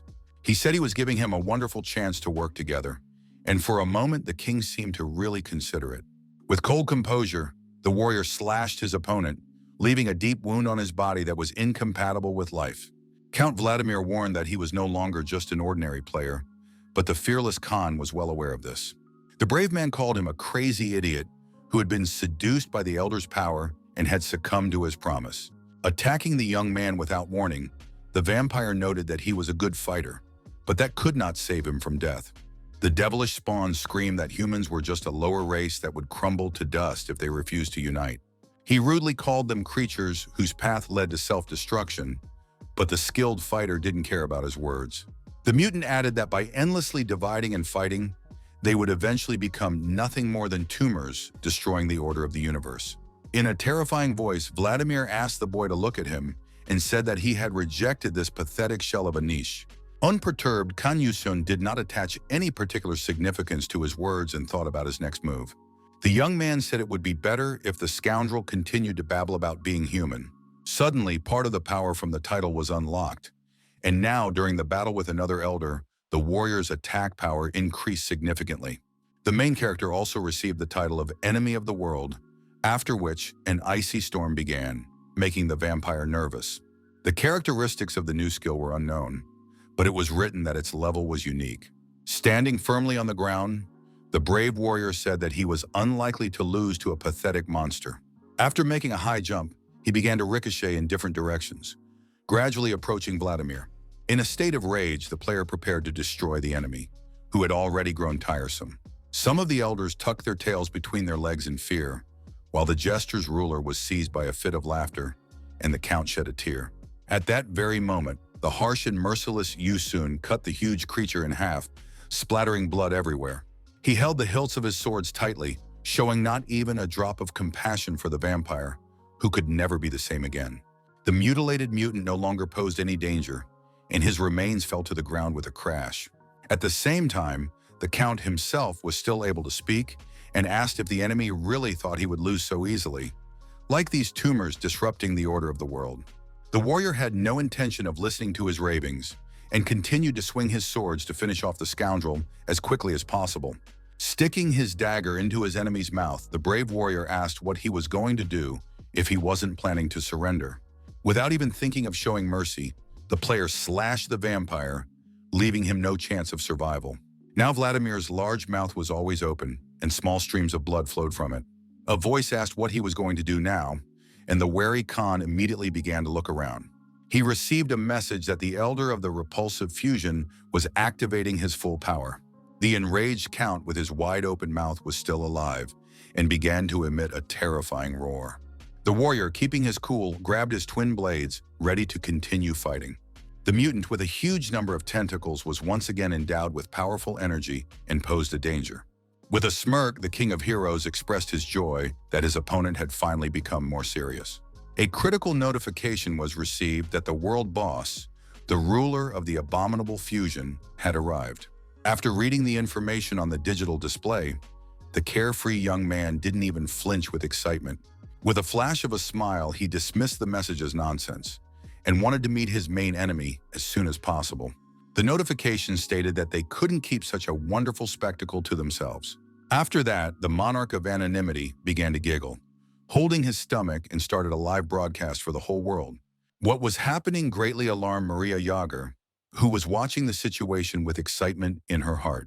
The panicked girl began to pound her fists on the barrier, begging for it to be removed so she could rush to her comrade's aid. The Lord of Blood protested against the saint's interference and demanded a one-on-one battle from the Elder of the Games, who agreed and created an arena. Meanwhile, the cold-blooded Kan Yuseon looked at his opponent, who had his back turned to him and was dressed in a robe. This was the ruler of the abominable fusion, whose hand was repulsive and consisted of twisted tentacles. Approaching his opponent, he said that nothing in this world could exist in harmony on its own. Stopping in his tracks, the mutant began to study the young man, trying to figure out where to strike. The young man, completely calm, warned the monster that he could not show something like that for free. The fanatic decided to attack without warning, saying that everything is one and exists for the good of one. Behind him, several mutated people gathered, repeating after their leader. In an instant, they all rushed to attack the main character, who instantly summoned icy daggers. Dodging his opponent's blows, the angry warrior said that these cheap tricks resembled gang fights. He then joined the fray and began to take out one zombie after another, not allowing them to leave even a scratch on his body. The mutants fought bravely and didn't stand still, but the brave warrior was very experienced and knew how to outsmart them. The guy didn't relax for a second and constantly looked around to prevent the monsters from getting behind him. Exhausted, Khan said that it looked like he wouldn't be having dinner tonight, as the situation was indeed dire. There was no end to the monsters, and realizing how many there were, the hero began to doubt that they were all players. As he continued to fight, he began to suspect that all creatures originated from the world of the Elder. The excited spectators did not understand why there were so many monsters and wondered what would happen if the king lost. Maria Jaeger, worried, clenched her fist for her comrade, who was the only one she could trust. The brave warrior seemed to hear her prayers and fought valiantly against the mutants, not letting them get close. His face was as calm as ever, and his hands gripped his twin blades tightly, preventing them from being knocked out. The live broadcast was being watched by Lord Ray, the Swordmaster, who was slightly unsettled by what he was seeing. The tense fighter turned his head away, biting his lip as if something was troubling him deeply. With a sharp movement, the warrior used his ability to push away the monsters that were unable to stay on their feet. A confident smile reappeared on his face, and there was not even a hint of doubt about his victory. Raising his weapon above his head, the fearless Kang Yuseon prepared to deliver the finishing blow. Continuing to smile menacingly, the player said that he simply had to do it. An incredibly powerful blow was delivered directly to his feet, causing the ground to shake violently. A huge wave of blood simply washed the enemies away, preventing them from achieving their desired goal. Soon the main character found himself in the Baskerville estate, surrounded by several hunting dogs. The frenzied dogs were ready to attack on their master's command, eager to finally feast on flesh. The monsters cried pitifully, waiting for the Elder to order them to rush into battle and destroy everything in their path. The bloodthirsty dogs were the first to lunge forward, one of them already flashing its slobbering jaws at the mutant within seconds. The merciless predators began biting their enemy in various places, not allowing him to escape. Unperturbed, Kun Yuseon watched the spectacular battle from the sidelines, marveling at the dog's skills. He considered what was happening incredible, and wondered if this was the power of the Elder Assassin. The daredevil assumed that this would help him deal with the crowd of unfortunate mutants, and he wouldn't even have to get his hands dirty. The warrior picked up his sword and decided to think about what to do next so as not to waste time. Filled with excitement, the young man asked why his opponent would not come out and fight him one-on-one. The mysterious monarch silently glanced at him, also thinking about his next move. Making a sudden leap, the brave player aimed his dagger at the enemy, who was just standing there. Filled with the desire to kill, the ruler glared at his opponent, using one of his techniques. The monster opened its huge mouth from which thin tentacles began to emerge, looking simply disgusting. A voice said that it didn't matter how strong the boy was, because he couldn't be pitted against those who were constantly evolving. As a result of their union, the Lord of the Repulsive Fusion gained resistance to various types of damage. The creature said that they would adapt endlessly, but Yuso's blade had dealt a very powerful blow to its body. The brave man said that he too must simply evolve and cast the nanovirus effect on the blades of the Black Death swords. The stunned elder couldn't believe it and froze for a moment, but it was a mistake. After landing a good blow, the agile young man remarked that he was too talkative and called him a useless fool. Then the young man wondered if the broadcast was still on because he wanted people to see the fight. The daredevil said that it was only March and the ruler had already relented, adding that the world was fairly peaceful. Many believed that the land would remain peaceful even without a hero king, but it was curious to see if he could defeat the monster alone. Georg Billmeyer was also watching the broadcast, and the commentator asked if the warrior would be able to clear the new 16th level tower. The tense General Kilgore and Miss Lydia also watched the live broadcast, paying close attention. Maria Jager believed in the main character the most, a slight smile playing on her lips and a brief sense of peace filling her heart. The stern player swung at the vile creature in midair, causing it to panic. A very effective blow was delivered directly to the monster's belly, causing it to explode instantly. The hulking creature, made up of tentacles, was blown up on the spot, once again proving the professionalism of the King of Heroes. Watching the broadcast, the Swordmaster Ray suddenly slammed his fist on the table and stood up, while his opponent looked at him in confusion. Biting his lip, the young man suddenly rushed off somewhere, causing the people sitting with him to become alarmed. At tremendous speed, the fearless Yusun charged forward, eager to finally finish off the despicable ruler. Shedding tears of incredible pain, the Lord called the young man a cancerous tumor of this world and said that he would never bring them to their knees. At that very moment, a successful series of double sword swings was executed and blood began to splash around. At that moment, Kang was cold-blooded and showed not even a hint of compassion for the scoundrel who was greatly hindering him. Finally, the brave warrior received a notification that he had defeated the elder of the abominable fusion. The contract was fulfilled, and now the Blood Monarch laughed mercilessly and congratulated the great player on his victory. Then the young man received a notification that he had obtained the essence of the ruler he had killed, and a slot for it was unlocked. The unique item granted healing during battle, and resistance stacked up to 9 times. The brave man noticed signs of cheap gameplay in the huge number of slots, which made him somewhat dissatisfied. Taking the essence in his hands, the calm young man began to examine it closely and was even a little surprised. The only surviving cell plunged into the endless darkness of the universe and began a long journey after the destruction of the Elder's planet. Squeezing the round object slightly, the boy made sure that it was indeed the enemy of the world, and then continued on his way. The player silently climbed the steps, heading toward the entrance of the estate, completely calm. Inside was an incredibly happy Maria Jager, who had been eagerly awaiting the return of Kan Yuseon all this time. The saint thanked the gods that he had returned unharmed, and the boy showed that he really didn't have a scratch on him. The girl noted that it was a brilliant idea to put the virus on his weapon, and the young man smiled in response. Then he suddenly asked why she had stopped, and the puzzled blonde asked him what he was talking about. Sarcastic Kan thought that Maria was so upset that she would rush at him with strong hugs and kisses. The calm girl asked if the hero was out of his mind to say such nonsense in public. Smiling, the frivolous young man said that everything was fine, but Jaeger didn't think so. In an instant, all smiles disappeared from his face, and his gaze became emotionless, as if something had happened. The reporters gathered around the portal froze in place with their cameras, as if they had seen something mesmerizing. Confident, Yusin asked the swordmaster, who had arrived why he had shown up when he hadn't even been seen before. The lord from the country bordering Russia lowered his gaze to the floor, then addressed the heroic king in a calm voice. Suddenly, he said that while watching the brave man fight, he remembered the battle against the Elder of the Plague. The events were terrible, and it was impossible to remember them with a calm mind, for they had left a deep scar on his soul. Kana was puzzled by the master's admission that both now and then, he had emerged victorious, performing well. Approaching the young man, Ray said that he had been right all along, but that disputes had arisen between them. The man said that the young man had all the qualities to be called the King of Heroes, but his words frightened him, and he asked the saint for help. The sincere opponent paid tribute to the player in the name of all the sacrifices and actions he had demonstrated to the world. The unexpected statement stunned the blue-eyed young man, with whom they had often quarreled in the past. After that, the Sword Lord turned around and said that, as the young man had said earlier, if it weren't for him, No one knew how many people would have died. Ray admitted that during the raid on the Plague Lord, he had left the Chinese Communist Party Guild, which had led to a breach in formation. The statement shocked the reporters, who began to ask if he had really abandoned his comrades and simply run away. The young man, who was in great emotional pain, confirmed that he had simply chickened out and left his comrades on the battlefield.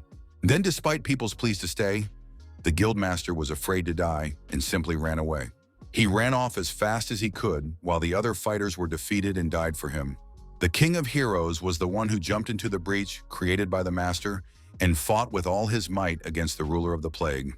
The brave warrior showed unwavering courage when he rushed into battle without hesitation. The Lord believed that the player Kan Yuseon was unquestionably worthy of his title, while he himself looked puzzled at Maria Yeager. Suddenly feeling guilty, the man fell to his knees and tried to hold back his tears, which was very difficult. Even now, Ray thought about it every night and slept very little, as the torment never left him, even for a minute.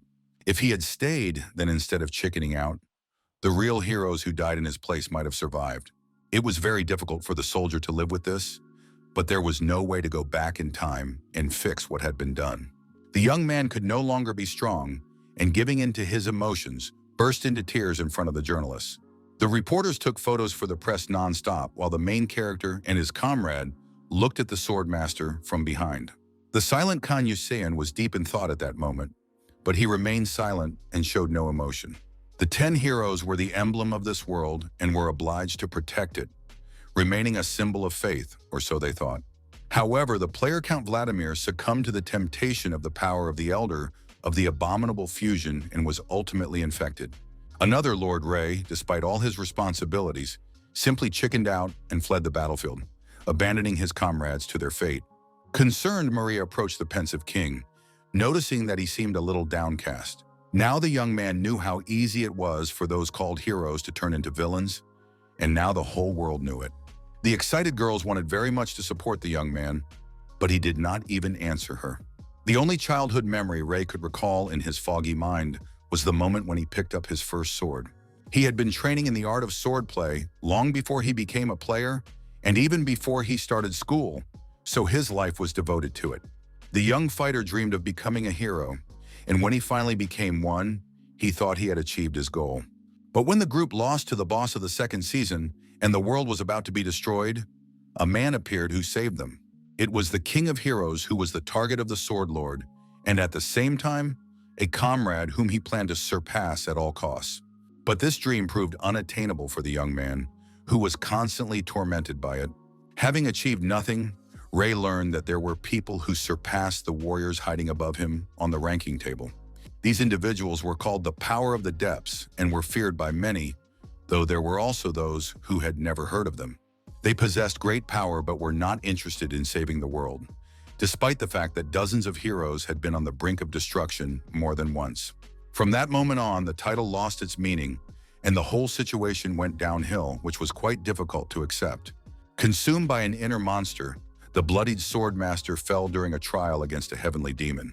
The warrior continued to hear the disapproval of the guild members, who claimed that the party would fall even if left alone. He believed that ordinary fighters could not surpass the elders, who were much stronger and more powerful. Ray Chan remembered that once, because of his fear, the enhancement of the Valhalla warrior had been cancelled, and the conditions for equipping the honor medal artifact had not been met. In the end, the system cancelled the blessing of the Iron Ruler, and the coward simply fled the battlefield. Fearing for his life, the Lord simply ran away, and the Hero King once again saved the world, as he always did. The guy promised himself that he wouldn't embarrass himself in the new season, but suddenly the man behind him asked him to take a few people with him. It was a young knight and a girl of the same age, both looking very unsure of themselves and excited. Then the swordmaster smiled sarcastically, saying that it was easier to hunt alone at the start. The master whispered that the guys were talking nonsense about him being a coward and abandoning his comrades, and that if they returned, they would have to change guildmasters. These words greatly upset Ray Chan, whose gaze at that moment met that of the green-haired boy. The unnamed member of the MSS Players Association bowed slightly, respectfully greeting the Lord, who understood that they wanted to kill him.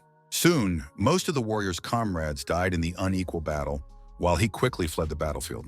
In his mind, the man repeated that he was a coward, which made him feel even worse. He had been ordered to leave the murder at the tower, but inside the master was in turmoil because of the pain. Hearing the drops of blood dripping from the blades, the desperate Ray continued to call himself a coward in his mind. He remembered all this as he stood by the window on a rainy day, touching it with his fingers, sweaty from excitement. A man suddenly entered the room, obviously there to talk to the gloomy young man about something. The unnamed man asked if Chan really thought that anything would change if he told the foreign media. The unemotional player replied that the world would not change, while the man emphasized that he had done what he had done anyway. The Lord of the Swords said that only by acknowledging mistakes can they be corrected, and he always stuck to this phrase. The young man promised himself that he would make amends, and even if it killed him, he would be satisfied. But the association member asked him to stop talking nonsense. The gentleman said that the young man had acted very rashly, but the party made an unexpected statement. It was said that, given the Lord's activity and loyalty, he would be given one last chance, which he had not expected at all. Officially, the case was that Ray had not abandoned his comrades during the raid on the Plague Elder. The man said that the fighter would be informed when the exact scenario was ready, and until then he was forbidden to leave his home. His communication with the press and the internet would be restricted, and he would remain anonymous during his period of rest. Suddenly, Chang admitted that he was curious to hear what the MSS member would say, who looked at him in bewilderment. The young man couldn't understand how such a coward, who had abandoned his subordinates to save his own skin, could dare to voluntarily become a hero. Snatching the phone from his hands, his opponent said that he could deny it, but he would still retain his rank. Looking coldly into the eyes of the insecure master, the gentleman reminded him that he was a warrior. The swordsman couldn't understand how the green-haired man could see all this, but it was impossible to argue with his words. His comrade looked at him with a slight frown, not fully understanding what the conversation was about. Gripping the hilt of his sword tightly, Ray realized that even the manipulation of personal data had gone smoothly. Stabbing his weapon into the soft sofa, he asked if the nameless man himself would like to become a puppet and play the hero. Smiling, he said that he was sick of the pain, which seemed impossible to bear. Clenching his hand into a fist, the man advised him not to provoke him, as he knew very well that he might not be able to control himself and strike. Jumping up and grabbing his sword, the green-haired man cried out that the player knew perfectly well that he could never become one. His attempt to strike was stopped by a skilled warrior who managed to raise his blade and block the attack. At that moment, the enraged Ray summoned a couple more weapons, which were thrown at his opponent, but he dodged them. Both opponents were giving it their all and not letting each other hit them, because no one wanted any scrapes on their face. The cool-headed gentleman delivered a sharp blow to Chan's jaw before he could react, causing him to start bleeding. The angry nameless one exclaimed that he would have become a hero long ago if he had wanted to, adding that he didn't need help from a fool. Waving his swords, the young man shouted, asking why Ray cared about such things when he had everything he wanted. The emotionless lord said that even if he kept his title, he would never become a true warrior. Smirking, the association member asked if he had been so influenced by the heroism of Kang Yuseon. At that moment, an incredibly powerful energy strike was delivered, sending the young man flying backward. Now the bloodied swordmaster lay in the corner, but he was still alive, albeit briefly, and had lost consciousness. In his mind, the warrior told himself that there was nothing he could do, and he had thought about this before. When the swordsman regained consciousness, he wanted to become a true hero and could not overcome this desire. Approaching the unconscious young man, the nameless warrior said that he had made a good impression, no matter what he did. As he prepared to finish off his merciless opponent, the member of the association called it the end of a pitiful and useless puppet. Looking sternly at his opponent, the green-haired man asked if he understood what it all meant. Still able to speak, Ray, without looking into his eyes, asked if his opponent would kill him. With a slight smile, he added that the gentleman would make his elder happy by taking his life. It didn't matter how Chang died, because the Communist Party would come up with a reason for his death anyway. With a trembling hand, the nameless man began to strike his enemy, whom he hated with all his heart, with his sword. All of the slain man's armor and maps were scattered on the floor and stained with blood, which looked very unpleasant. The Elder of Pain was outraged by the contractor's actions, who had dealt with his enemy too quickly. Placing his hand on his head and smiling, the fighter asked if his master was not satisfied. The member of the association said that even if the Lord considered himself a fake, he was real to him, so he had killed the idol with his own hands. The madman laughed and said that now he would have to envy the doll that did not shine, and the monarch of pain reluctantly nodded. Shedding a tear, the gentleman noticed a message saying that the Iron Ruler was offering him an apostolic contract. Rising from his knees, the nameless man wondered why this foolish Chan wanted to create a problem. At that moment, the living swordmaster standing near Kang Yuseon and Maria Jaeger was being shown live on TV. Dissatisfied members of the MSS Players Association also watched the broadcast, not understanding what was happening. It was stunning for the green-haired guy to see the hero king whom Ray Chan had paid homage to. The main character flashed a beautiful smile at that moment, which was very much appreciated by many of his fans. At that very moment, one of the city's high-rise buildings was blown up, and from the outside it looked very scary but impressive. The angry, nameless man believed that it was all because of the cursed Yuso, who had gone mad and could not tell the difference between heaven and earth. The next morning, the dissatisfied hero picked up the phone and asked why he had been woken up when he had just gotten off the plane. He was told on the phone that the sword master was no longer there, which left the guy speechless for a moment. He was told that it was forbidden to broadcast this in the news for the time being, but that by now everyone must already know. The stunned young man couldn't believe that Ray Chan was dead because they had been talking to each other just yesterday. He remembered that the Lord had looked unwell, but upon his return it seemed that the situation had improved slightly. In the evening, the driver said that due to the increased terrorist threat, the players would be transported by private planes. Sitting in the back seat, Kang Yushun asked the silent swordsman why he had done all this. The young man did not quite understand the question, and the king looked at him nervously, feeling a drop of sweat trickling down his face. Remaining calm, Ray wondered how he had lived if he should have done this a long time ago. The wary brave man asked if he was really okay, and his opponent simply asked him to remain a hero. The tense young man asked why the swordmaster was speaking as if he were about to die. The player asked why he should die, and the agitated Maria Jaeger looked at him silently. At the airport, Chang, who was suspiciously calm, said goodbye to Kang Yusung, telling the saint that he would go first. The young people found his behavior strange, as if he was planning something but was afraid to admit it. At one point, the beautiful woman asked the Lord to stop because she wanted to ask him a very important question. She asked him directly if he would continue to be a player, since he was very good at it. Turning his head slightly, the warrior with the scar under his eye smiled and calmly replied that he would continue doing so. At that moment, the angry hero couldn't believe that after everything that had been said, the master had passed away. Manager Park Tae-sik tried to use his connections, but according to the landlady, the young man had been killed after all. The man added that there was plenty of evidence, and that apparently the most powerful forces had made their move. Kang called them trash, and his old friend realized that his enemies were up to something and asked the young man to be careful. After that, the phone call ended, and now the young man was left alone with his thoughts. A sleepy cat asked why its owner was frowning in such strange weather, and he agreed with her. The fighter said that he was in complete chaos and decided to distract himself a little, so he opened the digital scoreboard. The player opened the list of available towers, and the trust symbol had a powerful effect on him at that moment. The silver pendant began to glow brightly, as if urging the warrior to make the right decision. The hero set off for the Tower of the Queen of Conquest, level 8, where the condition for the raid was victory for his faction. A few minutes later, he was standing next to Princess Syria, looking out at the seashore where many soldiers had gathered. The emotionless young man said that, according to rumors, the most fun thing was to watch someone else fight. Then he asked if he really had to just sit there and do nothing, or else he would be considered very stupid. At that moment, the desert elf thrust his spear into the angry knight who had come to conquer his land. The king had lost count of how many forts had been destroyed, and all without him, but Queen Syria asked him to be patient. The Sultana assured him with a smile that the hour of the young man eager for battle would soon come. The beautiful lady asked the young man to stay by her side, calling him her trusted knight. The smiling young man called it ironic that a man was protecting the queen of the elves, while she and her army were conquering the land of men. The calm woman asked if Kan Yushun regretted betraying his kin by joining her side. The brave man simply remembered how, some time ago, he had looked at the distraught Syria standing in the moonlight. The lady realized that he was thinking that she had changed, and placing her hand on his shoulder, confirmed his guess.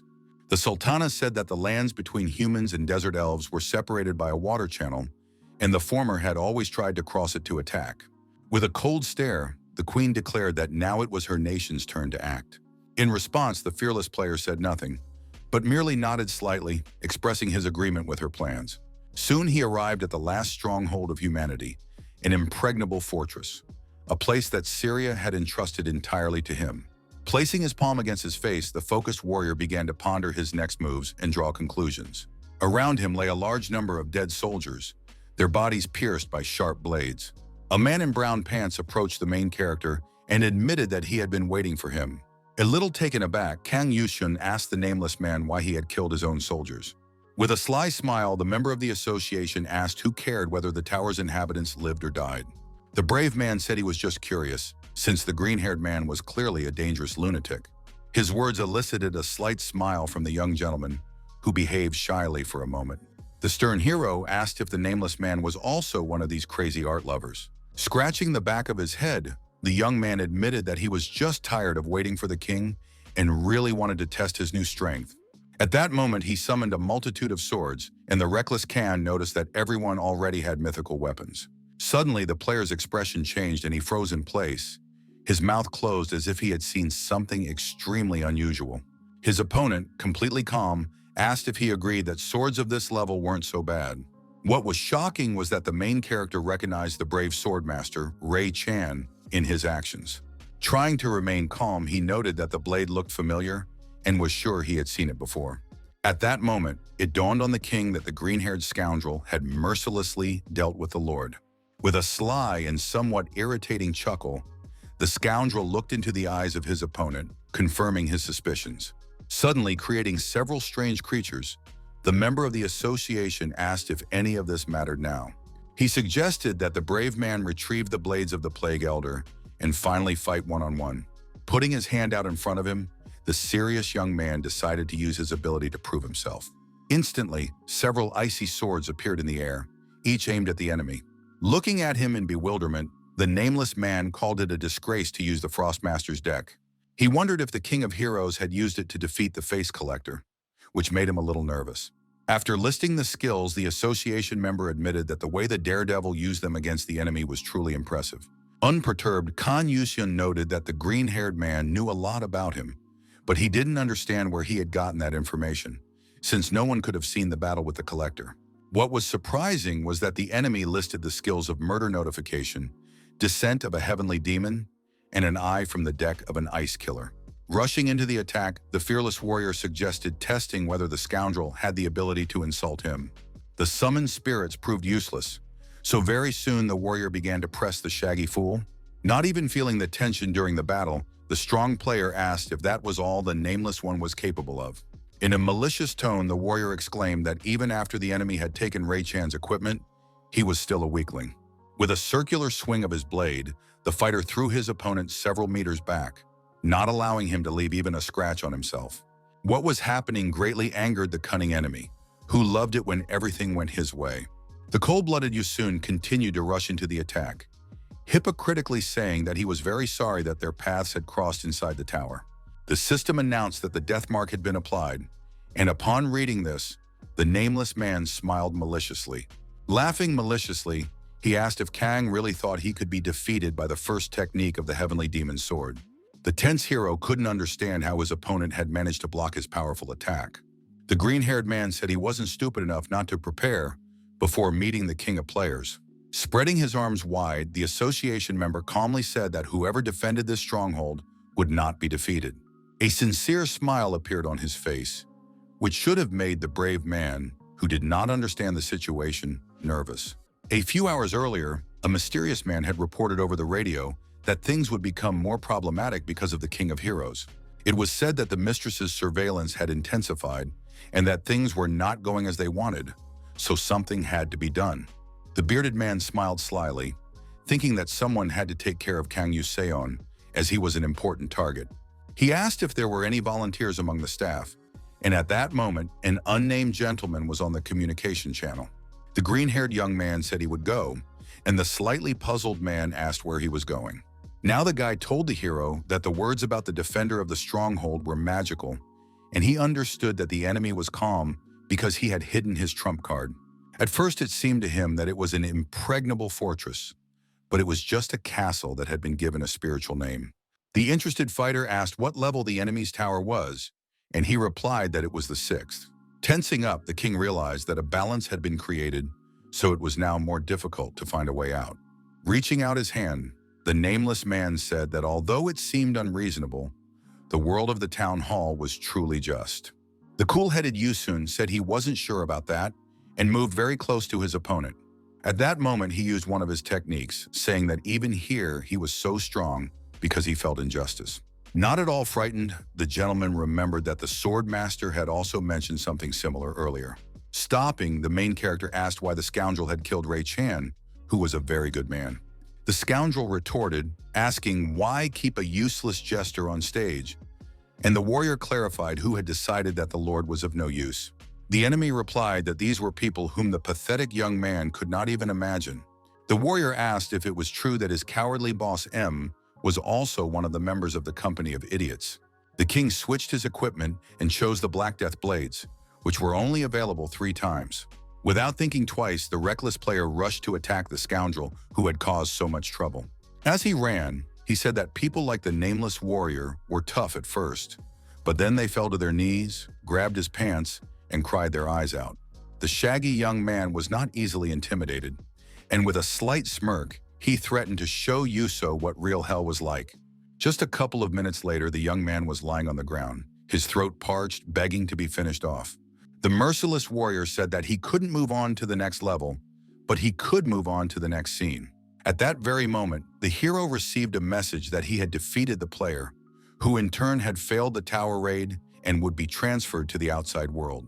The elder ordered the elven degenerates to get off his land, and the young man knew that he would hardly be allowed to finish the cleanup so easily. The Monarch of Light was furious, and the Observer faction joined the war, and soon the fallen angels arrived on the battlefield. The fearless warrior was even slightly pleased by this, as his experience farm had come to him. However, he was already beginning to get bored, as he had already encountered the winged creatures more than once.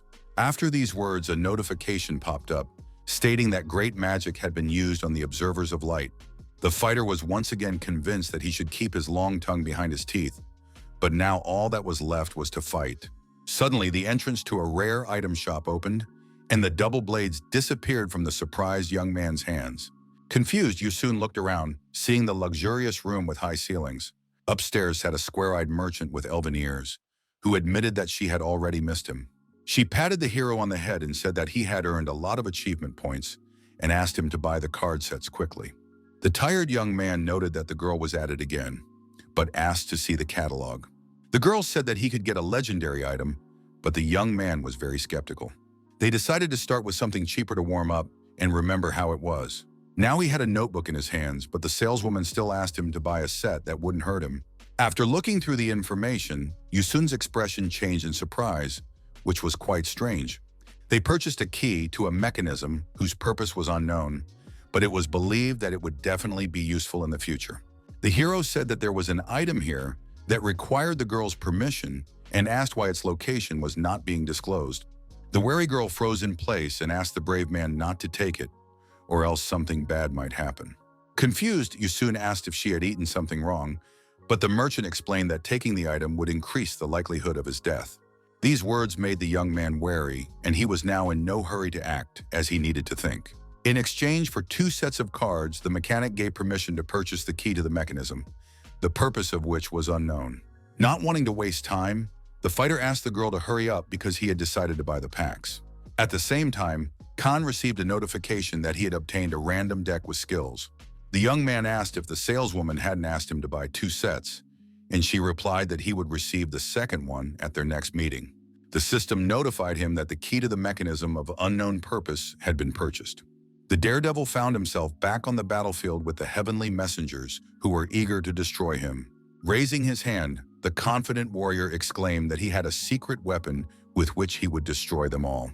The young man received a standard, uncontrollable rage card, but an unshakable smile remained on his face. The young man noticed that he couldn't control his outbursts of rage, so it came in handy.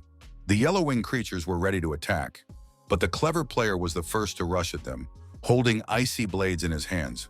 With tears in his eyes, the warrior shouted, begging his enemies to attack him and calling them annoying gnats. Soon, a message was received that the impregnable fortress had been successfully captured, and the fighter's level had risen. The murder notification reached its maximum level, and now Kan Yuseon could awaken the skill.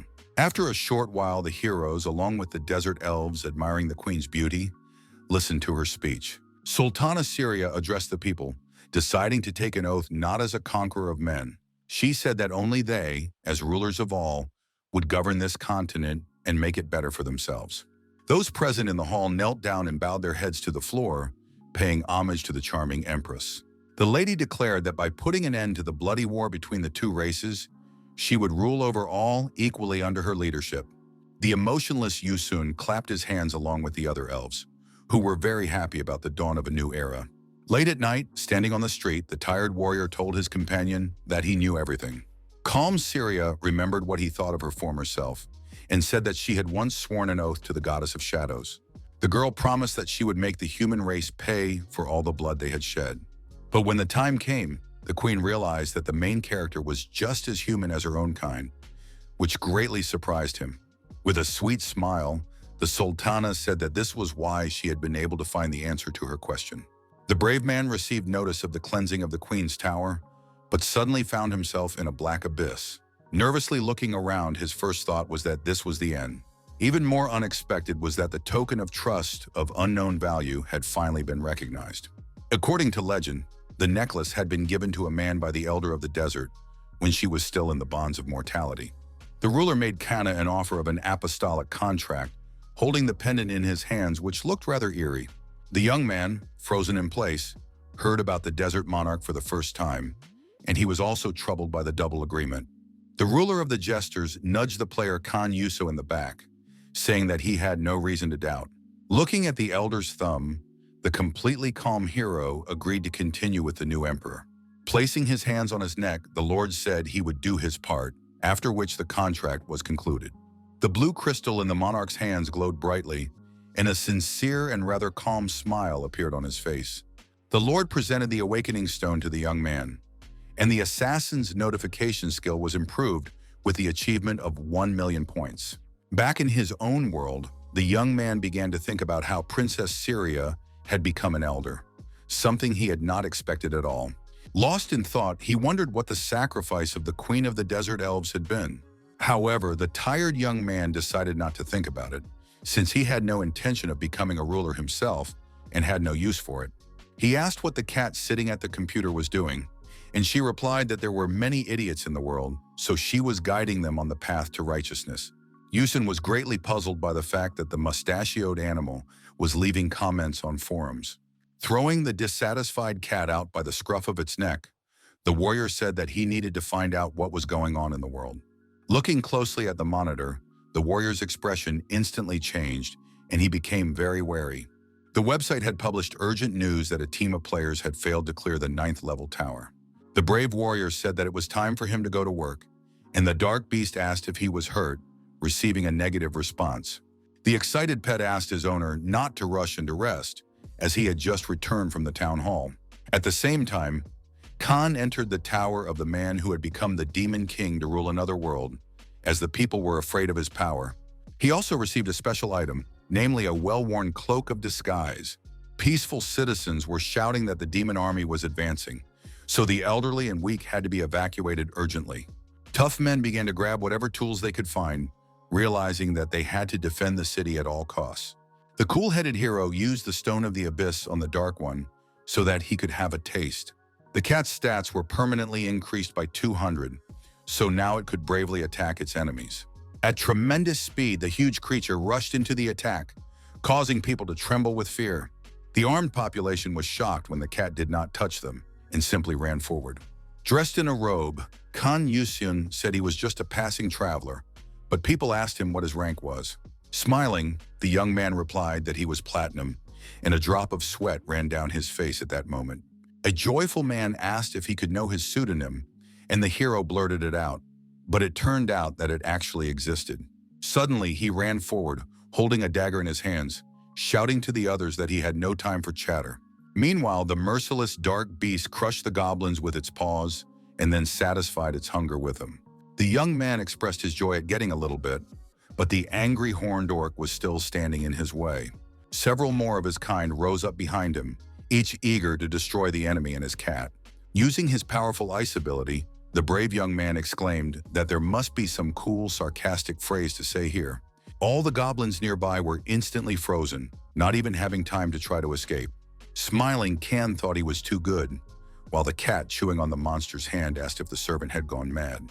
The delighted people around began to shout that the brave man was incredible, and the fighter told the Dark One that the others also recognized his strength. The self-satisfied warrior said that he had dealt with his enemies before the reinforcements arrived, so he deserved respect. Looking closely at the fighters who had arrived on horseback, you soon noticed that their armor looked suspiciously familiar. Then the hero said that the cavalry would approach him with gratitude and begin to ask him who he was. The young man, in turn, would blurt out some nonsense and start a fight with them, as had always been the case when he found himself in Isekai. One of the knights slowly approached the brave player, with whom he was supposed to have a serious conversation. The cavalryman emphasized that the young man had outstanding skills and asked him to accept their sincere gratitude. His opponent also asked about the warrior's pseudonym, and he, remembering his school days, said that his nickname was Master of Dark Frost. This caused a strong shock among the other members of the group, whose eyes bulged. Everyone standing around was drenched in sweat, terrified and unable to believe their ears.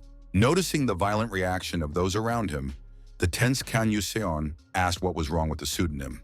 Together with his comrades, the commander pointed his sword at the young man, ordering him to reveal his identity and state his purpose. The young man remembered that he had said earlier that something like this would happen, and the angry, dark-clad man told him to stop talking nonsense. One of the knights had heard about the magic of the Demon King in a cloak who roamed the empire, calling himself a traveler. Finally, they realized that the enemy was wearing a disguise, while the elder jester giggled and clutched his stomach with laughter. The commander exclaimed that the spy had given himself away, and Kang Yushun considered giving up gambling and becoming a fortune teller. Unexpectedly, a blue-haired girl came to the boy's defense and asked the cavalrymen to stop.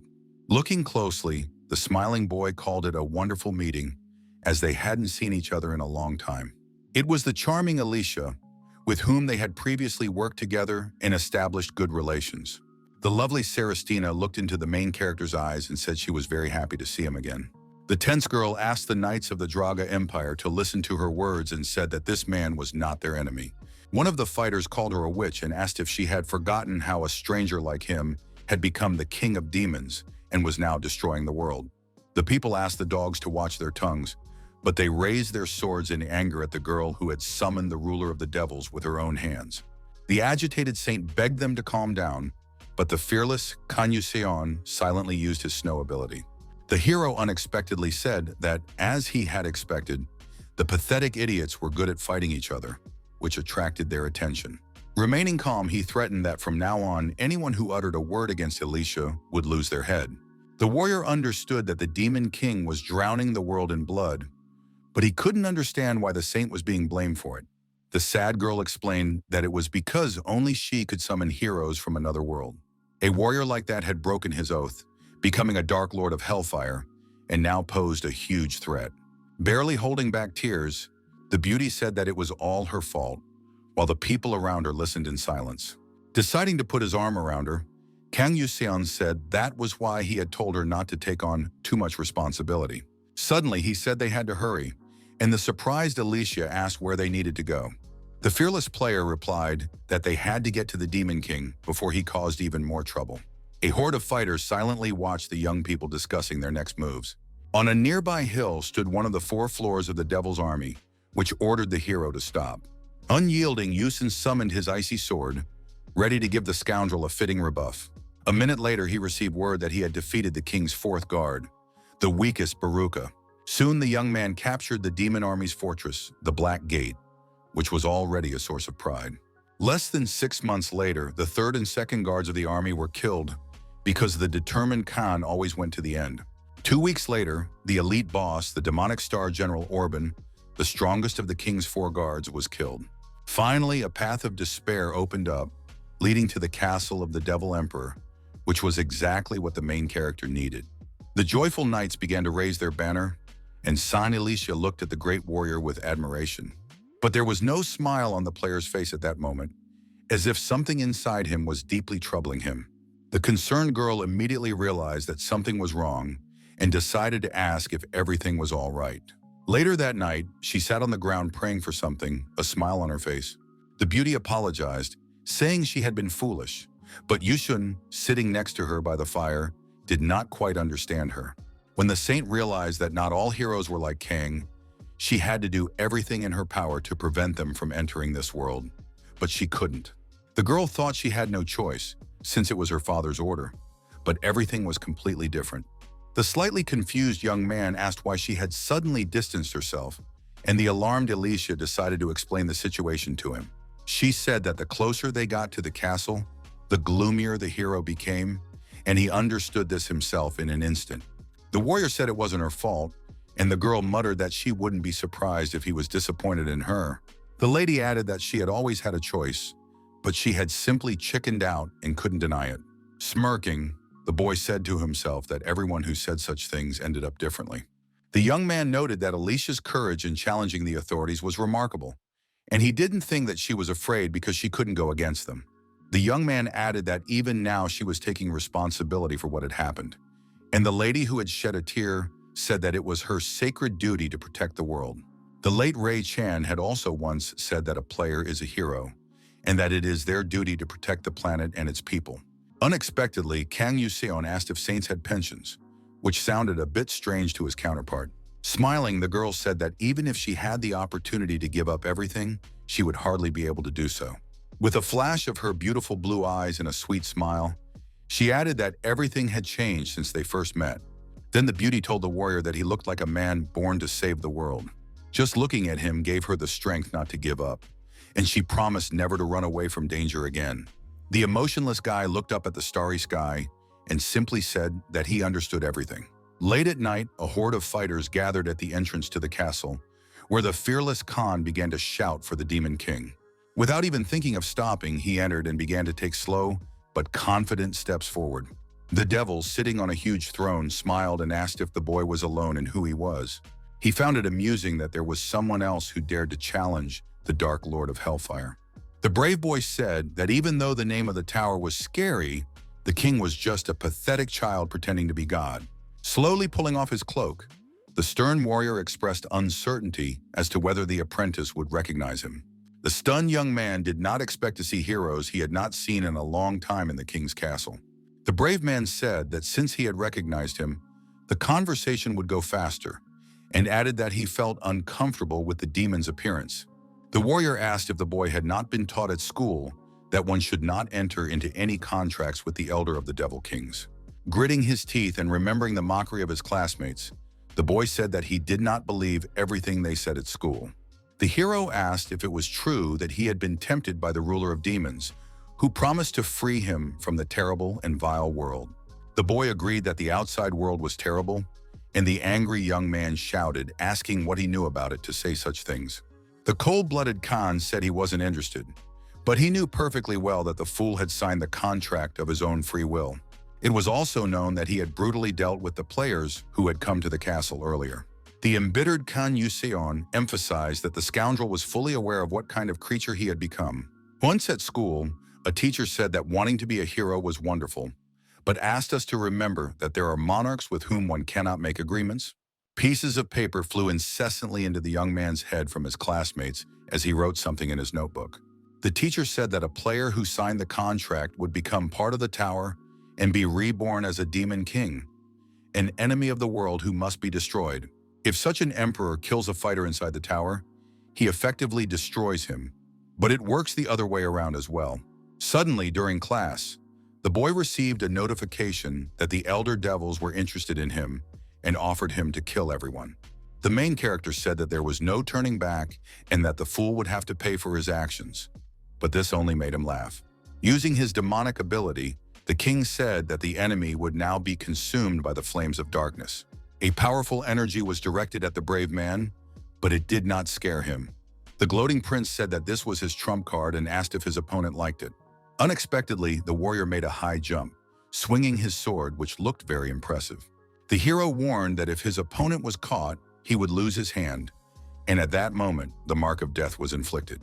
The stunned demon king froze in place, not even having time to understand what had happened. but his pupils shrank in size. The power of his attack, as well as his speed and agility, decreased by 1,000, and the weakness debuff gained 9 stacks. The cool-headed Kan Yushin decided to quickly replace the 3 side cards of his deck with cursed skills. The panicking young man was completely disoriented, and the weakness and evil hand curses had already been applied. The debuff exceeded his stats, and the terrified king couldn't even comprehend what was happening, but he trembled with fear. Wounded, the young man fell to the floor and begged for mercy, but the stern player asked if he really thought he would not be held responsible for his actions. Flashing a frightening glance, the brave young man said that he said the same thing every season and was tired of it. He said that if a man became a villain, the king of heroes would find him and send him straight to hell, but the young man called him a liar with a vicious cry. The main character held his sword in front of him, and his opponent exclaimed that he had never found him. The young man also shouted that the brave man had never come to protect him from the villains. Raising his voice, the prince shouted that when he was in need, no one had offered him a helping hand, so he considered the players to be nonsense. His words caused Kang Yuseon's expression to change, and he fell silent, deep in thought. The demon, kneeling on the ground, turned to the king of heroes to say something else and pour out his heart. Smiling, the young man said that if these were the ones they called heroes, then he wanted them all to die. At that moment, a huge blue beam shot straight into the sky, attracting the attention of everyone standing around the castle. Stunned, Elijah was speechless, and the hero received notification that he had defeated the Dark Lord of Hellfire. He was also informed that he had successfully cleared the Demon King's tower and could be proud of it. Upon returning to his world, Yusin was surrounded by reporters as usual, as he had captured the 9th-level town hall for the first time in history. Pulling the microphone closer, the tired warrior admitted that things were actually very bad. However, he said that for the sake of this world, he had no choice but to deal with the villain. Kang added that regardless of the situation, if a person becomes a black player, the day will come when they will be added to the Hero King's kill list. The news broadcast showed the legendary fighter's anger toward the villains, where he was completely sincere. An enraged Yusun declared that he would hunt down the degenerates who had signed contracts with the monarch of demons, evil, and pain. At home, the cat asked if he thought this would stop the villains, and the guy said that if even one of them changed their mind, that would already be good. The exhausted young man confessed that he never wanted to fight and said that he no longer wanted to fight such an enemy. The player's words that he would find the villains even at the edge of hell made the man watching the broadcast laugh. The man lying on the bed was amused by the fact that the boy had never even seen real hell, but spoke with such confidence. Putting his hand to his face, the green-haired man began to ponder something, as if a cunning idea had popped into his head. Rising to his feet, he thought about showing the boy a thing or two if he got the chance. With a sly smile, the young man came up with a plan to lure the naive king to him. A week later, sitting in the car, Kang asked what he was being called for this time, and the nervous Park Tae-sik replied that a request had been received from the CIP. The manager asked the young man to look at the information on the gadget, but he didn't quite understand what it was. Shuddering violently, the agitated fighter immediately covered the tablet with his hands, almost throwing it away. The girl said that the horror had happened about 3 hours after Yuso's press conference, whose words had provoked the villain. An angry Hashik yelled at the lady, but she said she only mentioned it to avoid misunderstandings. The guy didn't understand why he had to decide this, and the agitated CIPO representative said it was the player's duty. The hero remembered that she had previously told him something about infantile defense mechanisms, but now she couldn't decide for herself. Nevertheless, the brave man decided to take responsibility and said he would go through with it, because the monster was already waiting for him in hell. Meanwhile, the villain walked in the rain, covering his head with his hand, while people around him walked under umbrellas.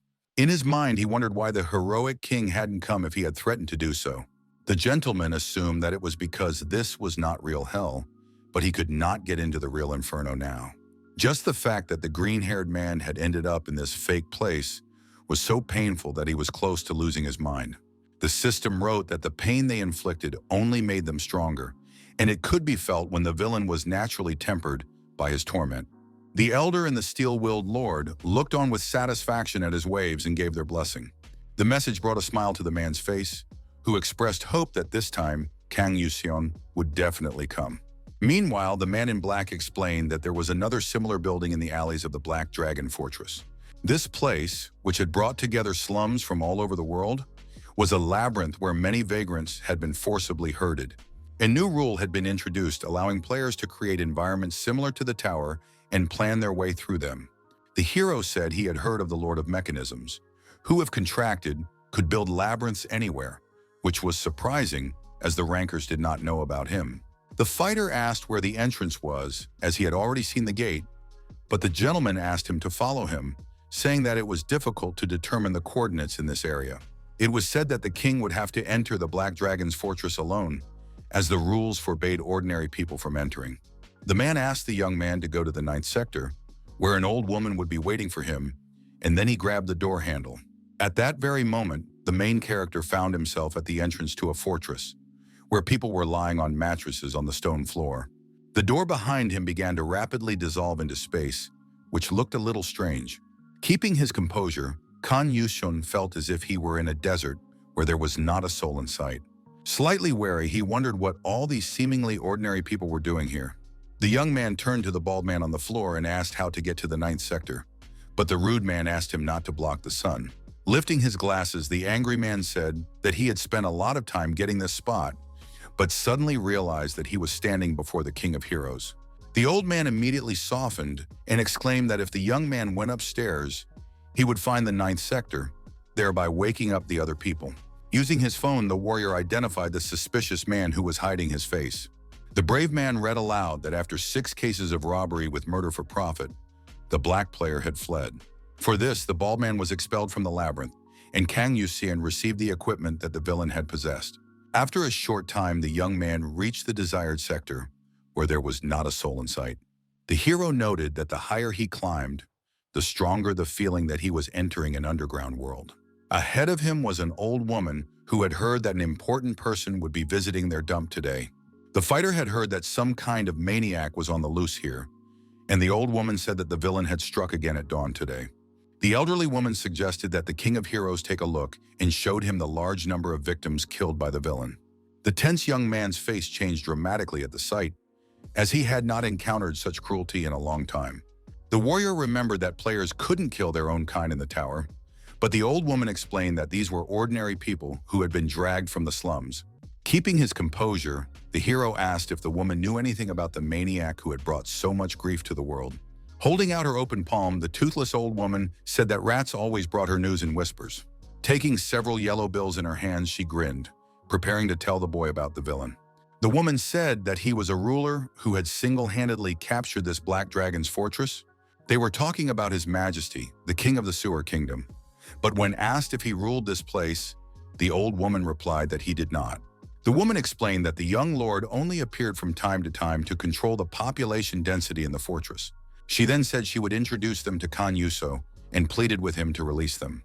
Soon the cool-headed warrior stood still, but suddenly a boy who admired him came up to him, and he was the guide. The boy asked if the old woman had paid, but the generous hero had also left a tip, for which he was grateful. On the way, the warrior asked how old he was, adding that children his age no longer used the word cool. After a while, the young man, burning with ambition, promised that when he grew up, he would become as cool a fighter as Yusun. He really wanted to become as rich as the famous warrior who could overcome any difficulty.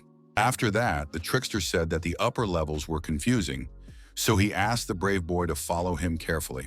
Looking anxiously at the monsters behind the bars, the boy added that there were many areas blocked off during construction. Suddenly, the boy exclaimed that they had been spotted and asked the brave man to run, but he wasn't particularly worried. Soon, 2 dead creatures lay on the ground, and the boy was rummaging through an electrical panel. The cold-blooded Khan asked what he was doing there, if he wasn't even a player, and the guide laughed and replied that he was well paid. The young man said that there was only a little left to climb, and now the 18th and last district was waiting for them. The main character asked if he really wanted to clarify whether the young man wanted to become a player just for the money. He brought up the topic of valuable items in the tower, but suddenly a monster appeared, ready to devour the guide. Without hesitation, the ruthless Yusun swung his sword and decapitated the creature, its blood splattering everywhere. The guide was impressed and said it was very cool, but the player couldn't understand how he could say that when he had almost died. Soon, the King of Heroes emerged, silently waiting for his young guide. The excited boy said that they must not climb up before the guide, and the brave man asked the Dark One to use his shield. Now the boy was inside the dark beast and was no longer in any danger, so they could safely move forward. On the way, Kang Yuseon asked again why the young man needed money so badly, but at first he heard nothing in reply. Smiling, the toothless young man said that the King of Heroes was very curious, and the fighter asked him to give him a hint. Unexpectedly, the generous gambler handed a wad of bills to the young man, who was quite surprised. Putting the money in his bag, the guide called it a trivial story, considering it uninteresting. The big cat began jumping over the ruins, and the young man said that his younger brother was very ill.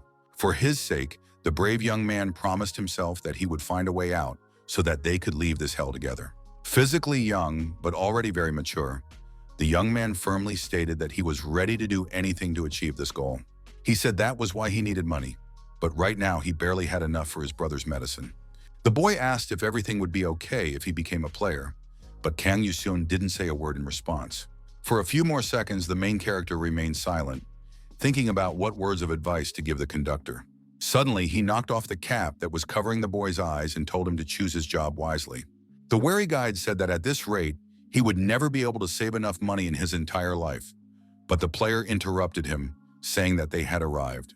The young men had indeed reached the 18th sector, where they had been heading all this time. The boy said that the goal must be at the top, and the brave man asked him to wait below and looked at the stairs.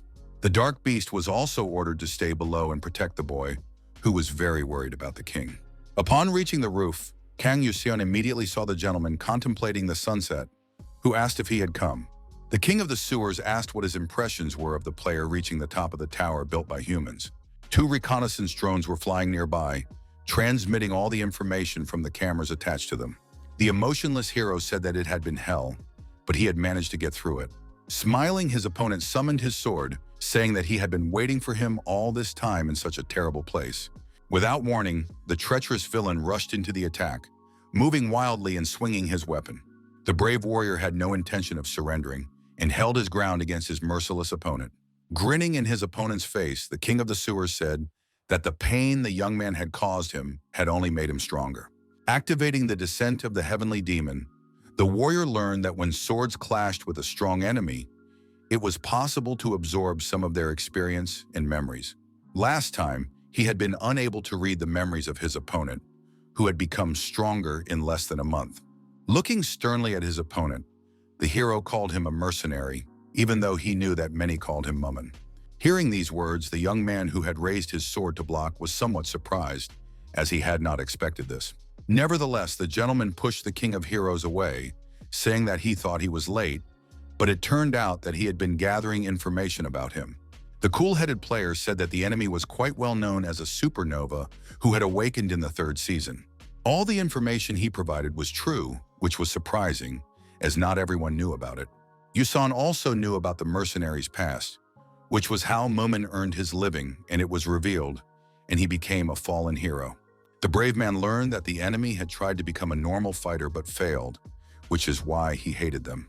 His words silenced the green-haired king of the sewers, who lowered his gaze to the floor. The brave man added that it was all his karma because he was originally a criminal and had signed a contract with some lord of pain.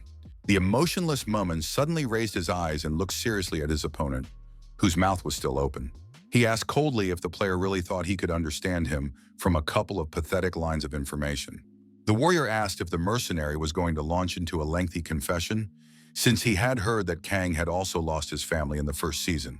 The man's fate was the same, and after that he found himself locked up alone in the real-world fortress of the Black Dragon.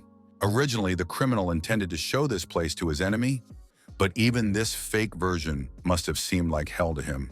According to him, most of the inhabitants here suffer from poverty and oppression, and the criminals are connected to the government and rule this lawless zone. For example, to see sunlight, one must go to the outskirts of the fortress or climb to the highest area. But if you climb up there, it is swarming with criminals as crazy as Moomin, so people usually go down to the suburbs, pay for a place, and bask in the sun.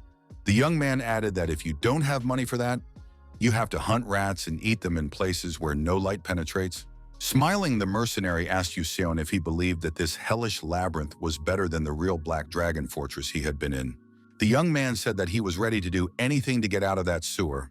The main character remembered the words of the guide, who was also ready to do anything to leave this hell. Clutching the hilt of his sword tightly, The young man told himself not to listen to this nonsense. Calm Moomin recounted how he had become a mercenary, lying among the dead in filth, and then grabbed the hand of a forbidden lord and became a player. Without warning, the warrior lunged forward, while the green-haired gentleman continued to trumpet something.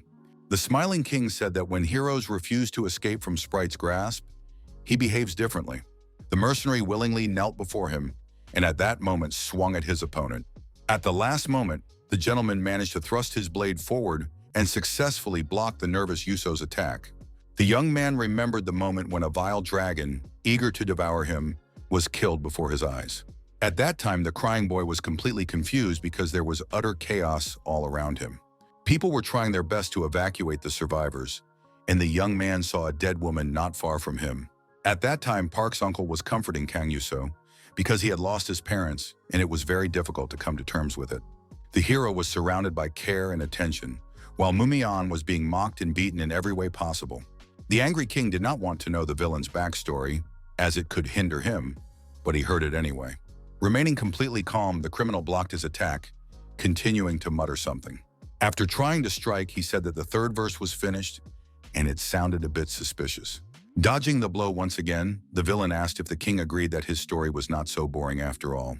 The gentleman continued to wriggle out of the situation, dodging his opponent, without even a scratch on his body.